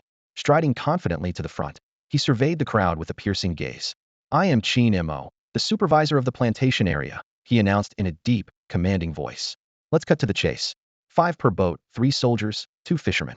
The soldiers will deploy explosive mushrooms, and the fishermen will row with all their might, following the path cleared by the warriors. Any questions?" Qin Mo's last question was clearly directed at the fishermen. The soldiers present were elite, carefully selected to both support the warriors and eliminate the water demons, fully aware of the situation. It was the fishermen who were truly in the dark. What are explosive mushrooms?" a fisherman asked timidly. Qin Mo raised his hand slightly, and a soldier immediately understood, jogging to the truck. He picked up a mushroom the size of a fist and activated it skillfully according to protocol. He gently pinched off the mushroom's cap, and instantly, the explosive mushroom began to glow red, its spots flickering and emitting a pungent gunpowder smell as the temperature rose rapidly. Whoosh! The soldier hurled the explosive mushroom into the air with force. In the next moment, a deafening explosion erupted, and a scorching fireball appeared out of nowhere, its fiery tendrils whipping through the air, instantly evaporating rainwater within several meters. This is the explosive mushroom, the latest product from the plantation area and the secret weapon for this operation. Qin Mo's calm voice resonated among the crowd, as if the explosion was an everyday occurrence. Gulp, gulp. The fishermen, witnessing this for the first time, couldn't help but swallow hard, while even the experienced soldiers widened their eyes, eager to have such a powerful long-range weapon. The old village chief took a deep drag from his dry tobacco, suppressing his inner shock, and asked, "If we participate in the operation, can we become residents of the plantation area afterward?" He preferred the food-abundant plantation area over other departments, as the pangs of hunger were too unbearable. "Yes," Qin Mo replied succinctly. With a few questions answered, a brief silence fell over the scene. Qin Mo looked around and, seeing no further inquiries, gave his final instructions. "If there are no more questions, begin your preparations. I hope you all achieve your desires. Remember, the sooner, the better." With consensus reached, the action plan seemed simple and direct. In such an urgent situation, there was no time to dwell on details. After all, the salamanders weren't stationary, and who knew if they'd remain in place in a few days. Meanwhile, atop the city gate, members of the University Alliance had mostly gathered. They had completed their exploration tasks, and the main storyline had come to an end, allowing them to return to their respective schools at any time. The subsequent tasks of driving out demons, rebuilding the base, and mining spirit stones would be handled by the 6 major base cities, no longer requiring additional technical support. However, staying to fight could earn military merits. Although they could withdraw at any time when faced with danger, it was conditional on not disrupting the overall attack rhythm. So impressive. A senior student in fiery red armor, with a graceful figure, couldn't help but express her admiration. Despite being of similar age, the difference was stark. They were still following orders as foot soldiers, while Qin Mo was already giving commands. His upright posture, stern profile, inherently imposing demeanor, and decisive instructions all showcased Qin Mo's extraordinary charisma. Bei Yonan stood there, facing her senior's teasing gaze, and couldn't help but recall the time spent in the planting zone. She calmly replied, "We just had a meal together. What else could have happened?" No sooner had she finished speaking than someone nearby joked, "A little post-meal exercise." This remark drew a heavy snort from Yixing. "Humph." The senior raised an eyebrow, fearlessly meeting Yixing's eyes. She sharply pointed out, "Who isn't relying on the base city? Your clothes, your food, even Shi University, all depend on the stable environment of the base city. It's just that everyone has different roles." She continued with conviction, "No profession is inherently noble or humble, but the value they create can vary. It's easy to measure a warrior's worth by how many demons they slay. Similarly, a farm officer's value is evident in how much spiritual rice or plants they cultivate. Without food as a foundation, even the largest base city would collapse." Yixing did not respond, merely snorting again. He stepped forward, his figure darting like an arrow towards Qin Mo. Despite having redeemed himself and gained recognition as a hero from the High School Alliance and Qingshan Bay City, the anger within him was hard to quell. Flashes of perilous moments and near-fatal encounters crossed his mind. All of this, in his view, was caused by Qin Mo. Not only did Qin Mo put him in a passive position, but he also extracted the secret of the treasury, a secret left by his master and deeply buried within him. With the secret exposed, Yi Xing felt naked walking down the street, as if the gazes of passers-by had turned strange. A gentleman must seek revenge, he swore silently. Not to mention the seeds of the 1,000-soul grass demon are still with Qin Mo. Reaching Qin Mo, Yi Xing feigned a carefree and smug demeanor, his voice dripping with sarcasm. Surprised, aren't you? I'm back alive, he continued, his tone filled with insincere gratitude. I should thank you if it weren't for you. How would I have discovered the six-legged salamander, traced the source of the strange rain, or obtained the earth dragon's essence? As he spoke, he produced a sealed glass vial containing the precious earth dragon's essence. This is the highest reward from the High School Alliance. The moment I uncovered the six-legged salamander, this rare and powerful essence had an owner, Yi Xing boasted. You probably don't know its value, do you? It's hard to explain to you, just know that anything with dragon blood is of the highest quality and is the best for advancing to a warrior. Facing Yi Xing's bragging, Qin Mo remained calm, replying lightly. No need for a special thanks, now that you're out. Just live your life properly. These words nearly provoked Yi Xing into action, but as his eyes swept to the city wall and saw Commander Wang watching, his anger dissipated, and he cursed silently. Damn Commander. Suppressing his fury, Yi Xing proposed. I heard you like to gamble. Let's bet. No bet, Qin Mo replied calmly. I'll bet with the earth dragon's essence. Yi Xing continued to tempt him. Qin Mo remained unfazed. No bet, he added. You've got a second chance at life. Don't think about turning the tables or the treasure. To help you kick your gambling habit, I'll crush the seeds of the 1,000-soul grass demon when I get back. From Yi Xing's tone, Qin Mo had already guessed his intentions. What else could it be but the treasure? But Qin Mo refused to bet, relishing in teasing him. After all, he wasn't the one who was anxious. Phew and hail. The fury within Yi Xing's chest burned like a volcano on the verge of eruption, yet he had no outlet for it.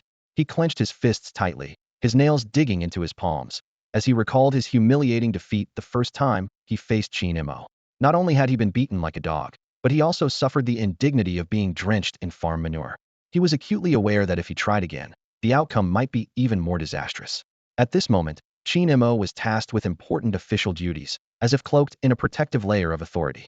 Yi Xing was weighing his options. Should he risk everything for the Earth Dragon's blood? Are you sure you won't gamble? Qin Mo asked with a meaningful smile. Miss this chance, and you'll never get your hands on Earth Dragon's blood again. Yi Xing struggled internally, but Qin Mo allowed him no time to think, continuing. You should know, small bets refresh the mind, big bets harm the body. Didn't you learn anything in university? The atmosphere was tense, a palpable sense of unease hanging in the air. Just then, an energetic elder emerged from the ranks of the Alliance. Dressed in a martial outfit, his long hair tied back, he exuded an indescribable aura with every step.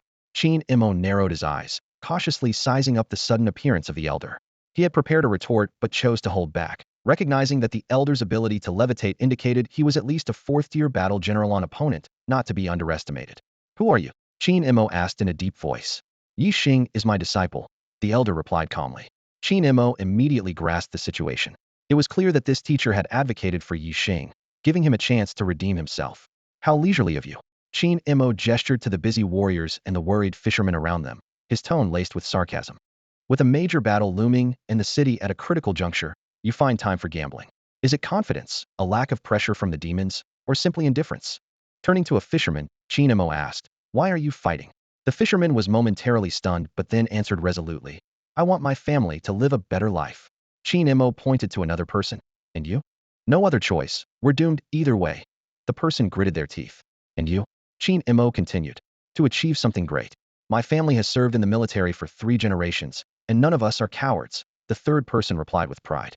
Nodding to them, Qin Mo then returned his gaze to the elder and Yi Xing, his tone shifting from light to grave. Did you hear that? Some carry heavy burdens, others shed blood. You may have the leisure to gamble, but I, Qin Mo, do not, and I will not partake. Yi Xing sensed the sarcasm in Qin Mo's words, but found himself unable to counter such righteous rhetoric. He tried to change the subject. Are you afraid? Yes, I am afraid. Qin Mo admitted openly, a flicker of sincerity in his eyes.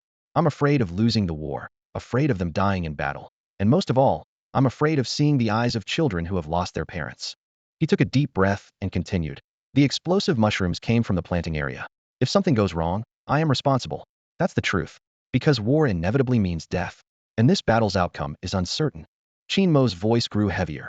If we win, that's good. But if we lose, the merger plan for the 6 major base cities will surely be cancelled, and Green Mountain Base City will need years to recover. It will affect countless lives. He used himself as an example. For instance, I currently earn 100 identity points per day. If the merger plan is cancelled, Green Mountain Base City will revert to its original state, and I'll be back to earning 10 points a day. This battle must not be lost. In the face of Qin Mo's righteous and grand words, Yi Xing and his teacher were left speechless. Any attempts at provocation, mockery, or tempting wagers seemed insignificant against the gravity of the situation. They realized that in this battle, which would decide the fate of many, personal interests were trivial.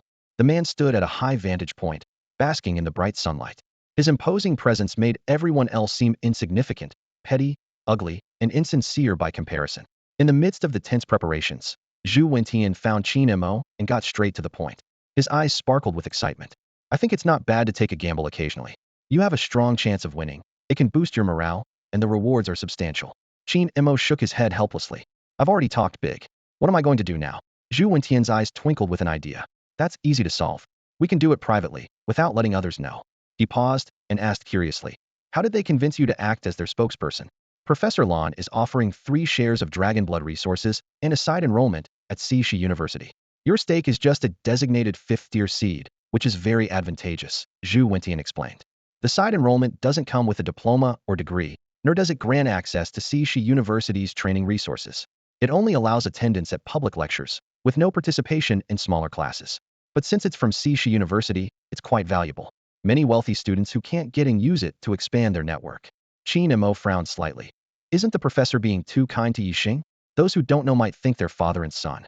Zhu Wentian leaned in mysteriously. I've heard, just heard, that Yi Xing has won over Professor Lan's daughter. He wore a gossipy expression. Qin Mo suddenly understood. Ah, I see. Grooming a son-in-law. He turned to Zhu Wentian. I've heard your daughter. Get lost. Zhu Wentian jumped like he'd been stepped on. Don't even think about it. I warn you, don't let your mind wander. He watched Qin Mo warily, as if eyeing a mischievous troublemaker. Qin Mo quickly clarified. Ahem, I meant to ask if you're interested in the side enrollment to pave the way for your daughter? Zhu Wentian's expression was complex as he nodded and shook his head. I'm not worried about my daughter's grades. It's just that I have a son who loves to play. If only he were as sensible as you. Qin Mo changed the topic. What's the wager? He thought to himself, if his superior was looking out for him, he should seize the opportunity. When the boss needs help, it's natural for a subordinate to lend a hand. Otherwise, how can he expect to advance in the future? Military achievements. Zhu Wentian said excitedly. We'll calculate the battle merits for you and Yi Xing based on the upcoming offensive. Qin Mo couldn't help but ask, isn't this too advantageous for me? He calculated in his mind that exploding mushrooms could take out a large area, mostly consisting of 1st and 2nd-tier monsters. Although their individual value was less than 3rd-tier monsters, the sheer number made up for it. Unless Yi Xing could defeat a 4th-tier monster, which was nearly impossible. Commander Wang had to pay a heavy price to defeat the giant pincer crab monster, and Yi Xing couldn't even withstand a full force attack from Wang. How could he risk his life to slay a 4th-tier warrior? Zhu Wentian chuckled. That's why I'm encouraging you to take the gamble. If you lose, I'll cover it and compensate you with 2 5th-tier seats. If you win, you get the essence, and I get the side enrollment. How does that sound? Qin Mo was intrigued. He didn't have any seeds of the 1,000 soul grass monster, but he could forge one that looked more genuine than the real thing. He cautiously replied, it sounds good, but no issues, right? Meanwhile, he was contemplating the details to pay attention to when signing the contract. Zhu Wentian returned with a beaming smile, clutching a parchment tightly in his hand. His eyes sparkled with confidence, and a smug grin played on his lips. Contract secured. We've got this in the bag, Zhu Wentian announced excitedly. I managed to get 3 portions of dragon blood resources in advance. That guy tried to argue it wasn't according to the rules, but I laid it out straight. No resources, no deal. Guess what? He backed down immediately. He waved the parchment triumphantly. Resources written in a contract are never as reassuring as having them in hand. Qin Mo was taken aback and thought to himself, just when I was thinking about how to make adjustments, you went ahead and signed the contract? He quickly leaned in to examine the contents of the parchment. The text on the parchment wasn't lengthy. It essentially stated that the competition would be based on the military achievements gained from defeating demons. The one with the highest accomplishments would be the winner. The contract specifically mentioned the batch of seeds from Hua Chenliang. Qin Mo frowned and pointed at the names on the parchment. Wait a second, why aren't the names on here mine and Yi Xing's? Zhu Wentian. seemingly expecting this question, explained with a smile, "You weren't originally planning to get involved in this bet. It's because of me that you got dragged into this mess. So naturally, I should bear the risk." He paused, a sly glint in his eyes. "I've already given you the dragon blood resources. Don't think you can just take the benefits without putting in the effort. If we lose, you'll have to return everything, and you might end up with nothing." Qin Mo was momentarily speechless. He realized he wasn't taking on any risk in this bet. Even if they ended up not handing over the seeds, it would be Zhu Wentian, not him, who would suffer the contract's backlash. The benefits, on the other hand, were tangible. For instance, the dragon blood resources already in his possession, Han Zilong's white python essence blood, although from a fourth-tier demon, couldn't compare to the preciousness of earth dragon blood. And he already had 3 portions of it. Seeing Qin Mo's silence, Zhu Wentian patted his shoulder. "Why so quiet all of a sudden? Are you too happy? Remember, keep this under wraps. Don't let outsiders know. You're still far from reaching the 4th tier." Qin Mo took a deep breath, feeling alarmed. The other party signed so readily and even advanced the dragon blood resources, clearly showing confidence. What if they lost in the end? He forced himself to calm down and analyze the situation. It was clear he had an advantage after all. He wasn't fighting alone. There were so many warriors, not just for show. The final military achievements would be divided proportionally, ensuring a significant share. But precisely because of this, the parchment seemed suspicious. The enemy could be cunning, but certainly not foolish. The contract said nothing about underhanded tactics, suggesting a potential trap. Qin Mo voiced his concerns, but Zhu Wentian reassured him. "Don't worry, if they can use underhanded tactics, so can we. As long as you perform normally and don't slack off, we've got this." With that, he hurried off, leaving Qin Mo with a lingering sense of unease. The words "we've got this" echoed in Qin Mo's mind, yet he couldn't feel any joy. "We really can't use underhanded tactics," he muttered to himself.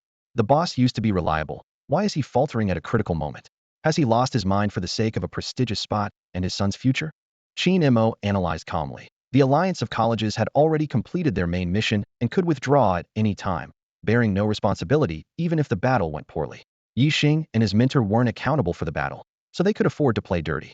But he and Zhu Wentian couldn't. This realization weighed heavily on Qin Mo's mind, as if sensing an impending storm. Once things took a sudden turn for the worse, the battle situation deteriorated rapidly, and Qin Mo's expression became unpredictable. As a 3rd-tier genetic warrior and a Sannong official, he knew he couldn't avoid the call to battle. A fierce determination flashed in his hesitant eyes as he thought to himself. Hesitation only leads to chaos, and since things have come to this, I must kill to stop the killing. Qin Mo decisively reached into his robe and crushed the glass vial containing dragon blood. He poured the precious dragon blood entirely onto the rapidly growing 1,000-soul grass demon, calculating in his mind. Yi Xing wants the seeds of the 1,000-soul grass demon? Just seeds won't be enough? I must make outsiders think I'm capable. These 3 portions of expensive dragon blood resources were meant for Professor Lan Yi. If they dare to step in, they should be ready to meet their end. No matter what tricks they have, once they are dead, everything ends, and the contract naturally becomes void. After making these arrangements, Qin Mo returned to the city gate. Members of the University Alliance were chatting in small groups, with many top students curiously looking around. Bei Yonan was excitedly waving his arms, while Lan Yi and Yi Xing, the mentor and apprentice, appeared particularly calm. It seemed they had achieved their goal, as they merely glanced at Qin Mo without any deliberate mockery. Qin Mo remained cautious. "This person wants to kill me. Originally, there was no conflict of interest between us, and even being humiliated in public shouldn't have escalated to murder. But now it's different. The 3 portions of dragon blood resources are a blatant conflict of interest. Coupled with the previous loss of face, they likely harbor the same murderous intent as I do." On the surface, Qin Mo maintained his usual calm demeanor, but inside, his killing intent was boiling. He knew that in terms of strength alone, he might not even be able to defeat Yi Xing, let alone Professor Lan Yi, a seasoned warrior. Only by revealing all his trump cards could the demon bone tree possibly take on the mentor and apprentice duo single-handedly. Unfortunately, the tree was deep in the mountains, and distant resources couldn't solve the immediate crisis. Just as Qin Mo was lost in thought, the city gate suddenly opened. Over a dozen figures emitting terrifying spiritual pressure shot out like arrows, reaching the water's edge in the blink of an eye. The leader quickly launched a spirit boat, with some boarding it and others walking directly on the water. "Kill! Kill!" Amidst the air-shaking shouts, naked killing intent enveloped the turbulent waters, and the continuous rain seemed to tremble in response. Boom boom. The water surface suddenly exploded with towering water columns, engulfing the unprepared demons. A massive slash instantly covered the entire area, the sonic boom pressing down with a blood rain. The warrior squad sped towards the distance, the roar incessant, and the rising mist almost obscured all vision. Their mission was clear: execute a decapitation operation to eliminate the source of the monstrous rain, the six-legged salamander. Move out. First squad, follow. Those behind, mind the order. With a command, the densely packed mushroom army poured out from the still-open city gate. Though they lacked the violent execution power of the warrior squad, they followed orders with precision. This uniquely named mushroom army was tasked with deploying explosive mushrooms, providing intense bombardment as the second wave. Following closely were the regular troops, traveling on larger vessels, their fierce banners flying high in the wind and rain. This operation mobilized 4/5 of the military resources, leaving the remaining 1/5 to guard the city gate, both to stabilize public sentiment and as a final backup. After all, like boxing, one must always reserve some strength, as there is no guarantee of absolute victory. It has begun, Qin Mo murmured softly as he watched the large fireballs rising in the distance. He quickly logged into the 1,000-soul grass demon's ID, thinking to himself, I've already mixed it with the explosive mushrooms, and now it's in motion. On the waters, beneath the curtain of rain, flames and blood carved a vivid path across the surface, painting a backdrop of a battlefield already at its peak from the onset. Everyone was a protagonist, yet also as insignificant as grass. Charge! There's a demon on the left, a fisherman shouted, gripping a blast mushroom tightly in his hand. Blow them all to pieces. Once we reach Moon Island, it's a victory. The fishermen around him were flushed, their bodies trembling slightly. It wasn't fear, but a sign of adrenaline surging. Seasoned warriors were familiar with this feeling. Even a regular fight could trigger a similar response. Xiao Gang rowed with all his might, his arms bulging and moving tirelessly. Unknowingly, his boat surged to the forefront of the fleet like a sharp arrow. Their mission was simple yet perilous. Eliminate demons along the way, clear the path for the warrior squad, and conserve the energy of the rear troops. Moon Island was located mid-course. Given their current supply of blast mushrooms, they could barely sustain themselves to that point. Once there, the mission would be considered complete. Besides the warrior squad's explosive start, the rear troops were like a rocket launching into the sky. There would be a separation midway. The Mushroom Brigade was responsible for cover, while the rear troops divided internally to avoid unnecessary sacrifices. The ultimate goal was to deliver elite forces to the core battlefield, where the outcome of victory or defeat, life or death, would be determined. Suddenly, Xiao Gang spotted a dark shadow swiftly swimming nearby. Black-scaled fish demon, he exclaimed, the sharp dorsal fin glinting on the water's surface, sending chills down his spine. This terrifying creature was deeply etched in Xiao Gang's memory. During his first year at sea, he encountered these beasts, and several old fishermen, including his father, perished. The fishing boat was easily torn in half, and those who fell into the water became helpless prey for the black-scaled fish demons. Keep steering. Leave it to me, the fishing boat captain said calmly. They were like charging cavalry. Any halt ahead would mean a collision behind. The captain tossed a blast mushroom, landing precisely in the path of the fish demon. With a thunderous boom, the suffocating shadow vanished. Xiao Gang watched in awe. Is this the skill of the Sinuang officer? Xiao Gang pondered. He only knew the Sinuang officer was adept at cultivating spirit rice and ensuring high yields, crucial to the base city, but he hadn't realized they were so formidable on the battlefield. As Xiao Gang was lost in thought, the small boat suddenly rocked violently. It turned out that the boat behind had collided with them. Xiao Gang then noticed that his rowing partner had fallen overboard, possibly from exhaustion or fear. This caused the boat's speed to drop sharply, making it difficult for one person to catch up with the fleet. Xiao Gang watched helplessly as boat after boat surged past him like 100 racing sails. Get on board, the captain called out, quickly pulling the person out of the water. Keep rowing. Don't fall behind. Yes. Xiao Gang and his new companion replied in unison. Xiao Gang glanced at his new partner, who seemed familiar but whose name he couldn't recall. There was no time to ask, as they focused on rowing with all their might. The battlefield was complex and ever-changing, requiring them to advance swiftly, slay demons, and rescue comrades. Amid the deafening roar and the misty water, his mind buzzed, leaving no room for battlefield strategies or even fear, which was temporarily forgotten. For Xiao Gang, the task was surprisingly simple: just row with his head down and ignore everything else. As he focused on this sole mission, a sudden shadow loomed overhead. Looking back, he witnessed an astonishing scene. The third echelon's organized army had somehow outpaced the main forces and caught up behind the second echelon's mushroom corps. Blade of the Storm. A commanding male voice rang out from the massive ship. In an instant, an enormous crescent slash soared over everyone's heads, striking the path ahead with precision. Blood quickly spread, and the corpse of a gigantic beast surfaced. This power rivals that of a general. Xiao Gang thought in awe. This is the Legion's combat skill. He understood that the fearsome aspect of a legion was not just in their numbers, but in their unique combat skills. Warriors trained in the same genetic techniques could unleash attacks far beyond their level through a special connection. Strictly speaking, the Mushroom Corps was not a true legion, more like a group of scattered fighters. Although they were numerous and strong, they lacked the crucial legion combat skills. This made Xiao Gang ponder. A large group that can fight is a band of fighters. A large group that cannot fight is a rabble. A small group that cannot fight is nothing. Row faster. They're catching up. The brawny captain shouted to Xiao Gang and his companion. Don't envy them. Our Mushroom Corps isn't weak. Remember, we're the second echelon, and they're the third. The captain explained the characteristics of legion combat skills. Though powerful, they had a long cooldown and limited energy reserves. Such skills were better suited for high-level demons, and using them on lower-level beasts was a waste. This was why the Mushroom Corps was the second echelon tasked with clearing first and second-level demons. With newfound clarity, Xiao Gang focused on rowing with all his might, heading toward the lead ship. Before the spectators at the city gate, a grand battlefield unfolded. The Mushroom Corps, like a sharp, giant sword, cleaved through the waters, igniting twin-bladed edges and slaying countless demons.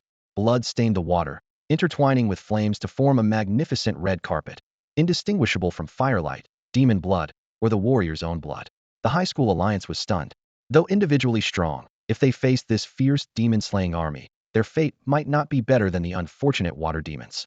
The human legion's assault was fierce and swift, with no intention of a drawn-out battle.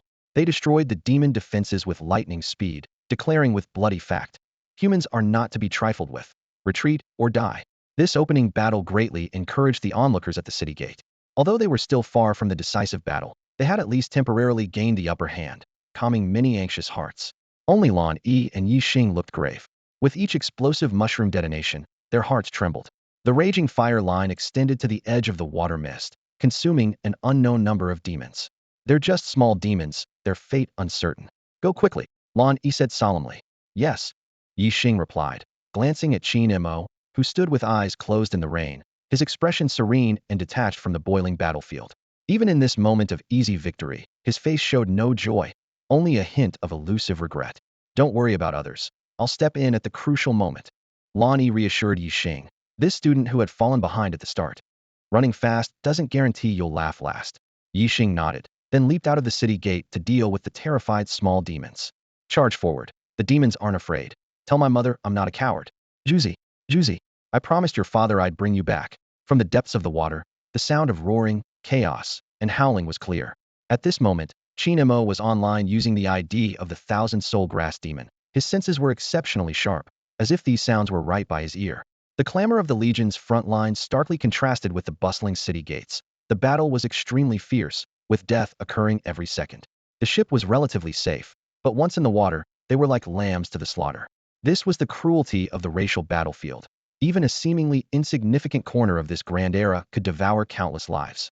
Survival was all that mattered, regardless of right or wrong. As a third-tier initial stage, thousand-soul grass demon, Qin Mo had decent individual strength, but was powerless to change the tide of battle. If he rashly exposed his camp to save someone, he would be torn to pieces in an instant. He thought regretfully, if only he had the strength of a fourth-tier war general. While the demon bone tree could slightly alter the battle, the thousand-soul grass demon was far too inadequate. The most important thing now was to enhance his strength.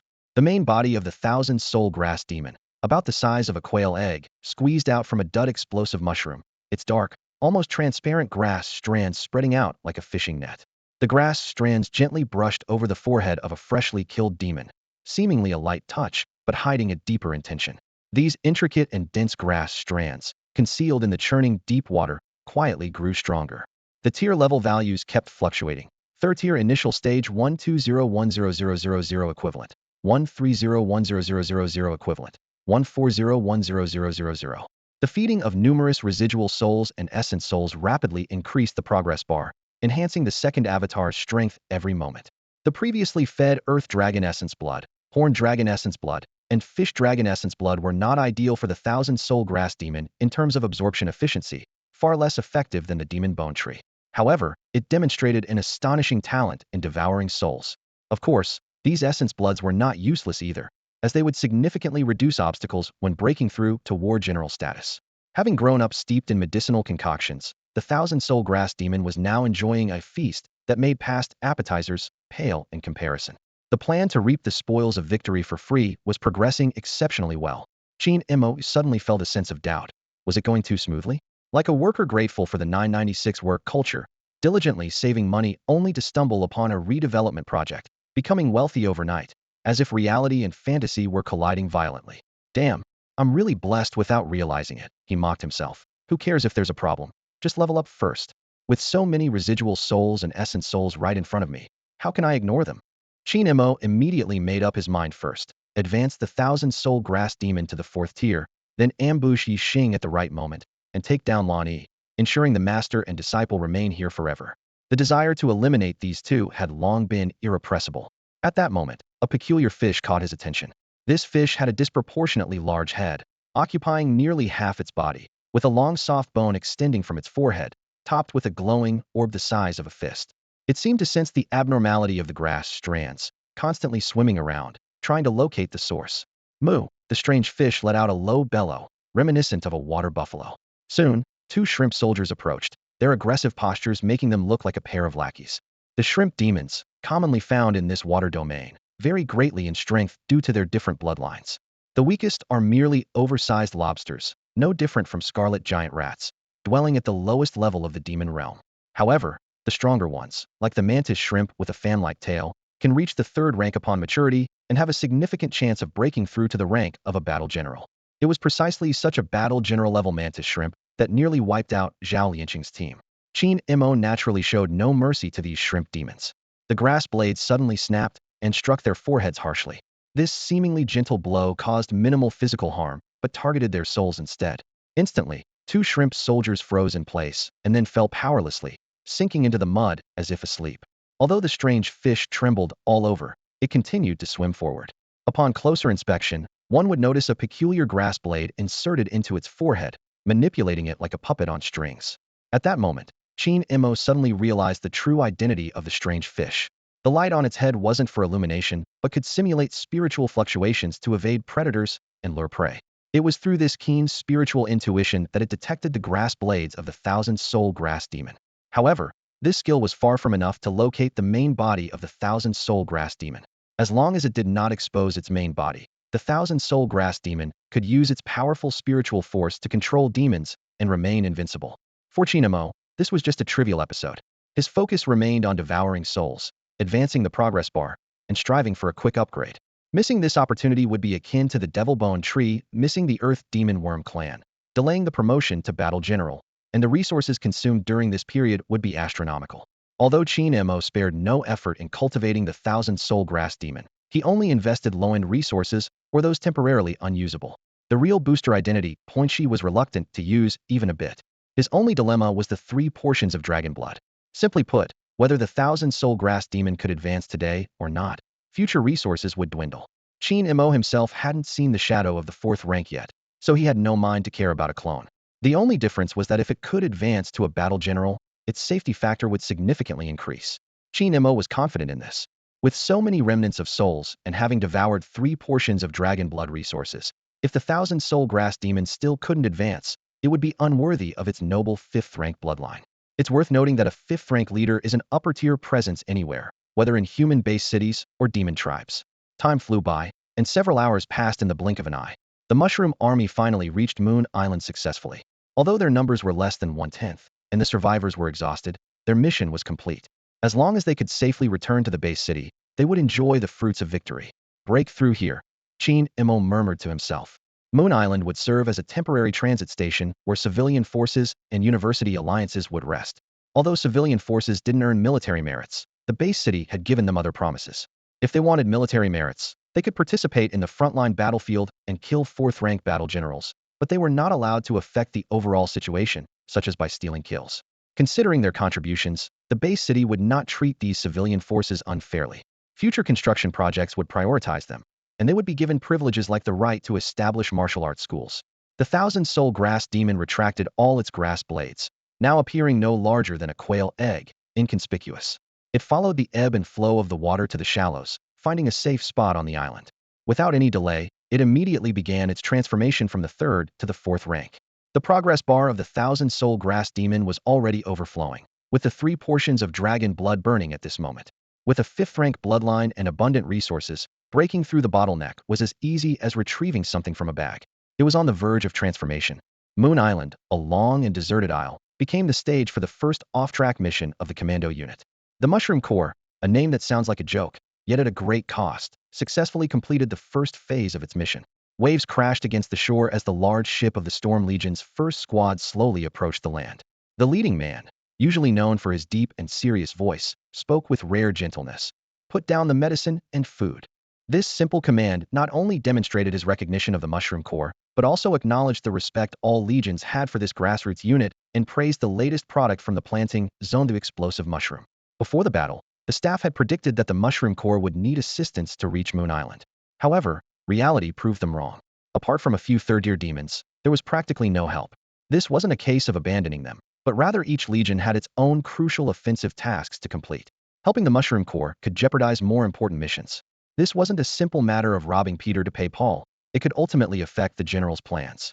After all, their main purpose on this journey was to support the decapitation mission, not to create more problems for the general.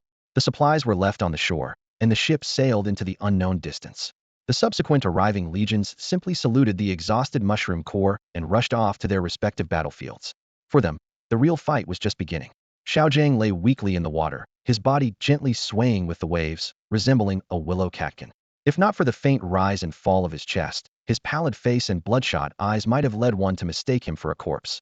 In truth, he was at his limit. At the start of the battle, Xiaojang could still marvel at the thrill and urgency of the battlefield, even dreaming of a bright future. But as the conflict intensified, his original five-man team was repeatedly scattered and reformed. He experienced countless moments of being pulled from the water, mechanically rowing as soon as he grasped an oar. Now, it was finally over. A faint smile of hope for the future appeared on Xiaojang's numb face.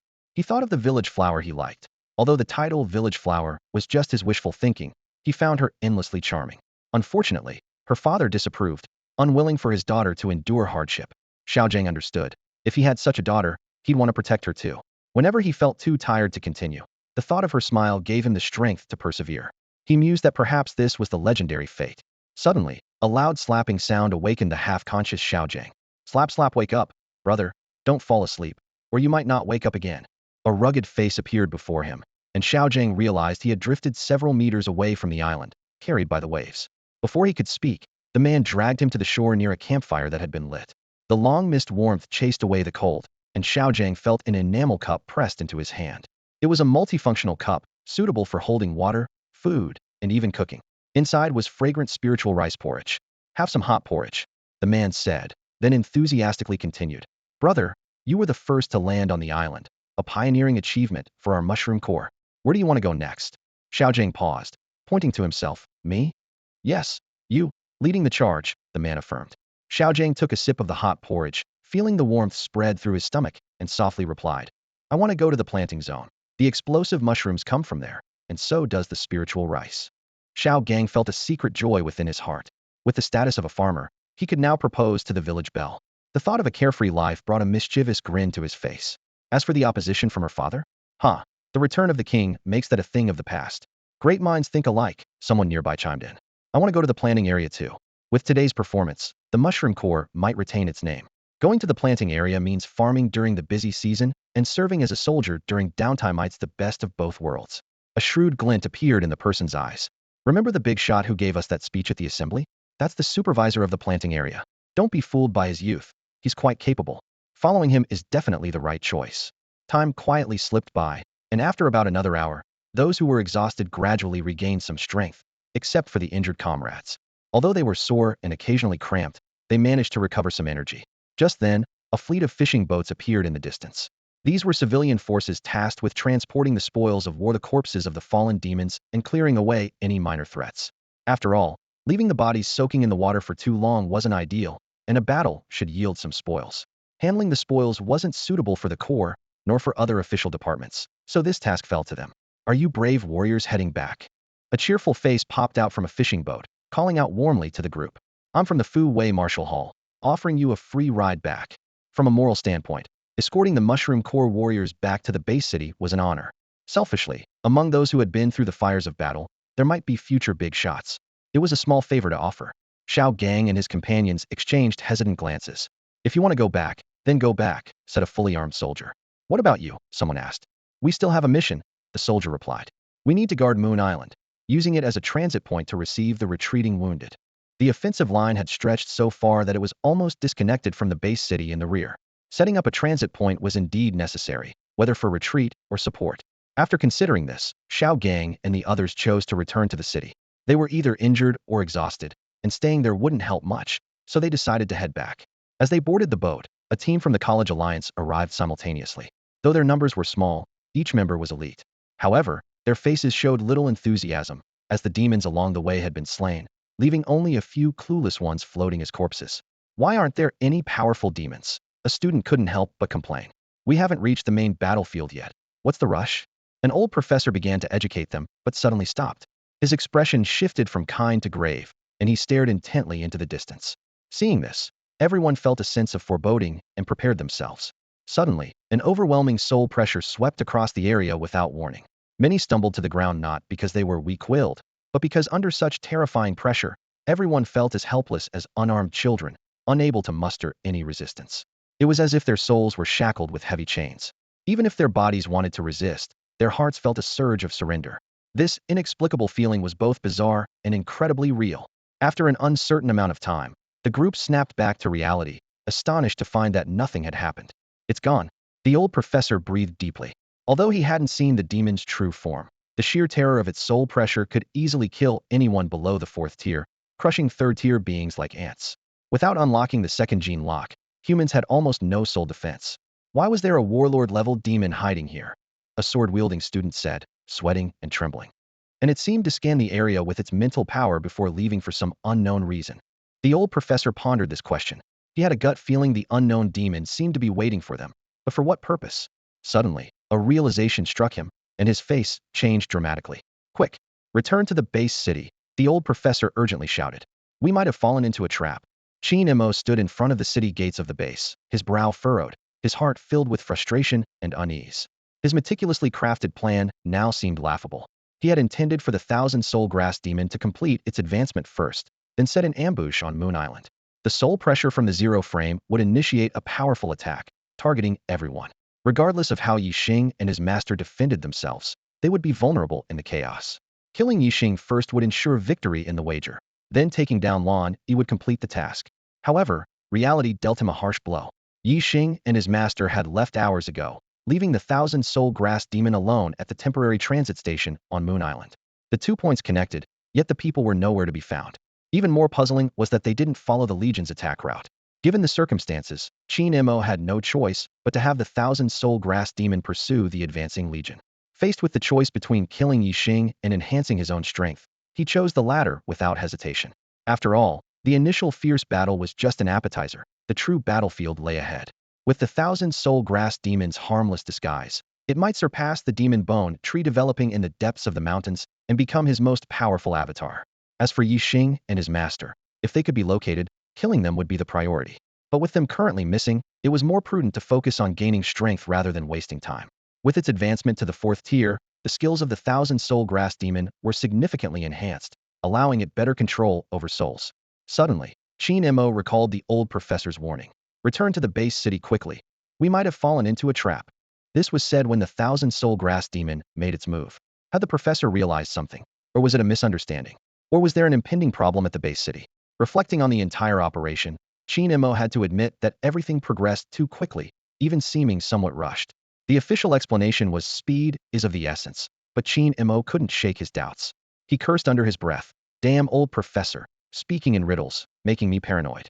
May he live as long as the crooked tree on Mount Nan and have fortune as abundant as the East Sea's tap water. As Qin Mo was lost in thought, a leaf-shaped flatboat suddenly appeared on the distant water, moving against the current with remarkable speed.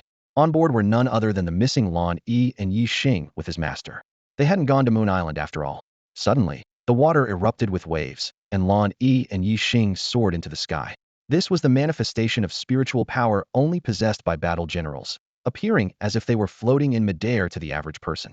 Beneath them lay a massive turtle with a jet-black body and golden patterns etched on its shell, already dead. Lan Yi tossed the turtle demon before the city gates and loudly proclaimed, Yixing assisted me in killing a 4th-tier golden turtle demon. Please record this military achievement. With that, he and Yixing landed steadily atop the city wall. Only then did the crowd regain their senses, their hearts still overwhelmed by shock. That was a fourth-tier battle general-level demon. Even in death, its oppressive aura was still intimidating. Someone couldn't help but exclaim, "My God, just looking at it scares me. Is this the true strength of Shi University?" A wave of astonishment rippled through the crowd, clearly reflecting their shock. The merit recorder quickly approached Professor Lan Yi, eyes gleaming with anticipation. "Professor, are you planning to sell those demon materials? The blood essence, heart, turtle shell, all of these can earn you extra military merits," he explained. "Killing a demon already grants you one set of merits, but selling the materials doubles the gains. This is precisely why the strong eagerly respond to the base city's call. Most people tend to keep them for personal use," the recorder added. "Take the turtle demon's heart, for instance. It's a rare and potent supplement." "Sell everything," Lonnie replied decisively. "All right," the recorder nodded. "Since the turtle demon was slain by you and Yixing together, how should the internal contribution be allocated?" "All to Yixing." The recorder was momentarily taken aback. "Well, isn't that a bit inappropriate?" He considered his words carefully. "From the base city's perspective, the total remains unchanged, but this violates regulations. We're here to prevent any illegal acquisition of military merits." Lonnie remained unfazed, as if prepared for this. "Ordinarily, you are correct, but our university alliance is different. As the supervising teacher, I have the authority to allocate credit based on student performance.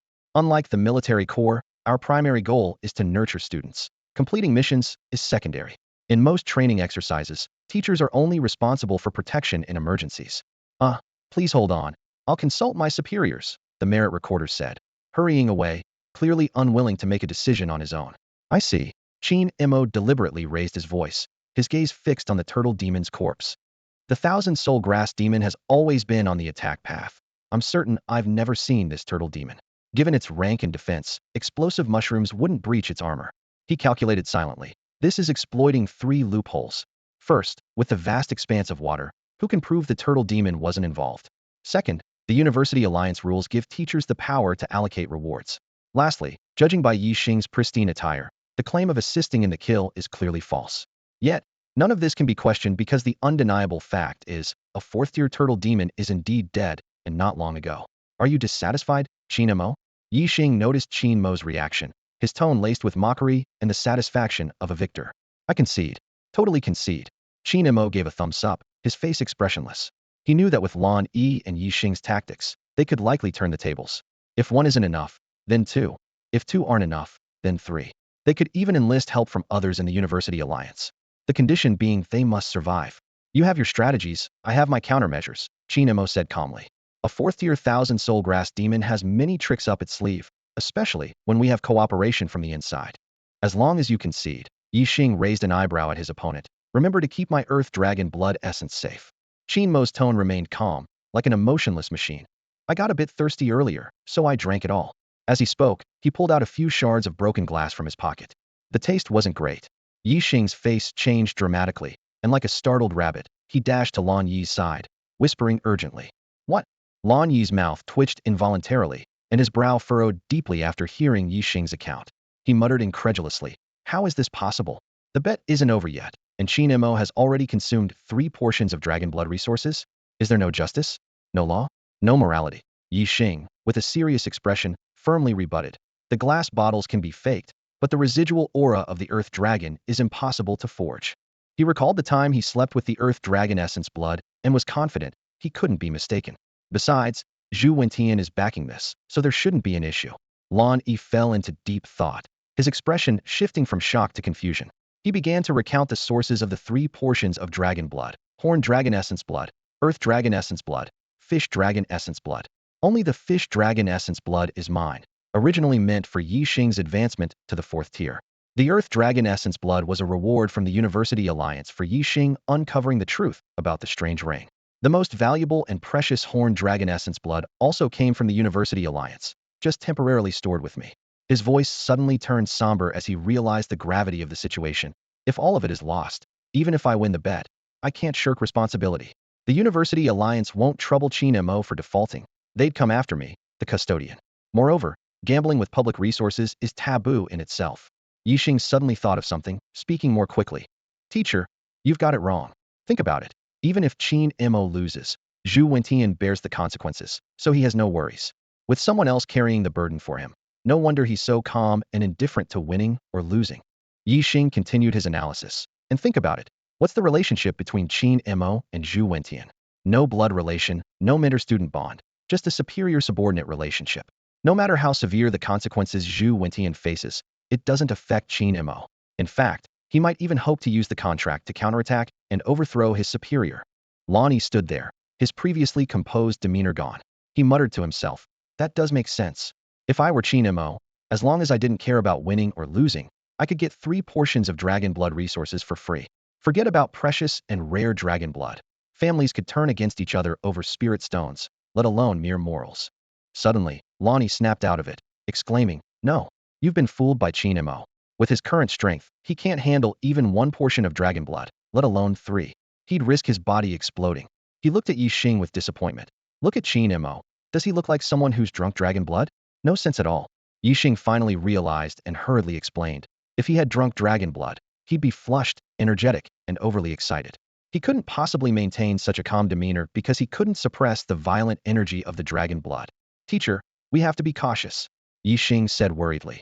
If Qin Mo loses and gets desperate, he might just pour the dragon blood down the drain.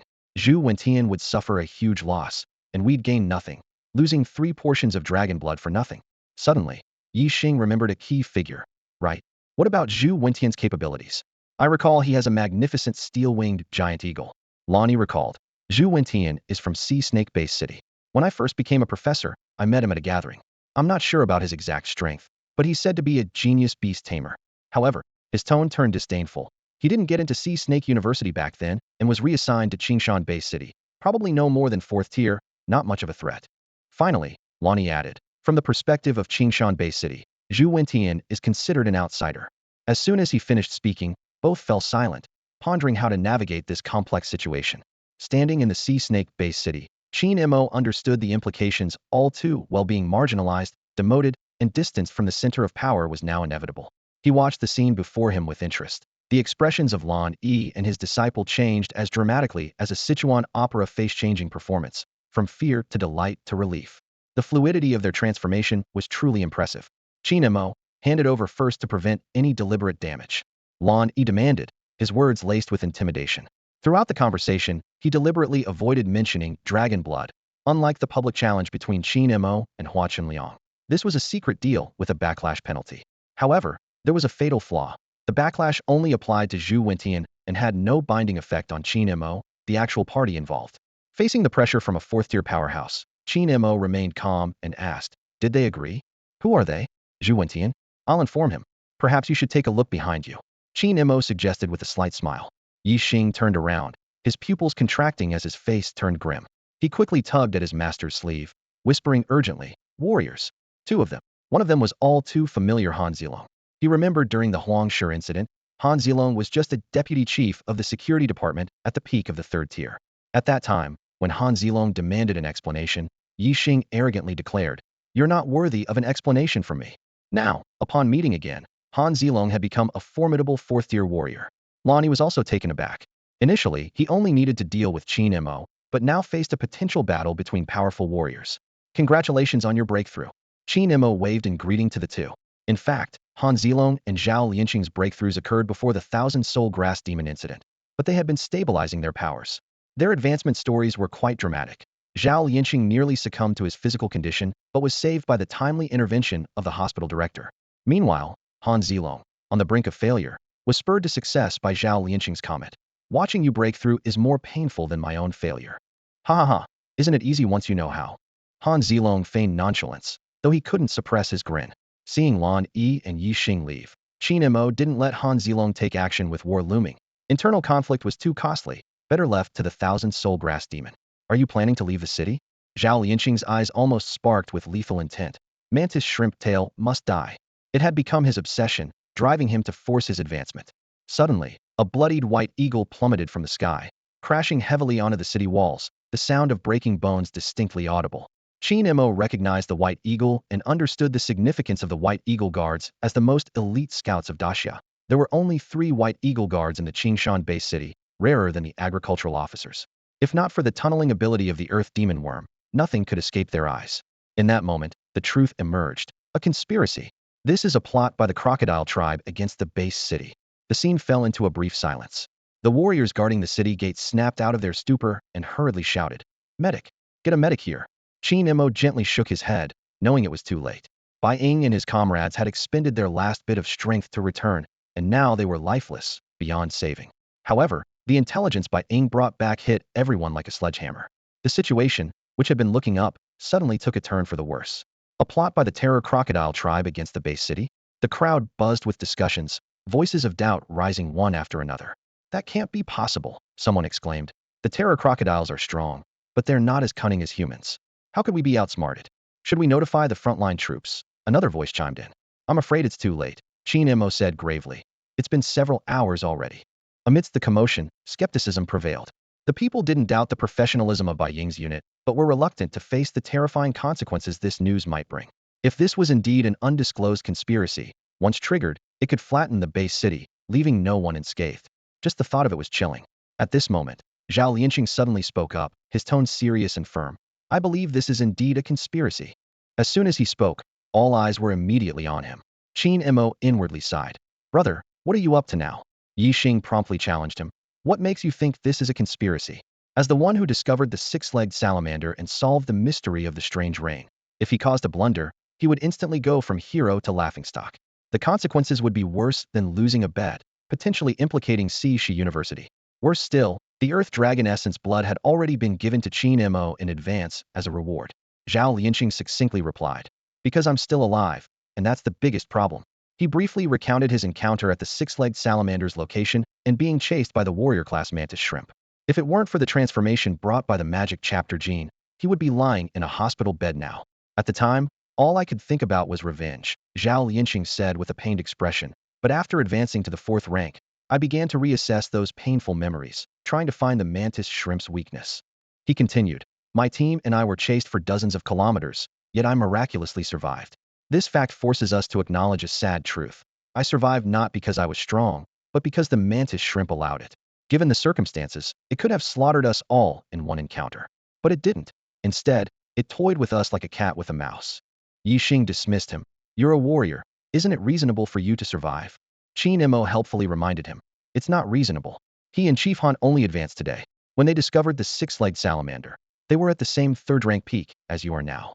Yi Xing's mouth twitched, inwardly resenting that the Earth Dragon Essence blood went to Qin Mo. Otherwise, he could have tried to advance as well. Why could these country bumpkins succeed, but not him? Lonnie spoke softly, attempting to refute Zhao Lianqing's point. "Demons have unpredictable habits. They don't always kill on sight. Perhaps it was just toying with you, and when it got bored, it left. You surviving might just be good luck." The crowd echoed their agreement, loudly proclaiming Lon Professor's correctness. In truth, they didn't really believe Lon Yi's words. They just didn't want to face the potential extreme situation. Just then, the Alliance of Higher Education Institutions finally arrived at the scene, having rushed to get there. The old professor's warning was like a bolt of lightning, prompting everyone to hastily return from Moon Island. As they saw the base city standing intact before them, they all collectively breathed a sigh of relief, allowing their tense nerves to relax a bit. However, the brief calm was quickly shattered by an unexpected discovery. "Hey, why is White Eagle Guard dead here?" someone exclaimed, then questioned in confusion. "Why haven't you taken care of the body, and instead just stand here staring at each other?" This statement left everyone speechless, and an awkward atmosphere permeated the air, as if they suddenly realized that the trusted companion was actually a stranger. Silence spread among them as no one spoke. Soon, a cacophony of discussions erupted among the crowd. From White Eagle's downfall to Zhao Lianqing's account, and then to rebuttals from Yi Xing and his apprentice, information spread rapidly.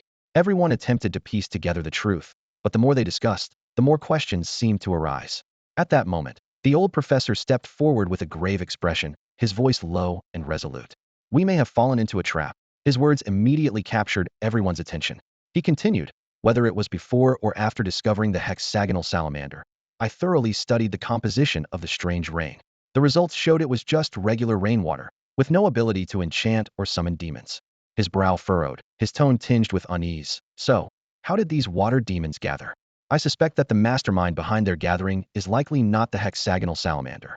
It merely created rainwater, providing a favorable environment, while the true mystery lies elsewhere." The old professor's gaze swept over the crowd as he continued. "Combining our findings on Moon Island and the desperate intelligence from White Eagle Guard, it is highly possible that the Terror Crocodile tribe is involved.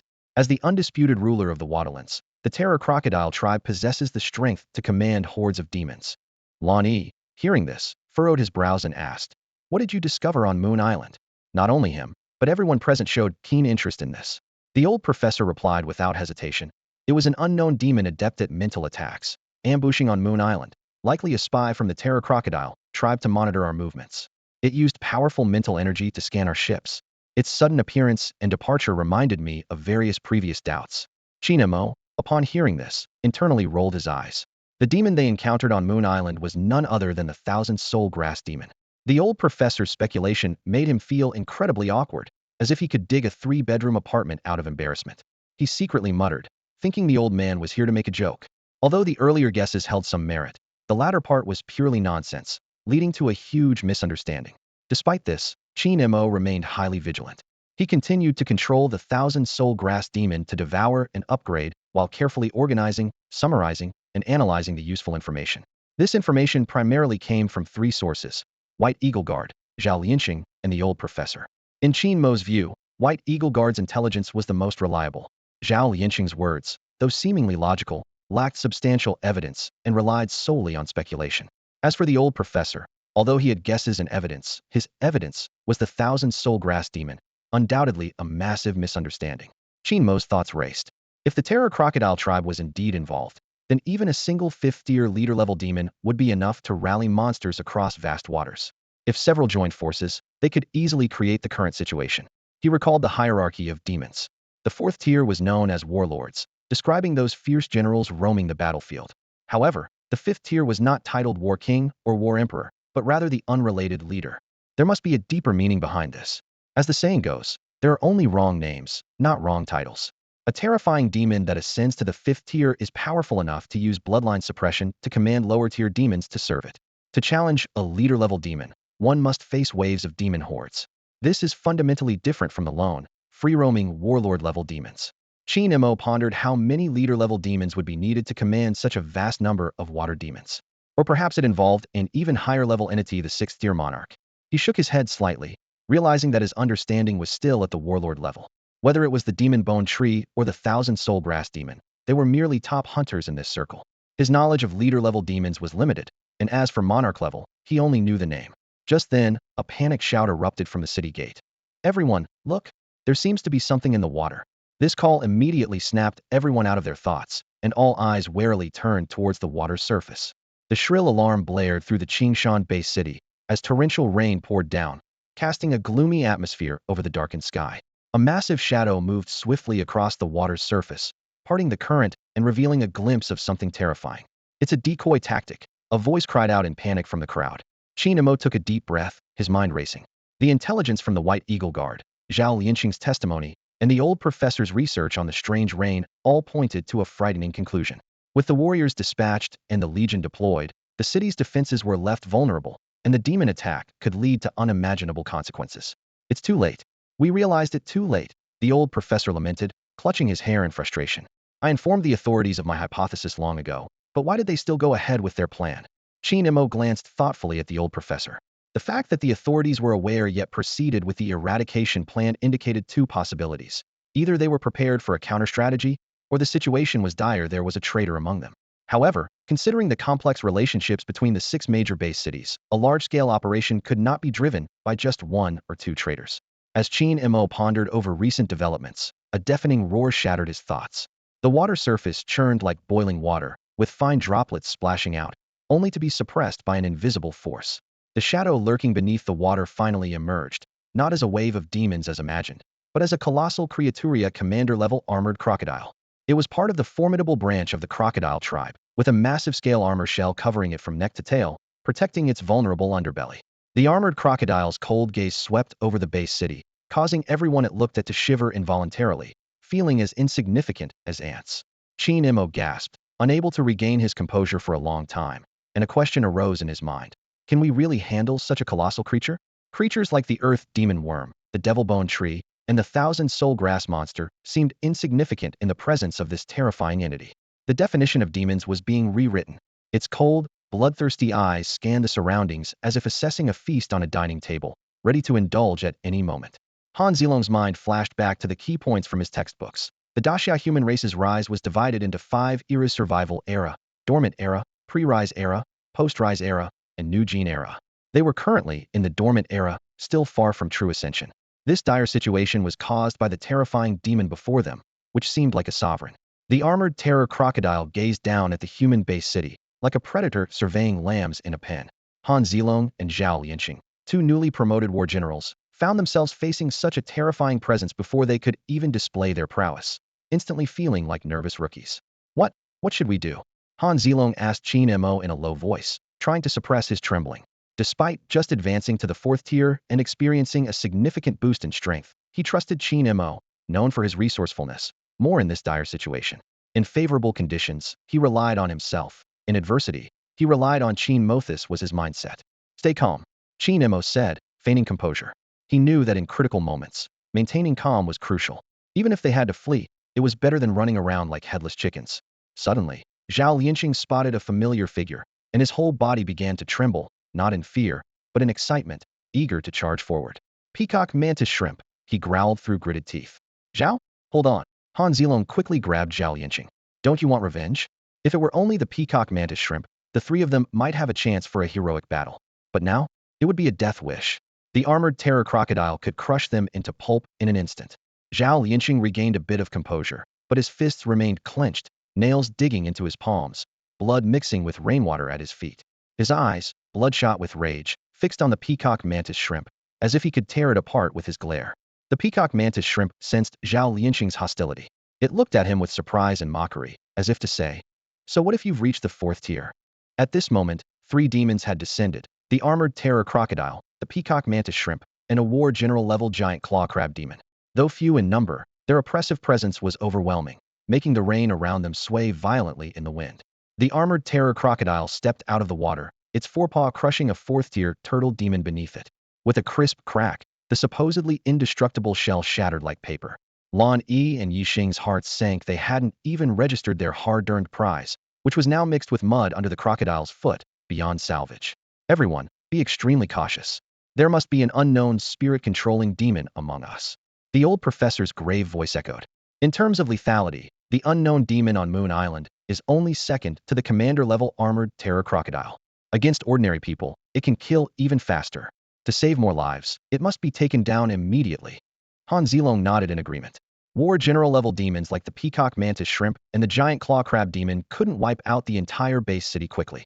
The real threats were the armored terror crocodile and the unknown spirit demon. Unable to contend with the crocodile, their only chance to protect more people was to eliminate the spirit demon. It alone had the power to decimate the city swiftly. Qingmo was too exhausted to complain. At such a critical time, why was the old man being so abstract? Even if the 1,000-soul grass monster were here, it would probably cling to the armored terror crocodile. Just as the entire city prepared for a desperate stand, a deep, authoritative voice descended from the sky. I've been waiting for you. Qingmo found the tone oddly familiar. Qingmo looked up, utterly astonished by the scene before him.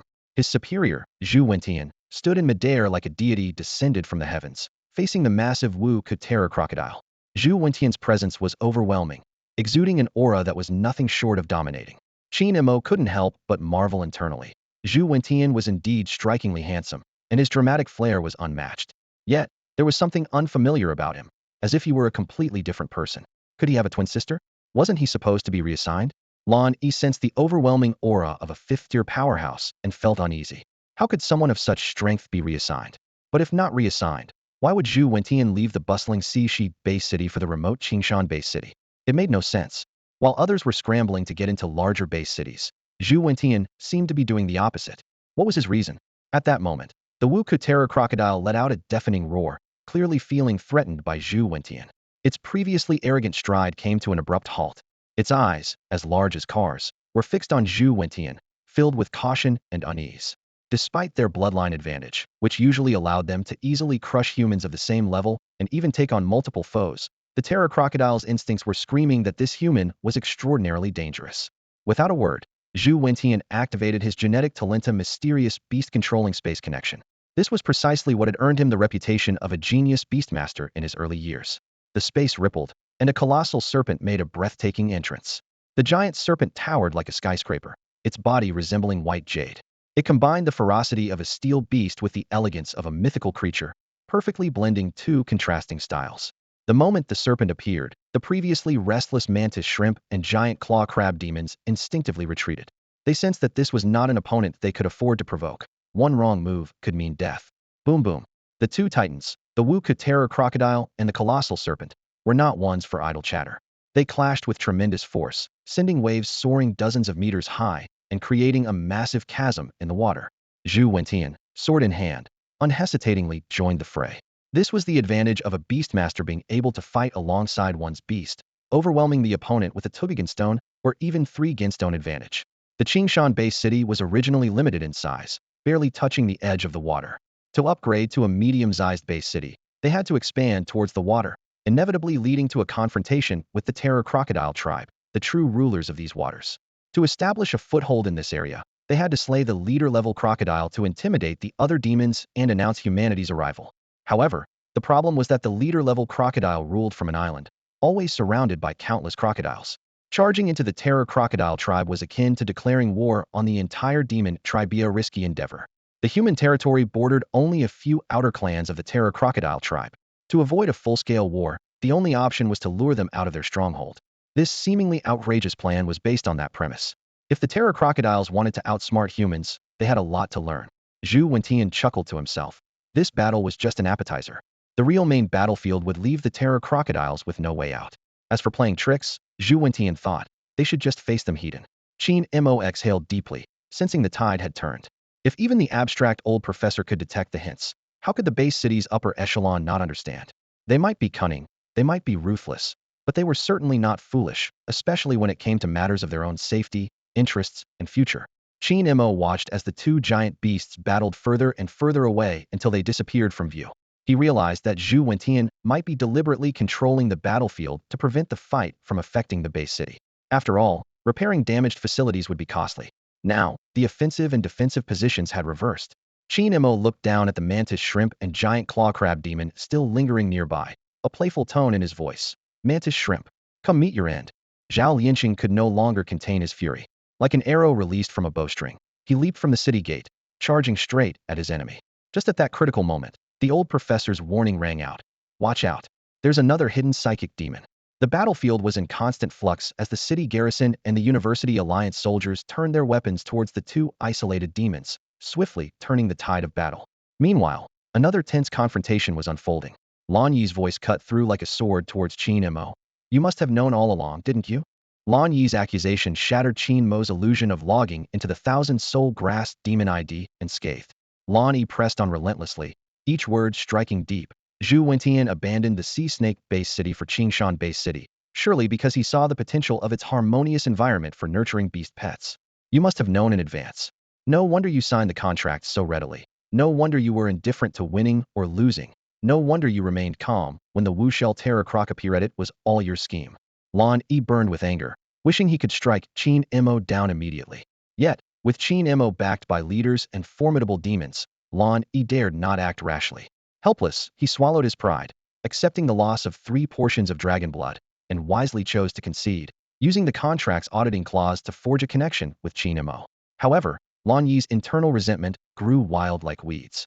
After finally advancing to the 4th rank and becoming a professor, why did he still have to bow down? Yi Xing's face turned pale as he muttered, my earth dragon essence blood. He had thought cheating would give him the upper hand, possibly even surpassing Qingmo. But now he realized Qingmo was already far ahead, losing completely and decisively. Yi Xing's murderous intent towards Qingmo burned fiercely. He seethed, why could Qingmo win so effortlessly while he, giving his all, lost so miserably? As long as he acted discreetly, avoiding Zhu Wentian's notice, who would risk offending Sea Snake University over a dead man. The key was reclaiming the Earth Dragon Essence blood and the thousand-soul grass demon seed. Beyond personal grievances, deep-seated conflicts of interest persisted between him and Qingmo. Facing the duo's questioning, Qingmo could only shrug helplessly. If I said I didn't know, would you believe me? Internally, he mused. Does everyone from Sea Snake University enjoy jumping to conclusions? The old professor was abstract. Now Lan Yi and Yi Xing are too. Lan Yi sneered, unaware? Try moving that spirit horn deer at your feet, and then say you didn't know. He pointed out aggressively that even though spirit horn deer could now be bred in captivity, they remained rare treasures, not something money alone could buy. In Sea Snake-based city, they were exceptionally rare. Without Zhu Wentian's help, Owning one would be a fool's dream for Qin Mo. Han Zilong suddenly understood. So that's why you told me not to worry. Qin Mo looked at Han Zilong, exasperated.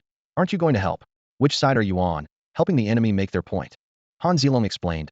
I am helping. The peacock tail mantis shrimp is exceptionally fierce. Even with 3 generals attacking, it still managed to hit me with its tail. He detailed the creature's characteristics. Though lacking menacing claws, its magnificent tail could unleash astonishing speed in an instant, making it nearly impossible to defend against. Even with prior warning, Han Zilong struggled to withstand it, having only recently advanced. Suddenly, an angry shout came from the direction of the water. Hey you! Are you dead or what? If not, hurry and help. Han Zilong snapped back to reality, retorting, why the rush? Trying to reincarnate before the peacock tail mantis shrimp. With that, he hurriedly joined the fray. Qin Mo shrugged again, uninterested in dealing with Yixing and his mentor or engaging in the battle. Ensuring his own safety, he logged into the 1,000-soul grass demon ID without hesitation. That was where his true stage awaited. Yixing and his master were ignored, their expressions dark as ink. Yixing lowered his voice, anger flickering in his eyes. Teacher, what should we do now? His gaze was fixed on the figure near the city gate that made him grit his teeth. Qin Mo had positioned himself cleverly, avoiding the brunt of the demons while still remaining in plain sight. Yixing calculated that with his peak level 3 strength, he could deal with Qin Mo in 5 seconds. However, Qin Mo's 2 warlord-level friends posed a deadly threat, capable of crushing him in an instant. Lonnie pondered for a moment, his tone almost indifferent. Slay the demons and earn military merit. His mind raced, weighing the possibilities. With a Lingjiao deer by his side, Qin Mo's escapability was unquestionable. Staying here would only lead to further neglect. It was better to hunt demons step by step and wait for the right moment. Perhaps there will be a turning point, Lonnie murmured, a glint in his eyes. If not, then we'll create one. His voice was resolute. After all, we have to move forward eventually. Lan Yi's thoughts were chaotic, torn between reconciliation and revenge. If the Wushell terror crocodile could kill Zhu Wenyi, it would be a more enticing option than humiliating peace. However, both choices were equally troubling. On the surface, the master and disciple appeared calm and composed, but in reality, they were cornered, forced to struggle within a narrow range of options. Meanwhile, Qin Mo reactivated the 1,000-soul grass demon ID. It had caught up with the main force and continued to greedily devour the lingering souls on the battlefield. Though it remained the size of a quail egg and seemed harmless, its power in the realm of souls was enough to create a storm. 1,000-soul grass demon. Level, 4 tier, early stage. Progress, 500, 500000. Skills, soul devouring grass threads. Enslaving grass threads. Soul pressure. Lost palace. Its progress bar was increasing at an astonishing rate, and its strength was once again on the fast track to growth. Although the total progress of 500,000 made the increase seem insignificant, its power never ceased to grow. The disparity among warlords was equally vast. The leap from a minor warlord to a peak warlord was comparable to the gap between the first and third tiers. Like a mantis shrimp, even without the desire to fight, a great warlord's strength could suppress multiple opponents. Even Zhao Lianqing in his berserk state found it hard to compete. Notably, the demonic bone tree that had been growing for months had reached the great warlord level, yet its progress bar remained at the minor warlord stage. It was likely that the 1,000-soul grass demon would surpass it. This chaotic battlefield had become the perfect haven for the 1,000-soul grass demon. Soul essences were everywhere, creating a soul-nurturing environment tailor-made for it. It only needed to devour them to grow rapidly. Level, 4 tier, early stage. Progress, 550500000. Level, 4 tier, early stage. Progress, 600, 500000. Level, 4 tier, early stage. Progress, 666500000. The 1,000-soul grass demon was like a ghost on the battlefield, silently reaping the rewards of the army. These souls, destined to dissipate naturally, were better utilized as its nourishment. Hours slipped by unnoticed. The sky was shrouded in heavy clouds, thunder tearing through the sky like spears. The booming thunder sounded like war drums shaking the heavens, and torrential rain poured down as if a massive sluice gate had opened in the celestial pond. Under a curtain of rain, a vast island loomed, its landscape intertwined with lush vegetation. This was the habitat of the hexapod salamander and the designated main battleground chosen by the command center. The 1,000-soul grass demon lurked in the muddy depths, its extraordinary perception unable to fully grasp the scene. The squad of warriors set out first, navigating through numerous obstacles by boat. After fierce battles, fewer than 10 vessels managed to reach the main battleground. Yet, those who survived were invigorated, ready for action. The long-suppressed fervor was boiling over at that moment. Suddenly, A barrage of powerful attacks descended like a storm. Blade of the Storm, Heavenly Flame, Mighty Waves. The ferocious psionic assault instantly enveloped the entire island. Mo barely had time to react before witnessing the overwhelming display of firepower. Just as expected, Mo thought to himself. The preparations were evident, not just at the base city, but also on the battlefield itself. Otherwise, such extravagant use of psionic energy would be impossible. He began to speculate on the hidden assets behind this. Could Zhu Wentian have concealed a fifth-tier power? Or were there other experts from the 6 major base cities? These assumptions were quickly dismissed. The Qingshan base city had only recently been upgraded to medium size and hadn't had enough time to amass strength. Compared to established medium base cities, its foundation was as weak as buying a house on loan, superficially impressive, but actually stretched thin. Mo continued to ponder. Could it be external support? Or experts parachuting in? External aid would demand high compensation and wouldn't come for free. While parachuting in experts wouldn't cost money, it would affect various interests. However, for a budding medium-based city, this might be a worthwhile investment. Shaking his head, Mo realized his position was too low to grasp the full strategy of the higher-ups. Given the sensitive nature, it's understandable for the leadership to keep certain secrets, especially with the threat of traitors like those from the Wanling sect. After careful consideration, Mo decided to have the 1,000-soul grass demon infiltrate the island. The goal was clear: devour the souls of the hexapod salamanders to augment its own power. These mutated creatures continuously created the rain curtain, their mental strength awe-inspiring. If devoured, the effect would be akin to consuming a powerful elixir. Given the current strength of the 1,000-soul grass demon, lower-tier souls no longer provided significant enhancement. To surpass the demon bone tree and become the strongest avatar, taking risks was unavoidable. Mo quickly made a decision. While the main body could remain steady, an avatar that hesitated would be too cowardly. Even though the 100 identity points per day provided a stable income, Mo couldn't allocate them to the 1,000-soul grass demon. Expecting it to perform without feeding it was unrealistic, so he seized this one opportunity. Let's do it, Mo resolved. He took full command. In terms of tactical strategy and understanding human nature, the 1,000-soul grass demon was no match for Mo. While it might deceive demons on the battlefield, it couldn't easily fool humans. This intelligence was humanity's advantage even before the psionic era. The 1,000-soul grass demon cautiously attached itself to a corpse, drifting with the water, sometimes near, sometimes far, taking over 10 minutes to reach the shore.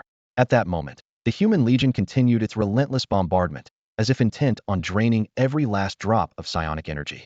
Suddenly, a loud noise echoed from the sky, followed by a commanding voice. Daring to step out of your territory, you've chosen the path to destruction. This was clearly directed at the leader-level demon. While outside its territory, the leader's power remained unchanged, but its foundation was significantly weakened. The man stood towering at 9 feet tall, as imposing as a mountain reaching into the clouds. The storm parted around him, and he seemed like a sharp blade piercing through the gloom. His face was ruddy, with a long beard swaying in the wind, and a vertical scar between his brows that looked like it was carved by a knife. The most striking feature was his left hand, which held a 7-story pagoda. The material of the pagoda was indiscernible, with eaves layered like blooming lotus petals, and its top adorned with a priceless white jade pearl. Mo marveled silently. He had never heard of such a treasure. He knew that according to the rules of a brawl, the one who speaks first is usually the leader. Undoubtedly, this man was playing that role. Beside him were 2 others, a stylish and attractive city woman, and a hunched figure cloaked in black. Suddenly, the air trembled, and ripples spread out. Mo felt a buzzing in his mind, and his vision was filled with illusions. He quickly realized that it wasn't his true self being attacked, but the lurking 1,000-soul grass demon. The pain was vividly transmitted through the holographic surround mode. Damn tower, Mo cursed internally. The white light from the pearl atop the tower had caused a mental shock to many spying demons, including the 1,000-soul grass demon. Those with no resistance to mental attacks likely perished on the spot, and the others wouldn't escape severe damage. This pagoda was truly a formidable cleansing weapon. At that moment, a wild, brutal, and fierce crimson force field erupted from the island's center, spreading in all directions, resonating with the stormy sky. Mo immediately recognized it as the unique bloodline domain of a 5th-tier commander. Strangely, Mo didn't feel discomfort. Instead, he felt invigorated, as if sitting by a beast-head fireplace in the winter, the flickering embers igniting his urge to kill. Clearly, a commander-level demon was giving orders. Suddenly, a thought flashed through Mo's mind. Isn't this the perfect time to sneak in? Whether it was him or the Legion, the goal was to slay the hexagonal salamander. The difference was, they needed to fight their way through, while the 1,000-soul grass demon didn't. The bloodline enhancement from the commander-level crocodile had already taken effect, treating the thousand-soul grass demon as an ally. With this in mind, quietly infiltrating the lair seemed permissible. The rumbling energy waves burst overhead like a torrential downpour. Qin Mo no longer paid attention to the outside world, knowing that while he could withstand an attack from the pagoda once, if the commander-level demon detected anything amiss, the thousand-soul grass demon would face a grim fate, akin to how humans treat traitors. Qin Mo slightly revealed his warrior aura, and under the cover of the commander's bloodline enhancement, no one dared to stop him. Other minor demons and monsters charged forward recklessly, responding to the commander's call. Meanwhile, the thousand-soul grass demon moved stealthily towards the island's center, like a fish swimming against the current.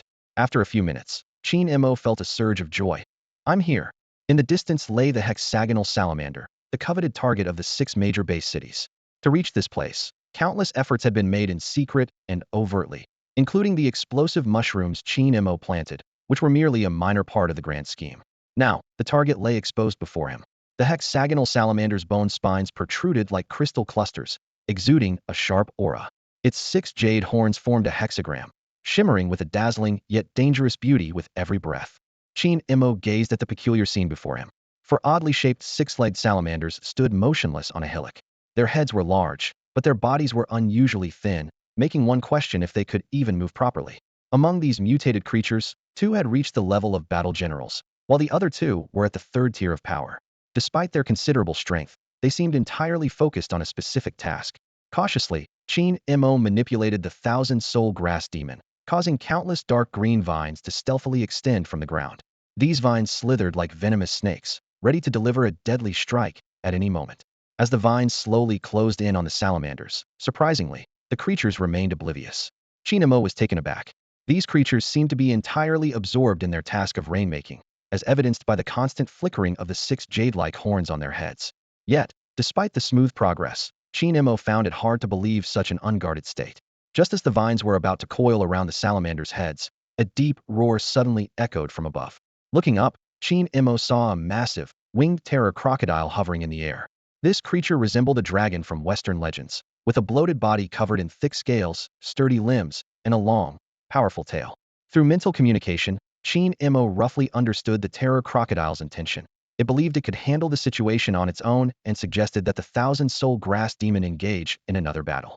However, the grass demon had a different opinion, advocating for a strategy of combining overt and covert actions. At that moment, a surge of violent psychic energy swept through, almost knocking the massive pseudo-dragon terror crocodile from the sky. It flapped its wings desperately, barely managing to stabilize itself. This scene made Qin Mo realize that although this peak battle general-level pseudo-dragon terror crocodile was powerful enough to easily defeat the thousand-soul grass demon, it had a significant weakness in its psychic perception. More intriguingly, the pseudo-dragon terror crocodile had mistaken the thousand-soul grass demon for an ally. Qin Mo suddenly understood that the salamanders engaged in rainmaking were not unaware of the grass demon's presence. They simply regarded it as one of their own. This unexpected misunderstanding provided Qin Mo with an unforeseen advantage. After a brief consideration, the pseudo-dragon terror crocodile nodded in agreement with the grass demon's strategy. It flapped its wings and returned to the hillock, cloaking itself with its wings and disappearing like a naturally formed menacing boulder. Qin Mo noticed traces of flames, fierce winds, and thunder on its back, evidence of having endured human military attacks, though these assaults seemed non-lethal to it. On the battlefield, aside from the 5th-tier commander-level beings, this peak battle general-level pseudo-dragon terror crocodile was undoubtedly one of the most formidable creatures. Qin Mo decided to proceed with the one overt, one covert plan. He knew that the pseudo-dragon terror crocodile appeared docile because a more powerful commander-level terror crocodile suppressed its bloodline power. In the wild, encountering it would make escape nearly impossible. Qin Mo patiently waited for the arrival of the human legion, for the right moment when the pseudo-dragon terror crocodile would engage, and for the opportunity to fish in troubled waters. He understood that acting rashly now might kill the salamanders, but the thousand-soul grass demon would also be at risk. He needed someone to draw the fire away. As a clone, the thousand-soul grass demon should theoretically have no allegiance, belonging neither to humans nor to demons, focusing solely on enhancing its power. However, it seemed to be influenced by Qin Mo's subjective consciousness. Soon, a massive sweeping slash suddenly appeared in the distance, cleaving mountains and trees in half, leaving countless demons dead or wounded in its wake. This was the attack of the 100-man Storm Legion, paving the way for the subsequent battle generals by clearing obstacles. The leading general spoke in a deep voice. Your mission is complete. Now run for your lives. He knew that the 100-man legion, with its energy depleted and surrounded by demons in the core of the battlefield, had almost no chance of survival. This was the heavy price of being the final relay. This elite 100-man team was the core strength of the Storm Legion, and their sacrifice meant the entire legion would lose its core power, transforming from the strongest unit to the weakest in an instant. The battlefield situation was rapidly changing, presenting new challenges for Qin Mo's plan. "We still have one last strike left," gasped the exhausted Storm Warrior, his eyes filled with unwavering determination. The lead warrior, without turning back, spoke with resolve, "Then save it for escape. Flee this island, reach the waters beyond, and you'll be safe. Let's hope we meet again." At that moment, the creature disguised as a rock, the pseudo-dragon Terracroc, suddenly revealed its menacing head. Its vertical slit pupils were filled with a chilling, murderous intent, and its mouth, lined with massive fangs, emitted a low growl. The pseudo-dragon Terracroc opened its gaping maw and began to inhale furiously. The torrential rain around them seemed to be drawn by an invisible force, turning into countless threads converging into its mouth.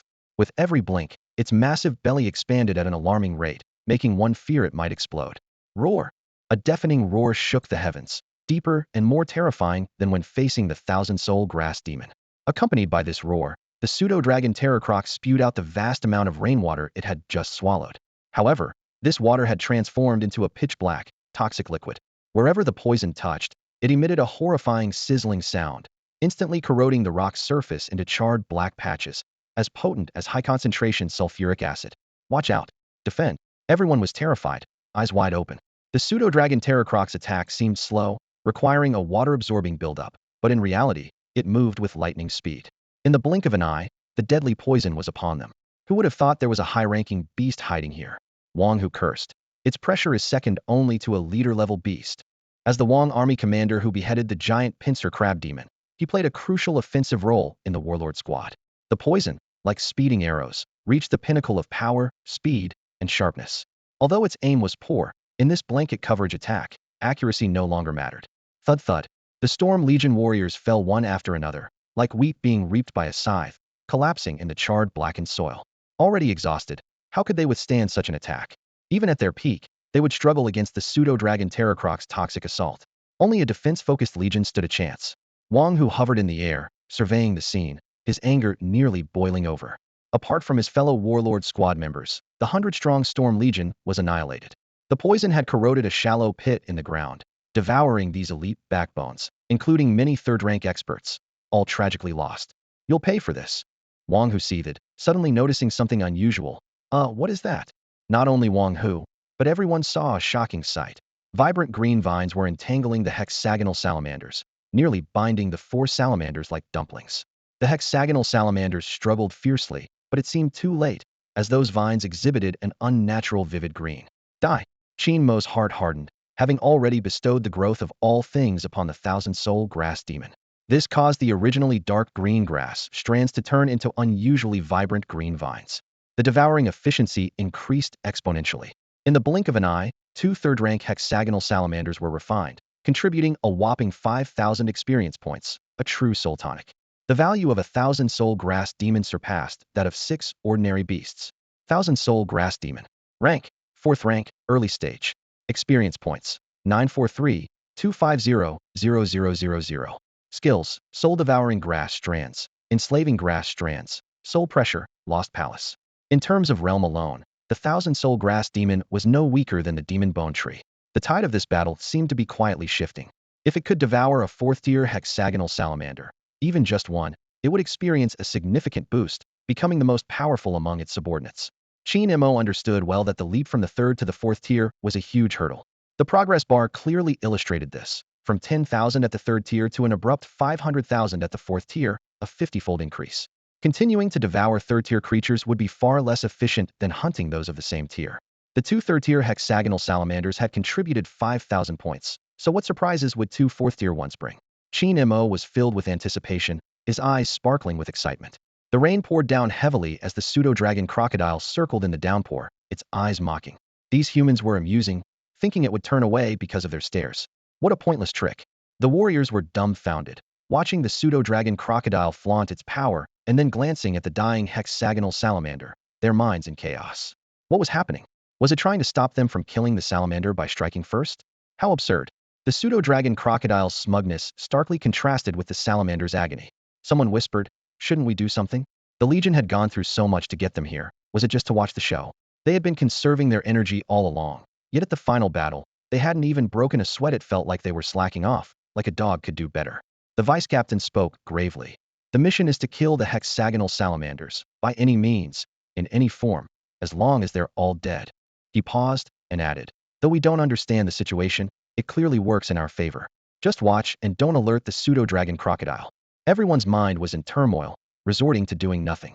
Wang Hu suddenly felt a sense of déjà vu, as if he'd seen a similar scene before, but couldn't quite recall it. Suddenly, a flash of insight crossed his mind. A terrifying figure slowly emerged the demon bone tree. He realized the familiarity didn't stem from the absurd actions of the pseudo-dragon crocodile and the salamander, but from this inexplicable victory. He remembered the earth demon worm incident, where they had painstakingly tracked it down, expecting a fierce battle. Yet, the demon bone tree had swiftly killed the traitorous Wanling Sex Wenqiu and the rampaging earth demon worms, like a deus ex machina. This scene was eerily similar. Just a bit quicker. Had they arrived a minute or two later, there might have been only the salamander's corpse left, with no trace of the perpetrator's methods. Phew, finally we can speak. That was tense. Someone sighed in relief. Me too, afraid to make a move and alert the pseudo-dragon crocodile. Another agreed. It seems so abstract. The vice captain warned. Be careful. It could be a demon's trick. The rain hasn't stopped yet. The warriors held their breath, only relaxing once the salamander took its last breath, relief spreading across their faces. They tacitly agreed. They knew nothing about what just happened, dared not speak or ask about it. The pseudo-dragon crocodile snorted disdainfully. It didn't understand what the humans were up to but played along, backed by an unknown demon adept at mental manipulation. Besides, it was here, whatever happened, as long as the salamander called out, it would immediately assist. After all, a dignified fourth-tier demon unable to utter a sound was impossible. The rain visibly weakened, shifting from a downpour to moderate rain, then light rain, and finally, just a drizzle. In the distance, the long-lost sun began to peek through. Should we retreat? Wang Hu cautiously suggested. Isn't that like slacking off? Someone hesitated.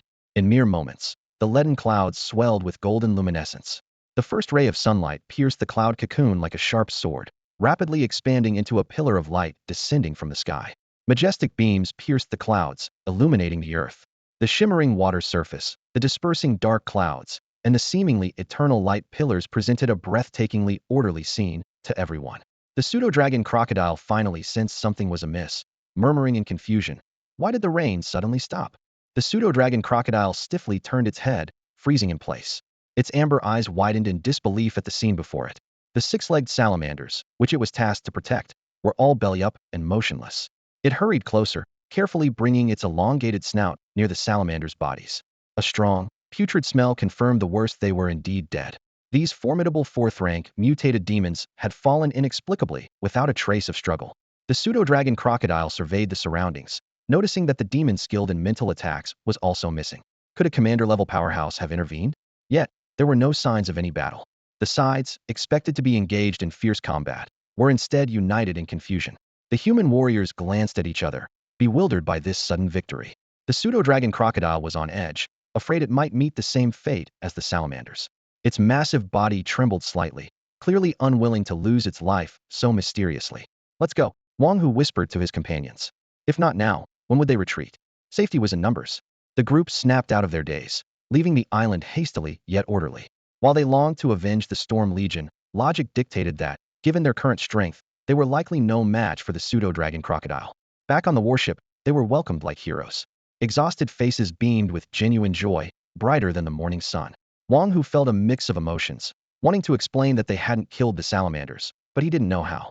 After all, even he was unsure of what had happened, as if they had merely watched a play. He decided to explain in detail during the post-battle debriefing. Meanwhile, the beams of light continued to spread. With the salamanders gone, the clouds thinned, and the beams pierced through like countless arrows from the sky, embedding deeply into the island, pools, and soil. This spectacular sight was visible not only on the battlefield, but also to Qin Mo, far away in the Qingshan-based city. The rain curtain lifted, replaced by warm, heartening sunlight. This sunlight seemed to carry a magical power, dispelling the gloom in people's hearts, just as the sky had cleared. We did it. A great victory on the front lines. We've won. The people on the city walls cheered. The disappearance of the storm and the return of sunlight were proof that the salamanders had been defeated. To them, It meant the expeditionary force had gained the upper hand through a series of bloody battles to defeat such a powerful enemy in the demon-infested core battlefield. The appearance of the warm beams not only indicated tactical success, but also that the Legion now held the advantage. People's hearts finally settled, no longer in suspense. Qingmo, did you see that? We won. Bei Yonan excitedly shook Qin Mo's arm, her youthful fragrance enveloping him, her graceful figure a beautiful sight. You don't know how worried I was. The White Eagle Guard's death alarm, your friends and our professor's predictions, and then the appearance of the armored crocodile, mantis shrimp, and giant crab demon. I thought we were caught in a trap. But now it's finally over. How do you think the front line managed to kill the salamanders? It must have been incredibly dangerous, advancing under the demon's fierce bombardment, right? Qingmo rubbed his nose, a bit embarrassed, and replied, You're right, that makes sense. He knew that while other parts might have been perilous, the final act of defeating the salamanders wasn't as much pressure on the Legion. They were more like spectators than participants, with no real hurdles to overcome. Such ease hardly qualified as pressure. The thousand-soul grass demon had just been promoted to a high-ranking general, with its powers surging 12 times over, and was preparing to withdraw from the main battlefield. Its gaze scanned the surroundings, wary of being discovered by humans and avoiding detection by other demons, placing it in a precarious situation. Qingmo also had no intention of staying long, as he was preoccupied with the lives of Lan Yi and Yi Xing. At that moment, Bei Yonan approached excitedly to report on the battle situation. Did you know? Your superior went to chase the armored crocodile, your friends are hunting the mantis shrimp, and our university alliance is handling the giant claw crab demon. Qingmo asked nonchalantly. That must be dangerous, right? Bei Yonan pondered, stroking his chin. There shouldn't be any surprises. Qingmo thought to himself, unless it's intentional. He knew that as long as Lan Yi and Yi Xing were alive, he wouldn't feel at ease. As the main battlefield gradually calmed down, Qingmo's task seemed to be wrapping up. The sky after the rain was like washed porcelain, adorned with golden sunlight. Waves lapped against the damp cliffs, awakening the dormant cloud grass. Everything seemed to be moving in a positive direction. Suddenly, an unexpected change occurred. A pale woman's hand appeared out of nowhere on the water's surface. Her wrist was adorned with a thorned rose tattoo, her hair flowing, and her phoenix eyes exuded pride. This figure, reminiscent of a general, was none other than Chu Chanyu, the five-tier powerhouse from the beginning. Got you, she said softly, holding the newly promoted thousand-soul grass demon, which now appeared pitiful.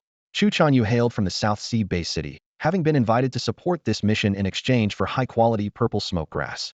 Her fingertips gently caressed the crystalline form of the thousand-soul grass demon, as if ready to crush it at any moment. You killed the hexagonal salamander, didn't you? She asked bluntly. With their strength, they couldn't have completed the task so quickly. So who is your master? The thousand-soul grass demon remained motionless, as if dead. Chu Chanyu's gaze shifted to Qingmo, her tone tinged with amusement. The perception range of a commander-level demon far exceeds your imagination. Your ability to leave the island wasn't luck, it was because I allowed it. Did you know that?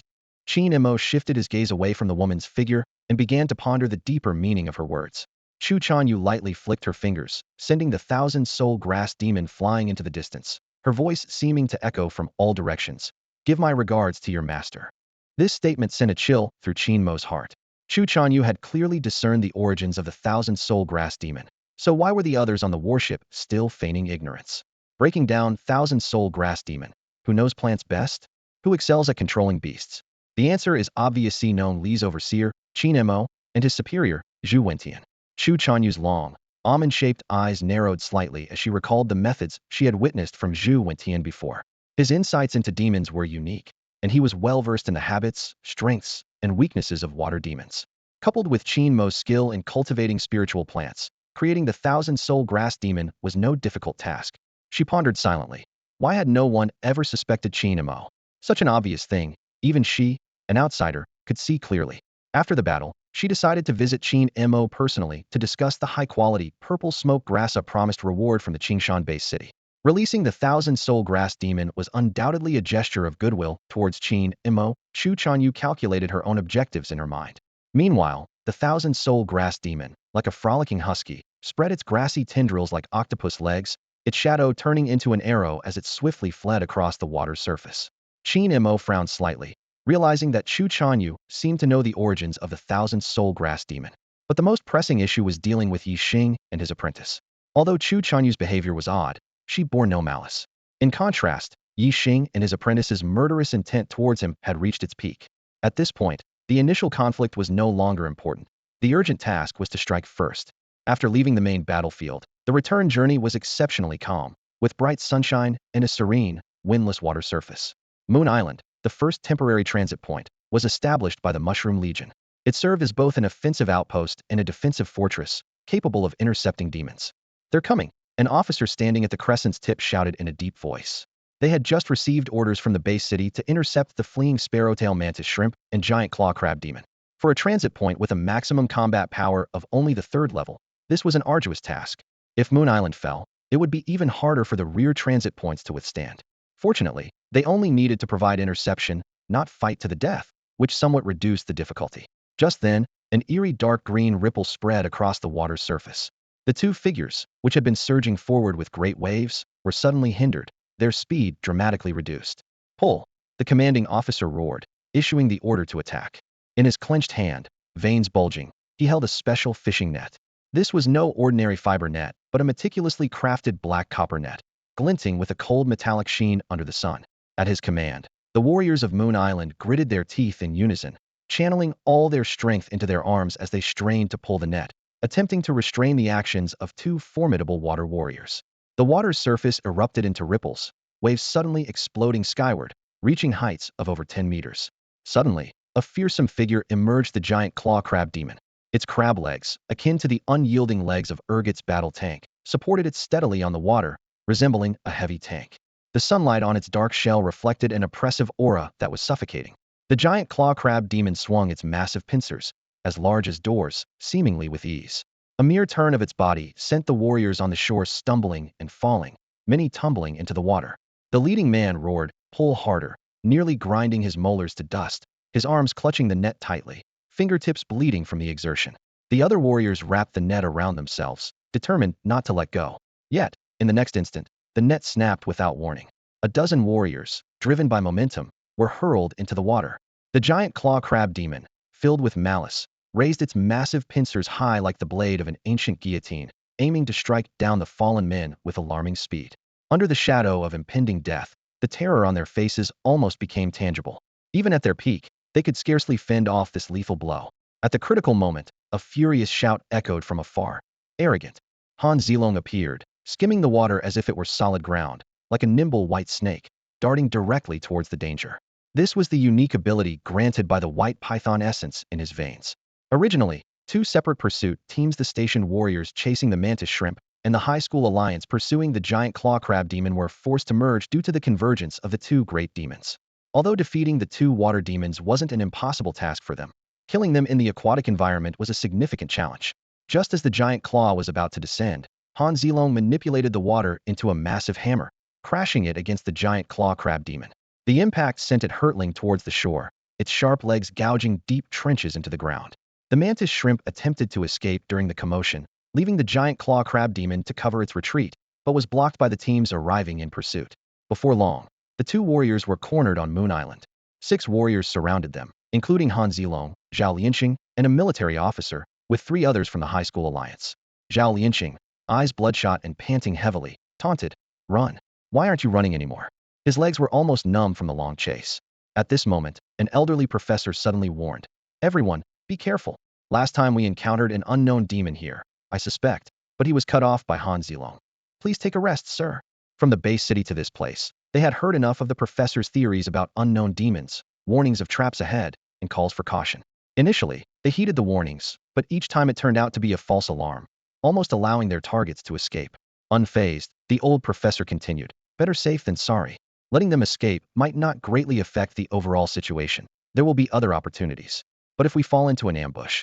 Enough! The colleagues from the high school alliance finally lost their patience. "Are you obsessed, sir? That unknown demon left long ago. It's impossible for it to be here, let alone risk saving a demon. Not every species has the habit of lending a hand. Not even humans, who might betray teammates they aren't close to. Risking it all to save a demon? Are you joking?" However, as the group argued, none noticed a cluster of unusually vibrant green grass quietly spreading. "Let's fight," Zhao Lianqing commanded, charging fearlessly towards the peacock mantis shrimp. With the demon gene in his blood, he was unafraid of injury. Even if he lost a limb, he could quickly regenerate, let alone worry about minor wounds. Zhao Lianqing had advanced to the 4th tier, unlocking the second gene lock. He harnessed the power of his soul to control his genetic abilities, often merging with demon bloodlines to develop their genes, talents, and abilities. This made him no longer envious of those lucky individuals who awakened their genetic talents and skills from the start. Although both had extraordinary genetic expression capabilities and appeared similar externally, there was a fundamental internal difference. The fortunate ones relied on their dominant genes, while Zhao Lianqing relied on the fusion of demon genes. In terms of pure combat prowess, demon genes were superior.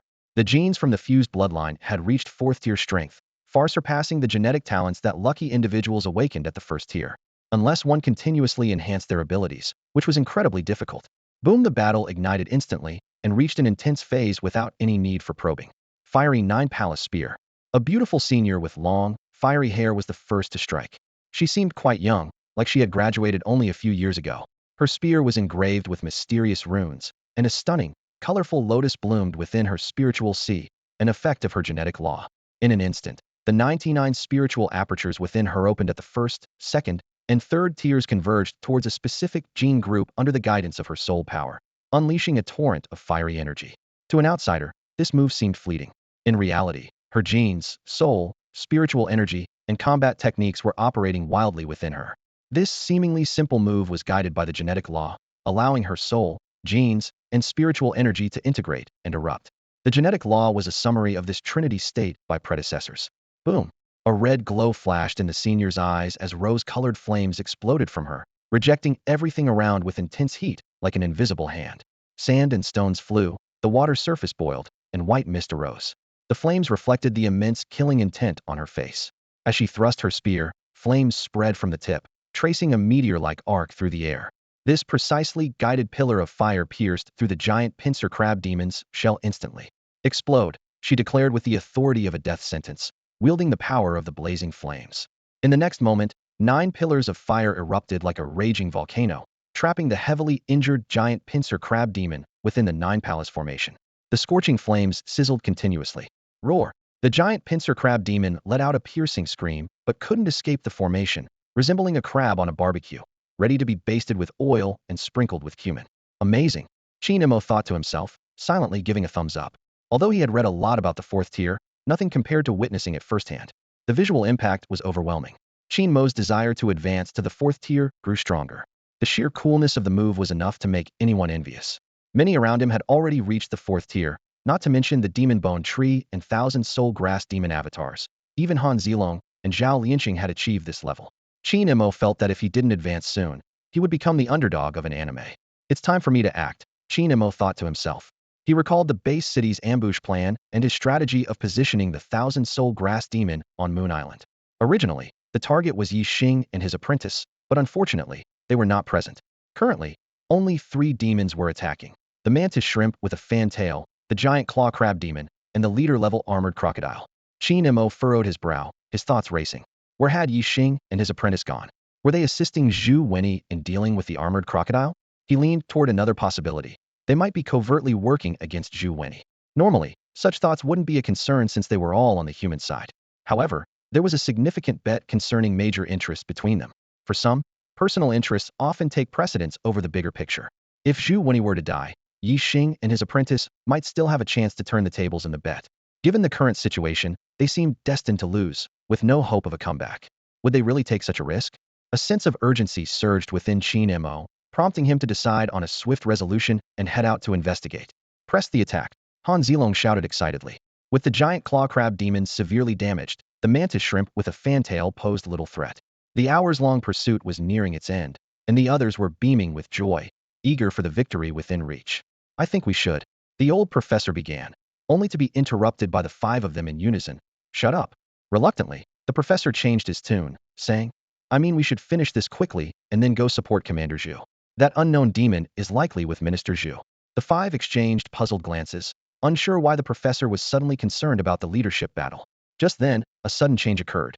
A violent soul shockwave crashed into their minds, like a calm sea suddenly hit by a massive wave, instantly shattering their confidence. Retreat. Fall back, Han Zilong shouted, his tactical boots sparking against the ground. He barely managed to steady himself, his face showing signs of shock. Just when they thought victory was assured, the unknown demon the professor had been mentioning struck. It was like a cold-blooded hunter, patiently waiting until the last moment to reveal its deadly fangs. Lingyan, the professor shouted, his eyes wide with panic. The spear-wielding girl, who had just unleashed a powerful attack on the giant claw crab demon, was now down, weakened by the soul shock, and helpless on the ground. Nearby, the mantis shrimp with a fantail, also dazed, raised its massive tail and slammed it down with bullet-like speed, causing ripples in the air. The professor was filled with regret. After persevering for so long, why had they let their guard down at the last moment? Even if it meant enduring the group's misunderstanding a little longer, it would have been worth it to prevent any casualties. Han Zilong suddenly realized, no, the sequence is wrong. The unknown demon must have been following us all along, waiting for us to let our guard down before striking.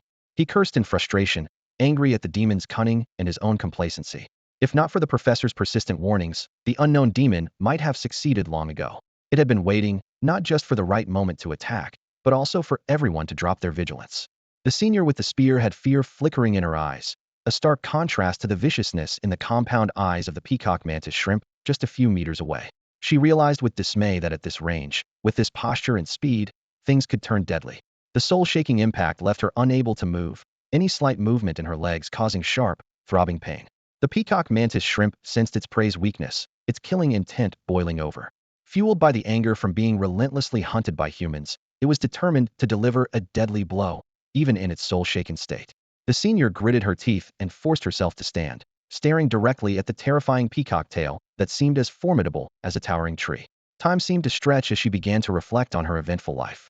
Memories of her wonderful high school days and the painful experience of being deceived by a scoundrel replayed in her mind. Just as she wondered why her life was flashing before her eyes for so long, something unexpected happened. The peacock mantis shrimp suddenly collapsed with a thud, its compound eyes at the base of its antennae going completely still, as if dead. This scene shocked not only her, but also left Han Zilong, Zhao Lianqing, and everyone else stunned. Before they could react, the giant clawed crab demon let out a low warning growl, its severely injured body moving toward the water's edge. Suddenly, several fast-moving green vines shot out from the dense forest. Although the giant clawed crab demon saw the danger, its injured body couldn't respond. The vines pierced through its head instantly, shattering its shell and tearing its soul apart in a breath. After the loud crash, the tank-like demon body fell heavily to the ground. After rescuing the senior, the group waited warily, but the anticipated attack never came. Han Zilong broke the silence, asking what had happened. Zhao Lianqing briefly explained the deaths of the peacock mantis shrimp and the giant clawed crab demon, and the green vine marks left by the culprit.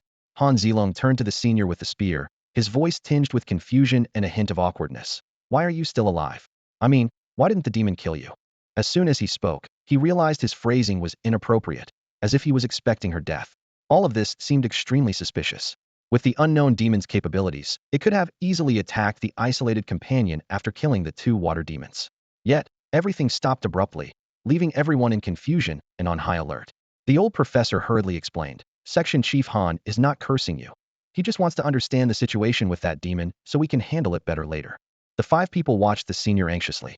She pressed her lips tightly, her fists clenched white, and slowly uttered, Scumbags deserve to die. Han Zilong, Zhao Lianqing, and the old professor looked at each other, their faces full of confusion. This sudden turn left them momentarily baffled. Han Zilong sighed helplessly and said, Let's discuss it further at the post-war meeting. He thought to himself, having heard that some people undergo significant personality changes after surviving a catastrophe, but he wondered why she seemed so hostile towards men. Meanwhile, at the heavily guarded city gates of the base city, Qin Mo was gathering information and making summaries. After the hexapod salamander, two more warrior-class demons fell victim to the 1,000-soul grass demon, each contributing 25,000 experience points, totaling 50,000. He quietly calculated his level progression. Stage 4 mid 180, 000500000. War is indeed a shortcut to wealth. Qin Mo mused, whether it's the demon bone tree or the 1,000-soul grass demon, they all rose to power through this. But he quickly cautioned himself. Of course, this isn't an encouragement to start wars. With special advantages, it's far better to develop quietly and steadily than to stir up chaos. After all, winning 100 times can be undone by losing once. Qin Mo muttered to himself, southeast direction, huh? He had just learned that his superior and the armored crocodile's battlefield had moved to an uninhabited island in the southeast. Even now, he found it hard to believe. He had known Zhu Wentian was exceptional, but he hadn't expected him to be powerful enough to take on a commander-level armored crocodile, especially at such a critical moment. A middle-aged man, who appeared to be a civil servant, smiled and said, Director Qin, it's windy up here. Please go down and rest. I'll notify you immediately if anything happens. Qin Mo chuckled to himself, realizing that his identity as a close associate of Zhu Wentian had spread, and the way people looked at him had changed, with a hint of flattery. He understood well that having a strong backing made a world of difference. As long as Zhu Wentian was in Qing Mountain-based city, his path to promotion was secure, at least free from top-level pressure. I need to go there quickly, Qin Mo thought. Not seeing Yi Xing and his apprentice on Moon Island gave him a bad feeling. They certainly wouldn't go to the main battlefield or chase the two water demons. So where could they be? The likelihood of them following Zhu Wentian was high. Qin Mo took a deep breath, thinking that it was all caused by conflicting interests. Without that wager, he wouldn't have to worry about Yi Xing and his apprentice's betrayal. Now, the situation was different. Public matters and private affairs were separate, making it a form of inducing crime. I've delayed long enough. It's time to deal with them. Qin Mo resolved. With the death of the hexapod salamander, the commander-level crocodile wouldn't fight much longer, and fifth-stage fighters would want to end the battle quickly to preserve more warriors for future development. The war is almost over, Qin Mo predicted. There will be a period of peaceful development next. He knew that a baby boom usually followed the end of a battlefield in the base city, regardless of the scale, following this pattern. There's just one last battle for me, Qin Mo calculated, using the chaos of war to eliminate Yi Xing and his apprentice, removing any potential threats. Just then, without warning, the system delivered a long-awaited notification sound. Ding! The system notification sounded, and a string of flashing numbers appeared before Qin Mo's eyes. 100,000 identity points had just been credited to his account. He was stunned, his eyes wide open. The progress bar for the third level was only at 10,000. So why was there suddenly a reward of 100,000? Could it be a system error? Qin Mo quickly recalled the tasks related to racial status and racial contribution. The former was straightforward, just keep getting promotions. The latter, however, had never been triggered and was almost forgotten by him. Now, its sudden completion caught him off guard. He soon realized the issue. This was a reward for a fourth-level task. Killing a hexapod salamander required fourth-level strength, and he was only at the third level. It was like stepping on an ant before the spiritual awakening and receiving the reward for slaying a dragon. Could I ascend directly to the fourth level? A gleam of excitement flashed in Qin Mo's eyes. Not only that, but this reward was enough to make him soar within the fourth level. Although he couldn't catch up with the 180,000 progress of the thousand-soul grass demon, surpassing Han Zilong, Zhao Kongsheng, and the demon bone tree would be a breeze. The system notification also confirmed his speculation. The turmoil in the main battlefield had ended. The warriors were cleaning up the battlefield and would soon return. The news of victory would likely spread earlier, and there might be a grand celebration banquet in the evening. Qin Mo shook his head, temporarily setting aside thoughts of promotion and celebration. The battle between Zhu Wenyi and the armored crocodile was not yet over, and Yi Xing and his disciples were still alive. He decided to wait a bit longer, remotely logging into the thousand-soul grass demon ID to monitor the situation. The scene shifted to an unknown island. The air was thick with toxic ions, casting an eerie cobalt green hue. The sunlight had lost its original sacred glow, rendering the entire island dark, bizarre, and foreboding. Dead fish floated on the nearby water, their white bones stark and chilling. A grotesque fish, with scales shedding and muscles bursting, emerged from the water, dragging a fish skeleton back in, causing ripples to spread. In the distance, a continuous rumbling indicated that the battle was still ongoing. Teacher, should we retreat? Yi Xing asked apprehensively. This was a fifth-level commander-level battlefield, and his once-proud strength was utterly useless here. He couldn't even get close enough to watch. He could only watch as the toxic mist surged and ebbed, manipulated by some strange force. Give me your handkerchief, Lonnie said with a determined look. He had tried to show goodwill to Zhu Wenyi, even risking his life to help. However, all he received in return was a cold get lost. Such humiliation was unacceptable to him. Since his goodwill was rejected, he might as well let the other party die. Okay, Yi Xing replied briefly, but his movements to retrieve the handkerchief were unusually slow. It was the only keepsake left by his late master, embroidered with strange runes. Its texture was cold, faintly glowing with a ghostly green light, as if it were alive and wriggling. Its function was simple, to affect the soul, causing brief dizziness. The effect varies depending on the target's strength. The weaker they are, the longer the stun lasts. Lon Yi took the rectangular handkerchief and carefully rubbed it. This small piece of fabric looked more like a little banner, prompting him to jokingly call it a handkerchief. Suddenly, Lon Yi's eyes reddened, and his voice became low and urgent. There's one more thing. There are a few ants watching nearby. Go kill them all to eliminate any future threats. Yi Xing was startled and hesitated for a moment. He had once told his teacher that the handkerchief does not distinguish between friend and foe. Anyone other than those who have long been familiar with it would be affected, even if they just approached it. At this moment, Lon Yi was clearly being influenced by the handkerchief. The situation had spiraled out of control. If discovered, they would have no place among the human race. The Wanling Church might be the last refuge.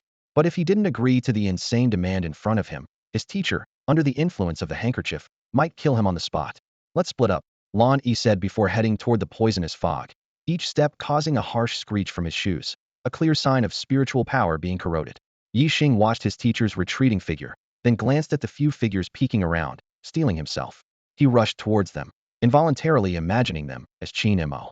If not for Qin Mo, how could he, with his status at Cixi University, have fallen to this point? Yi Xing wasn't hesitating out of conscience or pity. He was weighing the benefits and deemed it unworthy. With a major battle imminent, infighting was against the interests of the human race, and he wasn't ready to give up his identity at the Cixi-based city. Teacher is going to support Minister Zhu, and now I need your cooperation. Yi Xing approached the scattered group, feigning righteousness. There's a high chance of danger. If you're not willing, don't stand here getting in the way. Of course, we'll cooperate. We've been wanting to help. Danger? I'm not afraid of danger. What does your esteemed institution suggest? Rest assured, we'll cooperate 100. The scouts eagerly expressed their fervor and determination. Although they lacked the strength to enter the poisonous fog, they didn't want Minister Zhu to face the Wuka terror crocodile alone. Even if they were ultimately defeated, they at least wanted to bring news back to the base city, giving Minister Zhu's family some solace. All right, what you need to do is simple, and that is to die. Yi Xing instantly tore off his disguise, unleashing a long-prepared attack. You! The 9 were terrified, not only because of their impending deaths, but also because they realized the danger Minister Zhu faced. Yi Xing was a traitor, and Lan Yi likely was too. If Minister Zhu wasn't careful, the base city could lose a leading stronghold. I'll hold him off. You go back and report this situation to the base city, a thin young man shouted. Although his cultivation was far inferior to Yi Xing's, a top student at Cixi University, he had no choice but to act. Just at this critical moment, a voice suddenly rang out. Finally made it in time. Qin Mo sighed inwardly, realizing that the wheel of fate had finally turned to this moment. The 2 heads before him were his trophies. The scene unfolded like a chaotic painting. Lan Yi with his back to the crowd, Yi Xing brimming with murderous intent, the panicked onlookers, and the uninhabited island echoing with thunder and shrouded in poisonous mist. Yet, none of these were the main focus. Killing Yi Xing was the urgent task at hand. Under Qin Mo's control, the formidable Qianhan grass demon, a newly promoted war general, struck silently. A flash of green light, swift as lightning, pierced through Yi Xing's skull. This sudden attack was unstoppable, even if Yi Xing had advanced to the 4th rank on the spot. Yi Xing's body abruptly stiffened, his eyes wide with disbelief. He died before he could unleash his ultimate move. In his final moments, he glanced at the 9 individuals, filled with resentment towards the Qingshan base city. This cursed place was too sinister, with Zhu Wentian hiding his strength, scouts concealing their capabilities, and Qin Mo's cunning lurking in between. No wonder he met his downfall.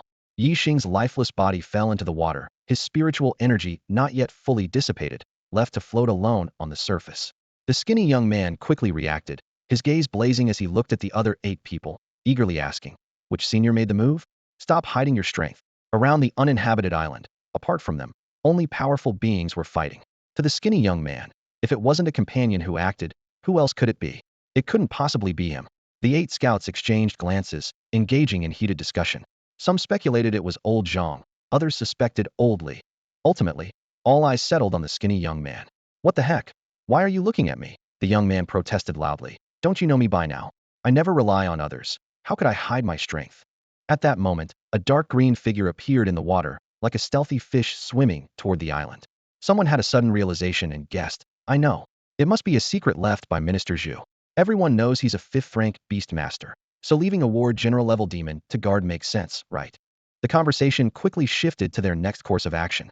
Someone suggested returning to report, exposing Yi Xing and his master's treacherous ambitions, and urging the alliance to self-audit and eliminate all traitors. Another proposed exterminating all involved, claiming this would punish the traitors while sparing their families from grief, showing the base city's humane spirit. Qin Mo listened to these absurd remarks, feeling speechless. These 9 seemed to be here for comic relief. Even Yi Xing, now deceased, never knew who the real culprit was, mistakenly blaming Zhu Wentian. What puzzled Qin Mo further was that after killing Yi Xing, the Qianhan grass demon didn't destroy his soul. At the moment of death, Yi Xing's soul was inexplicably drawn toward the poisonous mist. Qin Mo quickly analyzed 2 possibilities. Either someone had used a soul-calling technique, possessing greater power than the Qianhan grass demon to snatch the soul away, or someone employed a high-level artifact for soul-calling, typically known as a genetic weapon, requiring prior binding with the deceased. Regardless of the situation, Qin Mo resolved to kill Yi Xing once more. He thought to himself, could I really let him escape?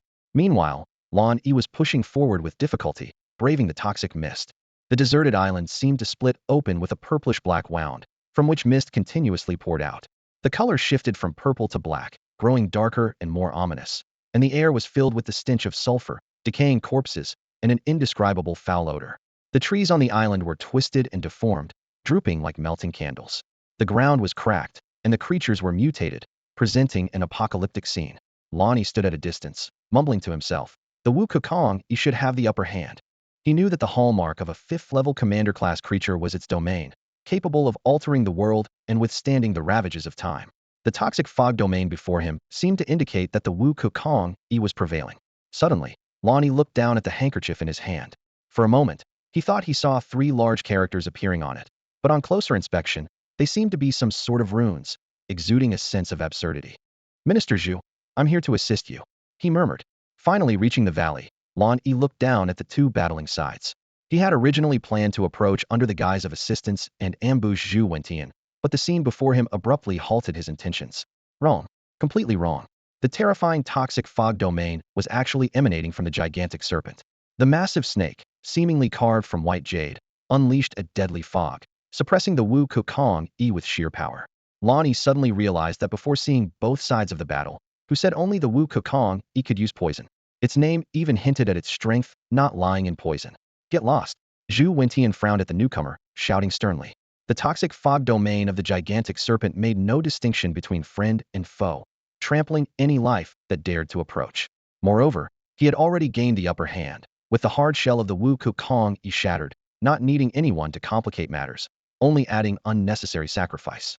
This was why he always told others to get lost, not because he couldn't speak nicely, but because he was in the middle of a battle and had no time to explain. Get lost. Lan Yi seemed provoked by this remark. Under the dual influence of the toxic fog and the handkerchief, his inner rage became uncontrollable. His face was covered with spiderweb-like crimson lines, his eyes gleaming with a crazed desire to kill everything. Zhu Wentian frowned slightly. What do you intend to do? He had seen people in similar states before, genetic berserkers of the Wanling sect. But how could Lan Yi be a traitor of the Wanling sect? The University of she couldn't be that foolish. Die! Lan Yi roared furiously, charging at Zhu Wentian. At this moment, the Wu Kukong let out an earth-shattering roar, coordinating with Lan Yi's attack. Cornered, it had to seize every possible chance of survival.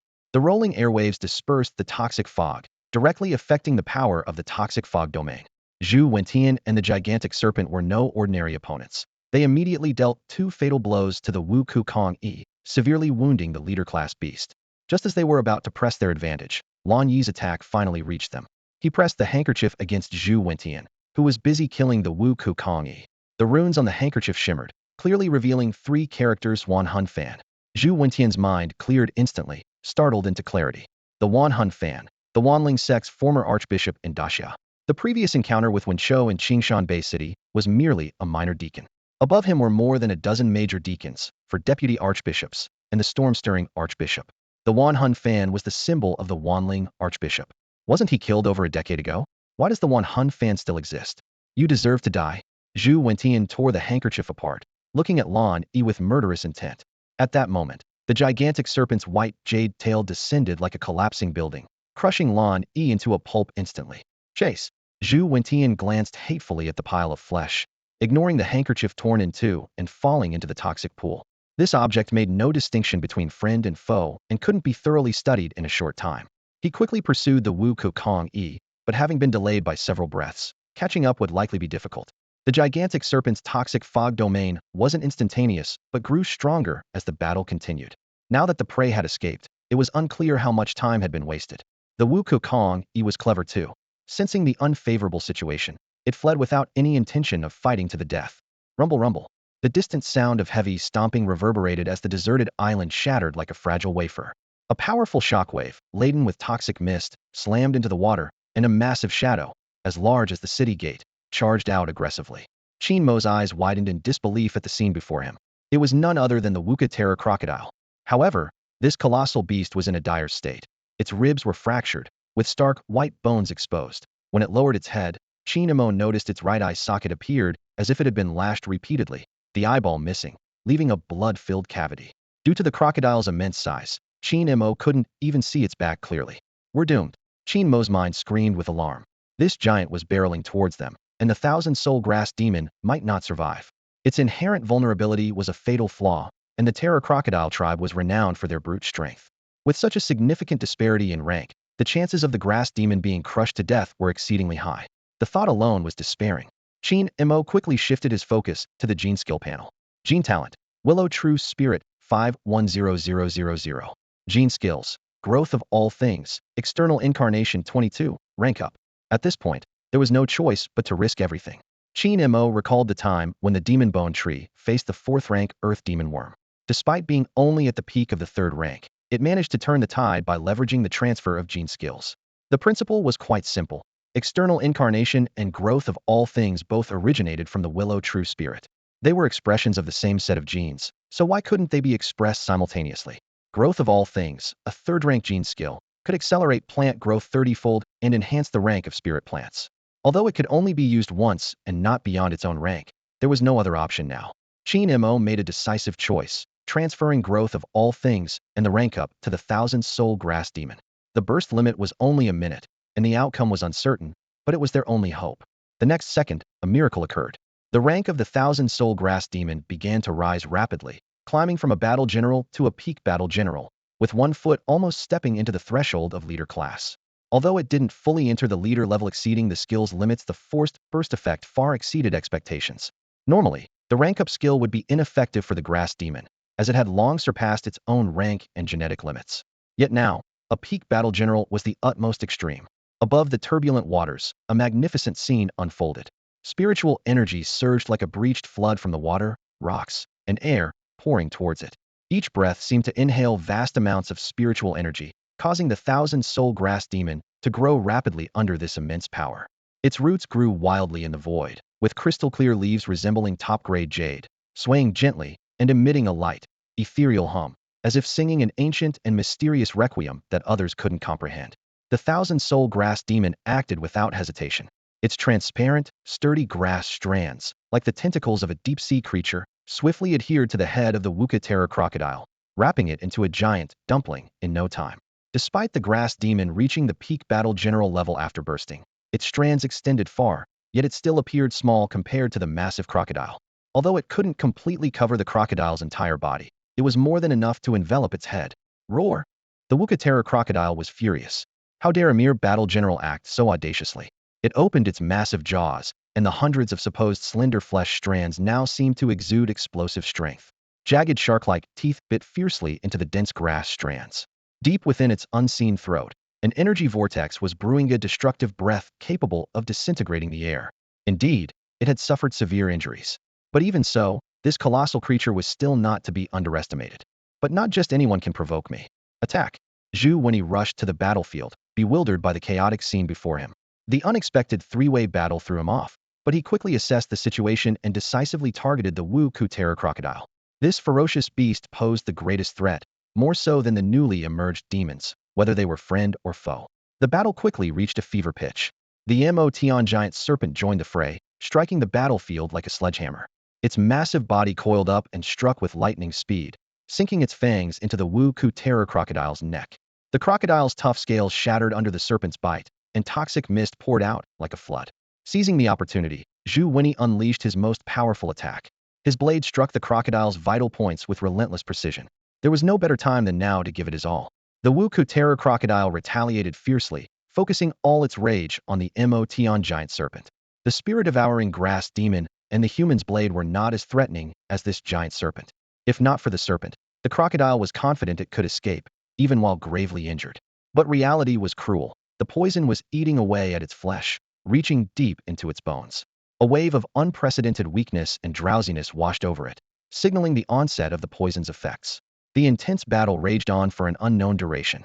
In the end, the Wuka Terror Crocodile, battered and bloodied, collapsed with a thunderous crash, its blood staining the ground. Zhu Wenyi exhaled deeply, then stored the also severely injured Motion giant serpent in his beast space. This brutal battle had pushed both the serpent and himself to their limits. Fortunately, they emerged victorious, successfully claiming the head of the commander-level Terror Crocodile. However, a lingering question haunted Zhu Wenyi. What was the deal with that 1,000-soul grass demon? It vanished at the start of the battle, despite being a peak-level warrior demon. At the time, Zhu Wenyi had no time to ponder this, and the Wuku terror crocodile couldn't afford any distractions. The battle felt anticlimactic. If the thousand-soul grass demon had remained, the fight might have ended much sooner. Just then, 3 warships approached from the distance. The people aboard hailed him. Your prowess is unmatched. Lord Zhu, your might is unparalleled. They explained that they hadn't intervened in the battle because they feared dispersing the toxic mist, which would have been counterproductive. Their role was limited to providing some obstruction if their side's strong fighters were defeated and needed to retreat. Luckily, the battle went smoothly, and such extreme measures weren't necessary. As Zhu Wenyi prepared to order the handling of the bodies, he suddenly realized something was amiss. Wait, how did you end up here? The leader quickly explained. A scout reported that Lan Yi and Yi Xing are traitors. The base city was concerned for your safety and ordered us to rush here to prevent any mishaps. Did you see any other demons? Zhu Wenyi pressed. No. Upon hearing this, Zhu Wenyi frowned deeply. The thousand-soul grass demon's actions were indeed strange, appearing and vanishing without a trace, like a drifter on the battlefield. Suddenly, a chilling thought crossed his mind. Oh no, its target must be that genetic weapon. A genetic weapon, fully known as a gene-bound weapon, can only be used by its binder. This was why Zhu Wenyi hadn't picked it up earlier. He immediately returned to the island, only to find it missing. Lan Yi, the Myriad Soul Banner, the Myriad Soul Archpriest. What is their connection? Zhu Wenyi pondered calmly, finally recalling the origin of the artifact. It belonged solely to the confirmed dead Myriad Soul cult leader. The Myriad Soul cult, spread across the globe, had several leaders, all of whom were 6th-tier monarch level in strength. This realization set off alarm bells in Zhu Wenyi's mind, making him aware that the situation might be more complex and dangerous than he had anticipated. In a small farmhouse within the planting area of Qingshan Base City, Qin Mo sat cross-legged, deeply focused on his cultivation. The training room was silent, with only wisps of smoke rising gently from burning sandalwood chips, creating a mysterious and solemn atmosphere as the fire flickered. Qin Mo recalled the battle from not long ago, a fierce encounter that lasted only half a minute. The thousand-soul grass demon was instantly overwhelmed by the formidable Wuku crocodile, shattering its hopes of challenging beyond its rank. The commanding presence of a leader-level fighter was an insurmountable force that a mere warrior-level being could not challenge. This adventure ended as a harsh lesson. Fortunately, taking advantage of a moment when the Wuku crocodile tossed its head, Qin Mo managed to escape the battlefield, landing on an uninhabited island. There, he discovered the crushed remains of Lan Yi and half of a mysterious handkerchief. These findings left Qin Mo deep in thought, though they also raised more questions. At this moment, Qin Mo's gaze fell on a wooden table in front of him, where one of the few spoils from the battle lay a flag. Upon close inspection, he could faintly see 3 divided traditional characters carved on it. One Hun Fan. However, an awkward realization soon emerged. He couldn't use this treasure. Every attempt to touch it resulted in a sharp pain, and he could only rely on the thousand-soul grass demon to control it. Adding to Qin Mo's confusion were 2 strange occurrences. Yi Xing's soul had vanished without a trace, and the other half of the handkerchief was missing. He quickly shook his head, putting these doubts aside for the moment. The most pressing task now was to advance to the 4th tier and become a genuine warrior-level powerhouse. System add points. Qin Mo called out in his mind. Don't hold back. With his command, the attribute panel began to fluctuate wildly. The values changed rapidly, showcasing impressive improvements. Identity point system. Host, Qin Mo. Age, 18. Tier, 4th tier, initial 150,000. Gene talent, Lu Jun True Spirit 150,000.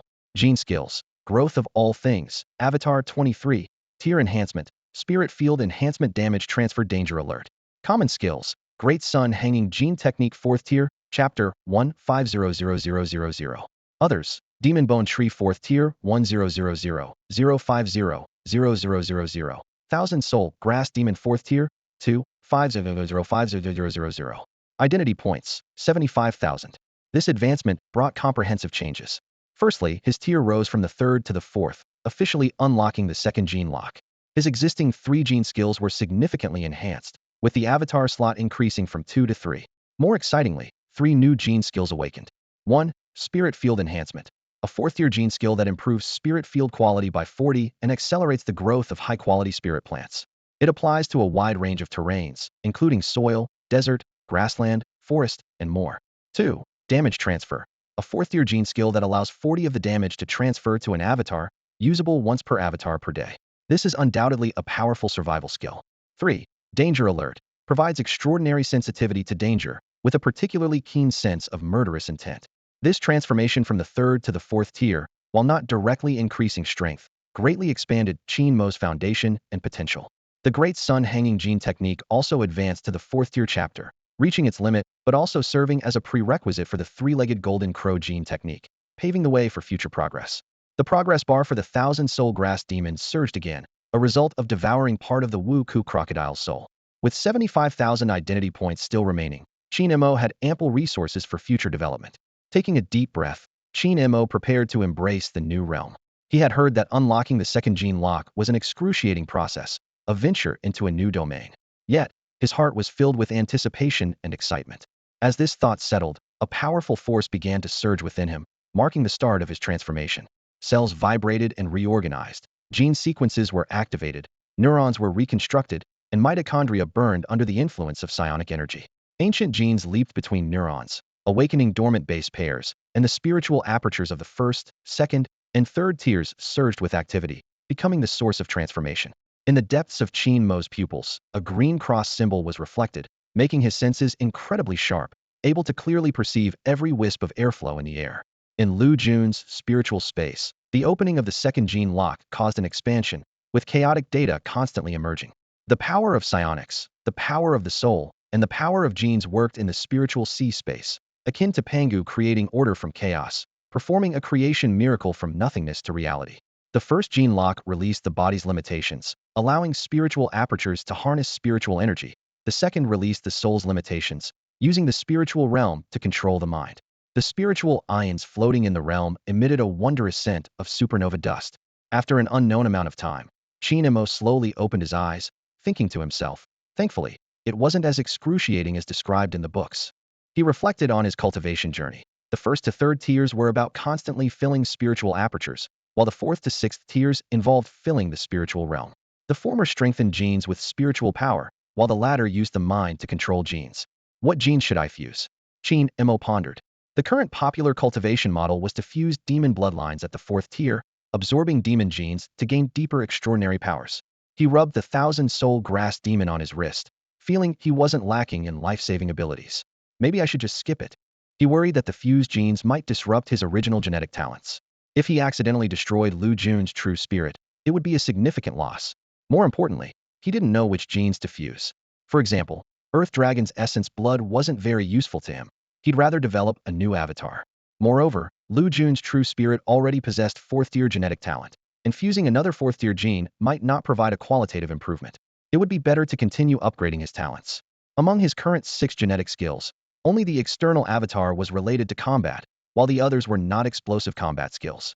After careful consideration, Qin-Mo decided on a compromise, not to fuse genes for now, but also not to rule out the possibility in the future. He realized this might affect his combat power since battles above the fourth tier required a trinity of soul, genes, and psionics. Like the senior sister with the spear, whose ultimate move used genetic methods to perfectly integrate the trinity. Qin-Mo wasn't lacking in soul and psionics, and Lu Jun's true spirit was strong enough genetically. He considered purchasing a gene weapon above the fourth tier to achieve the trinity externally and compensate for the combat deficiency. A gene weapon acts as a converter, organically blending soul, genes, and psionics to unleash a fourth-tier ultimate move.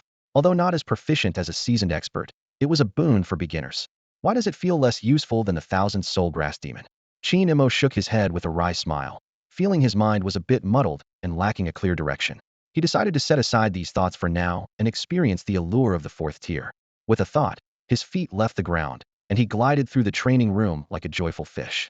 Meanwhile, the Legion had all returned, holding a post-battle meeting.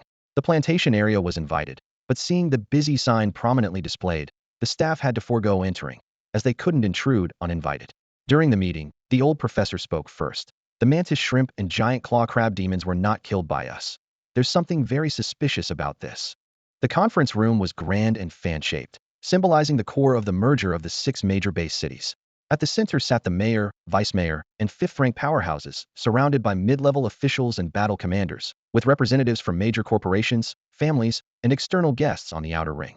Zhu Wentian was prominently seated in the central area, next to Vice Mayor Qingshan, a small, elderly man whose eyes sparkled with curiosity as he continuously glanced at Zhu Wentian, seemingly exclaiming in his mind, "So this is the real, old Zhu."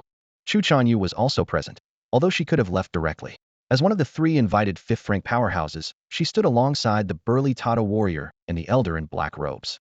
The Tata warrior had settled in Qingshan Bay City, while Chu Chanyu and the elder were mercenaries. The elder took his payment and left without even exploring Qingshan Bay City, appearing indifferent but actually just unconcerned. Chu Chanyu was different. Her payment was a large quantity of high-quality purple tobacco, not for personal use, but to supply the Chu family behind her for exploring the South Sea Mirage. This required long-term cooperation, so after the meeting, she planned to meet with Qin Mo, the head of the agriculture department. Although meeting him was not necessary for the payment since the contract was with Qingshan Bay City, she decided to meet in person, hoping for unexpected benefits. The old professor's voice continued to echo in the conference room. At that time, the six of us were chasing two invading monsters and were close to victory, when suddenly an unknown monster appeared. Its powerful soul attacks swept through the scene, reversing the situation and putting us in danger. Just when we thought we were doomed, it suddenly changed its attack and killed the mantis shrimp and the giant claw crab monster, ignoring us completely. There must be something strange about this. Let me describe the appearance of that monster. Chu Chanyu found the story increasingly odd. Isn't this the thousand-soul grass demon? Why does no one seem to know? She analyzed internally. The grass demon can be broken down into grass demon, and the person most knowledgeable about spiritual plants in the base city is Qin Mo, while Zhu Wentian is the expert on beast mastery, and they are superior and subordinate. This suggests that the owner of the thousand-soul grass demon is likely Qin Mo. Even if not, he is the most suspicious. Why does everyone ignore this and instead fixate on the identity of the thousand-soul grass demon? Is this post-battle meeting a joke? At that moment, several battle commanders, including Wang Hu, stood up abruptly, their faces serious and filled with a murderous aura. These commanders, from the 6 major base cities, were the backbone with unlimited future potential. If there were a potential ranking or leadership seed list for the commanders of the 6 major base cities, they would undoubtedly be at the top. Their every move captivated the entire audience. Wang Hu spoke with a grave tone. The hexagonal salamander wasn't killed by us. When we arrived, the unknown monster the professor mentioned was hunting the hexagonal salamander. What? The old professor, Han Zilong, Zhao Lianxing, and others' faces changed dramatically, their shock evident. Chu Chanyu shrugged, thinking this meeting was becoming increasingly absurd. Who would be the most absurd one? At this moment, Zhu Wentian's voice slowly emerged. The monster you're talking about is called the Thousand-Soul Grass Demon, a 5th-rank commander-level bloodline. If it sets up a grass trap in advance, it is virtually unbeatable among its peers. As a 5th-tier beast master, Zhu Wentian's words carried an invisible authority that compelled everyone present to believe him. However, at that moment, Han Zilong suddenly clutched his head, furrowing his brow as if recalling something significant. Wait a minute, he exclaimed, looking up abruptly. I think I've heard of the Thousand-Soul Grass Demon somewhere. That's right, Hua Chunliang has a seed of it. All eyes immediately focused on Hua Chunliang. The elderly man sat in a corner of the meeting room, and upon hearing his name, a trace of displeasure crossed his face. He snorted heavily, his voice filled with regret and reluctance. Mine is just a seed that can't even sprout, Hua Chunliang said through gritted teeth.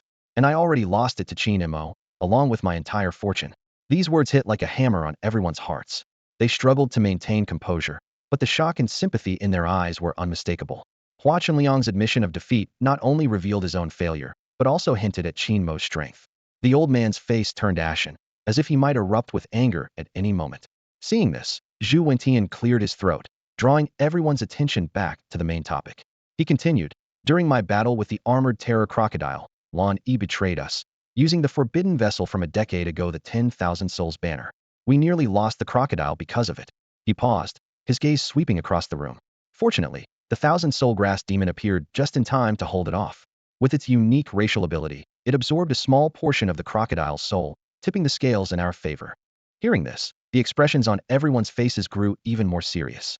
The presence of the Thousand-Soul Grass Demon seemed overwhelmingly strong, like an omnipresent rogue on the battlefield that played a crucial role at critical moments. It not only appeared on the main battlefield to kill the hexagonal salamander, but also on secondary battlefields to defeat the sparrowtail mantis shrimp and the giant claw crab demon. Surprisingly, it even served as support on the command battlefield, aiding Zhu Wentian in defeating the armored terror crocodile. Its appearances in 3 different places made people wonder if it was rushing between battlefields. As the room fell into contemplation, a soft cough broke the silence. Chu Chanyu's gentle cough was particularly jarring in the quiet room, instantly drawing everyone's attention. Zhu Wentian waited for a few seconds, and seeing that Chu Chanyu had nothing more to say, he had to ask, Captain Chu, do you have something to add? He knew that Chu Chanyu hailed from the South Sea base city and was the 6th-generation leader of the Chu family, commanding a large expedition group. Her personal strength was formidable, and her military acumen was impressive. Calling her Captain Chu was more than fitting. Chu Chanyu took a sip of water, slightly embarrassed, and said, the wild tea is quite nice. She thought to herself that since no one was mentioning Qin Mo, she would pretend not to know either. In the South Sea Mirage, she had experienced plenty of abstract situations. The mayor of Qingshan City saw this and immediately chimed in. Xiao Lu, get a batch of wild tea and some mountain delicacies from the warehouse for Captain Chu. Our base city has plenty of those. Thank you very much. Chu Chanyu did not refuse. She understood the nuances of social interactions, knowing that a little favor given today could be reciprocated tomorrow, naturally building relationships. Besides, it was just some small items. Zhu Wentian slowly stood up, frowning as he scanned the room. Let me share my hypothesis, he said gravely. It's just a guess, with no evidence. I suspect the master of 10,000 souls is not dead. What? The room was once again shocked. How did the master of 10,000 souls get involved? The title master alone suggested he was from the All Souls sect, an evil figure among evildoers, a powerhouse among powerhouses, at the 6th-tier monarch level. Zhu Wentian continued to explain. If you link the 1,000-soul grass demon to the master of 10,000 souls, everything starts to make sense. He had the demon collect souls to restore the 10,000 souls banner, moving across different battlefields. The burly man Li Qing couldn't hold back any longer and questioned, what makes you connect the two? Zhu Wentian calmly replied, because the 10,000 souls banner appeared, and everyone knows whose item it is. If it went missing, who else but the master of 10,000 souls could be responsible? At that moment, a sudden giggle broke the tense atmosphere. Once again, all eyes fell on Chu Chanyu. Although no one said anything, the implication was clear. Why are you laughing? Chu Chanyu picked up her teacup and drank forcefully, her teeth nearly chipping the rim. She chuckled internally, thinking that if she'd known the post-battle meeting would be this abstract and amusing, she would have worn a mask to hide her laughter. Her gaze swept over everyone present, internally mocking them. So, everyone here enjoys playing with abstractions, huh? Zhu Wentian's performance was particularly noteworthy. Chu Chanyu thought, while others might be oblivious, Zhu Wentian should know better. Yet, here he was, putting on an act, even dragging the dead into the conversation. Unable to hold back, she asked, does Commander Chu know something I should be aware of? Zhu Wentian's furrowed brow relaxed as he replied, that's something you can know. But this, I really don't know. His tone carried a hint of helplessness, and he added, the illness is serious. I heard the illusion of the South Sea affects the mind. Commander Chu's repeated confusing behavior might be influenced by it. No wonder high-quality purple tobacco is needed. Li Qing then spoke, his tone skeptical. It still feels off. Suspecting the archpriest of the myriad souls is still alive based on a 1,000-soul grass demon and a missing remnant banner is too far-fetched. Chu Chanyu put down her teacup, her phoenix eyes narrowing as she suddenly grasped Zhu Wentian's intention. She decisively stated, I think it's fine. She explained, leaking the news to the myriad spirit sect about the former archpriest's resurrection will surely keep them too busy to cause trouble. She continued to analyze. War is deceitful. Whether truly dead or not, it will distract the myriad spirit sect. Even if it turns out to be a false death, the current archpriest can ensure the former one truly dies. Two archpriests joining forces? They'd be lucky not to destroy each other, let alone team up. Li Qing finally understood, nodding in agreement. Makes sense. Let's pin the 1,000-soul grass demon on the archpriest of the myriad souls. When falsehood becomes truth, and nothing becomes something, the myriad spirits sect will have the headache. Zhu Wentian spoke slowly, his tone serious. There's one more thing. Regarding the betrayal of Lan Yi and Yi Xing, the University Alliance owes me an explanation, and to Qingshan Bay City as well. How much corruption is still hidden? His words were like a heavy hammer, placing pressure directly on the University Alliance. The professors and students present instantly wore grave expressions. An elderly professor spoke with resignation, his tone heavy. We will revoke their identities and thoroughly investigate those who allowed them into the Snake University. As for the explanation, can we discuss it in detail later? He felt burdened with a weight inappropriate for his age. Seeing the mayor's gesture, Zhu Wentian concisely responded, agreed. He then sat down without further comment. The meeting's atmosphere shifted. The Mushroom Corps commander spoke first, pride evident in his voice. Leaders, the strategic role of the explosive mushrooms in this battle is undeniable, allowing us to advance smoothly on Moon Island and secure an early victory. I believe. The circle of warriors became animated, each vying to claim credit. The higher-ups occasionally nodded or shook their heads, carefully weighing each request. The warriors seated further back refused to be left out, boasting about their battlefield exploits.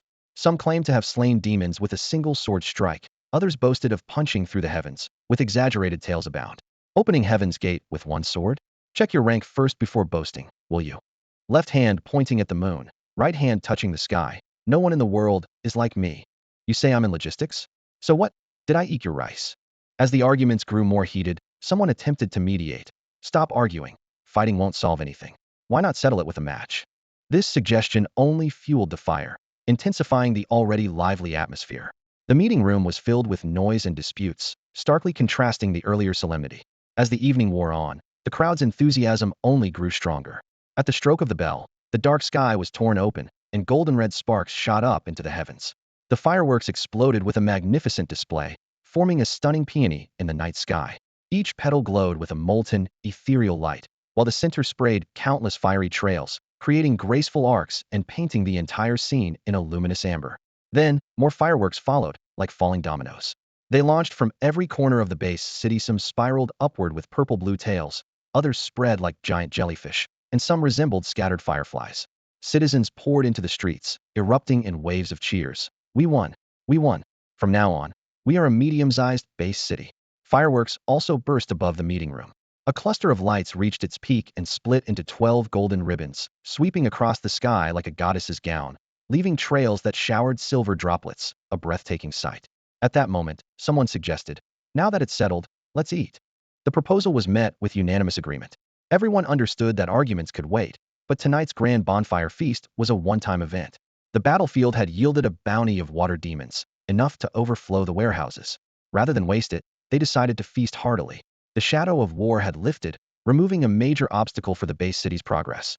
The next phase was to gather resources and develop steadily, with everyone working together in high spirits. A construction boom was imminent, promising a vibrant future.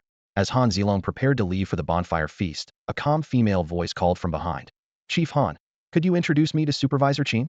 He turned to see Chu Chanyu. Han Zilong did not refuse, both due to Chu Chanyu's status and capability, and because she asked openly in front of everyone. Besides, the feast was in the planting area, where it would be bustling. So he readily agreed. Of course, no problem. Qin Mo is likely at the bonfire feast. Shall we head there now? Meanwhile, in an unknown forest, an old man with flowing hair and a white robe gazed at a waterfall. He uttered mystical syllables in a strange tone. Return, O soul. The next moment, half of a tattered banner flew out of the waterfall, gently landing in his palm. He murmured to himself, is he dead? Our sect left a legacy for him, hoping he would become a flag bearer. Alas, it was just a main soul, such as fate. The old man casually tossed the tattered banner to a woman beside him, saying, it's yours. She accepted it like a treasure, repeatedly thanking him. Thank you, master of 10,000 souls.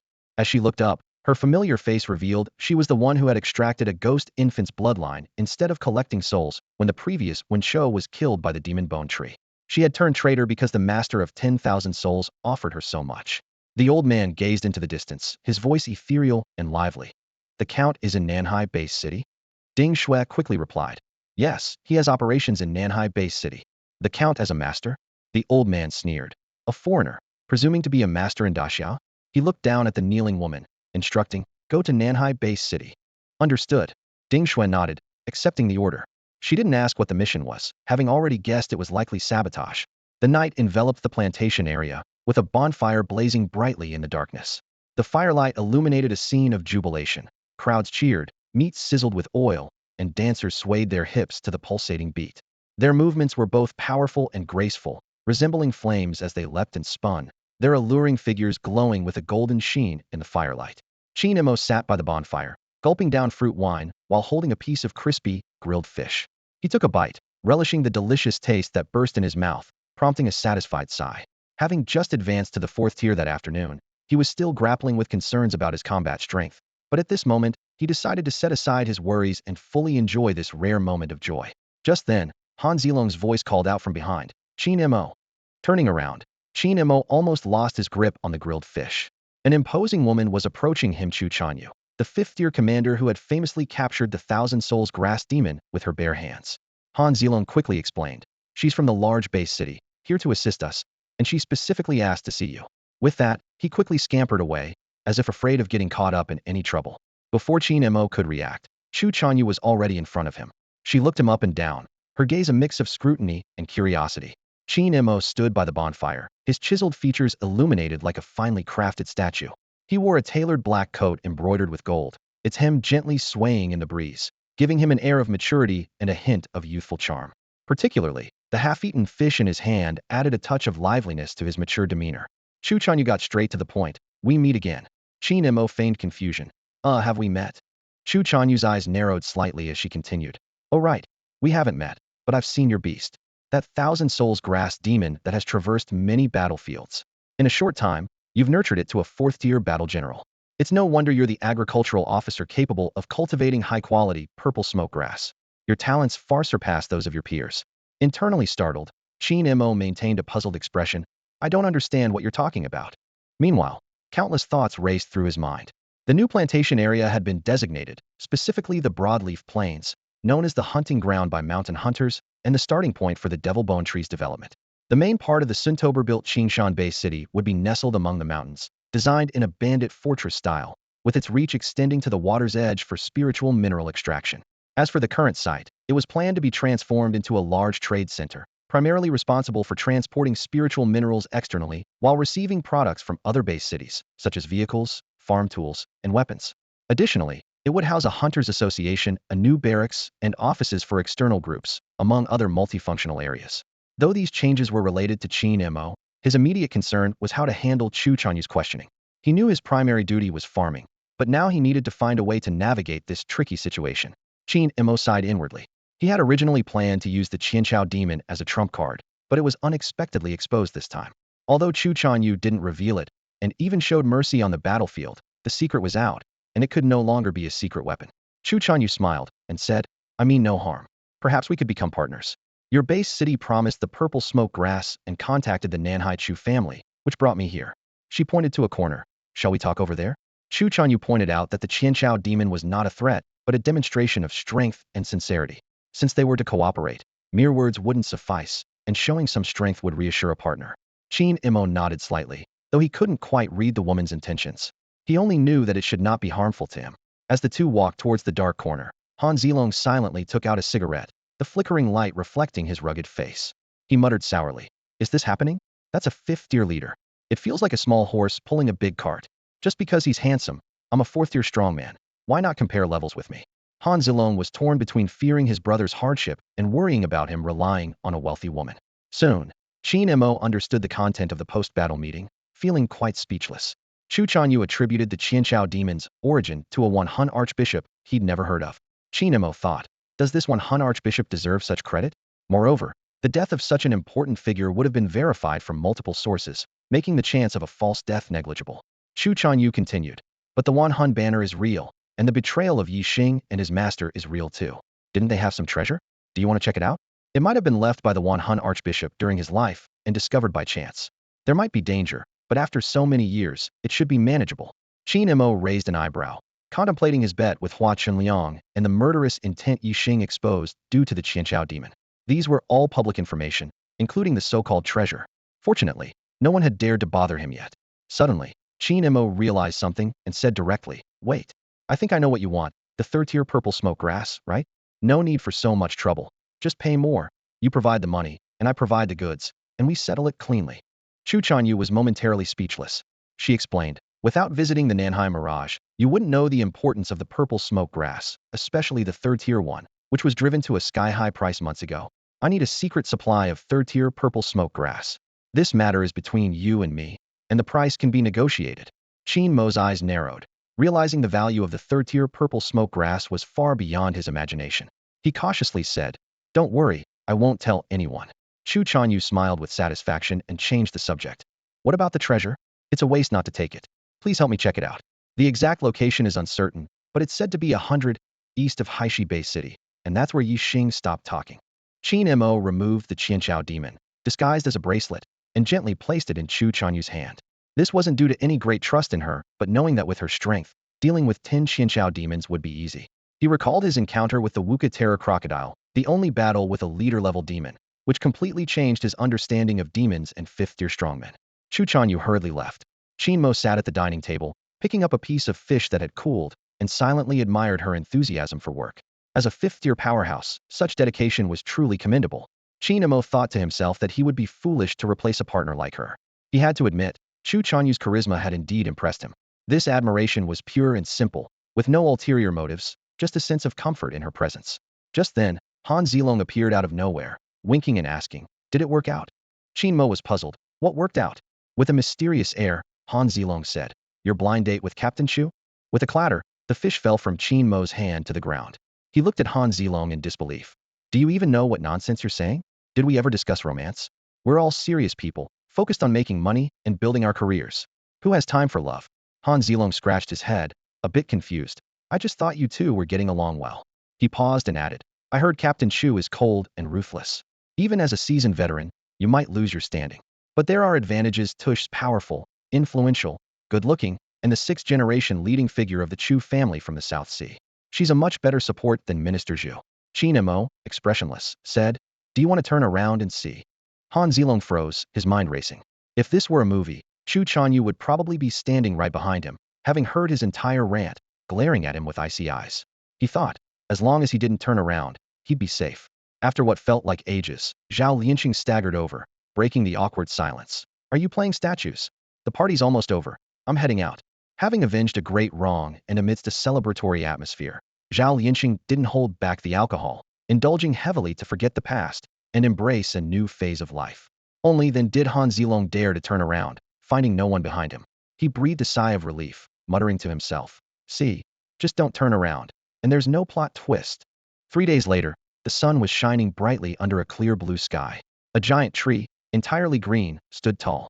Its bark had a weathered, scaly texture with each crevice emitting a faint purple mist. As the breeze blew through, the leaves produced a clear chime, carrying far and wide. The roots of this massive tree sprawled beneath a spiritual waterfall, the source of the stream. The amber resin from the tree infused the water with a sweet fragrance, attracting countless creatures to drink, all of them amazed by it. Indeed, this was the devil bone tree. In its dormant state, it wasn't menacing, which was how it lured prey into its trap. From a nearby stone cave came a pained yet resolute shout. "Break for me."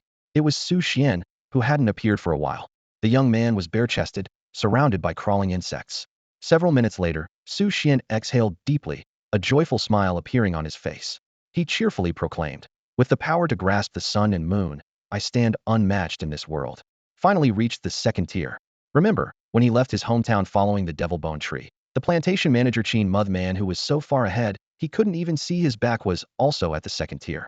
Now, Su Xian had finally caught up. In this remote, demon-infested territory, traces of human civilization had long vanished. Su Xian was alone, enduring endless loneliness and solitude. Yet, his efforts were not in vain. From an ordinary rural boy, he had transformed into a second-tier genetic warrior. This achievement filled him with silent joy. "From now on, my fate is in my hands, not the heavens." Just then, the ground in the center of the cave began to tremble. A bony root slowly emerged from the earth, entwined around a massive corpse. It was the remains of a third-tier demon, resembling a giant rat, with a single, wide-open eye and a body as large as an elephant. Even in death, it exuded a suffocating sense of oppression. "Thanks, tree bro." Su Xian's eyes gleamed with joy as he couldn't help but shout playfully. Suddenly, a red squirrel agilely leaped onto the prey, its tiny claws gesturing repeatedly. Its meaning was clear. "This part is mine, and that part is yours." Su Xian sighed helplessly. "Oh, you're just like a dog, showing up whenever you catch a scent." The red squirrel let out a sharp squeak, seemingly in protest. All right, what's yours is yours," Su Xian said, resigned. Thus, Su Xian, the red squirrel, and the demon bone tree formed a new partnership. The arrangement was simple. Su Xian and the red squirrel would lure demons for the demon bone tree to hunt. In return, they would receive a third-tier demon each month as compensation. Additionally, the demon bone tree recruited new Ali Isa nest of mysterious blue bird demons. These bird demons were naturally adept at harnessing the power of the wind, their feathers strikingly beautiful. After dividing the rewards, Su Xian sat down, resting his chin in his hand, gazing into the distance. A wave of homesickness washed over him. He longed to return home. People often speak of returning home in glory. Now that he had ascended to the second tier, he couldn't help but wonder, "Is my sister doing well?" And Qin Mo, how I would love to see the shock on that man's face would surely be a sight to behold. The relatives in the village, second grandpa, third aunt, fourth uncle. Surely they would be astonished to see him. "I'm a second tier now," Su Xian suddenly declared, startling the red squirrel, who quickly turned back.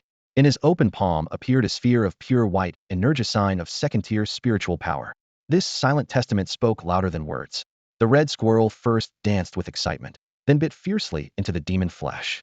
It too aimed to ascend to the second tier, to become a demon even its ancestors would envy. "Ha ha," Su Xian laughed heartily. That's the reaction. That's the expression. He imagined returning to the Qingshan-based city, where his sister, Qin Mo, and all his relatives would be utterly amazed by his achievements. At that moment, a palm-sized water spider emerged from the stream, its 8 legs moving as it approached the cave. What? You found that hidden stream? Su Xian exclaimed, standing up excitedly and carefully cradling the water spider. His awakened genetic talent was controlling insects, enabling him to communicate with and harness exotic insects. For a beginner, the wild was undoubtedly the best place to start. A few days ago, while luring demons, Su Xian had discovered an underground stream beneath the creek. Retracing his route, he realized this stream might connect to a larger water body. Given his second-tier strength, crossing the mountains to return to the base city seemed nearly impossible. But with the hidden stream and the help of stealth insects, a trip home wasn't out of the question. I really want to go back and show off, Su Xian thought to himself, then corrected. Well, mainly to see my sister and hope nothing dramatic has happened. After understanding the details, Su Xian's excitement grew. The feasibility of returning through the hidden stream was high. Goodbye, Mother, tonight I'm setting sail, Su Xian announced enthusiastically. Tree bro, I'm heading back. Red squirrel, I'm heading back. As soon as he finished speaking, the demon bone tree unearthed a bundle woven from leaves. Inside were precious exotic fruits, 4th-tier blood essence, and a 4th-tier demon core. Not much, but each item was immensely valuable. These were the spoils of months of hunting. You want me to give this to Qin Mo? Su Xian guessed the reason, his tone turning slightly sour. How could he not be? Qin Mo, sitting at home, would receive such treasures without lifting a finger. Tree bro, don't be a pushover, alright? Su Xian couldn't help but complain. The red squirrel nodded in agreement. Even as a fellow demon, it couldn't stand it. This was an embarrassment to their hunting squad. The demon bone tree remained silent, simply placing the items down, its leaves gently swaying in the breeze. Suddenly, I don't feel like going back. Su Xian ruffled his hair vigorously. He imagined himself showing off one moment, only to hand over the treasures to Qin Mo the next, feeling as if his attempt to impress would backfire. But the thought of his sister's sweet smile made him decide to go back anyway. He'd just avoid showing off in front of Qin Mo. Qingshan Base City, New Plantation Area Broadleaf Plain. This area not only includes the plantation zone but also encompasses the production area, processing zone, and other logistical departments. Even middle and high schools are set to be relocated here. Qin Mo stood at the spot where the demonic bone tree once took root, his gaze sweeping over the rapidly changing landscape. He couldn't help but recall his brief encounter with Su Xian earlier. That young man, who had just been promoted to the 2nd tier, was still trying to show off in front of him, utterly overestimating himself. Qin Mo chuckled inwardly. It's one thing to put on airs with relatives, but in front of him, Su Xian seemed far too naive. Shaking his head, Qin Mo refocused on the tasks at hand. Su Xian's return was merely a small distraction. It was the pressing realities that posed the true challenges. With a heavy sigh, he felt a wave of melancholy. Reflecting on the dilemma he faced upon reaching the 4th tier, whether to upgrade his abilities, acquire a genetic weapon, or cultivate a new clone now, these choices seemed like luxuries. The relocation of the plantation to Broadleaf Plain brought a host of urgent issues: field division, spiritual field cultivation, personnel arrangements, and external collaborations. These couldn't be resolved in less than a month. More challenging still was the merger of the 6 base cities, leading to a significant increase in the population to be fed. Higher food production targets had already been set by superiors, presenting a daunting task. Qin Mo realized that during this extraordinary period, he could only spare time for meditation. All other elaborate maneuvers would have to wait. However, Qin Mo reassured himself that once this difficult period passed, life would eventually return to normal. Just then, Qin Mo's attention was drawn to another matter. Through the perspective of the Thousand Souls Grass Demon, he discovered that after 3 days of searching, Chu Chanyu had finally found the treasure left by Master Yixing. The scene shifted to the complex terrain east of the Blackstone Base City. Here, jagged rocks and massive venomous insects created an exceptionally harsh environment. Chu Chanyu stood before a cliff eroded by wind into the shape of a skull, carefully surveying the scene. From the crevices of the cliff oozed rusty, murky liquid, which dripped with a sound reminiscent of cooling metal. Viewed from above, these crevices formed a strange, winding pattern. Chu Chanyu murmured to herself, "Is this the place?" While she couldn't be completely sure, she noticed that the Thousand Souls Grass Demon began to tremble. According to the few words left by Yixing, she knew this specially crafted key seed might have some connection to the treasure site.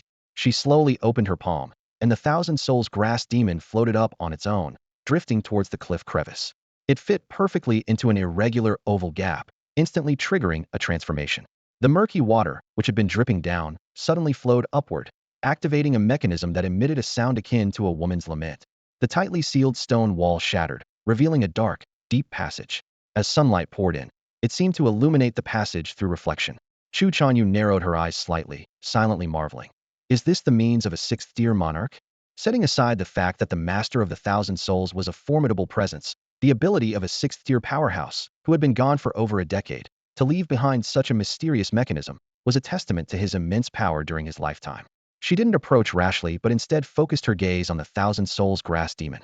In a cold tone, she said, with your fourth-tier power, you've long developed intelligence. I know you can understand. You are the key seed. The Master of the Thousand Souls could guard against anyone, but you are absolutely safe. Go on, retrieve the treasure inside. Chu Chanyu's tone carried a threat, as if warning the Thousand Souls grass demon that any resistance would result in its immediate destruction. The grass demon seemed to understand her meaning, extending its strands cautiously into the seemingly unusual treasure site. As the Thousand Souls grass demon ventured deeper into the cave, surprisingly, there were no dangers along the way. The process, while appearing thrilling, might have been merely a false alarm. On an altar deep within, 3 mysterious items lay quietly. On the left was a piece of withered wood, black as ink and pencil thin, its surface cracked with tendrils of black mist seeping out. Atop the wood was embedded a blood-red object that, at first glance, resembled a gemstone, but upon closer inspection, looked more like the eye of some unknown creature. Staring at it brought an icy chill up the spine, as if being watched, making one shudder involuntarily. In the middle was a black glass sphere the size of a human head, filled with swirling mist, as though life itself moved within. On the right was a copper plaque, intricately patterned, engraved with the enigmatic characters Zhua Fan Shi. Qin Mo knew nothing of the origins of these items, and was about to have the Thousand Soul Grass Demon take them and flee when a sudden change occurred. The half-piece of the 10,000 Soul banner unexpectedly flew out, converging in midair with the black wood and the eerie glass sphere. Blood-red patterns emerged, and the 3 combined into a complete 10,000 Soul banner, though the banner surface was still only half. In that instant, Qin Mo realized the truth. The banner surface, the banner pole, and the soul power within the glass ball resonated with each other, like lightning igniting a fire. With a thought, the grass strands of the Thousand Soul Grass Demon extended outward, weaving into the incomplete banner surface like knitting a sweater. The original dark purple banner surface transformed into a unique blend of dark purple and dark green. The 10,000 Soul banner was finally complete, no longer broken. The chilling coldness was softened by the grass strands. Qin Mo chuckled to himself, thinking this was no ordinary 10,000 Soul banner. It was a unique Emperor's banner. Who ever heard of a 10,000 Soul banner with green in it? Though this powerful genetic weapon's origins were unknown, Qin Mo didn't mind. After all, it was an unexpected windfall, and who would refuse a free gift? He quickly collected all the items. Chu Chanyu stared at the copper plaque, lost in thought. After a moment, she grabbed the Thousand Soul Grass Demon, not to refine it immediately, but decisively left the ominous place. She had no intention of further exploration, nor of deploying mechanical beasts. To her, only a fool would risk themselves in such a place. The 2 hurriedly returned to the base city. Guided by soldiers, they found Qin Mo. Chu Chanyu got straight to the point. If I'm not mistaken, that place is where the 10,000 Soul cult trains its banner envoys. The plaque is the identification for the left banner envoy. Usually, only those who pass the 10,000 Soul cult's test know the location of the treasure point and can obtain the complete 10,000 Soul banner.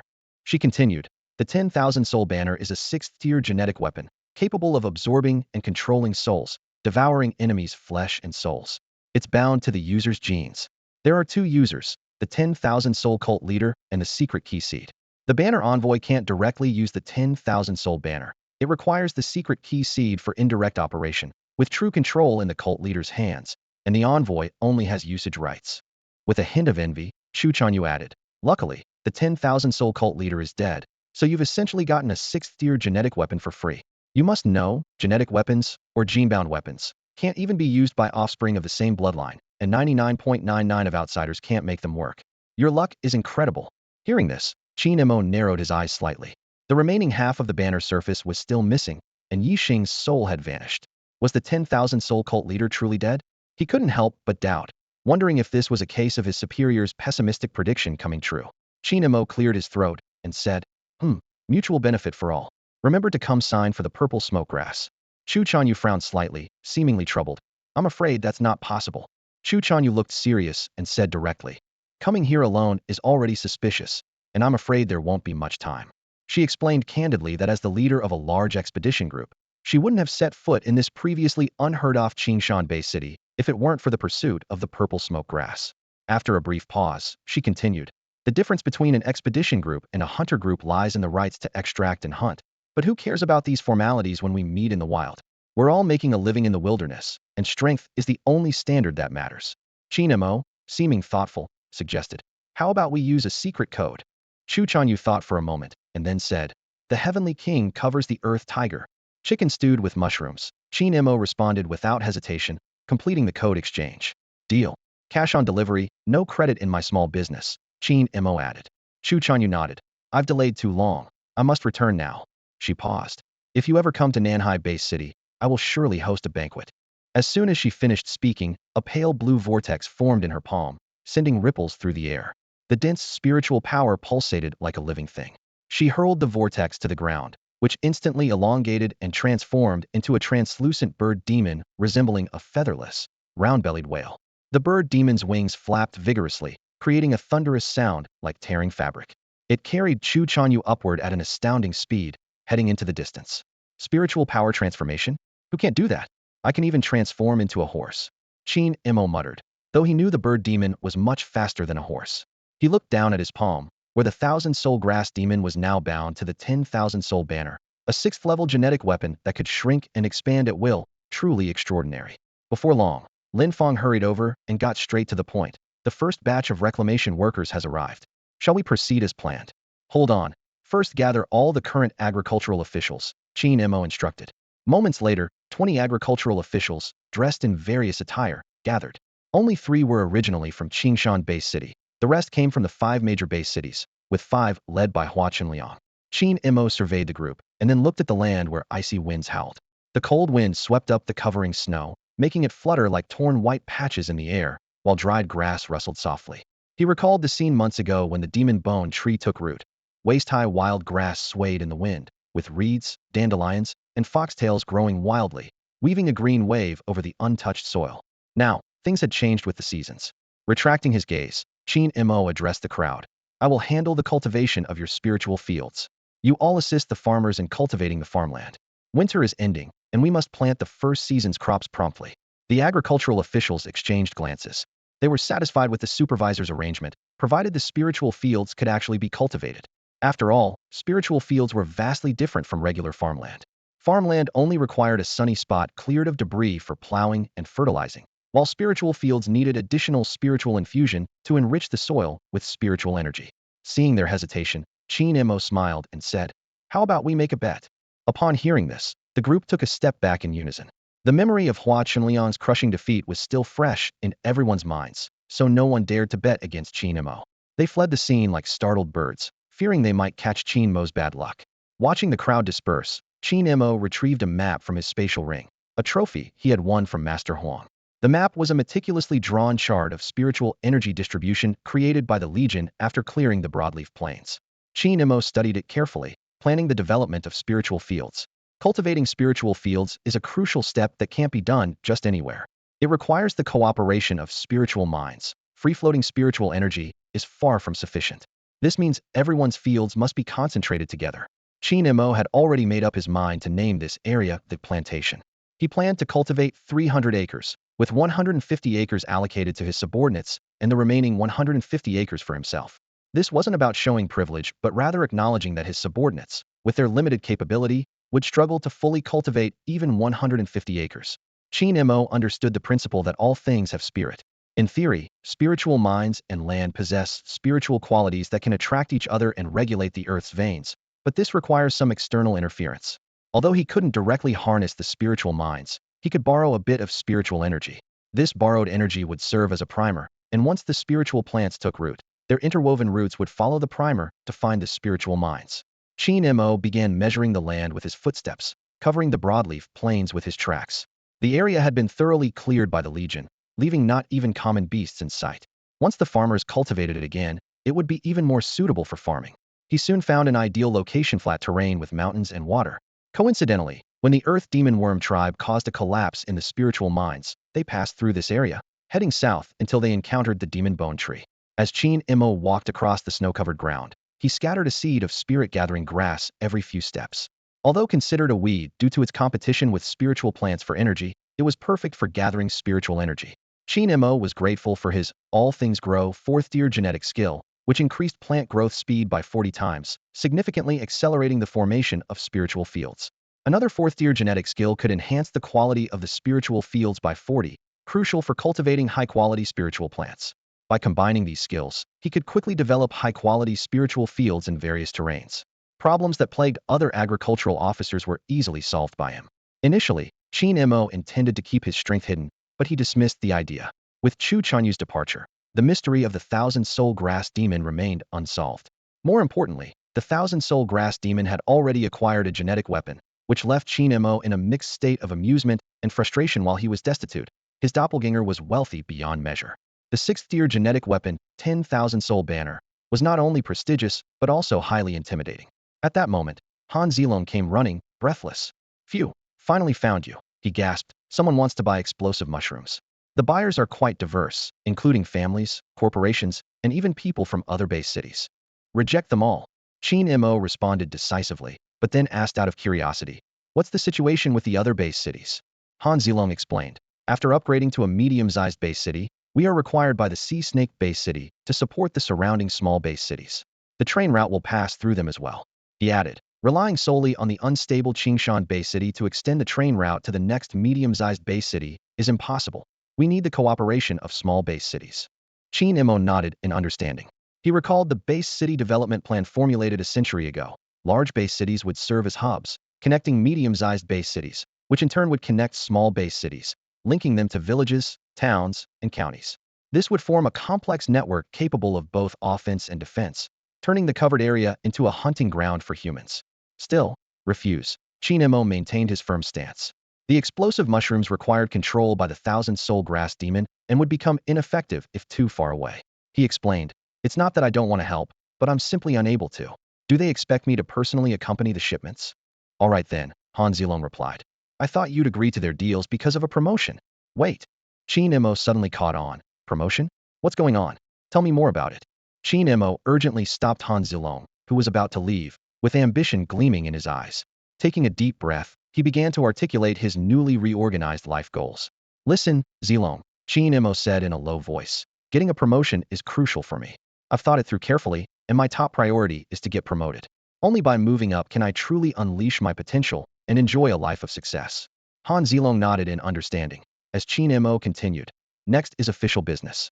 Doing my job well is essential to keeping my managerial position and ensuring I can consistently earn 100 identity points daily. I don't want to be one of those old guys who just occupy a position without doing anything. Take the current development of the spiritual fields, for example. That's important work." Qin Mo's tone lightened slightly. "Lastly, there are personal matters like gene fusion, level upgrades, and seeking gene weapons. Don't get me wrong, I do value personal cultivation, but in terms of efficiency, getting promoted is more worthwhile. It's not about neglecting training, but rather that promotion offers better returns." Suddenly, Qin Mo's expression turned serious. "But here's the problem. I'm stuck. My jurisdiction has expanded from one area to several." "Do you know what that means?" Han Zilong scratched his head, suddenly realizing. "Oh right, you just arrived at Koi Plain, so it's normal not to know. Stop beating around the bush, just get to the point." Qin Mo urged impatiently. Clearing his throat, Han Zilong explained, "Minister Zhu has been promoted and is now the head of logistics and also serves as deputy mayor. This leaves a position open, but the competition is fierce." Qin Mo nodded thoughtfully. "I see. After the merger of the 6 major base cities, the territory is larger and there are more people, so naturally, the competition is stiffer. Zhu Wentian has 5th level strength and has performed outstandingly on the battlefield, so it's only fair he gets promoted." "But what does this have to do with those smaller base cities?" Qin Mo asked, frowning slightly. Han Zilong explained, "Here's the thing. The allocation of high-level positions is usually decided internally. But this time, because of the integration of smaller base cities, a voting system has been introduced. In short, you need votes to get promoted." Qin Mo quickly caught on. "Wait a minute. Are you saying this is essentially making the candidates grovel?" Han Zilong thought for a moment and nodded. "It's a blunt way to put it, but yes, that's about right. If everyone only looks out for their own interests without considering the smaller base cities, they won't get support, which is detrimental to the development of the base city. The departments really need someone who can look out for the interests of the smaller base cities." He continued, "But I think you should give it a shot. Maybe take on a nominal position. Even if you fail, it's no big deal. With Minister Zhu backing you, no one would dare touch you." Qin Mo's eyes lit up. "What do you mean by a nominal position?" Han Zilong looked at Qin Mo in surprise. Isn't it self-explanatory? What's up with you today, acting like you're not too sharp? Qin Mo chuckled inwardly. He knew exactly what a nominal position meant. Like an honorary professor in a university who doesn't teach or mentor students and doesn't earn a salary. But for him, the salary wasn't important. Holding a nominal position and taking advantage of the system seemed like a great opportunity. He mused, running for the deputy minister position needs careful consideration. If it requires groveling, then it's out of the question. But if it's a nominal position, there's plenty of room to maneuver. Even the smallest gain is still a gain. Suddenly, Qin Mo remembered something and his eyes brightened. Oh, right. Isn't there someone interested in buying explosive mushrooms? Do me a favor and gather them all here. The more, the merrier. Before Han Zilong could ask why, he saw a sly glint in Qin Mo's eyes, clearly indicating he had a plan in mind. Qin Mo stood at the edge of the spiritual field, his gaze sweeping over the land being cultivated as he calculated how to showcase his strength. Han Zilong's words echoed in his ears. Those competing for the deputy minister position are all at the 4th level. You're only at the 3rd level with limited experience, so your chances of getting the role are slim. Qin Mo smiled slightly and calmly corrected him. Who told you I'm at the 3rd level? I'm already at the 4th. Han Zilong raised an eyebrow and pressed. Then show me your gene fusion. Not just the awakened Janae want to see the fusion gene, like my white python gene. Qin Mo replied a bit awkwardly. I haven't decided what to fuse yet. Whatever. Han Zilong waved it off. I'll go get people for you. Remember to treat me to dinner tonight. With that, he turned and left. Watching Han Zilong's figure disappear, Qin Mo grabbed a passing spiritual antler deer, absent-mindedly rubbing its head while deep in thought. The deer blinked its large eyes helplessly, surrendering to its owner's whims. Qin Mo's mind raced. Promotion doesn't conflict with official duties. I just need to farm strategically. A nominal position can solve it. And so can official matters. It's a win-win, reaping twice the reward for the effort. Suddenly, he slapped his thigh and exclaimed, No. Chu Chan, you left too hastily. With the Chu family's influence in the South Sea base city, asking for a nominal position isn't unreasonable. It's a major base city, much more prestigious than now. He recalled his earlier thoughts. Why didn't I think of a nominal position before? Oh right, before it was a small base city, going to someone else's place for a nominal role would be like slapping them in the face. They'd never agree. Qin Mo calmly analyzed. As for becoming the agricultural officer of the South Sea base city, that's unlikely. Every position is intricately linked, and an outsider like me can't navigate that. Besides, I could trace my way back to the Sea Snake base city. Moving there would be more realistic than crossing districts. He resolved. First, stabilize the foundation at the Green Mountain base city, then consider everything else. Step by step, slow but steady. The path to promotion starts with a nominal position. With this realization, Qin Mo felt energized, and the aimlessness of the past few days vanished. He planned his future path. First secure a nominal role, then compete for deputy minister. If there's a chance, I'll move to a major base city. Everyone wants to develop in a big city, right? If I can establish myself there, getting nominal roles in medium and small base cities would be like upgrading while lying down. 5th level, 6th level, no problem. Qin Mo felt a surge of joy. Finally, I found a direction to strive for. Without a goal, I tend to take it easy because it's comfortable. But once I have a feasible plan, I want to see the view from the top. To witness the foundational civilization stones of a major base city that have stood for a century. To see the spiritual and genetic technologies developed over hundreds of years. To meet the true powerhouses that have allowed humanity to stand firm in a world of monsters and demons. He released the spiritually antlered deer, which looked at him with a forlorn expression, dusted off his hands, and returned to arranging the spiritual field. Qin Mo thought to himself, stay grounded, farm diligently. The show is about to begin. 2 hours later, Han Zilong's efforts finally paid off. Various factions interested in the explosive mushrooms flocked to the scene, creating a lively atmosphere. Representatives from the procurement departments of small base cities and local forces all showed up, even attracting many curious onlookers. The crowd buzzed with speculation and anticipation. Is this the new planting area? The location is good, but it's so barren. Let's give the Wang family a chance to purchase the explosive mushrooms first. It's still just wasteland now, but there's a market for explosive mushrooms. I heard Supervisor Qin is still single. Our daughter is of marriageable age. Everyone was enthusiastic about the explosive mushrooms. Recently selected by the base city, these mushrooms had performed exceptionally well in recent conflicts, achieving impressive results.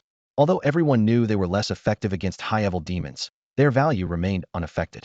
As long as they could consistently work against lower-level demons, that was enough. After all, the activity was centered around the base city, where encounters with high-level demons were extremely rare. Hua Chenliang and his apprentices stood to the side, puzzled by the sudden influx of people. Isn't Qin Mo supposed to be cultivating spiritual fields? What's going on? Hua Chenliang couldn't figure it out. Just then, All eyes turned as Qin Mo approached with a smile and a loud voice. Thank you all for waiting. After the spiritual field cultivation ceremony, we'll discuss cooperation in detail. Spiritual field cultivation ceremony? The crowd was bewildered, whispering among themselves. Weren't we here to purchase explosive mushrooms? Why are we watching a cultivation ceremony? Besides, can cultivating spiritual fields be done quickly? Is Supervisor Qin expecting us to stay in this desolate place for a month? Though they weren't professional agronomists, anyone familiar with spiritual plants, herbs, or elixirs knew that cultivating spiritual fields was no easy task. It required a level 3 agronomist and took a long time. In the agronomist's skill levels, level 1 involved planting spiritual rice, level 2 involved handling spiritual plants, level 3 involved cultivating spiritual fields, and level 4 required mastering the cultivation of 3 types of 4th level spiritual plants. These plants couldn't be obscure. They had to possess properties of cultivation, mobility, and development. Suddenly, a portly middle-aged man with a large belly stepped forward. Dressed in an exquisite robe and adorned with colorful gemstone rings, he exuded an imposing presence. Supervisor Qin, if it's just about cultivating spiritual fields, then I'm leaving, he announced. Qin Mo remained unruffled, still smiling as he replied, feel free to leave. He succinctly expressed that he had no explosive mushrooms to sell and wasn't planning to sell them, as he had better trade options that would satisfy everyone. If you lack even this much patience, you're clearly not a suitable partner. Why stick around? Do you even know who I am? The man's face flushed with anger, clearly not expecting Qin Mo to be so dismissive. Qin Mo maintained his polite, yet subtly sharp smile. Do you know who I am? I'm a 4th level battle general, the middle-aged man declared, hands clasped behind his back. His name was Luo Tao. While he couldn't match Qin Mo's status, position, or agricultural prowess, his strength as a battle general was his greatest confidence. In this world, strength ultimately spoke the loudest. The crowd was taken aback, never expecting a battle general to be among them. Someone whispered, who could be so extravagant as to send a battle general to do errands? In situations like this, it either means the family is in decline or they've become absurdly powerful. It's unclear which it is. Qin Mo has hit a snag. Hua Chunliang thought to himself, a hint of schadenfreude flashing in his eyes. He calculated that with Qin Mo's operations in the planting area, nothing major would go wrong at most. It would just be embarrassing. Thinking of this, the corners of Hua Chunliang's mouth turned up slightly. He loved nothing more than seeing Qin Mo humiliated. Is being a warrior so impressive? A voice full of authority suddenly rang out, accompanied by a mysterious force that felt both profound and elusive. This force seemed to blend with the sounds of wind, water, and birdsong in the valley, resonating powerfully yet gently in everyone's minds. Everyone turned to look and saw Qin Mo approaching slowly. However, at this moment, Qin Mo seemed unfamiliar to everyone present. He appeared to be one with the landscape, both real and illusory, both near and distant. He was like the soul of the valley, yet also like a mere passerby, exuding an aura of tranquility and mystery beyond the worldly. Whoa, you've really advanced to the 4th stage? Han Zilong exclaimed in shock, his voice high-pitched like a startled girl. He had thought Qin Mo's previous display was just for show, but it turned out to be true. Seriously, dude, how did you advance so quickly?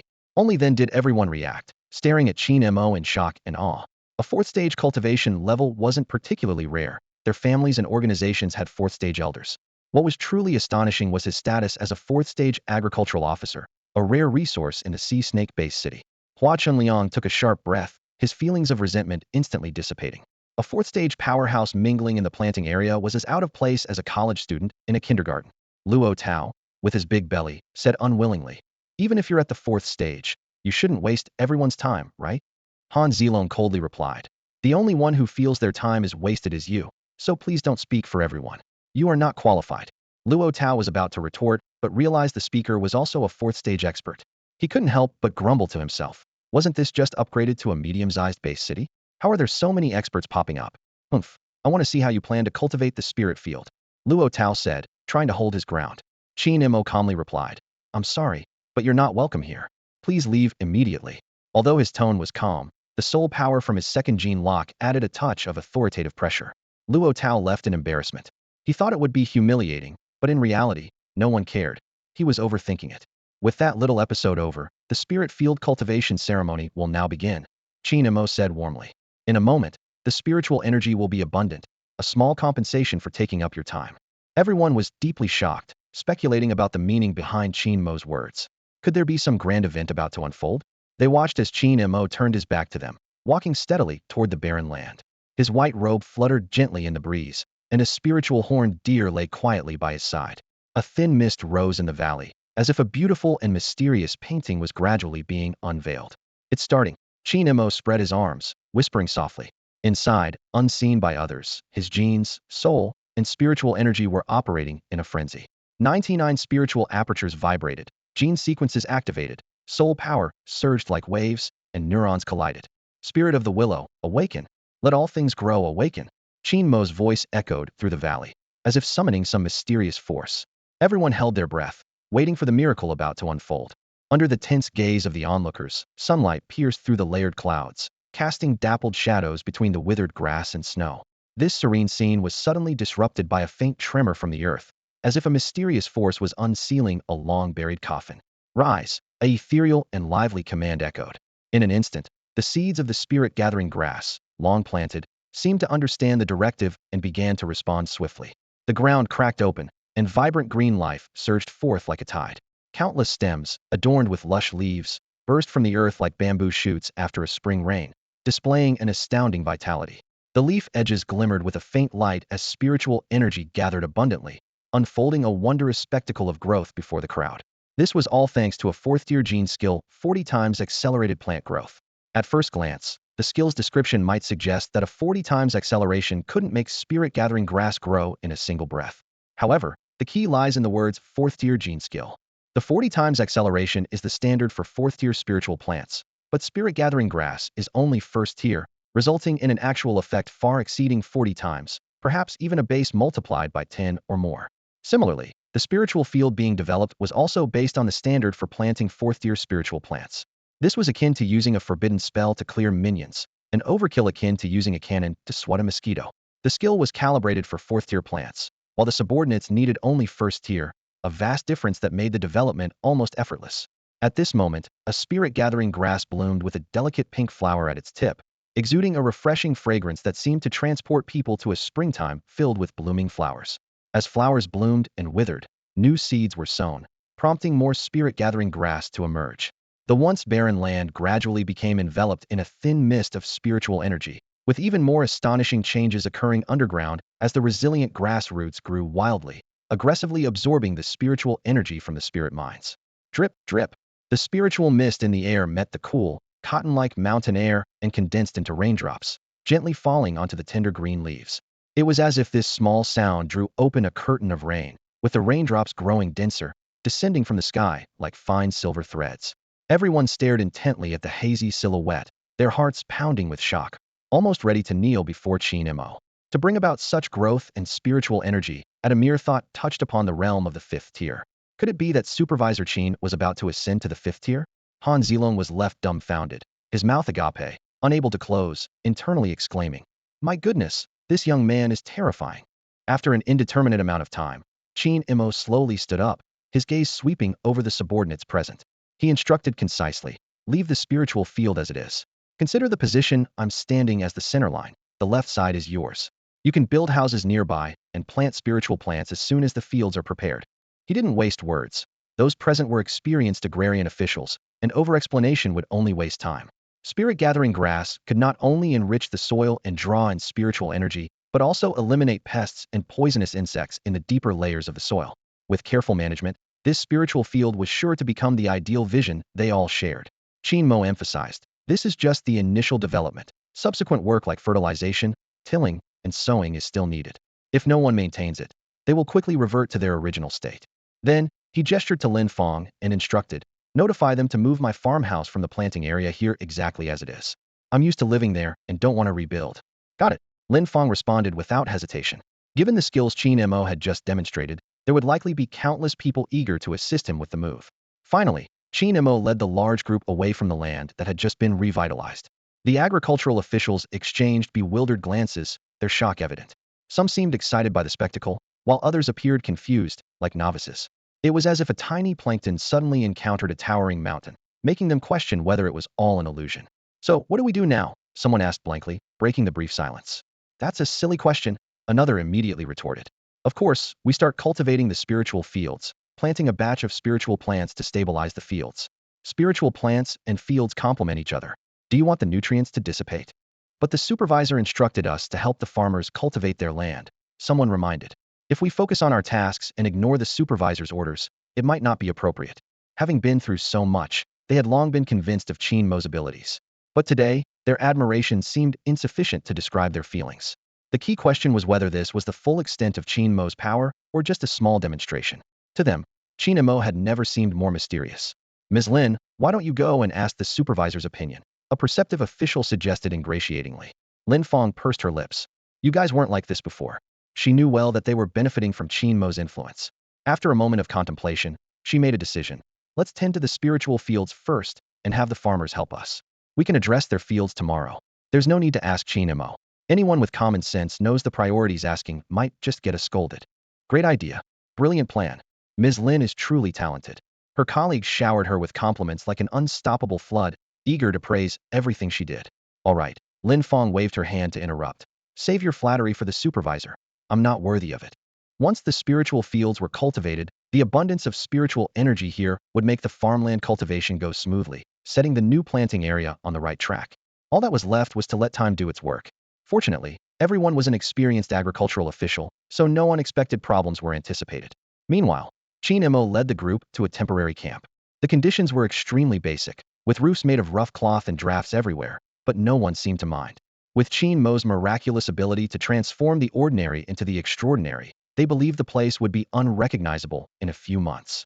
Qin Mo got straight to the point. I'll be blunt. Exploding mushrooms are secret crops that have a very short lifespan. They're meant for immediate use in wartime and aren't suitable for trade because they're hard to preserve. I suggest you consider a different trading model.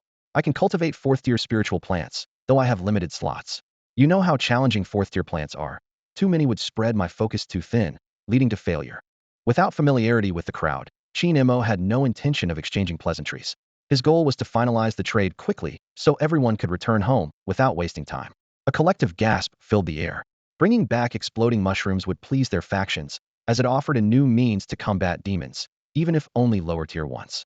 But securing a channel for fourth-tier spiritual plants would thrill the leaders of their factions, delighting the entire clan.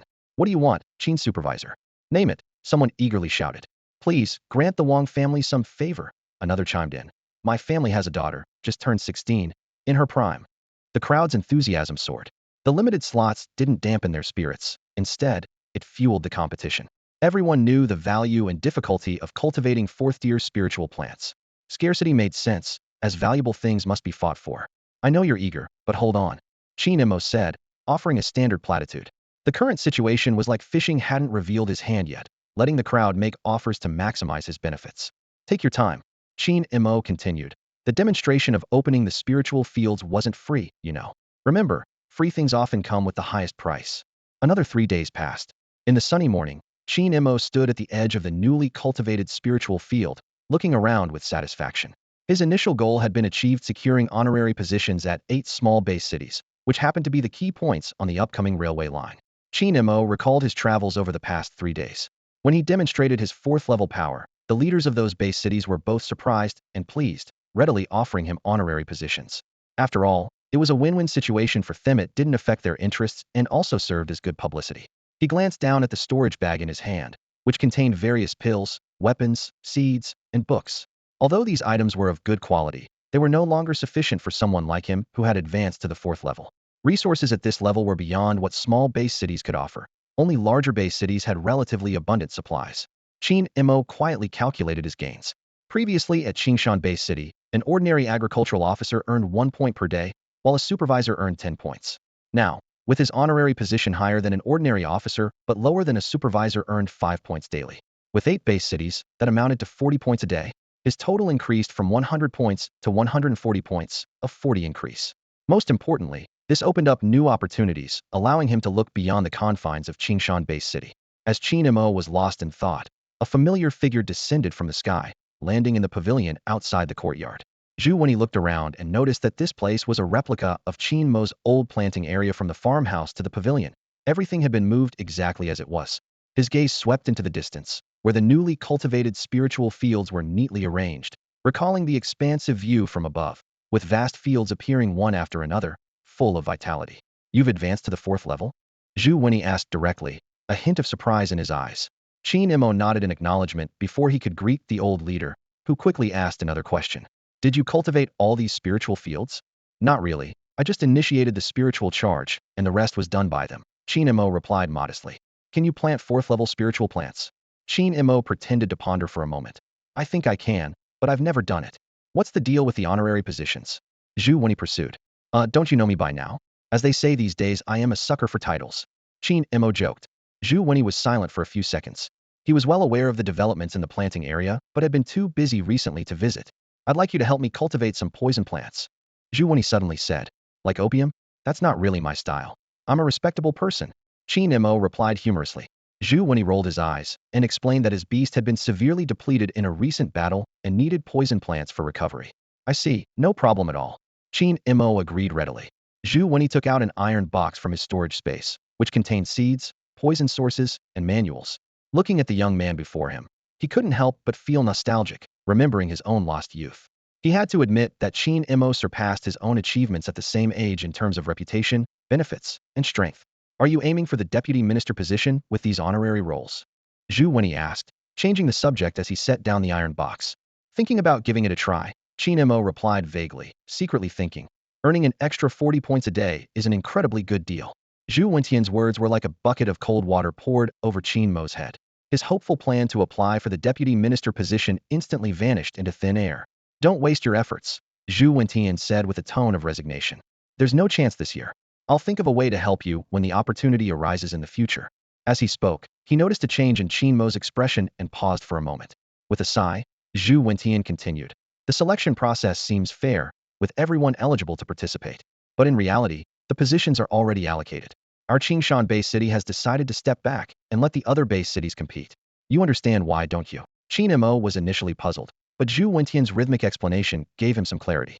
As a representative of a mid-sized base city, Qingshan base city held a dominant position, but its strength wasn't vastly superior to other base cities.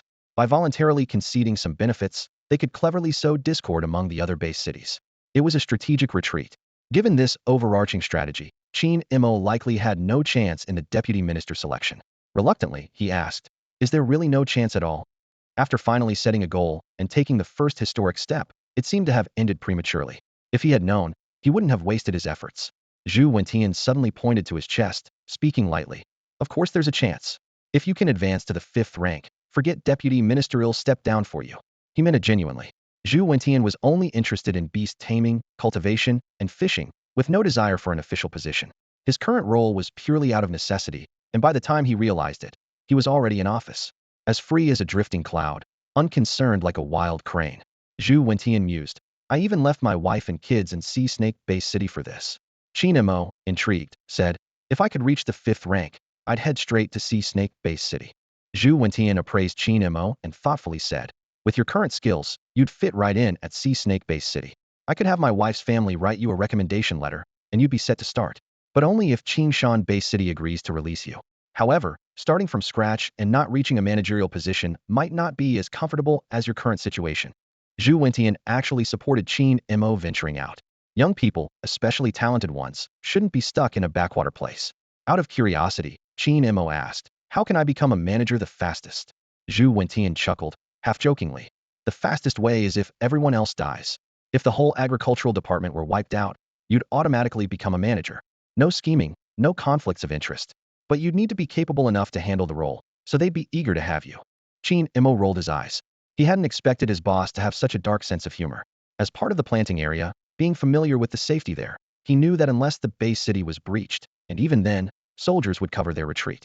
The scenario of the entire department being wiped out was impossible. After a bit more small talk, Zhu Wentian left, grumbling.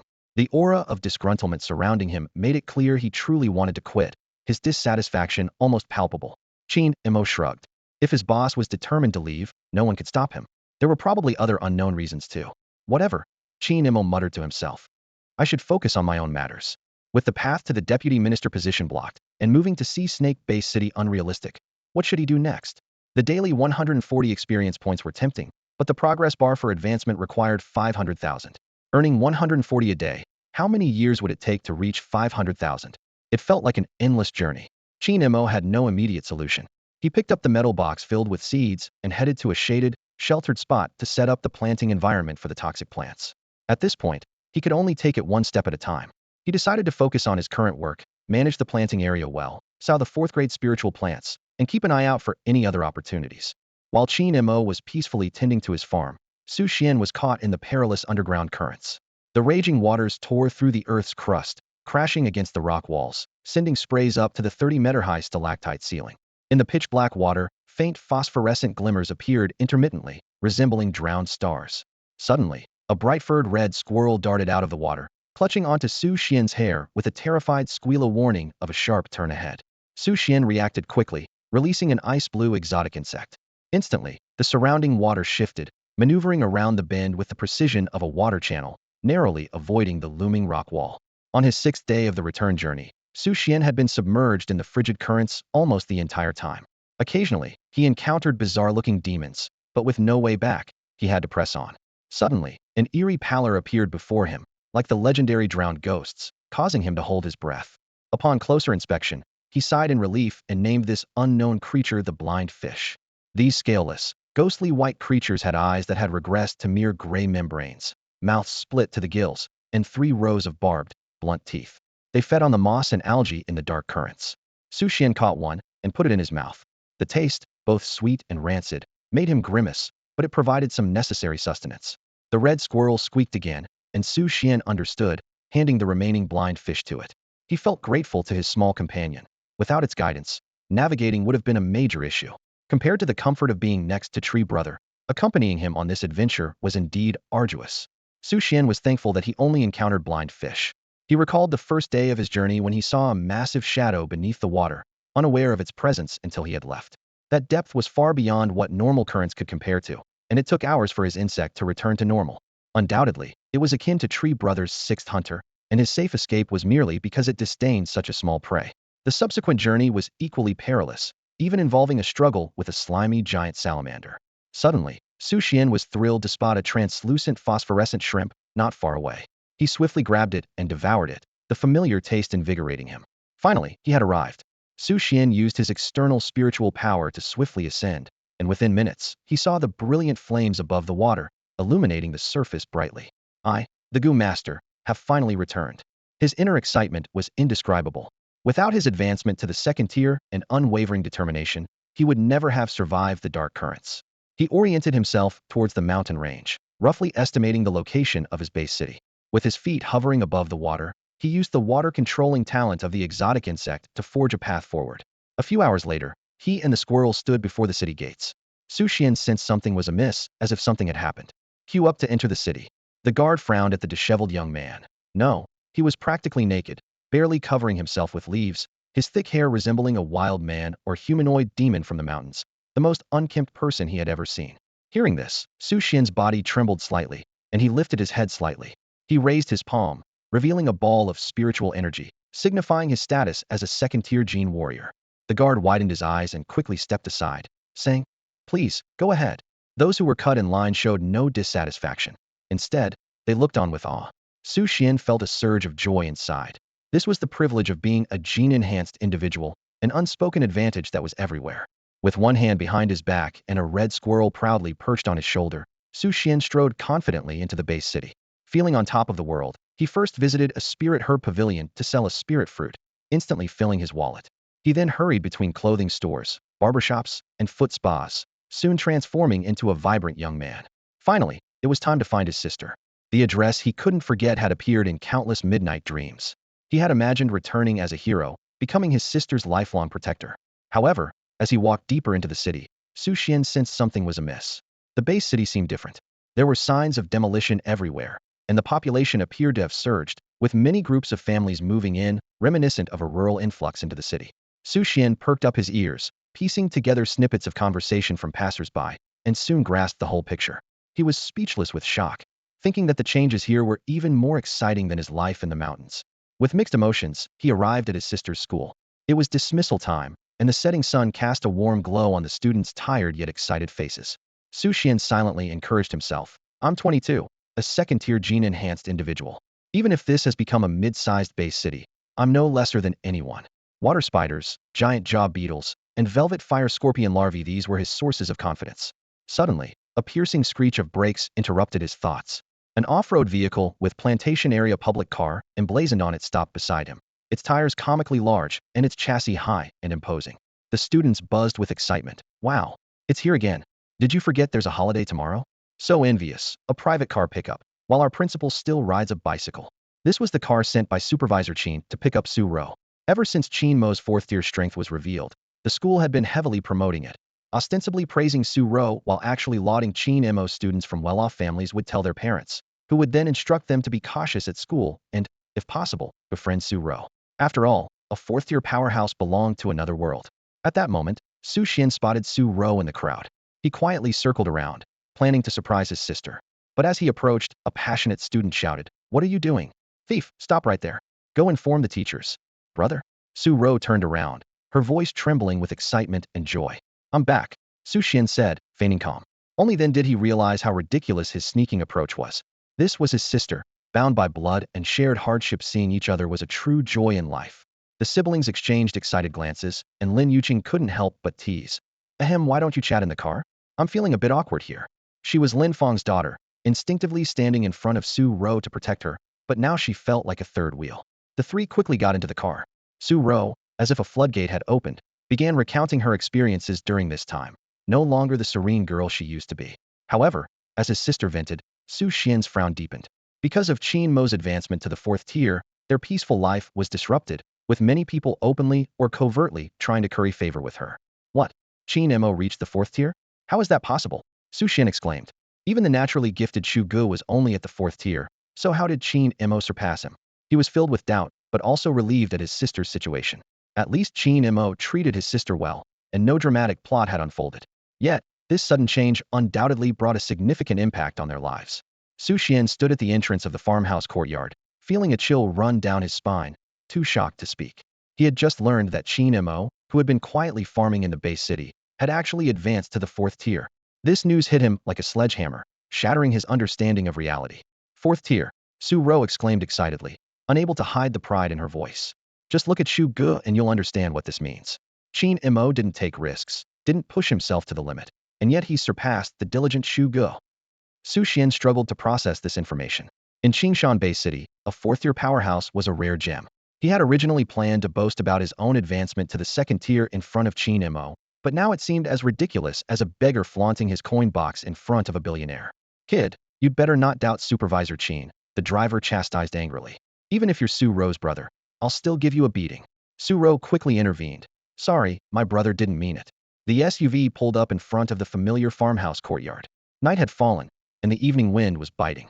As they pushed the door open, Su Xian saw Qin Mo, Lin Feng, and Han Zilong seated around a hot pot. "Mom!" Lin Yuqing ran excitedly towards Lin Feng. "Brother Qin, Uncle Han." Su Xian greeted them. Han Zilong feigned displeasure. "Why do I get called uncle?" Qin Mo's gaze fell on Su Xian and the lively, bright-furred red squirrel perched on his shoulder. "Back from the mountains," Su Xian nodded, removing his backpack. "Supervisor Qin, these are some local specialties I brought back. We lost a few on the way." Qin Mo nodded slightly, gesturing for him to sit and eat. Su Xian glanced at the copper-hot pot, his Adam's apple moving involuntarily. The red oil was bubbling, lamb rolling in the broth, and the aroma of garlic, oil, and meat was irresistibly a luxury he couldn't even dream of in the mountains. After dinner, the driver took Su Xian to find a place to rest. The farmhouse clearly didn't have any extra beds. Su Xian reflected on how, despite Qin Mo's rise to a formidable warrior of the highest rank, his words remained as casual and gentle as ever.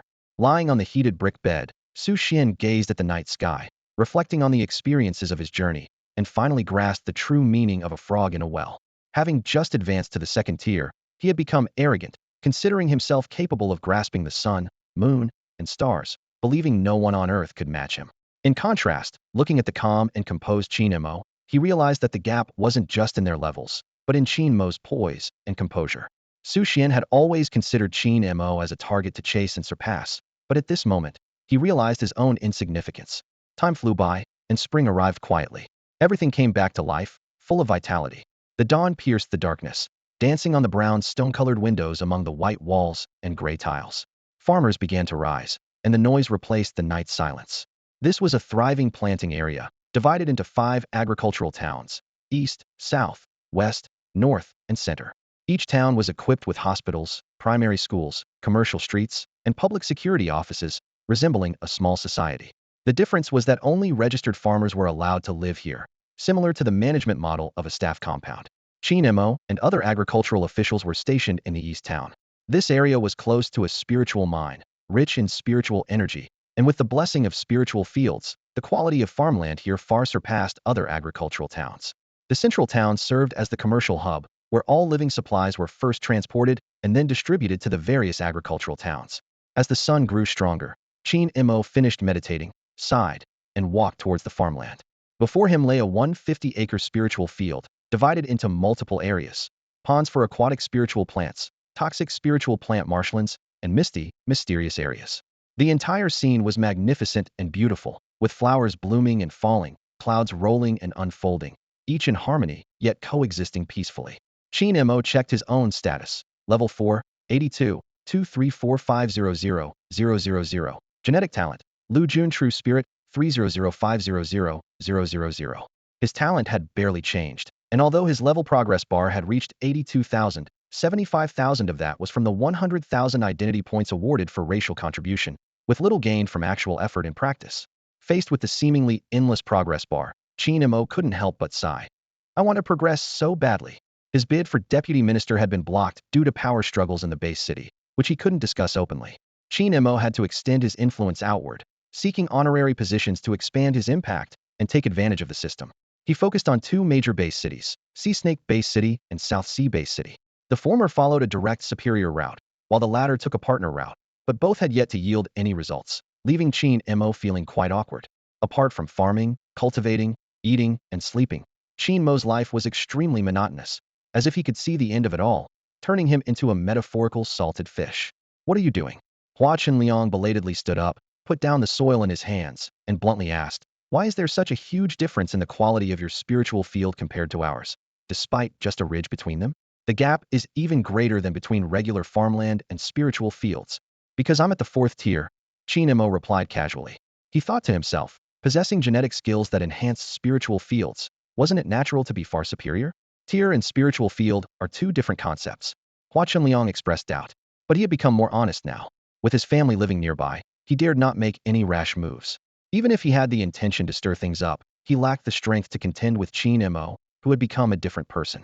What about your disciples? Qin Mo changed the subject. Perhaps from farming for so long, his aggressiveness had diminished significantly. They're teaching in the North Town, and will be back in a few days, Hua Chenliang answered honestly. This was a new rule set by Qin Mo. Agricultural officials needed to regularly visit each agricultural town, inspect the fields, assist farmers, and provide professional guidance. Of course, there were benefits to this. Accumulating a certain number of points would allow them to invite Qin Mo to give lectures, usually in the form of large seminars. Just then, Lin Fong hurried over, holding a letter. Here's a letter for you. It's from the South Sea Base City. Qin Mo had specifically instructed that any correspondence from Sea Snake Base City or South Sea Base City must be delivered to him immediately, with no time to waste. Qin Mo's fingers trembled slightly as he carefully opened the envelope. The familiar handwriting greeted him. To Xiao Ji Dun Mo Gu. He couldn't help but smile. This code phrase stirred memories of the past. Heaven covers the earth, Xiao Ji Dun Mo Gu. A distinctive phrase that unmistakably confirmed the letter's origin. Chuchanyu. Qin Mo eagerly scanned the letter's contents, his brows gradually furrowing. His mind raced to process the staggering information. A cataclysm had struck the South Sea, devastating the planting areas. An unparalleled monarch-level powerhouse had suddenly appeared, annihilating all the agricultural officials, leaving no apprentices alive. Even more shocking was the complete destruction of the purple smoke grass region, uprooted entirely. In the letter, Chu Chanyu presented two choices. Either compete for the position of agricultural official supervisor under the banner of the Chu family, or keep silent about the matter, burying it deep within. Qin Mo was well aware that purple smoke grass was a crucial herb for accessing the South Sea illusion, its significance undeniable. The South Sea Base City had a massive demand for it, consuming astonishing quantities daily. Clearly, the urgent recruitment for an agricultural official supervisor aimed to resume the cultivation of purple smoke grass. Qin Mo's thoughts flashed like lightning. To go or not to go? The answer had already formed in his mind. Go. He wasn't naturally inclined to adventure, but his dissatisfaction with the current situation propelled him forward. Recalling a joke from his past life. Become a security guard at 20, avoid 40 years of detours. Although security work could sustain a basic life, why did so many young people prefer to struggle and compete rather than settle for the status quo? The answer was simple: dissatisfaction with their current life. Qin Mo knew that at his current income level, saving up 50,000, let alone a million, was a pipe dream. If he didn't seize this opportunity, the path to advancing to the 5th tier would be long and arduous. He didn't want to waste a decade stuck at the 4th tier. However, the fact that a 6th tier monarch-level powerhouse specifically targeted agricultural officials and purple smoke grass clearly indicated immense danger.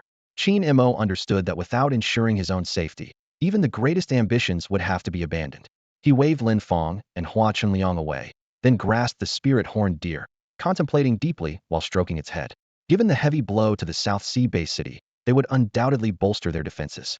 Yet Qin Mo knew it wasn't wise to entrust his safety entirely to others. If the enemy, a 6th-tier monarch-level powerhouse, returned, how could he ensure his survival? Qin Mo began to strategize. Even if a leader-level powerhouse invaded the current planting area, it would spell disaster. As the supervisor, he would undoubtedly be the primary target, with minimal chances of survival. Suddenly, a thought flashed through Qin Mo's mind like lightning. If he wasn't the supervisor, or even an agricultural official, could he escape the death list? This idea brightened his perspective, as if he had glimpsed a ray of hope. At this moment, Qin Mo's survival instincts stirred, and a plan for living cautiously began to quietly take shape in his mind. The issue of safety will be greatly secured. Qin Mo's thoughts flashed like lightning, and a keyword emerged in his mind: decoy. He couldn't help but chuckle bitterly at the thought that this official and legitimate profession seemed like a shady deal to him. Yet, he couldn't deny that this method was safe enough. If even he found the concept abstract, it would be even harder for the enemy to anticipate. Qin Mo quickly weighed other options. Even with Zhu Wenyi and Chu Chanyu, two commander-level powerhouses as bodyguards, they would still be no match for a monarch-level opponent. As for Han Zilong, the demonic bone tree, and the thousand-soul grass demon, they weren't even worth mentioning. The gap in strength couldn't be bridged by mere numbers. His eyes lit up as a candidate came to mind: Su Xian. This former partner was practically destined to be the perfect decoy. After returning to the base city through the underground currents, Su Xian couldn't return to the field due to lack of strength. Qin Mo's thoughts became active. Su Xian possessed a genetic talent for controlling insects, which could be perfectly utilized. Different appearance? Use exotic insects to simulate looks. Not at level 4. Use exotic insects to simulate aura. Qin Mo was secretly pleased. As long as his thinking remained clear, solutions would always outnumber problems. The plan gradually took shape. Secretly farming, rapidly developing with the help of the identity-boosting system. First, become the supervisor of agricultural affairs in the South Sea base city. Then use the position to take on numerous nominal roles. Each of these roles would act as a small accelerator, making it a perfect growth strategy. Qin Mo also considered a third decoy to add an extra layer of protection for himself. He carefully organized the plan in his mind. Although it wasn't foolproof, the long-lost excitement began to boil within him. Fueled by this passion, Qin Mo approached Su Xian. He straightforwardly explained the decoy plan. You're currently only at level 2, far from reaching level 3, let alone 4. If you can impersonate me, you'll enjoy the perks of a level 4. The spirit stones, elixirs, and genetic techniques you've dreamed of will be within reach. What do you think? Su Xian agreed almost without hesitation. I'll do it. Thank you for this opportunity. Qin Mo was a bit surprised. Why didn't you even consider it for a moment? Su Xian took a deep breath, recalling his past. Failing the college entrance exam, unable to unlock his genetic potential, venturing into the hunting zone as a mere mortal, encountering a level 1 demon would mean certain death. Even with the protection of Brother Tree, a slight misstep could lead to demise. His journey had been nothing short of walking on thin ice. Have you ever nearly lost your life over a wild rabbit? I have, Su Xian said passionately. If I'm going to risk my life anyway, why not choose a path with better rewards? If I don't seize this opportunity, it might be ages before I even glimpse the threshold of level 4. Qin Mo smiled warmly. I knew I wasn't wrong about you. He recalled the frequent exchanges with Su Xian under the Demon Bone Tree ID and felt he understood him well enough. That's why he was the first choice. He wouldn't trust a stranger. Get ready to set off tomorrow morning. Make a list of what you need. As long as you're with me, I never shortchange my people. Qin Mo said cheerfully. Thank you, sir. Su Xian said excitedly. In truth, there was another reason he agreed to this plan: his trust in Qin Mo. If someone else had proposed the decoy plan, it would likely have been a death sentence. But Qin Mo was different. He would never let him take unnecessary risks unless absolutely necessary.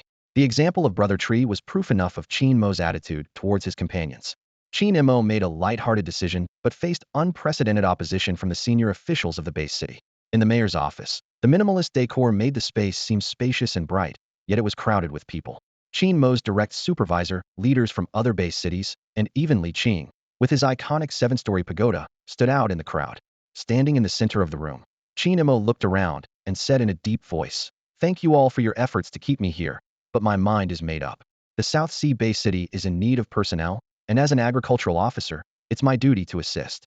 Besides, I'm only providing support, not leaving permanently. His tone was firm, while he carefully concealed his true intention of seeking a promotion. He skillfully used the larger cause, standing on the high ground of humanity's rise, to frame his argument, emphasizing a sense of noble duty. An elderly vice mayor stepped forward and said earnestly, "Can't you contribute from anywhere? We've just been upgraded to a medium-sized base city, and food security is our top priority. You can't just walk away." Others echoed his sentiment, their expressions filled with anxiety at the thought of losing Director Qingmo's personal capabilities were undisputed, and the efficiency of the planting zone was evident to all. They were the first to complete population relocation and reemployment, the first to draft task plans, and the first to initiate the first season's task objectives. Many had visited or sent representatives to learn from their achievements. Although the farmland remained vast and open, the orderly ridges, enthusiastic farmers, and thriving commercial towns were commonplace here, unlike in other base cities. In comparison, some departments hadn't even organized their personnel, while the planting zone had already resumed production with astonishing efficiency. The specially developed plantation was even more impressive, gathering all the spiritual fields, rich with the fragrance of medicinal herbs and vibrant with life. The thriving spiritual plants brought joy to all who saw them. All these achievements were undoubtedly credited to Director Qin. Whether it was developing spiritual fields or using his charisma to persuade agricultural officers, Qingmo had united the 6 major base cities, eliminating internal strife and focusing entirely on production. This capability was something every department aspired to learn. Qingmo's announcement of his departure plunged everyone into anxiety. What about food production? What about cultivating spiritual plants? Could the planting zone still serve as a model? A middle-aged man in an old Zhongshan suit suddenly spoke up. "How about this? I've heard about Director Qin's little preferences. For this deputy minister competition, our Shuihua Bay City is willing to support you. Blackstone Bay City is also willing to support you. What Qingshan Bay City can't offer, we at Blackstone can," someone immediately chimed in. Hearing these words, Qingmo smiled wryly to himself. If only they had said so earlier, or refrained from playing power games, making the competition fairer, things wouldn't have come to this. But now, there was no turning back. Reflecting on his past career experiences, he knew that using resignation as leverage for a promotion and raise, even if temporarily agreed upon, often led to eventual dismissal. Though Qingmo wasn't worried about being dismissed, he understood that obtaining the deputy minister position through coercion would inevitably offend everyone, which was detrimental to unity. He had already made up his mind. Given the circumstances, he would forge ahead decisively. Lingering indecisively would only lead to mental exhaustion. Before coming here, Qingmo had mentally prepared himself. He took a deep breath, ready to face the challenges ahead. Qingmo took a deep breath, collected his thoughts, and spoke. "I must return. The 4th-tier spiritual plants I've sown are promises I've made. A person is nothing without their word, and I can't break mine. As for the grain yield, it's still months away from harvest. With the farmers and agricultural officials working together, we can ensure its success. After all, it's a matter of livelihood, and who would dare neglect it?" Nanhai is a renowned major base city in Daxia, famous for its Nanhai illusion. Missing this opportunity might be a lifelong regret. I humbly ask for your support. As soon as he finished speaking, a burly man with a bronze complexion suddenly interjected, his hand holding a glowing tower. "You're in such a hurry to leave. Is it to pursue Chu Chanyu?" This unexpected teasing nearly threw Qingmo off balance. Qingmo responded helplessly. "Stop joking around. We're discussing serious matters. How did we suddenly get onto the topic of romance?" He silently thought to himself. Does leaving always have to be linked to love? Zhu Wentian gave a knowing look, with a hint of teasing in his eyes, as if to say, "So that's the kind of person you are, Qingmo. Why pretend to be such a gentleman?" At this point, the group stopped trying to dissuade him. They were all prominent figures, gathered here because they valued Qingmo's abilities. They had said what needed to be said and advised as much as they could. If he was determined to leave, there was nothing they could do. Everyone understood that with Qingmo's strength, if he was set on leaving, who could stop a 4th-tier battle general? A kindly-looking deputy mayor suggested, "Director Qin likes honorary titles, doesn't he? How about this? We'll give you an honorary deputy minister position. Once you return, you'll be immediately promoted." What does everyone think? Sounds reasonable. Agreed. Support it. Everyone chimed in, their words filled with encouragement. Go pursue your dreams, and hopefully bring back a top-level expert for the base city. They all understood that this was a precaution in case Qingmo didn't return. An honorary title wouldn't affect anyone's interests since he wouldn't be there. However, Li Qing shook his head at this moment. He seemed to foresee Qingmo returning to Qingshan Bay City in defeat. With Chu Chanyu's capabilities and family background, Suitors in Nanhai Bay City and its affiliated cities were as numerous as fish in a river. She had once declared, "Anyone weaker than me is unworthy." Whether she meant it or was just fending off bothersome suitors was unclear. Even if Qin Mo's trip was for self-improvement, his chances of success were better than pursuing love. What is love? That it compels one to pledge life and death. The nine-foodle man suddenly recited, lost in emotion. Qingmo looked at him, feeling the man's image had suddenly shattered. He remembered their first meeting when the man, with his tower, shouted at the demonic tide with a boldness that seemed capable of cutting through anything without looking back. Now, this stark contrast made Qingmo take a step back, thinking, I've heard that madness can be contagious. I better not catch it. Returning from the base city to the planting area was predictably chaotic. Su Xian stood on the edge of the crowd, his gaze sweeping over the dense group of people bidding farewell to Qingmo, feeling a twinge of envy. He, too, was about to leave, but only 3 people were there to see him off. His sister, her classmate Lin Yuqing, and Lin Yuqing's mother, Lin Fong. Qingmo noticed Su Xian's mood, patted him on the shoulder, and whispered, "Do not worry about having no friends on the road ahead. Who in the world doesn't know you?" With that, he turned gracefully and blended into the crowd. Su Xian pondered over this phrase. It suggested companionship on the road ahead and hinted that one day he, too, would become well known. It was both encouragement and comfort. Before leaving, Qingmo didn't forget to entrust Su Xian with the affairs of the planting area. He needed to manage the spiritual fields, organize various tasks, and give a public lesson to the agricultural officers to ensure they could maintain the fundamental operations of the planting area. Before setting off, he set a small goal for himself, to reach the 5th tier commander level by the time he returned from Nanhai Base City. Why the 5th tier? Simply put, he couldn't afford to come back without progress. Achieving this goal would mean a triumphant return to Qingshan Base City. The next morning, at the break of dawn, the mountain path was dark, with sporadic lantern lights swaying along the road, elongating the shadows of those departing. Qingmo glanced back and quietly reminded, "Your sister is watching you." Su Xian turned to see his sister standing in the distance, silently watching him. He sighed softly. "She didn't sleep all night and hasn't said a word. It was the same when I used to go hunting, and now that I'm a 2nd-tier strongman, she still sends me off quietly." Qingmo replied earnestly, "It's not like you're not coming back. Speaking of serious matters, Nanhai Base City is unfamiliar territory for us, which actually benefits our disguise plan." He briefly explained the plan details, including exchanging spiritual beasts as cover and Su Xian's role as a tough and silent character. By midday, they arrived at Honglian Base City, the nearest medium-sized base city with a direct train to CC Base City. After that, they would need to transfer, crossing 2 large base cities to reach the territory of Nanhai Base City. The entire journey was expected to take over half a month, involving travel by train, ferry, and feathered beasts, offering a chance to experience the customs and culture of Xia. Qingmo reminded, each base city deals with different demons, and their lifestyles vary. Qingshan Base City primarily faces mountain and water demons, while Honglian Base City deals mainly with fire tribute demons. In Nanhai Base City, we will encounter a vast sea demon tribe, and the situation there will be even more complex. A train adorned in green with red lines approached, its wheels screeching against the tracks, whistle blaring, and fans whirring, creating a symphony of train sounds. Su Xian stared in awe at the massive machine, feeling deeply impressed. The steel beast raced along the tracks, giving the illusion that it might spring to life and deliver a powerful blow at any moment. Qingmo explained briefly, the Honglian Base City is rich in coal resources and has long had a train station. Our base city plans to hire their technicians, and by the time we return, the train might reach our doorstep. With that, he gestured for Su Xian to board. The train had 2 types of carriages, hard seats and first class. First class was not only comfortable, but also offered complimentary meal boxes, though it was more expensive. Without hesitation, Su Xian chose first class, thinking he could afford the extra cost. He hadn't had lunch yet, so he carefully examined the meal options: beef rice, pork rice, and chicken leg rice. Although none of these meals would aid in his cultivation, they were sufficient to satisfy his hunger. Qingmo opted for the pork rice. After their meal, Qingmo reclined his seat and entered a meditative state. Su Xian, understanding the situation, kept watch. Even though he knew his vigilance might be unnecessary, Qingmo's 4th-tier perception far exceeded expectations. Nonetheless, Su Xian remained diligent, thinking he might be able to help in some way. Half a month passed in the blink of an eye, and the Nanhai Base City was within reach. Throughout the journey, Qingmo had been on the move, with the only exception being a day's stay at the Sish Base City. Sish Base City resembled a provincial capital, gathering the cultural essence of all the base cities, including Qingshan and Honglian. Su Xian had long admired this city, and upon seeing it firsthand, he could only describe it as living up to its reputation. To To describe it in detail, Sish Bay City was undoubtedly a steampunk-style futuristic city.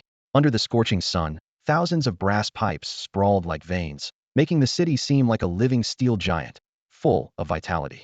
The exposed gears on the clock tower released steam every hour, accompanied by melodious organ music.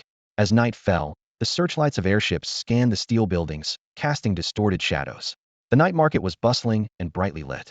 All around, one could see mortise and tenon-joint foot massage arches, steam-driven mechanical dragon dances, and even electronic incense-burning Buddha statues. Qin Mo even witnessed a group of thieves equipped with mechanical limbs. They cleverly used steam pipes to set up zip lines, descending from above and disappearing in an instant. Upon reflection, it wasn't hard to understand. It was the year 425 of the Psionic Era, and humanity had been in this new age for over 4 centuries. The immense pressure on the species to survive had driven the inevitable development of civilization. It was well known that aside from genetic geniuses, some people lacked talent in cultivation but had a unique intuition for peculiar things, perhaps another form of genetic talent. Various individuals contributed to the world, living up to the saying that everyone has their purpose. Mechanical civilization was the answer Sish Bay City provided. Everything here seemed rugged, exuding a strong sense of violent aesthetics, yet its practicality was undeniable. Qin Mo glanced at his right arm, which was a mechanical limb with a mortise and tenon structure. It gleamed with a brass sheen, with exposed gears at the joints and steam pipes entwined like veins. Through a transparent glass tube in the middle, one could clearly see the mechanical pistons moving back and forth, continuously converting energy. Sparks flew from the gears, driving the turbocharger at high speed. This mechanical arm could even eject a serrated chain blade, rotating rapidly with steam power. Qin Mo knew that this contraption was of little practical use to a fourth-tier warrior. But since he was there, taking home a local specialty as a souvenir wasn't a bad idea. Plus, it supported Sish Bay City's economic development. Though not very useful, the gadget did look quite impressive. Qin Mo and Su Xian stepped onto the dock of the Nanhai Bay City. Though it was under the jurisdiction of the Nanhai Bay City, their destination was still quite a distance away. Su Xian looked around and couldn't help but remark that Nanhai Bay City seemed like an enlarged version of Qingshan Bay City, with many similarities between the two. Qingshan Bay City is nestled between mountains and water, primarily extracting spiritual mineral resources. In contrast, the Nanhai Base Group extends into the sea, focusing on illusions as its main resource. The mining sites, transfer stations, and garrisons of Qingshan transform into variously sized base cities in Nanhai, spreading like a web across the island chain. However, the differences between the two places were also stark. Qingshan Base City sits at the rear, dispersing personnel in various locations. Nanhai Base City proudly stands at the forefront of the sea monster front line, confronting the sea monster tribes with its formidable strength, declaring to the demons, "If you want to push Da Xiao out, you must first get past Nanhai Base City." Qin Mo explained to Su Xian that Nanhai Base City is located on a long, narrow island far from the mainland, which was once the territory of an ancient country and has now become an inseparable part of Daxia. The island's buildings are mostly wooden structures to better protect people in the face of natural disasters caused by sea monsters. Su Xian volunteered to buy the boat tickets, showing his growth during this journey. However, Qin Mo shook his phone, indicating that Chu Chanyu had already been notified. This surprised Su Xian since, in Qingshan Bay City, mobile phones were strictly forbidden to avoid provoking the sensitive demons. But in Nanhai Bay City, there was no such worry, as if taunting the demons. "Is there anything more annoying to you than us?" Su Xian responded briefly, his eyes filled with confusion. His gaze shifted between Qin Mo's phone and mechanical arm, brimming with questions about these technological products. Yet, he chose to remain silent, learning from Qin Mo's concise and decisive style. The dock was bustling with activity in the early morning, teeming with people. As a hub connecting the Nanhai Base Group with the mainland, the flow of goods and people seemed never-ending. In the distance, steel ships loomed in the morning mist, while rusty cranes lifted containers from the ships to the shore. Swarms of dockworkers moved back and forth, dressed in gray coarse cloth, their pant legs rolled up high. Under the foreman's command, they shouted in unison, "Hey ha!"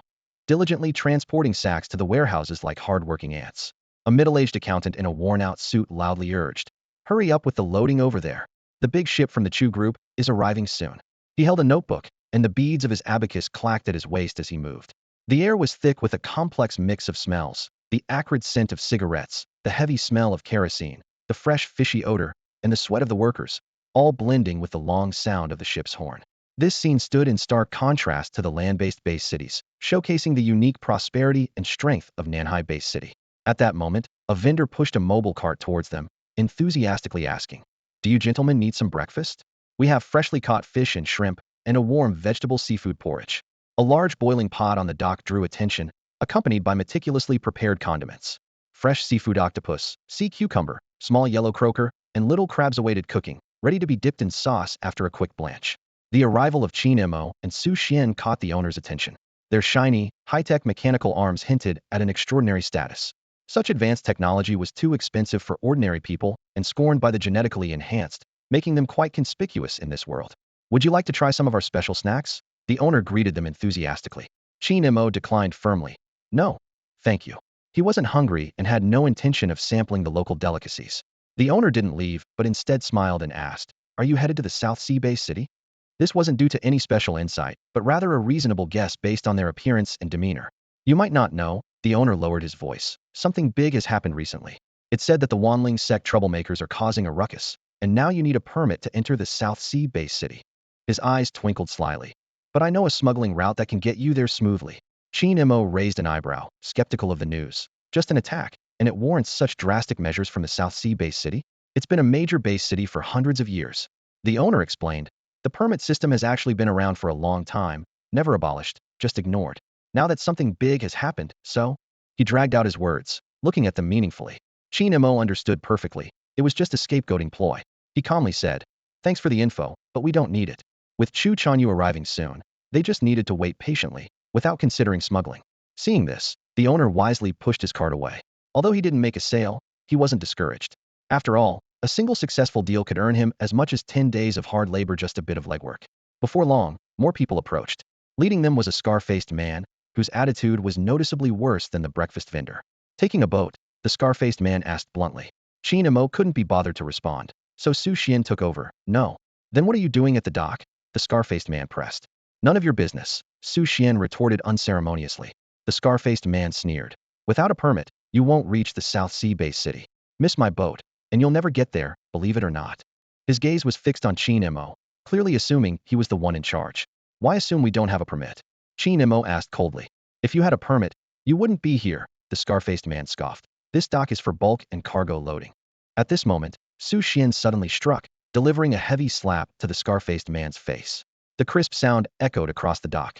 "Who the hell are you calling boss?" Su Xian shouted angrily. This move was evidently learned from Qin Mo. The scar-faced man's underlings erupted. "What are you doing, kid? How dare you hit him? Grab your weapons, guys!" They shouted as they prepared to charge. Throughout their journey, Qin Mo and Su Xian had encountered numerous troubles. Many could immediately tell they were outsiders, partly due to their haste and lack of disguise. Scams, price gouging, sudden price hikes, and opportunistic robberies were commonplace. In response, Qin Mo's approach was simple and direct, a slap first, and if anyone resisted, he would kill them. If there were still dissenters, he would make an example of them. He demonstrated through his actions that these petty thugs didn't have enough lives to waste. Initially, Su Xian was shocked by how easily Qin Mo resorted to killing. But over time, he grew accustomed to this method. Now, he handled anyone with a bad attitude. Whether it was a second-tier strongman or a fourth-tier big shot, they were all easily defeated in their presence. After all, those who dared to jack up prices on the spot were usually just ordinary, short-sighted people.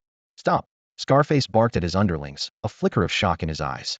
The forceful slap had made him realize that the seemingly ordinary follower in front of him was actually a second-tier cultivator. As a first-tier practitioner himself, facing someone he couldn't even resist, the answer was obvious. Smack! Smack! Su Xian showed no signs of stopping. With a cold chuckle, he raised his hand and delivered 2 more resounding slaps to the faces of the dazed underlings. Why should he obey just because the enemy said stop? Did they think they were someone whose words were law? You, Scarface stammered. "What do you mean you? Kneel and speak."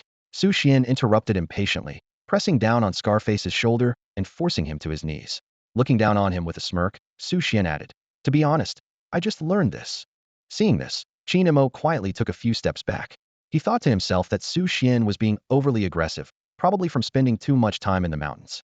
At that moment, a ridiculous scene unfolded. Scarface neither resisted nor uttered a single threat.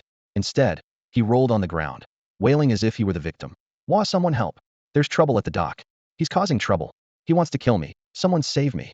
His heart-wrenching cries were full of grievance, as if he were the one being mistreated.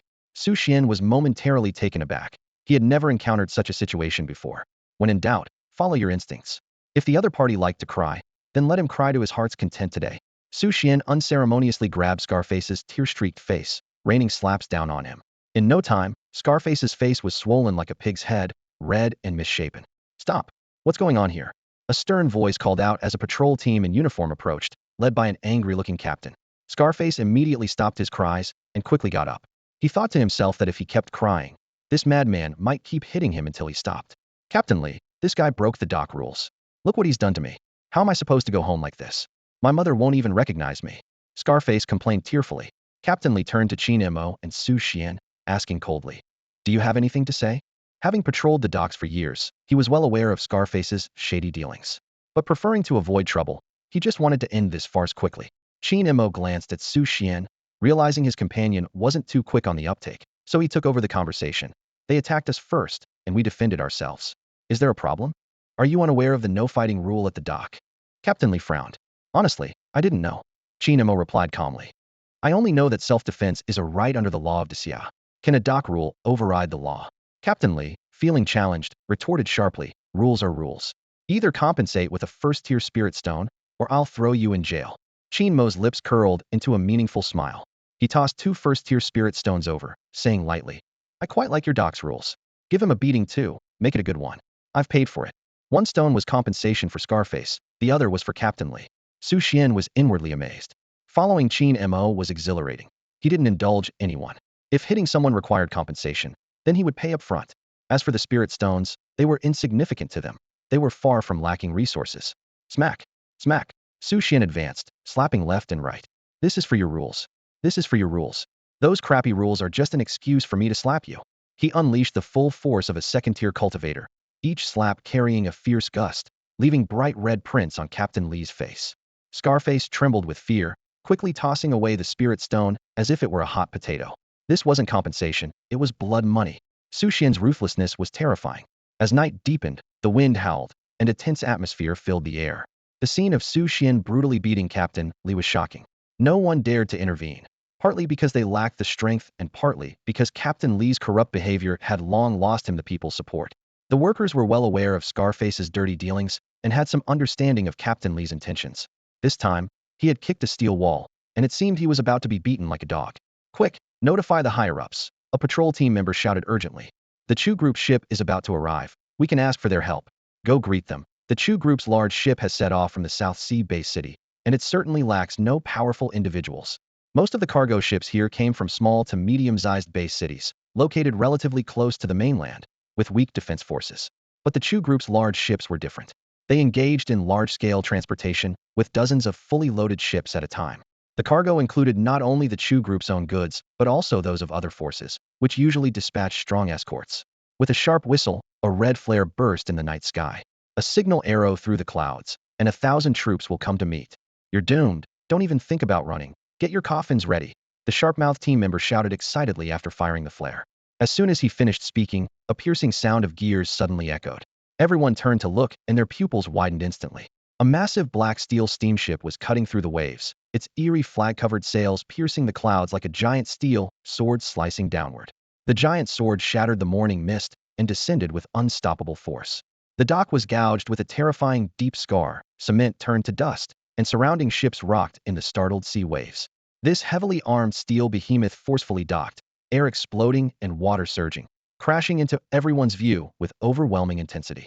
Where are the demons? Chu Chanyu stood in midair, the unique pressure of a commander-level figure sweeping across the area. She stood atop the steel leviathan, as imposing as a pillar holding up the sky. Captain Chu, they're the ones causing trouble, the sharp-mouthed team member shouted loudly. Causing trouble? Chu Chanyu asked with a dark expression. Are you sure it's just trouble? Absolutely sure. They dared to ignore the dock's rules and beat someone in broad daylight. Before he could finish, a flash of silver, and his head flew into the air. You released the highest-level red flare for trouble? Chu Chanyu's voice was low. Who's in charge here? You can pack up and leave. Is that how you use the flare given to you? According to the South Sea Base Group's orders, the appearance of a red flare signifies a demon incursion, requiring combat units to arrive at all costs. This specifically refers to combat units, not civilian organizations. Violators face a military tribunal. The penalty for misuse is even heavier. The dock manager, who had hurried over, looked utterly desolate. It had taken him 40 years to climb to his current position, and in just a few seconds, that sharp-mouthed team member had made it all for nothing. He wished he could come back to life just to kill that team member again. Captain Lee, with his pig-like face, was trembling with fear. He had given the red flare, usually hanging it on his waist for intimidation, but he had never intended to light it. Yet, at this critical moment, things went wrong. The rumbling vibrations from the ground signaled that the ground forces were rapidly approaching. Chu Chanyu heard the commotion and, without a word, pushed the steel ship into the water, leaving the local authorities to handle the mix-up. Long time no see. Chu Chanyu stood at the ship's bow, glancing back at Qin Mo with a faint smile. Qin Mo took a couple of steps forward, observing the woman before him. Her healthy, sun-kissed skin glistened in the sunlight, and she wore a gray cloth armor adorned with intricate patterns. Her high ponytail swayed in the breeze, and there was a vigilant glint in her eyes that exuded a spirited and valiant aura. Yes, it's been a while. Sorry for causing trouble as soon as I arrived, Qin Mo said. Chu Chanyu shook her head slightly. It's not really trouble, she replied seriously. Setting off a signal flare here is reckless. Fortunately, nothing major happened. In case of an accident, it could have been fatal. It's better to prevent than to cure. Qin Mo carefully gauged Chu Chanyu's tone and realized she wasn't being polite. With her fifth-rank leader status, she had no need for empty pleasantries. He shifted the topic. The letter had limited information. What's happening at the South Sea base city? Why was the entire Sinuang official system in the plantation area wiped out? And what is the process for promoting the new supervisor? Chu Chanyu crossed her arms, her gaze becoming focused. She preferred discussing business over idle chit-chat. A deputy leader of the Wanling sect is active here, she explained succinctly.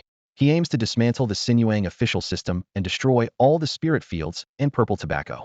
Presumably, he doesn't want anyone to explore the illusion realm, though the exact reason is unknown. She paused briefly before adding, killing the Sinuang officials was collateral. The real goal is to stop the illusion realm exploration. The relevant departments are investigating the Wanling sect's motives and future plans. Chu Chanyu's tone was calm, showing little concern, but a hint of excitement flashed in her eyes. If we discover any of the Wanling sect's hidden agendas, I'd be eager to take action. This time, we're offering high salaries to Sinuang officials and apprentices, Chu Chanyu continued. The recruitment process involves an entry test. The first stage is an aptitude test, the second a competitive QA, and the third is practical testing. She paused. According to our family's intelligence network, there are 7 competitors at your level, including family guest experts and external professors. The competition will be fierce. Qin Mo narrowed his eyes, as expected of a large base city, casually having 4th-rank candidates. Chu Chanyu was momentarily confused. What 4th rank? She asked, puzzled. Did I mention 4th rank? Didn't you say there are 7 competitors at my level? Qin Mo explained. Oh right, Chu Chanyu realized. I almost forgot, I recently advanced to 4th rank. They're all 3rd rank. Qin Mo raised an eyebrow, a hint of confidence in his voice. Then it's in the bag, isn't it?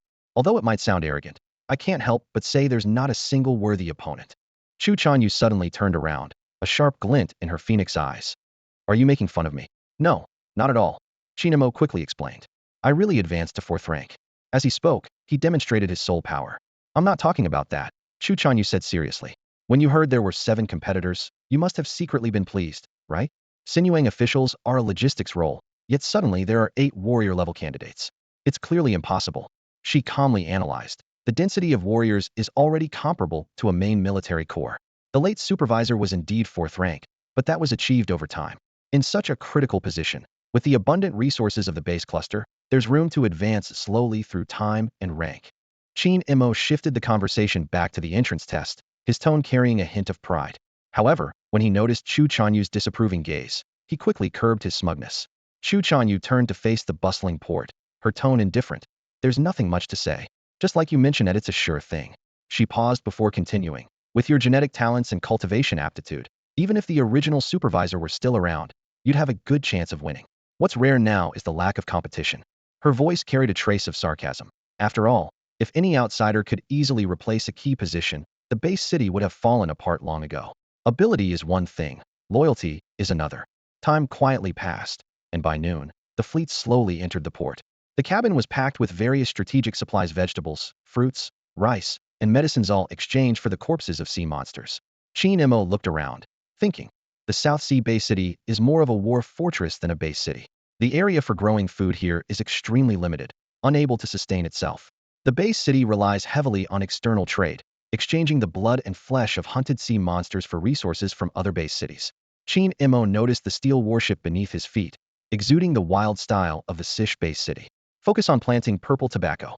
Qin Mo murmured to himself. In the land of snakes, the antidote is within 7 steps. This seemingly unrelated statement hinted at some kind of connection. The purple tobacco and the South Sea mirage have an unscientific symbiotic relationship, growing here much faster than elsewhere, as if mutually reinforcing. That makes things easier, Qin Mo said lightly. Focusing on one crop only requires simple effort. Making money is about simplifying complex tasks and repeating simple ones. It might get dull over time, but it's profitable, perfect for low-key development. A few hours later, as night fell over the water, the outline of the base city emerged faintly in the darkness. Wherever Qin Mo looked, he saw layers of intimidating defenses. First, there were the endless black obelisks, with the exposed parts rising tens of meters above the sea. Steel chains extended from their tops, forming a suspended defensive matrix in the air. Next were the neatly arranged battleships, their armored hulls covered in menacing spikes. Further back were the towering turrets, strategically positioned to form an impenetrable alert grid. Finally, the base city's high walls stood tall and imposing. Qin Mo could only see the 3 layers of defenses visible from the outside. The internal defense measures were unknown. This city was armed to the teeth. No wonder it could suppress the sea monsters so effectively. At that moment, Chu Chanyu appeared from somewhere, pointing at the iron chains. Impressive, isn't it?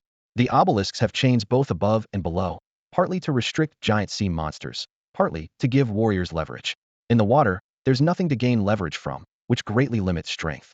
I've heard there are runes inside, and activating them grants access, but I've never seen it. With that, she turned and left, returning to the captain's cabin to continue her cultivation. Knowing that Qingmo's promotion to the 4th tier meant the supervisor position was practically secured, without any need for the Chu family's assistance or any likelihood of surprises, there was nothing more to discuss.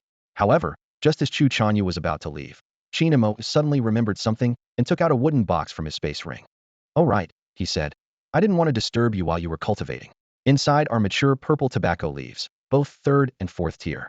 Chu Chanyu spun around, a flash of surprise in her eyes. "4th tier?" She quickly explained. Purple tobacco has 3 tiers: 1st, 2nd, and 3rd. The 2nd tier meets most exploration needs, while the 3rd tier is a strategic resource, stored in strategic warehouses and only used in emergencies. It's hardly circulated among the public. She looked at Qin Mo, her tone filled with curiosity and doubt. "What do you mean by 4th tier?" Chu Chanyu's attitude suddenly became urgent. "If it's really 4th tier purple tobacco, then my afternoon cultivation time was wasted. Why not open it and have a look?" Seeing Chu Chanyu's excitement, Qin Mo couldn't help but think to himself, "Why are you so excited?" Chu Chanyu forced herself to remain calm as she took the wooden box handed to her by Qin Mo. She shot him a reproachful glance, thinking to herself, "How could you keep something so important to yourself?" Then she said, "Come with me to the command room." The two of them walked towards the command room, with Chu Chanyu leading the way. She pushed open a side door to reveal a small, simple space. Just a bed, a table, and a chair, with nothing else in sight. Carefully, she placed the wooden box on the table and slowly opened it. As the lid lifted, Chu Chanyu gasped. The sight before her was astonishing. It was indeed 3rd-grade Xian grass, but it was haphazardly piled in the box like common weeds, lacking even a basic jade box, completely unbefitting the standards of a 3rd-grade spiritual plant. These Xian grasses resembled lavender, entirely purple, with leaves edged by a flowing purple glow. The glow diffused through the leaves, creating a layer of purple mist around them, looking mysterious and almost like a wonder of the deep sea. Suddenly, Chu Chanyu's attention was drawn to a particularly unique Xian grass. It was also shrouded in purple mist, but within the mist, tiny star-like lights flickered, moving as if alive. This Xian grass was different in form too, with dangling filaments at the leaf tips. "Wow!" Chu Chanyu exclaimed softly, curiously asking, "What effect does it have?" She continued explaining. The 3 grades of Xian grass mainly differ in 2 aspects: the time they counteract illusions and the specifications for exploring illusions. Generally, the 2nd grade suffices, while the 3rd grade is a strategic resource. From the 3rd to the 4th grade is a transformation. Can its effects also transform? Qin Mo admitted, "I don't know. I don't even know what illusions look like, let alone the effects of 4th grade Xian grass or why it can counter illusions." Chu Chanyu cast a doubtful glance at him, almost as if the words, "I don't believe you," were written on her face. "You grow them and you don't know?" Qin Mo shrugged, speaking truthfully. "I've always treated them like weeds. If it weren't for the high prices offered by the Nanhai base city, I'd rather leave the fields empty than grow them." He thought to himself that this 4th-grade Xian grass was actually a token to solidify his cooperative relationship with Chu Chanyu. In an unfamiliar base city, having connections is crucial, just like his superior, Zhu Wenyi. With this connection, he could avoid many troubles and focus on farming without interference. It's about being prepared, rather than scrambling when trouble arises. Chu Chanyu did not respond, mostly because she didn't know what to say. The Xian grass, considered a treasure by the base city, was regarded as a weed by Qin Mo. What else could she say? This is what happens when someone hasn't experienced illusions or been through hardships. She took out a jade box from her space bracelet, carefully storing the Xian grass and meticulously arranging each disordered leaf. This deft and meticulous behavior was quite unlike her usual self. I think you should experience the illusion, Chuchanyu suddenly said. Otherwise, with your attitude, I might not be able to resist giving you a beating. Qingmo's nonchalant tone made Chuchanyu feel provoked, worrying that one day she might lose her temper and cause a scene, which would be hard to resolve. No, Qingmo succinctly replied with 2 words. He thought to himself that being cautious was the key to getting stronger, while recklessness was for the foolish. Besides, in the middle of the deep sea with no civilization in sight, who knows how many terrifying sea monsters lurk beneath? Coming to Nanhai Base City was risky enough, driven by the allure of a managerial position in a large base city. But venturing into the illusion? Was he too comfortable, or did he have a death wish? Suddenly, Chuchanyu asked, "You haven't exposed yourself, have you?" Chuchanyu's expression was serious as she lowered her voice and asked, "You haven't let anyone know about your technique for cultivating 4th grade purple smoke grass, have you? You're the first to know." A hint of caution flickered in her eyes. "Make sure no one else finds out." Qingmo nodded slightly, a look of understanding in his eyes. "I get it. That monarch-level expert who made a move, whether they've left or are lurking, will surely keep quiet to protect themselves." Chuchanyu shook her head and calmly corrected him. "No, what I mean is, you secretly grow it and give it to me." Qingmo frowned slightly. "That doesn't seem quite right. As the head of agricultural affairs, even though I haven't officially taken office yet, my heart is already with Nanhai Base City. I should be contributing to the development of the base city." Chuchanyu pursed her lips and tossed a white jade porcelain bottle to Qingmo. Qingmo caught the bottle and opened it with a chuckle. A rich medicinal aroma wafted out, revealing a 5th grade pill inside. A glint of interest flashed in his eyes. "First and foremost, I am a guest of the Chu family, then the head of agricultural affairs. While fulfilling my duties, seeking a little personal gain on the side seems harmless." Chuchanyu smiled with satisfaction. Maintaining partnerships is important. You shouldn't miss out on the benefits. If you were to selflessly burn yourself out, I would be worried. Qingmo calculated in his mind. In terms of value alone, the 5th grade pill in the bottle far exceeded his purple smoke grass. Considering the special uses of the grass, this deal was definitely a profitable one. "Now that I've given you the goods, is it too much to ask for something in return?" Chuchanyu asked. "Go ahead. Start by secretly growing 3rd grade purple smoke grass," Chuchanyu explained. "Until I can test the effects of the 4th grade variant, expending energy on it isn't worth it. It might have already lost its effectiveness." Neither of them knew the exact effects of the 4th grade purple smoke grass. Qingmo nodded in understanding. "It's best to play it safe. In our current situation, there's nothing that 3rd grade purple smoke grass can't handle. I'll follow your lead. It's a minor task." Qingmo suddenly thought of something. "By the way, is there a place in the base city where seeds are sold? The higher the grade, the better." Chuchanyu glanced at the bracelet on Qingmo's wrist, where a battle-ready 1,000-soul grass demon rested. She immediately understood Qingmo's intention and couldn't help but smile. "There are several large auction houses in the base city, and the Chu family has a habit of collecting resources," Chuchanyu explained. "But for the most resource-rich place, why look elsewhere? Once you become the head of the planting area, you'll have access to everything in the warehouse you need, just by using your authority." She continued, "Once the officials acquire high-grade seeds, they typically have them evaluated by the head of agricultural affairs. If usable, they're directly allocated instead of gathering dust in storage. This includes related resources circulating in the market. You just need to submit a request, and the base city will handle the rest. That's the convenience of an official position." Chuchanyu shifted her tone. "Of course, the prerequisite is that you demonstrate value that the base city recognizes. Otherwise, it's just wishful thinking to treat the base city like your personal backyard." She explained further, "The first stage of the entry test, the aptitude test, has been ongoing for over 10 days, weeding out those who don't meet the criteria. Next are the 2nd and 3rd stages, which focus on a comprehensive evaluation of rank, talent, and skills.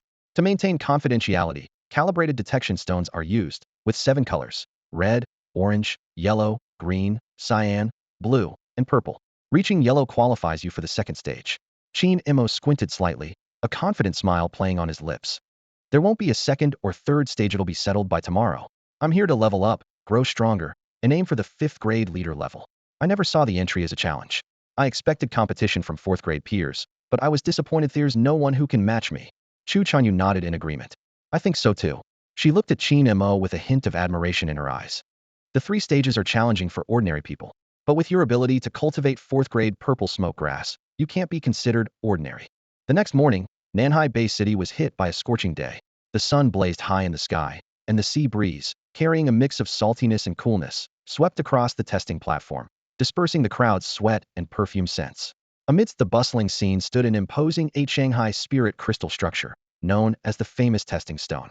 Crafted from a blend of spiritually sensitive special crystals and meticulously forged by high-level artisans, it was not only used by the agricultural department, but also frequently utilized by other departments. During the exam season, the place was teeming with people. Today, the testing platform was once again crowded. An elderly man in a white robe stood on the platform, his gaze coldly sweeping over each participant. Number 6665, red inferior grade, disqualified, he announced, his tone as icy as a death sentence, after a cursory glance at a dazed young man. The young man, young E, stiffly walked off the platform, his mind in turmoil. He was sure he had awakened the relevant talent, so why was he only rated as red inferior grade? As he bewilderedly rejoined the line, a familiar voice reached him. Young E, let's break up. You have no cultivation talent and aren't qualified to become an agricultural officer, so you're not worthy of being with me anymore. The girl's words were like icy daggers, and the once familiar and lovely face now showed only coldness and disdain, as if she were looking at trash. At that moment, a mechanical airship suddenly appeared in the sky, breaking the oppressive atmosphere of the testing site. The airship was entirely made of brass, gleaming in the sunlight and reflecting dazzling halos. It cast a beast-like shadow over the crowd, with its massive steam pipes releasing water columns like a whale's breath. The airship bore the prominent inscription, Chu, sparking conversations among the onlookers. That's a mechanical airship. I've heard they're incredibly expensive, with high maintenance costs. Just starting it is worth years of hard work for dock workers. What's the Chu group doing here in such a flamboyant manner? Even their top-tier geniuses wouldn't dare to be this extravagant, would they? There's only the agricultural officer recruitment going on recently. Could it be? Suddenly, someone exclaimed, look, someone's coming down. A figure in a dark robe embroidered with golden patterns descended slowly from the airship, standing amidst the clouds, their sleeves billowing as if part of the sky itself. This noble young man had a face as finely crafted as jade, with eyes that held a cool, aloof gaze over the crowd. The breeze gently lifted his long black hair, and he exuded an aura of nobility and invincibility. To stand in the void like that, it's terrifying. Could he be a warlord-level figure? Someone in the crowd marveled. The newcomer was none other than Qin Mo, making an entrance as ostentatious and bold as could be. This was a stark contrast to his usual steady and low-key demeanor. However, it wasn't that Qin Mo had suddenly changed his personality. It was a matter of timing. Steadiness was a strategy for after he became the agricultural officer supervisor, when it was necessary to be discreet in action and humble in demeanor. At this point, he wasn't yet a supervisor, so who was there to impress with caution? Development was just a joke. Only after becoming a supervisor could he talk about steady progress and aim for the unknown monarch-level targets. Otherwise, he was just an insignificant person, adhering to the principle of don't ask for trouble and you won't find any. Although no one would be foolish enough to offend a warlord, Qin Mo was here for interests. Thus, he couldn't act low-key, and pretending to be weak would waste too much time. Instead, he chose the strategy of being as high-profile as possible and even borrowed a lavish outfit from the Chu family for the occasion. As for steady development, that's for after becoming a supervisor. Moreover, without showcasing some strength, how could one even talk about holding a nominal position? After all, a nominal position was like an accelerator. Someone in the crowd recognized him and exclaimed, so it's the young master from the Chu family. May I ask your honorable name? An elderly man in a white robe jogged forward, his face brimming with a welcoming smile. He was in charge of monitoring the detection stone and announcing the results. This was the city's central base, teeming with powerful individuals, so the safety of the detection stone was not a concern. Qin Mo ignored the old man and walked straight to the towering spirit detection crystal. In the sunlight, the crystal refracted a rainbow of colors, so bright it was hard to keep one's eyes open. It coldly categorized people into different levels. Qin Mo placed one hand on the crystal surface. There was no spectacle, no fluctuation, only a faint red glow quietly emanating. Red, low grade? The elderly man exclaimed in surprise, his ingratiating expression freezing instantly. Another troublemaker? The old man thought to himself. The detection crystal is adjustable. Its colors and parameters can be modified. Currently, it is set to assess talents and skills related to the agricultural officer position, but still retains the function to detect spirit energy fluctuations. Even someone with a basic gene lock could show a base level red. Red, orange, yellow, green, blue, and purple. Only yellow and above are considered qualified. Even if you're from the Chu family, you can't just mess around with the detection. The old man changed his tone quickly, not because he was upset at being ignored was beyond caring about such trivialities, but simply because a superior had arrived. Red indicated no aptitude, orange meant some potential but not up to standard, and yellow was just the first hurdle. Whether one could become an agricultural officer was unknown, but at least one could secure an apprentice position, causing a stir even in a small city. 2 consecutive red low grades, what else could it be but a disturbance? However, in the next moment, the detection crystal suddenly emitted an orange glow. Orange, low grade. Sorry, still not qualified. The old man's tone softened, thinking it might be a delay, as long as it wasn't intentional mischief. Suddenly, the detection crystal shook violently, its top exuding a vibrant green mist, with mystical tortoise shell patterns appearing on its surface, exuding a refreshing aura. Green aptitude? The crowd gasped, and the crystal changed again, shifting from green to blue, then from blue to purple. A purple aura rose, casting a mystical scene. This spectacle stunned not only the onlookers but also the officials, family members, and corporate representatives nearby. In any profession, if a detection crystal emitted purple mist, it indicated a prodigy worthy of full cultivation. Yet purple was merely the crystal's limit, not necessarily the tester's limit. Announce the result, Qin said softly, his hand behind his back, reminding the old man. The old man looked in shock at the towering detection crystal, which had reverted to a faint red glow. Red, low-grade ice disqualified? Clearly, this young master was intentionally toying with the detection crystal, sometimes causing it to react wildly, sometimes leaving it listless. Below the stage, Yang Yi looked on enviously, while his ex-girlfriend wore a starstruck expression. The crowd gaped in unison. Achieving this level demonstrated 2 things. The young master had exceptional aptitude and had mastered his genetic gifts to such a degree that he could even manipulate the detection crystal. Some were still fretting over a low yellow grade. The detection stone has some merit, but not much, Qin said calmly. It's sufficient for assessing newcomers. That's its purpose. But to measure my limits, that's wishful thinking. Ultimately, real combat is the true test. He continued. Going through the stages step by step is too troublesome. This is just the first stage. There's a second and a third. Only after passing all can one become an agricultural officer, with supervisors beyond that. Too troublesome. Too tedious. Too boring. Qin glanced around at the city center, filled with officials, families, corporations, and freelance cultivators. He decided to put on a show, to impress everyone with his formidable prowess. Fame should be seized early. Let everything grow begin. Qin spread his arms wide, his eyes shining with confidence. Memories of past successes flashed through his mind. Accelerating the growth of blood spirit rice to become the supervisor of Qingshan-based city, maturing the Bihue grass to defeat all competitors, and energizing the spiritual fields to lay the foundation for the development of the planting area. These victories filled him with immense confidence. Old tricks, though familiar, still proved effective. Just then, the ceremonial cannons of the mechanical airship boomed, and colorful seeds fell like a dazzling rain from the sky. This was the groundwork Qin Mo had meticulously prepared the night before. Suddenly, intricate patterns appeared on the surface of the seeds, flickering like firefly light. In the blink of an eye, they exploded without warning, their sharply defined petals dancing gracefully in the air. Before their eyes was a breathtaking scene. A thought blooms, a sea of flowers in the sky. Countless seeds instantly blossomed into flowers, adorning the blue sky, painting a spectacle more magnificent than a rainbow over the ocean. The viewing plants along the roads, the swaying gray trees, the violets in flower shops, and even small potted plants within office buildings seemed to receive an order like soldiers, blooming in unison, answering the call. Yang Yi, recently broken up with, was stunned, amazed by this world-shaking ability. To an outsider, it was a spectacle. To an insider, it revealed deeper insights. Though the flowers were ordinary plants, their number was as numerous as the stars, and the spiritual radiance that appeared in the instant of blooming was the key that truly astonished those in the know. Chu Chanyu's phoenix eyes flickered with amazement. She wasn't worried about Qin Mo's entry test. A fourth-tier master suddenly appearing among third-tier competitors was akin to a tiger entering a flock of sheep. Coupled with the strong support from the Chu family, losing seemed nearly impossible. Behind the tempered glass of the skyscraper, elite members of various factions found it hard to pretend they hadn't noticed. Even a blind person could sense the overwhelming fragrance, eliciting exclamations of wonder. They genuinely admired Qin Mo's prowess, who not only created a sea of flowers, but also caused potted plants, money trees, and ornamental flowers within high-rise buildings to bloom simultaneously. While his skills were limited to plants, the breadth of his influence was such that warriors of the same tier could only look on in envy. Everyone shared the same thought. Next, it would be the Chu family's turn. A little contemplation would reveal that there must be a motive behind this performance. It couldn't all be for nothing. Meanwhile, in the mayor's office of the administrative center's high-rise, the wooden door was suddenly flung open. An elderly man with a long beard stumbled in, exclaiming excitedly, "Great news! Explosive news!" He spoke at length, highlighting that the South Sea Bay City was in urgent need of talent, especially in revitalizing the disaster-stricken planting area. He strongly recommended bypassing the cumbersome assessment process and immediately appointing this extraordinary talent to rejuvenate the planting area.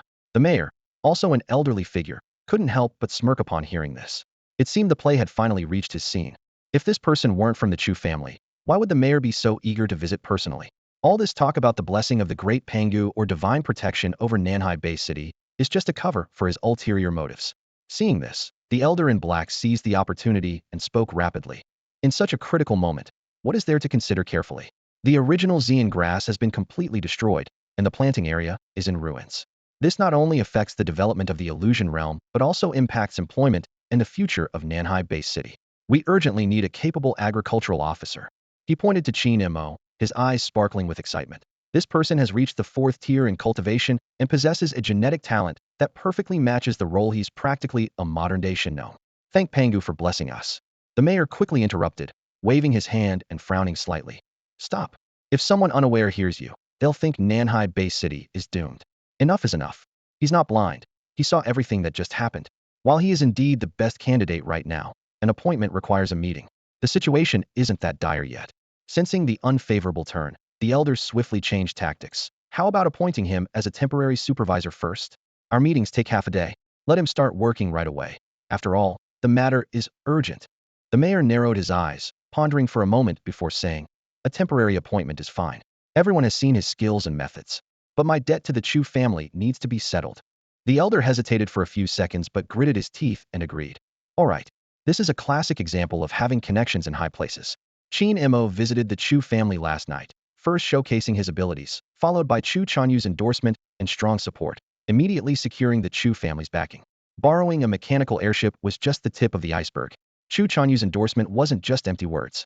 If Qin Mo made a mistake, she would be implicated, jeopardizing her status as a core member of the 6th generation of the Chu family.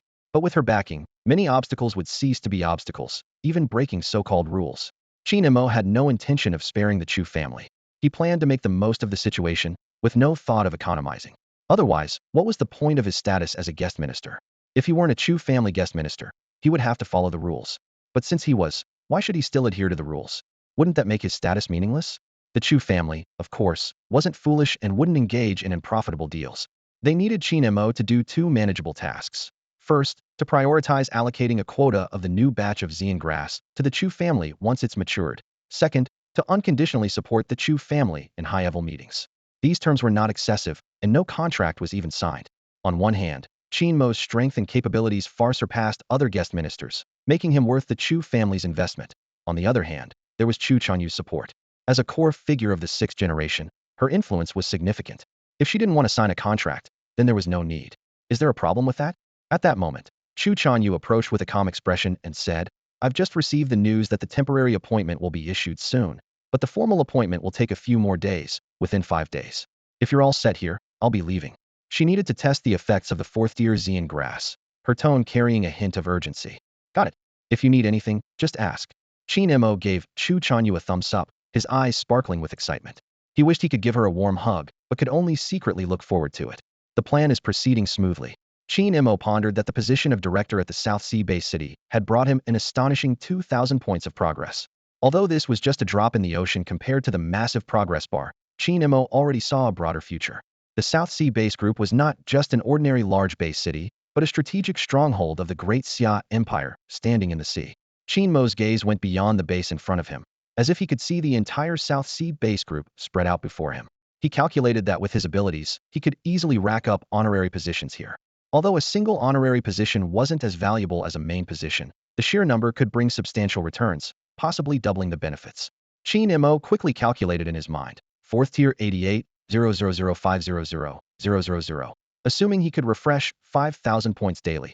Even if the progress bar reset, it would only take 100 days to advance from scratch to the 5th tier. Moreover, he already had a foundation of 88,000. This realization instantly enlightened Qin Mo, as if he saw a bright future ahead. With steady development, I can become a 5th tier expert in 3 months. Qin Mo rejoiced internally, finding this progress incredibly fast compared to the previous 10 years of struggle. However, Chu Chanyu keenly noticed the undisguised excitement on Qin Mo's face and couldn't help but remind him, don't get too caught up in positions. Strength is the foundation. Advancing to the fourth tier at your age shows your cultivation talent isn't inferior to your farming talent. Don't waste your exceptional gifts. Chu Chanyu recalled how Qin Mo had enthusiastically discussed the idea of holding honorary positions in front of the clan elders last night, practically writing "official fanatic" on his face. The elders didn't object. Instead, they praised Qin Mo for being sensible, calling him the best guest of the Chu family this year. But Chu Chanyu felt Qin Mo's approach was somewhat unwise. Qin Mo nodded in agreement, but remained unconvinced. He firmly believed it wasn't about neglecting cultivation, but that exploiting opportunities was more cost-effective. Seeing this, Chu Chanyu said no more, merely sighing silently. She knew there were countless geniuses in the world, but few truly achieved great things. Those who started with extraordinary talent often lost themselves in the praise of others, ultimately achieving limited success. She worried that Qin Mo was heading down the wrong path. After watching Chu Chanyu leave, Qin Mo waited a moment, received his temporary appointment letter, and headed straight to the planting area. He planned to complete all tasks within a day to pave the way for his plan. The issue of his position had been resolved, but Qin Mo's mind remained restless. Standing by the window, he gazed out at the bustling streets of the South Sea-based city, with a myriad of urgent matters swirling in his mind. The doppelganger plan, the third clone plan, the cultivation of a new batch of purple smoke grass, each task demanded immediate attention. Time is of the essence. Qin Mo murmured to himself. I need to hide quickly to avoid becoming an easy target. He swiftly moved to his desk and began drafting detailed plans. Once the doppelganger plan was successfully executed, the risk would shift to Su Xian, as they had previously agreed. Qin Mo's pen raced across the paper, outlining precise steps. Meanwhile, in an elegant tea house not far away, a significant conversation was taking place. Mr. Deng, shall we send someone to take care of it? Ding Shui, dressed in a high-slit cheongsam, softly inquired of the kindly old man before her. On the surface, the old man was the tea house owner, having run it in South Sea-based city for decades. However, he had a secret identity as the deputy leader of the Wanling sect. It was he who had descended with force, decisively eliminating all the monarch-level Xinong officials. The old man took a gentle sip of tea, his gaze profound. If there's an opportunity, kill him. If not, let it be, he said calmly, as if discussing the weather. Just 10 days ago, this target would have warranted his personal intervention, but now the mission was complete, and given the recent scrutiny, acting overtly was unwise. Ding Shui nodded slightly, saying no more. She knew that the outside world only knew of one deputy leader hiding here, unaware that all 4 deputy leaders had gathered in the South Sea, with even the Earl Bishop present. And she, the newly appointed Wen Shou, had secretly pledged allegiance to the supposedly deceased Wanling Bishop, carrying out orders on this mission. Back at her residence, Ding Shui retrieved half a black banner from her sleeve, a strange smile playing on her lips. Yi Xing, guess who I saw today? She muttered to herself. Qin Mo, the one from Qingshan Bay City, is now the temporary supervisor here in the South Sea. A faint tremor emanated from the black banner, as if responding to her words. Kill him, a voice filled with malice echoed from within the banner. Ding Shui's smile deepened. Of course, but you must obediently become my main soul. No causing trouble, she said softly, as if coaxing a willful child. Upon completing this task, the Wanling Bishop would grant her the banner pole, copper plate, and soul orb, allowing her to assemble the complete Wanling banner. These items originally belonged to Yi Xing, but the dead were gone, and failures did not deserve attention and nurturing. Meanwhile, in the warehouse of the cultivation area, Qin Mo surveyed his surroundings with a grim expression. Where is it? He asked, his voice icy and sharp. He knew that the late supervisor had a penchant for collecting seeds, a common hobby among Xinong officials. While auditing the accounts, Qin Mo discovered an extremely rare blue-silver grass emperor seed. This seed not only possessed a 6th-tier lineage, but was also considered top-notch among all seeds, with a legendary history. Legend had it that years ago, an illusionary realm brought down a meteor, its destructive range covering vast seas and several islands. Strangely, the deceased were not killed by impact or flames, but were covered in sharp sword wounds. In this calamity, the sole survivor was this blue-silver grass emperor seed. After changing hands multiple times, the seed eventually ended up in the cultivation area. The previous supervisor had repeatedly requested to privatize it, but failed, leaving it stored in the warehouse. And now, it had mysteriously vanished. Sir, Minister Su took it, the guiding servant quickly explained. Qin Mo's eyes narrowed, prepared to confront and seize it. Where is he? He asked coldly, his tone brooking no argument. The man quickly spoke, his voice tinged with urgency. I estimate it's in the office building of the logistics department, located not in the planting area, but in the city center, not far from the testing stone. Qin Mo's eyes gleamed upon hearing this. He turned and left with Su Xian, secretly delighted. The blue-silver grass emperor's seed was indeed destined for him. As they approached the mechanical airship, a burly man with a broad grin hurried over. He fawningly said, "Supervisor Qin, please hand over the airship access card. I need to report back." Mo glanced at the intricately patterned mechanical card and replied coldly, "If you need to report back, do it on your own. Forget about this airship. I'll explain to the clan elders." The burly man stood frozen, clearly not expecting Mo to so boldly claim the airship. Mo inwardly chuckled. He was used to taking from others, and now this Minister Su dared to have designs on him. He surveyed the surroundings, a sharp glint in his eyes. A mechanical airship was a valuable asset, significantly increasing survival odds whether returning to Qingshan Bay City or facing dire situations like a zombie siege. Mo sneered. "Remember this, never pity the Chu family. They are far wealthier than Qingshan Bay City." "What?" the burly man exclaimed in shock, utterly surprised. He had assumed Mo brought the airship to the planting area to show off wealth and connections with the Chu family. He never expected Mo intended to claim it for himself. "Will the family allow this?" the man murmured, puzzled. Mo impatiently urged, "Hurry up and board. We're heading to the city center. You're going to report, so I'll give you a lift." Under Mo's urging, the stunned burly man boarded the ship. He indeed needed to go to the city center to report this brazen act to the family. Yet now he was getting a ride? The man thought to himself, "Are guest officials this audacious nowadays?" With a rumbling sound, the built-in thrusters in the lower cabin activated, and the intricate machinery composed of thousands of pipes began operating. Water and fire attribute spirit stones combined proportionately, converting into powerful steam propulsion. The entire ship's gears instantly came to life, emitting dense steam and generating a strong mechanical thrust.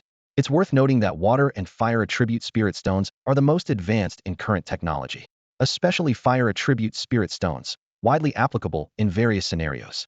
The pioneer who discovered and utilized fire spirit stones passed away over 300 years ago and is revered as the fire god in Daxia. Although not a true deity, his contributions earned him divine reverence from future generations. The mechanical airship ascended with a roar and soon vanished into the sky. Meanwhile, in the planting area, dozens of people who passed the first test exchanged bewildered glances. They originally thought that candidates who achieved a high yellow grade during testing could reside here for free, as an early basic benefit. After all, even the lowest performers could secure an apprentice position. But what was happening now? Everyone was utterly confused. They were still preparing for the second test, hoping for better results. Yet suddenly, a new supervisor was appointed, leaving all decisions to him, catching everyone off guard. Even more surprising was that the new supervisor briefly inspected the warehouse and then hurriedly left, leaving them bewildered and at a loss. Who am I? Where am I? What should I do? These questions filled everyone's minds. A perceptive attendant recounted the warehouse events to the group, sensing this couldn't be kept under wraps and would soon stir a commotion in the base city. An elder raised an eyebrow and asked, "So, the new supervisor is looking to challenge the minister?" This elder was highly skilled, holding a third-tier rank and a level 3 agricultural official certificate from Daxia. With years of experience, he had been the top candidate for the supervisor role. Now, his eyes glimmered with complex emotions, contemplating the potential consequences of this sudden change. The young servant quickly denied having said anything and quietly retreated to the back of the crowd. However, it was clear that no one believed his defense. Someone couldn't help but say, "With your vivid depiction, it'd be a shame not to have a fight with the atmosphere you've set up." Then, someone turned to the elderly man in the crowd and urgently asked, "Mr. Chu, what should we do?" The new supervisor clashed with the head of the logistics department. "Surely, the head will be offended. Should we stick with the big boss or distance ourselves?" Everyone's eyes were fixed on Mr. Chu, their minds in utter confusion. Mr. Chu glanced around, a sly smile playing on his lips, and said, "Isn't it simple? If you want to learn skills, follow the new supervisor. If you're looking to rise and get rich, stick with the head. It's up to you." The person asked unwillingly, "Isn't there a way to have both? We want to learn skills and rise in rank." Mr. Chu laughed heartily, saying, "Only children make choices. As adults, we want it all. Of course, there's a way to have both. If the new supervisor outshines the head, then you can just follow him without worry. He can give you what you want, provided you have enough value." Upon hearing this, the crowd fell silent. Despite everything that had happened, their minds remained in chaos.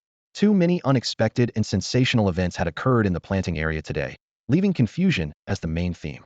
Meanwhile, above the city center, the ostentatious mechanical airship appeared once again. It parted the sky like a curtain, with clouds of steam announcing its presence to everyone. Although the city center was a no-fly zone, the airship's permit hadn't expired, allowing it to hover boldly in the air. In the command room, Su Xian wore a bitter expression, saying, "Please, ease up a bit. To be honest, I'm feeling a bit overwhelmed." According to the substitution plan, he would stand in as Qingmo to take the heat. In other words, the more aggressive Qingmo was, the harder it would be for him as a substitute, and the pressure was immense. Qin Mo patted Su Xian's shoulder reassuringly. Stay calm. We've got backing. If not now, then when? Su Xian replied weakly. You're right. But he knew deep down that he was the one on the front lines, and how could he remain calm? Assassins wouldn't care about any backing. Qin Mo tossed a jade bottle to Su Xian, saying, I'll try to keep a low profile. The bottle contained 10 third-tier pills, a much more generous offering than the single pill Chu Chanyu had given. Su Xian was overjoyed and quickly said, I don't think you need to keep a low profile. Although it increases my difficulty as a substitute, I want to challenge the limits. Hearing this, Qin Mo smiled slightly and whispered, a promising student. He stepped out onto the steel deck. At that moment, the airship faced the office building. Without wasting words, Qin Mo strongly shouted, Su Shunan, come out. The previous head of the agricultural department just died, and you're already emptying the warehouse. What are your intentions? Is there a conspiracy to murder and seize treasures? These words were quite an accusation. The former head died at the hands of the chief deputy leader of the Wanling sect. If there was a conspiracy to murder and seize treasures, wouldn't that imply Su Shunan colluded with the Wanling sect? Qin Mo's words were cunning, speaking of one thing while leading people to think of another. Qin Mo thought to himself, hopefully, the seeds of the special blue-silver grass emperor would yield a return. Otherwise, clashing with a superior right from the start would be a reckless move, and not just any reckless move. Establishing authority shouldn't be done like this. No new official's first act should be to target their leader. Just then, an angry shout came from the office building. Silence, you insolent child. Su Shunan was furious, his voice booming like thunder. Suddenly, visible ripples appeared in the air as if conjured out of nowhere. As the deputy minister of the logistics department, he was being openly challenged by a subordinate, igniting his anger to the point of explosion. This was no exaggeration. Su Shunan erupted with the might of a battle commander, the rumbling sound echoing continuously. Qin Mo, undeterred, also unleashed a powerful spiritual pressure. The clash of these two battle-level forces created a deafening roar, generating layer upon layer of energy ripples. Weak and still loves to play.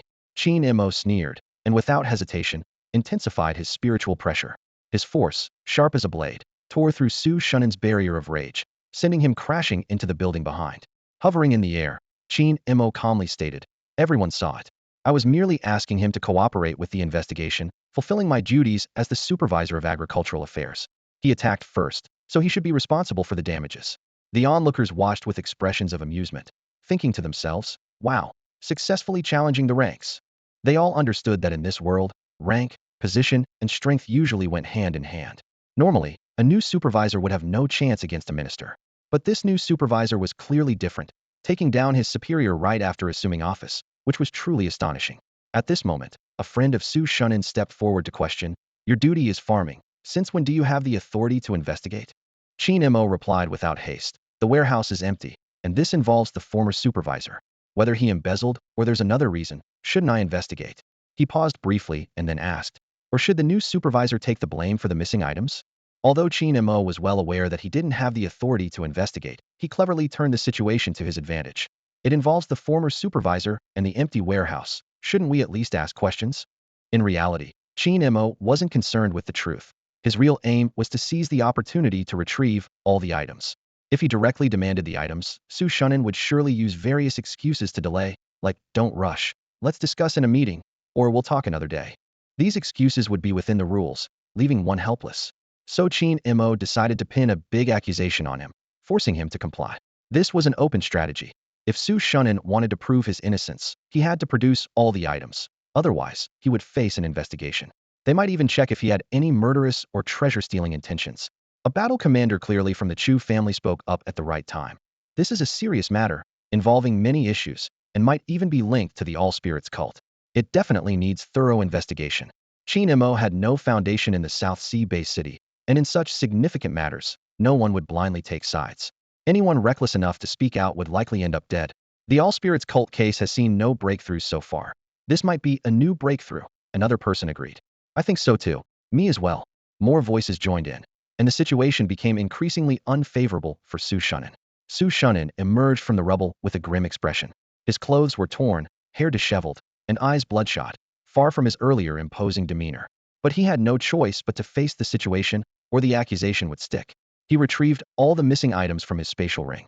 These items had been in his possession for just 10 days, and he had contacted a large auction house, but hadn't yet managed to sell them.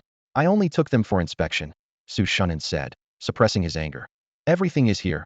Please verify. Qin Mo's gaze immediately locked onto the special blue-silver grass emperor seeds. There were 9 sixth-tier seeds, with the rest being 5th and 4th-tier seeds. Seeds below the 4th tier were not worth storing. He quickly stored all the items into his own spatial ring. Since everything is accounted for, I won't disturb you any longer, Qingmo said as he prepared to leave. Having resolved the issue, there was no need to linger. Wait a minute, a voice suddenly called out. Su Shunan watched as Qingmo walked away, feeling deeply puzzled. Was that confrontation really over just like that? It seemed too abrupt. First, there was shouting in front of the building, then a clash of momentum, and suddenly it ended without any follow-up. Su Shunan felt unwilling and silently grumbled to himself. You beat me for no reason. Shouldn't you at least apologize? At that moment, it was as if Qingmo heard his thoughts and casually said, Sorry, my apologies, I was too rash earlier. Can I leave now? His tone was filled with impatience, and his face showed disdain. Su Shunan was infuriated by this perfunctory attitude and shouted angrily. If an apology could solve everything, then why do we need rules? I'm going to remove you from your post. Upon hearing this, Qingmo's eyes flashed with contempt, and he sneered. A mere defeated opponent? Are you kidding me? With that, he reached out his hand. Suddenly, a flyer appeared in the air, being frantically waved by the warrior who had first spoken up. Qingmo took a closer look and realized it was indeed the crucial item. He shouted harshly. Open your eyes and see what this is, then use your loud mouth to announce it. Is this what you call acceptance? If I had been a few days late, you would have auctioned it off. The one who should be removed from their position is you. Su Shuanan's face turned ugly at this, as if he had swallowed a fly. He regretted it deeply, thinking that he shouldn't have asked Qingmo to apologize in the first place, as the situation had flipped in an instant. Just then, an apologetic and kind voice came from above. Sorry everyone. Letting Su Shunan auction it was my idea. The logistics department is having financial difficulties, so we thought of auctioning off things we don't use. The official paperwork hasn't been issued yet. Since Director Qin needs it, let it stay in the planting area. Qingmo glanced at the warrior from the Chu family, who was frantically waving his hands, silently mouthing, Enough, enough, enough. Qingmo immediately realized this was a powerful figure not to be messed with. Although he didn't know their position, background, or strength, anyone who could neutralize a warrior's aftermath so quickly must be at least at the 5th-tier leader level, if not higher. With the appearance of this voice, everyone present started counting ants on the ground, pretending to be invisible. Qingmo thought to himself, the so-called paperwork is probably fake. Judging by Su Shunan's expression, there was no such thing before. Moreover, if the logistics department were really short on funds, there were plenty of ways to make money. Why auction things off? This was just a mess. Feigning realization, Qingmo communicated with his spatial ring and took out everything except for 9 6th-tier seeds. He pretended to be surprised and said, Oh, so that's what happened. Why didn't Minister Su say so earlier? It caused a misunderstanding. He'll leave the items here. He'll take my leave now, and he'll definitely come by to apologize in person when I have the chance. Of course, Qingmo wasn't going to expose the lie of the powerful figure, so he went along with it, solidifying the auction story. After all, he had already gotten what he needed and managed to shift the blame to Su Shunan. Since Su Shunan didn't mention it, how could he have known? It seemed reasonable, right? As for the final promise to apologize, anyone could see it was just a polite formality. Su Shunan's face had long turned so dark it could drip water. How could he not hear the blame shifting in Qingmo's words? This was like roasting him over a fire. The powerful figure speaking up at the critical moment certainly wasn't specifically helping him. He didn't have that kind of influence. Probably just wanted to avoid airing their dirty laundry. Looking at the recovered materials, Su Shunan was stuck in the air, caught in a dilemma. He couldn't take them, nor could he leave them. They were too hot to handle now. Meanwhile, the rough man who intended to report the issue hurriedly arrived at the top floor of a twin building. He had no personal grudge against Qingmo, but the mechanical airship was lost, and he had to inform the upper echelons of the Chu family, as he couldn't and wouldn't take the blame himself.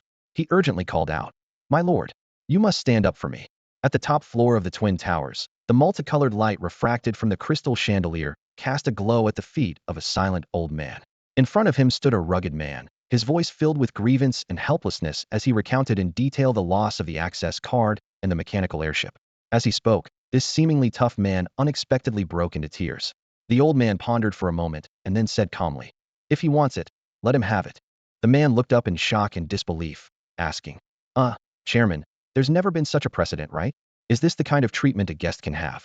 The old man glanced at him, his voice still gentle. Then you go and get it back. The man carefully considered the chairman's tone and gradually understood. It wasn't that he didn't want it back. It was that he couldn't get it back. He quickly analyzed in his mind. It would be inappropriate for the elders to ask for it, and not getting it back would be even more embarrassing. If a servant went to ask, they would surely be beaten badly. as this was someone who dared to confront their superior from the start. The most suitable option would be someone of the same age. Suddenly, a crucial point flashed through the man's mind. Qin Mo had the backing of Chu Chanyu, and unless someone of the same age was foolish or reckless, they wouldn't dare to confront him. Miss Chu Chanyu was known for her fierce nature. Analyzing from this perspective, what they were looking for was not just a guest, but someone with great influence. The man's expression became complex, and he shook his head, muttering to himself, "No, no, no." With Miss Chu Chanyu's temperament and strength, she certainly wouldn't let Qin Mo act recklessly. A hint of anticipation and concern flashed in his eyes. He's very hopeful for Qin Mo's future, very promising. Meanwhile, out at sea, 3 massive steel ships in a spearhead formation were speeding through the waves. The small sea monsters occasionally surfacing felt the overwhelming presence and quickly retreated underwater. Chu Chanyu stood at the forefront of the deck, facing the fierce wind. This voyage is expected to return in a month, Chu Chanyu mused to herself, exploring the mirage while testing the effects of the 4th-tier purple tobacco. Suddenly, a dense white fog appeared ahead, with spatial ripples seemingly emerging at its edges. Chu Chanyu squinted her eyes slightly and swiftly ordered, "Quick detection. Advanced team prepare for entry." As soon as she finished speaking, the broadcast continuously reported the detection data. Temperature 34.5, wind speed 27.4 meters second, white fog density 3rd tier, spatial wavelength matching, mirage entry permitted. Chu Chanyu listened carefully to the data, thinking to herself, typically, everything is normal, and if there's an anomaly, it would be significant. Caution is paramount. Her gaze fell on the nearby white fog, recalling Qin Mo's words. This is just like a game instance. The South Sea Bay City has been researching the mirage for over 200 years, yet there is still no universally accepted theory, though several widely recognized hypotheses have been proposed, along with experimental analyses, evidence, arguments, and conclusions. Chu Chanyu favored the spatial node theory. It was a theory developed by a group of scholars with awakened spatial gene talents after more than a decade of research. She agreed with it because her genetic talent was also spatial in nature. In her eyes, the world was different from the three-dimensional world visible to ordinary people. It was filled with one spatial node after another, and when 2 nodes overlapped, what outsiders referred to as spatial teleportation occurred. Spatial collapse forcibly destroyed nodes, while spatial folds forcibly elongated them. Chu Chanyu gazed at the white fog, pondering. The white fog is the tangible manifestation of spatial nodes, its origin unknown, possibly a unique wonder created by a special environment. There are many unexplained phenomena in the world, like the sudden appearance of spiritual energy or the Death Valley of the Lighthouse Federation. She took a deep breath, ready to embrace the forthcoming unknown exploration. As one steps into the white mist, it's as if they've entered a mysterious teleportation array. This strange place, known as the South Sea Mirage, draws countless adventurers due to its unique spatial node characteristics. Chu Chanyu, an awakened individual with a spatial gene talent, is currently leading her 9-member team, ready to venture into this unexplored realm. Prepare to enter. Chu Chanyu calmly issued the command, her eyes gleaming with a thirst for the unknown. "Captain, aren't you going to take your medicine?" Her deputy hurried over, his face filled with concern. "Even though you have the spatial gene, it's better to be safe." Chu Chanyu turned, her gaze firmly fixed on the hazy white mist. "This isn't some man-eating monster. It's a unique spectacle caused by spatial nodes," she replied with a tone that brooked no argument. The deputy hesitated, clearly a bit exasperated by the captain's stubbornness. He had intended to remind her about the medicine, but Chu Chanyu had already shifted the topic. At that moment, Chu Chanyu retrieved an unusual purple herb from her jade box. Unlike ordinary purple mist, this plant was entwined with purple ribbons, exuding an extraordinary aura. Suddenly, a mutation occurred. The purple mist expanded as if stimulated, forming a protective aura several meters in diameter. The alluring yet intimidating white mist was completely blocked out by this light. "A group protection aura," the deputy exclaimed, and the other team members were equally dumbfounded. A trace of regret flickered across Chu Chanyu's face. "I didn't know it would have this effect," she muttered to herself, regretting that she had Qin Mo plant those 3rd-tier purple herbs. The effect of this 4th-tier purple herb far exceeded her expectations. The team continued to advance, moving through the layers of white mist, as if traversing countless unknown worlds. Suddenly, a team member called out warily, "Captain, there seems to be something dirty ahead." Everyone's nerves instantly tensed. They knew that passing through this white mist meant entering a brand new, unknown corner of the world. Each step could bring surprises or danger. Chu Chanyu took a deep breath, ready to face whatever might come. As if the fog had lifted to reveal a clear sky, a vast expanse of earth unfolded before the group. A gentle breeze carried the earthy scent, and there was no sign of crashing waves or fierce winds in the distance. This untouched land was lush with vibrant flora. The surrounding area was free from the shroud of mist. Only ripples in the space hinted that stepping beyond them could lead one out of this mysterious realm. The captain of the combat team took a deep breath, his eyes gleaming with an excitement he couldn't hide. Every time I see this sight, it feels both awe-inspiring and novel. It's like the thrill and nervousness of a first wedding night. The deputy commander chuckled, teasing, "Once we're done exploring, you'll be back to your sage mode. You'll eventually realize it's not that big of a deal." At that moment, a team member pulled a jet-black branch from the water, sighing with relief. "So that's the strange thing I saw earlier. I thought it was some kind of monster. What a scare."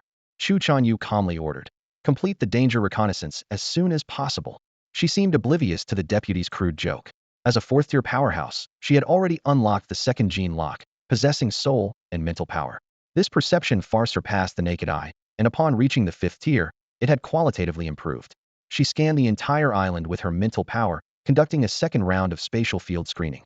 Although she found no threats, she knew that the reconnaissance procedures were indispensable, learned from hard-earned lessons. Everyone immediately grew serious, abandoning their playful demeanor. They followed the standard procedures outlined in the manual for exploring illusions, conducting a thorough reconnaissance of the island to eliminate potential dangers. Meanwhile, they had to constantly monitor the dynamics of the white mist. Should any indicators like temperature, wind direction, mist density, or spatial wavelength change, the exploration team would need to return immediately, even if it meant leaving behind valuable treasures. After hundreds of years of developing illusions, the South Sea Bay City had amassed a wealth of experience. Chu Chanyu thought to herself, "As long as we conduct a careful investigation, bring enough purple smoke grass, and avoid greed, this illusion isn't so formidable." Reports from the teams soon began to come in. Team 1, no danger detected.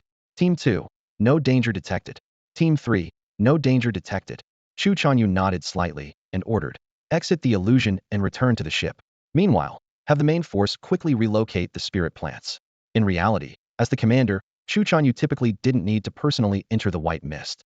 These tasks should have been the sole responsibility of the deputy commander, while her role was to oversee from the rear, ready to turn the tide at a crucial moment, like a stabilizing force. She could take it easy to some extent, but she couldn't afford to be ineffective. The effect of the fourth-tier purple smoke grass is beyond expectations. Chu Chanyu murmured softly. She had verbally instructed the advance team to keep it confidential, but that wasn't enough. She decided to have them sign confidentiality contracts, as the matter was significant and required caution. Her signature phoenix eyes narrowed slightly as she pondered. "With this artifact in hand, perhaps I can explore higher-level illusions. I sense its influence extends beyond the apparent group aura, with deeper implications." She knew clearly that her chance to advance to the sixth tier relied on exploring higher-level illusions. Southwest of the center of South Sea Bay City lay a vast cultivation area. This land was flat and fertile, ideal for growing various crops. Workers of different statuses, such as laborers, apprentices, and agricultural officials, lived in separate areas according to their duties, creating a busy and orderly agricultural world. After experiencing a complete annihilation, the newly recruited agricultural officials were like startled birds, choosing to live separately without prior agreement. Whether they were trainee officials or official ones of level 1, 2, or 3, there seemed to be an invisible barrier between them, keeping a wary distance from each other. In this atmosphere, the laborers and apprentices were unable to enjoy this privilege and continued to be housed in communal dormitories. This unusual phenomenon stemmed from a harsh reality. In the eyes of the enemy, the lives of 100 apprentices were not as valuable as that of a single agricultural official.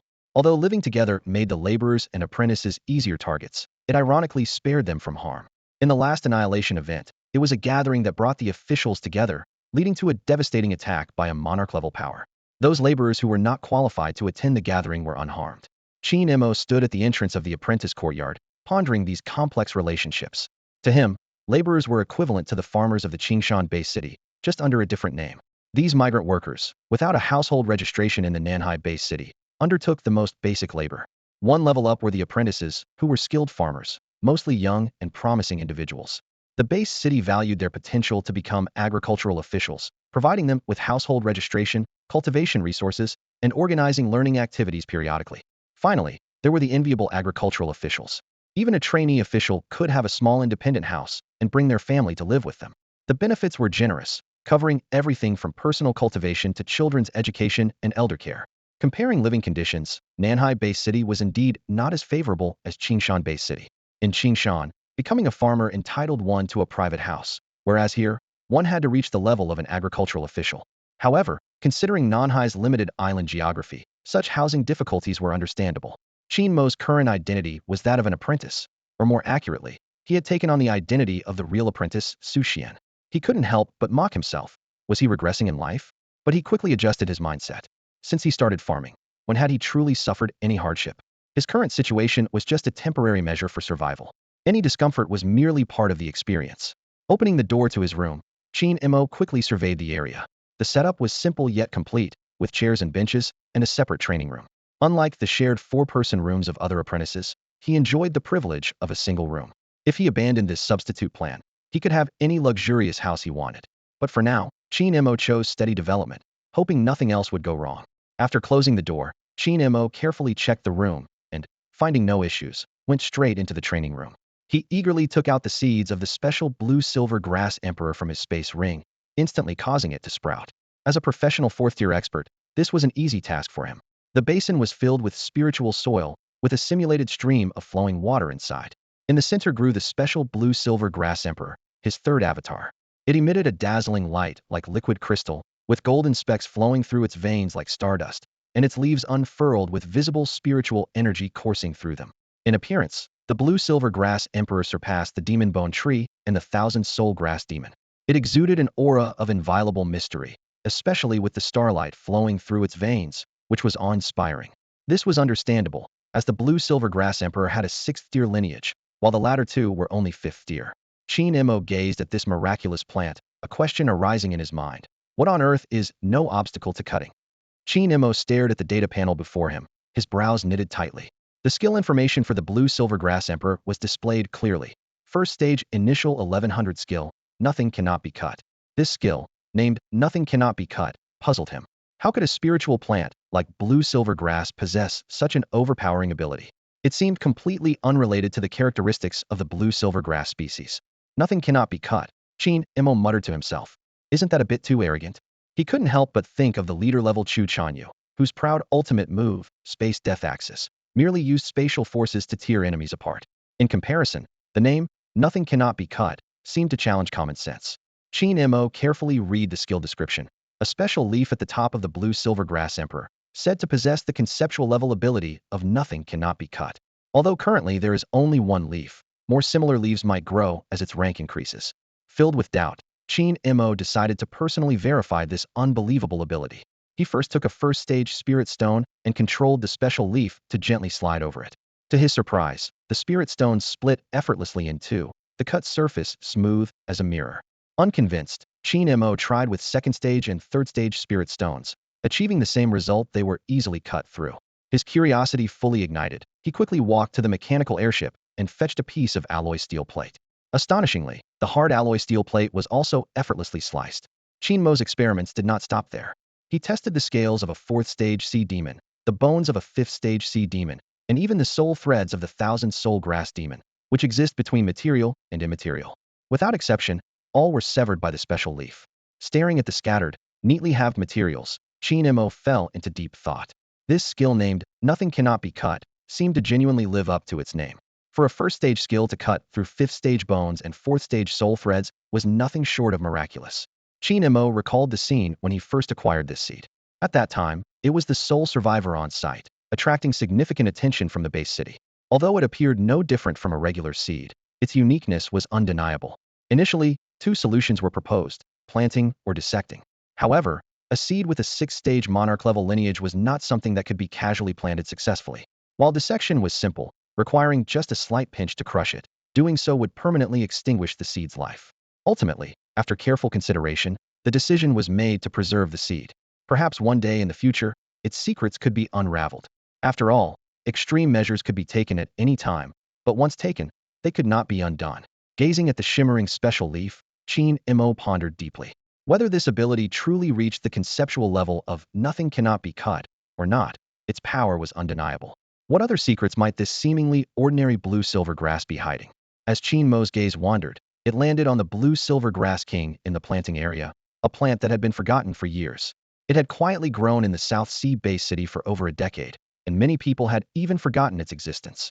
Qingmo couldn't help but imagine that if the people of South Sea base city had known about its incredible ability to cut through anything, even the chief agronomist from the capital might have been invited to cultivate it. A wave of excitement surged in Qingmo's heart. This blue-silver grass king was like a trump card. If used wisely, it could turn the tide in adverse situations. However, after the initial excitement, his mind began to calmly analyze its flaws. Firstly, the number of special leaves was too few, with only one at present, making it vulnerable to targeting. Secondly, its attack range was limited, requiring direct contact to unleash its cutting power. Lastly, the area of the leaf strike was too small. For sea monsters that could be dozens of meters in size, this damage might barely be a scratch. Qin speculated that these issues might be due to the blue-silver grass king's low rank. He decided to nurture it carefully, aiming to elevate it to a Tier 4 battle general level before reassessing its effectiveness. By then, the flaws he identified might no longer be issues. Qin planned to entrust this challenging cultivation task to Su Xian. Although cultivating the blue-silver grass king was necessary, it couldn't be enhanced with skill points, as those were reserved for personal cultivation and were already scarce. Apart from the demon bone tree receiving a point during a breakthrough, no other plant had enjoyed such a benefit. Thus, the only option was to invest resources into its cultivation. Considering that having Su Xian apply for the specific resources needed for the blue-silver grass king, and then passing them to him, would add unnecessary steps and risk, Qin thought it better to establish a direct collaboration, similar to the arrangement with the demon bone tree, and manage the blue-silver grass king ID himself when time permitted. However, this raised concerns about Su Xian potentially being overburdened. Qin reviewed Su Xian's tasks in his mind. First was the substitute plan, which was fundamental, as exposure would be catastrophic. Next was the part-time plan, which was akin to performance with bonuses. Qin had already demonstrated his skills and means, so Su Xian should face minimal resistance, needing only communication and signatures, especially with the Chu family providing covert support. Timely resource applications and allocations to the blue-silver grass king shouldn't take much time. After thorough consideration, Qin happily made his decision. Mainly because his position in South Sea Bay City was not yet secure, unlike in Qingshan Bay City, where he had many capable people like Lin Fong, Lin Yuqing, Su Rou, Han Zilong, and Zhao Lianqing. In South Sea Bay City, it seemed the burden would have to fall on Su Xian. Qin sincerely hoped for no unforeseen events. If everything went smoothly, the situation should remain stable.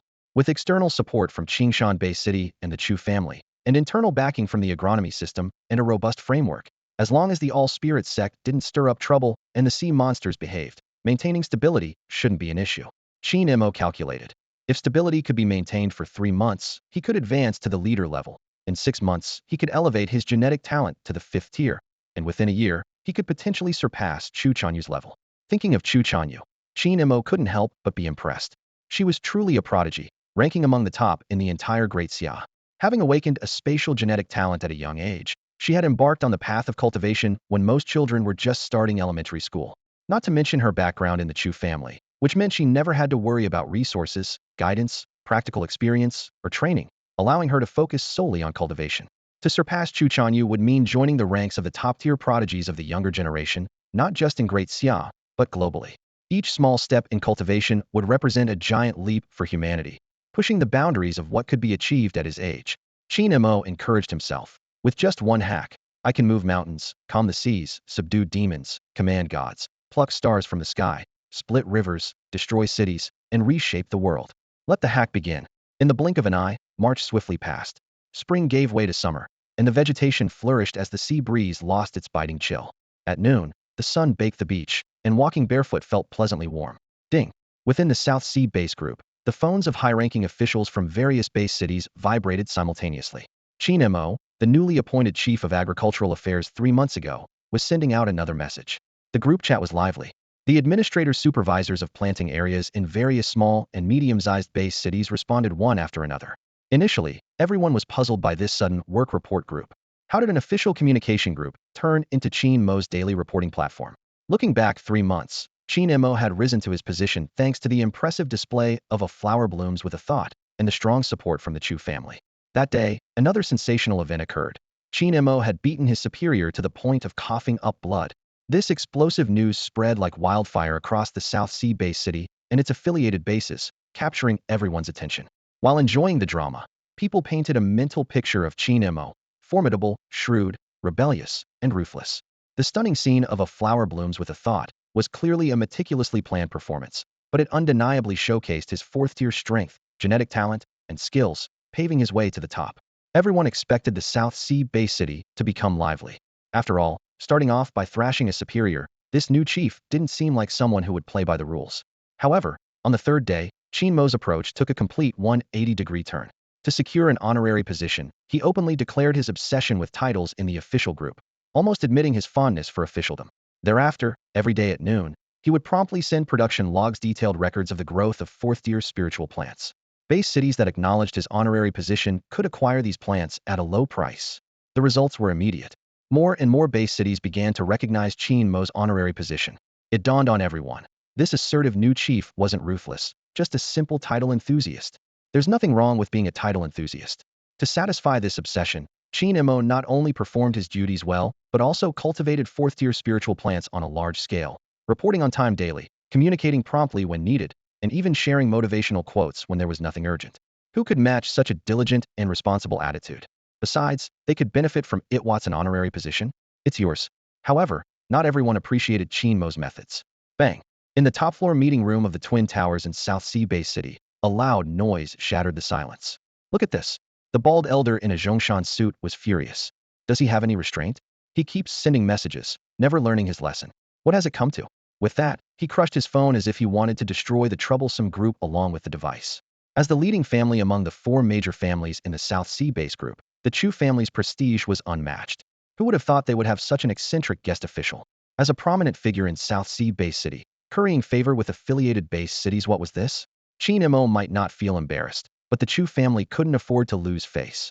The chairman smiled as he sat at the head of the table and slowly began, I think it's a good thing. I'm not worried about him refusing. I'm more concerned he's too indifferent. The atmosphere in the conference room was subtle. The board members exchanged meaningful glances, clearly pondering Qingmo's actions.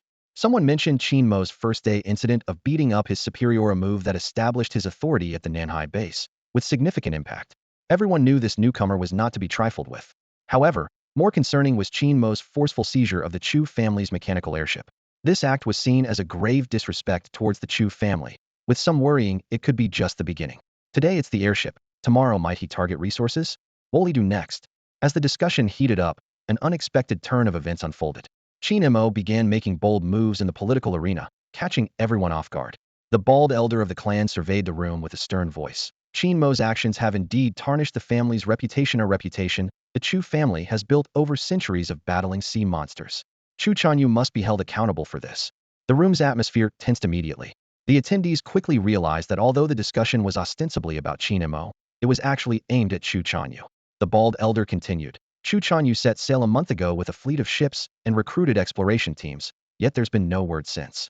She's been indulgent with insiders and flamboyant outside. This shows immaturity, instability, and recklessness.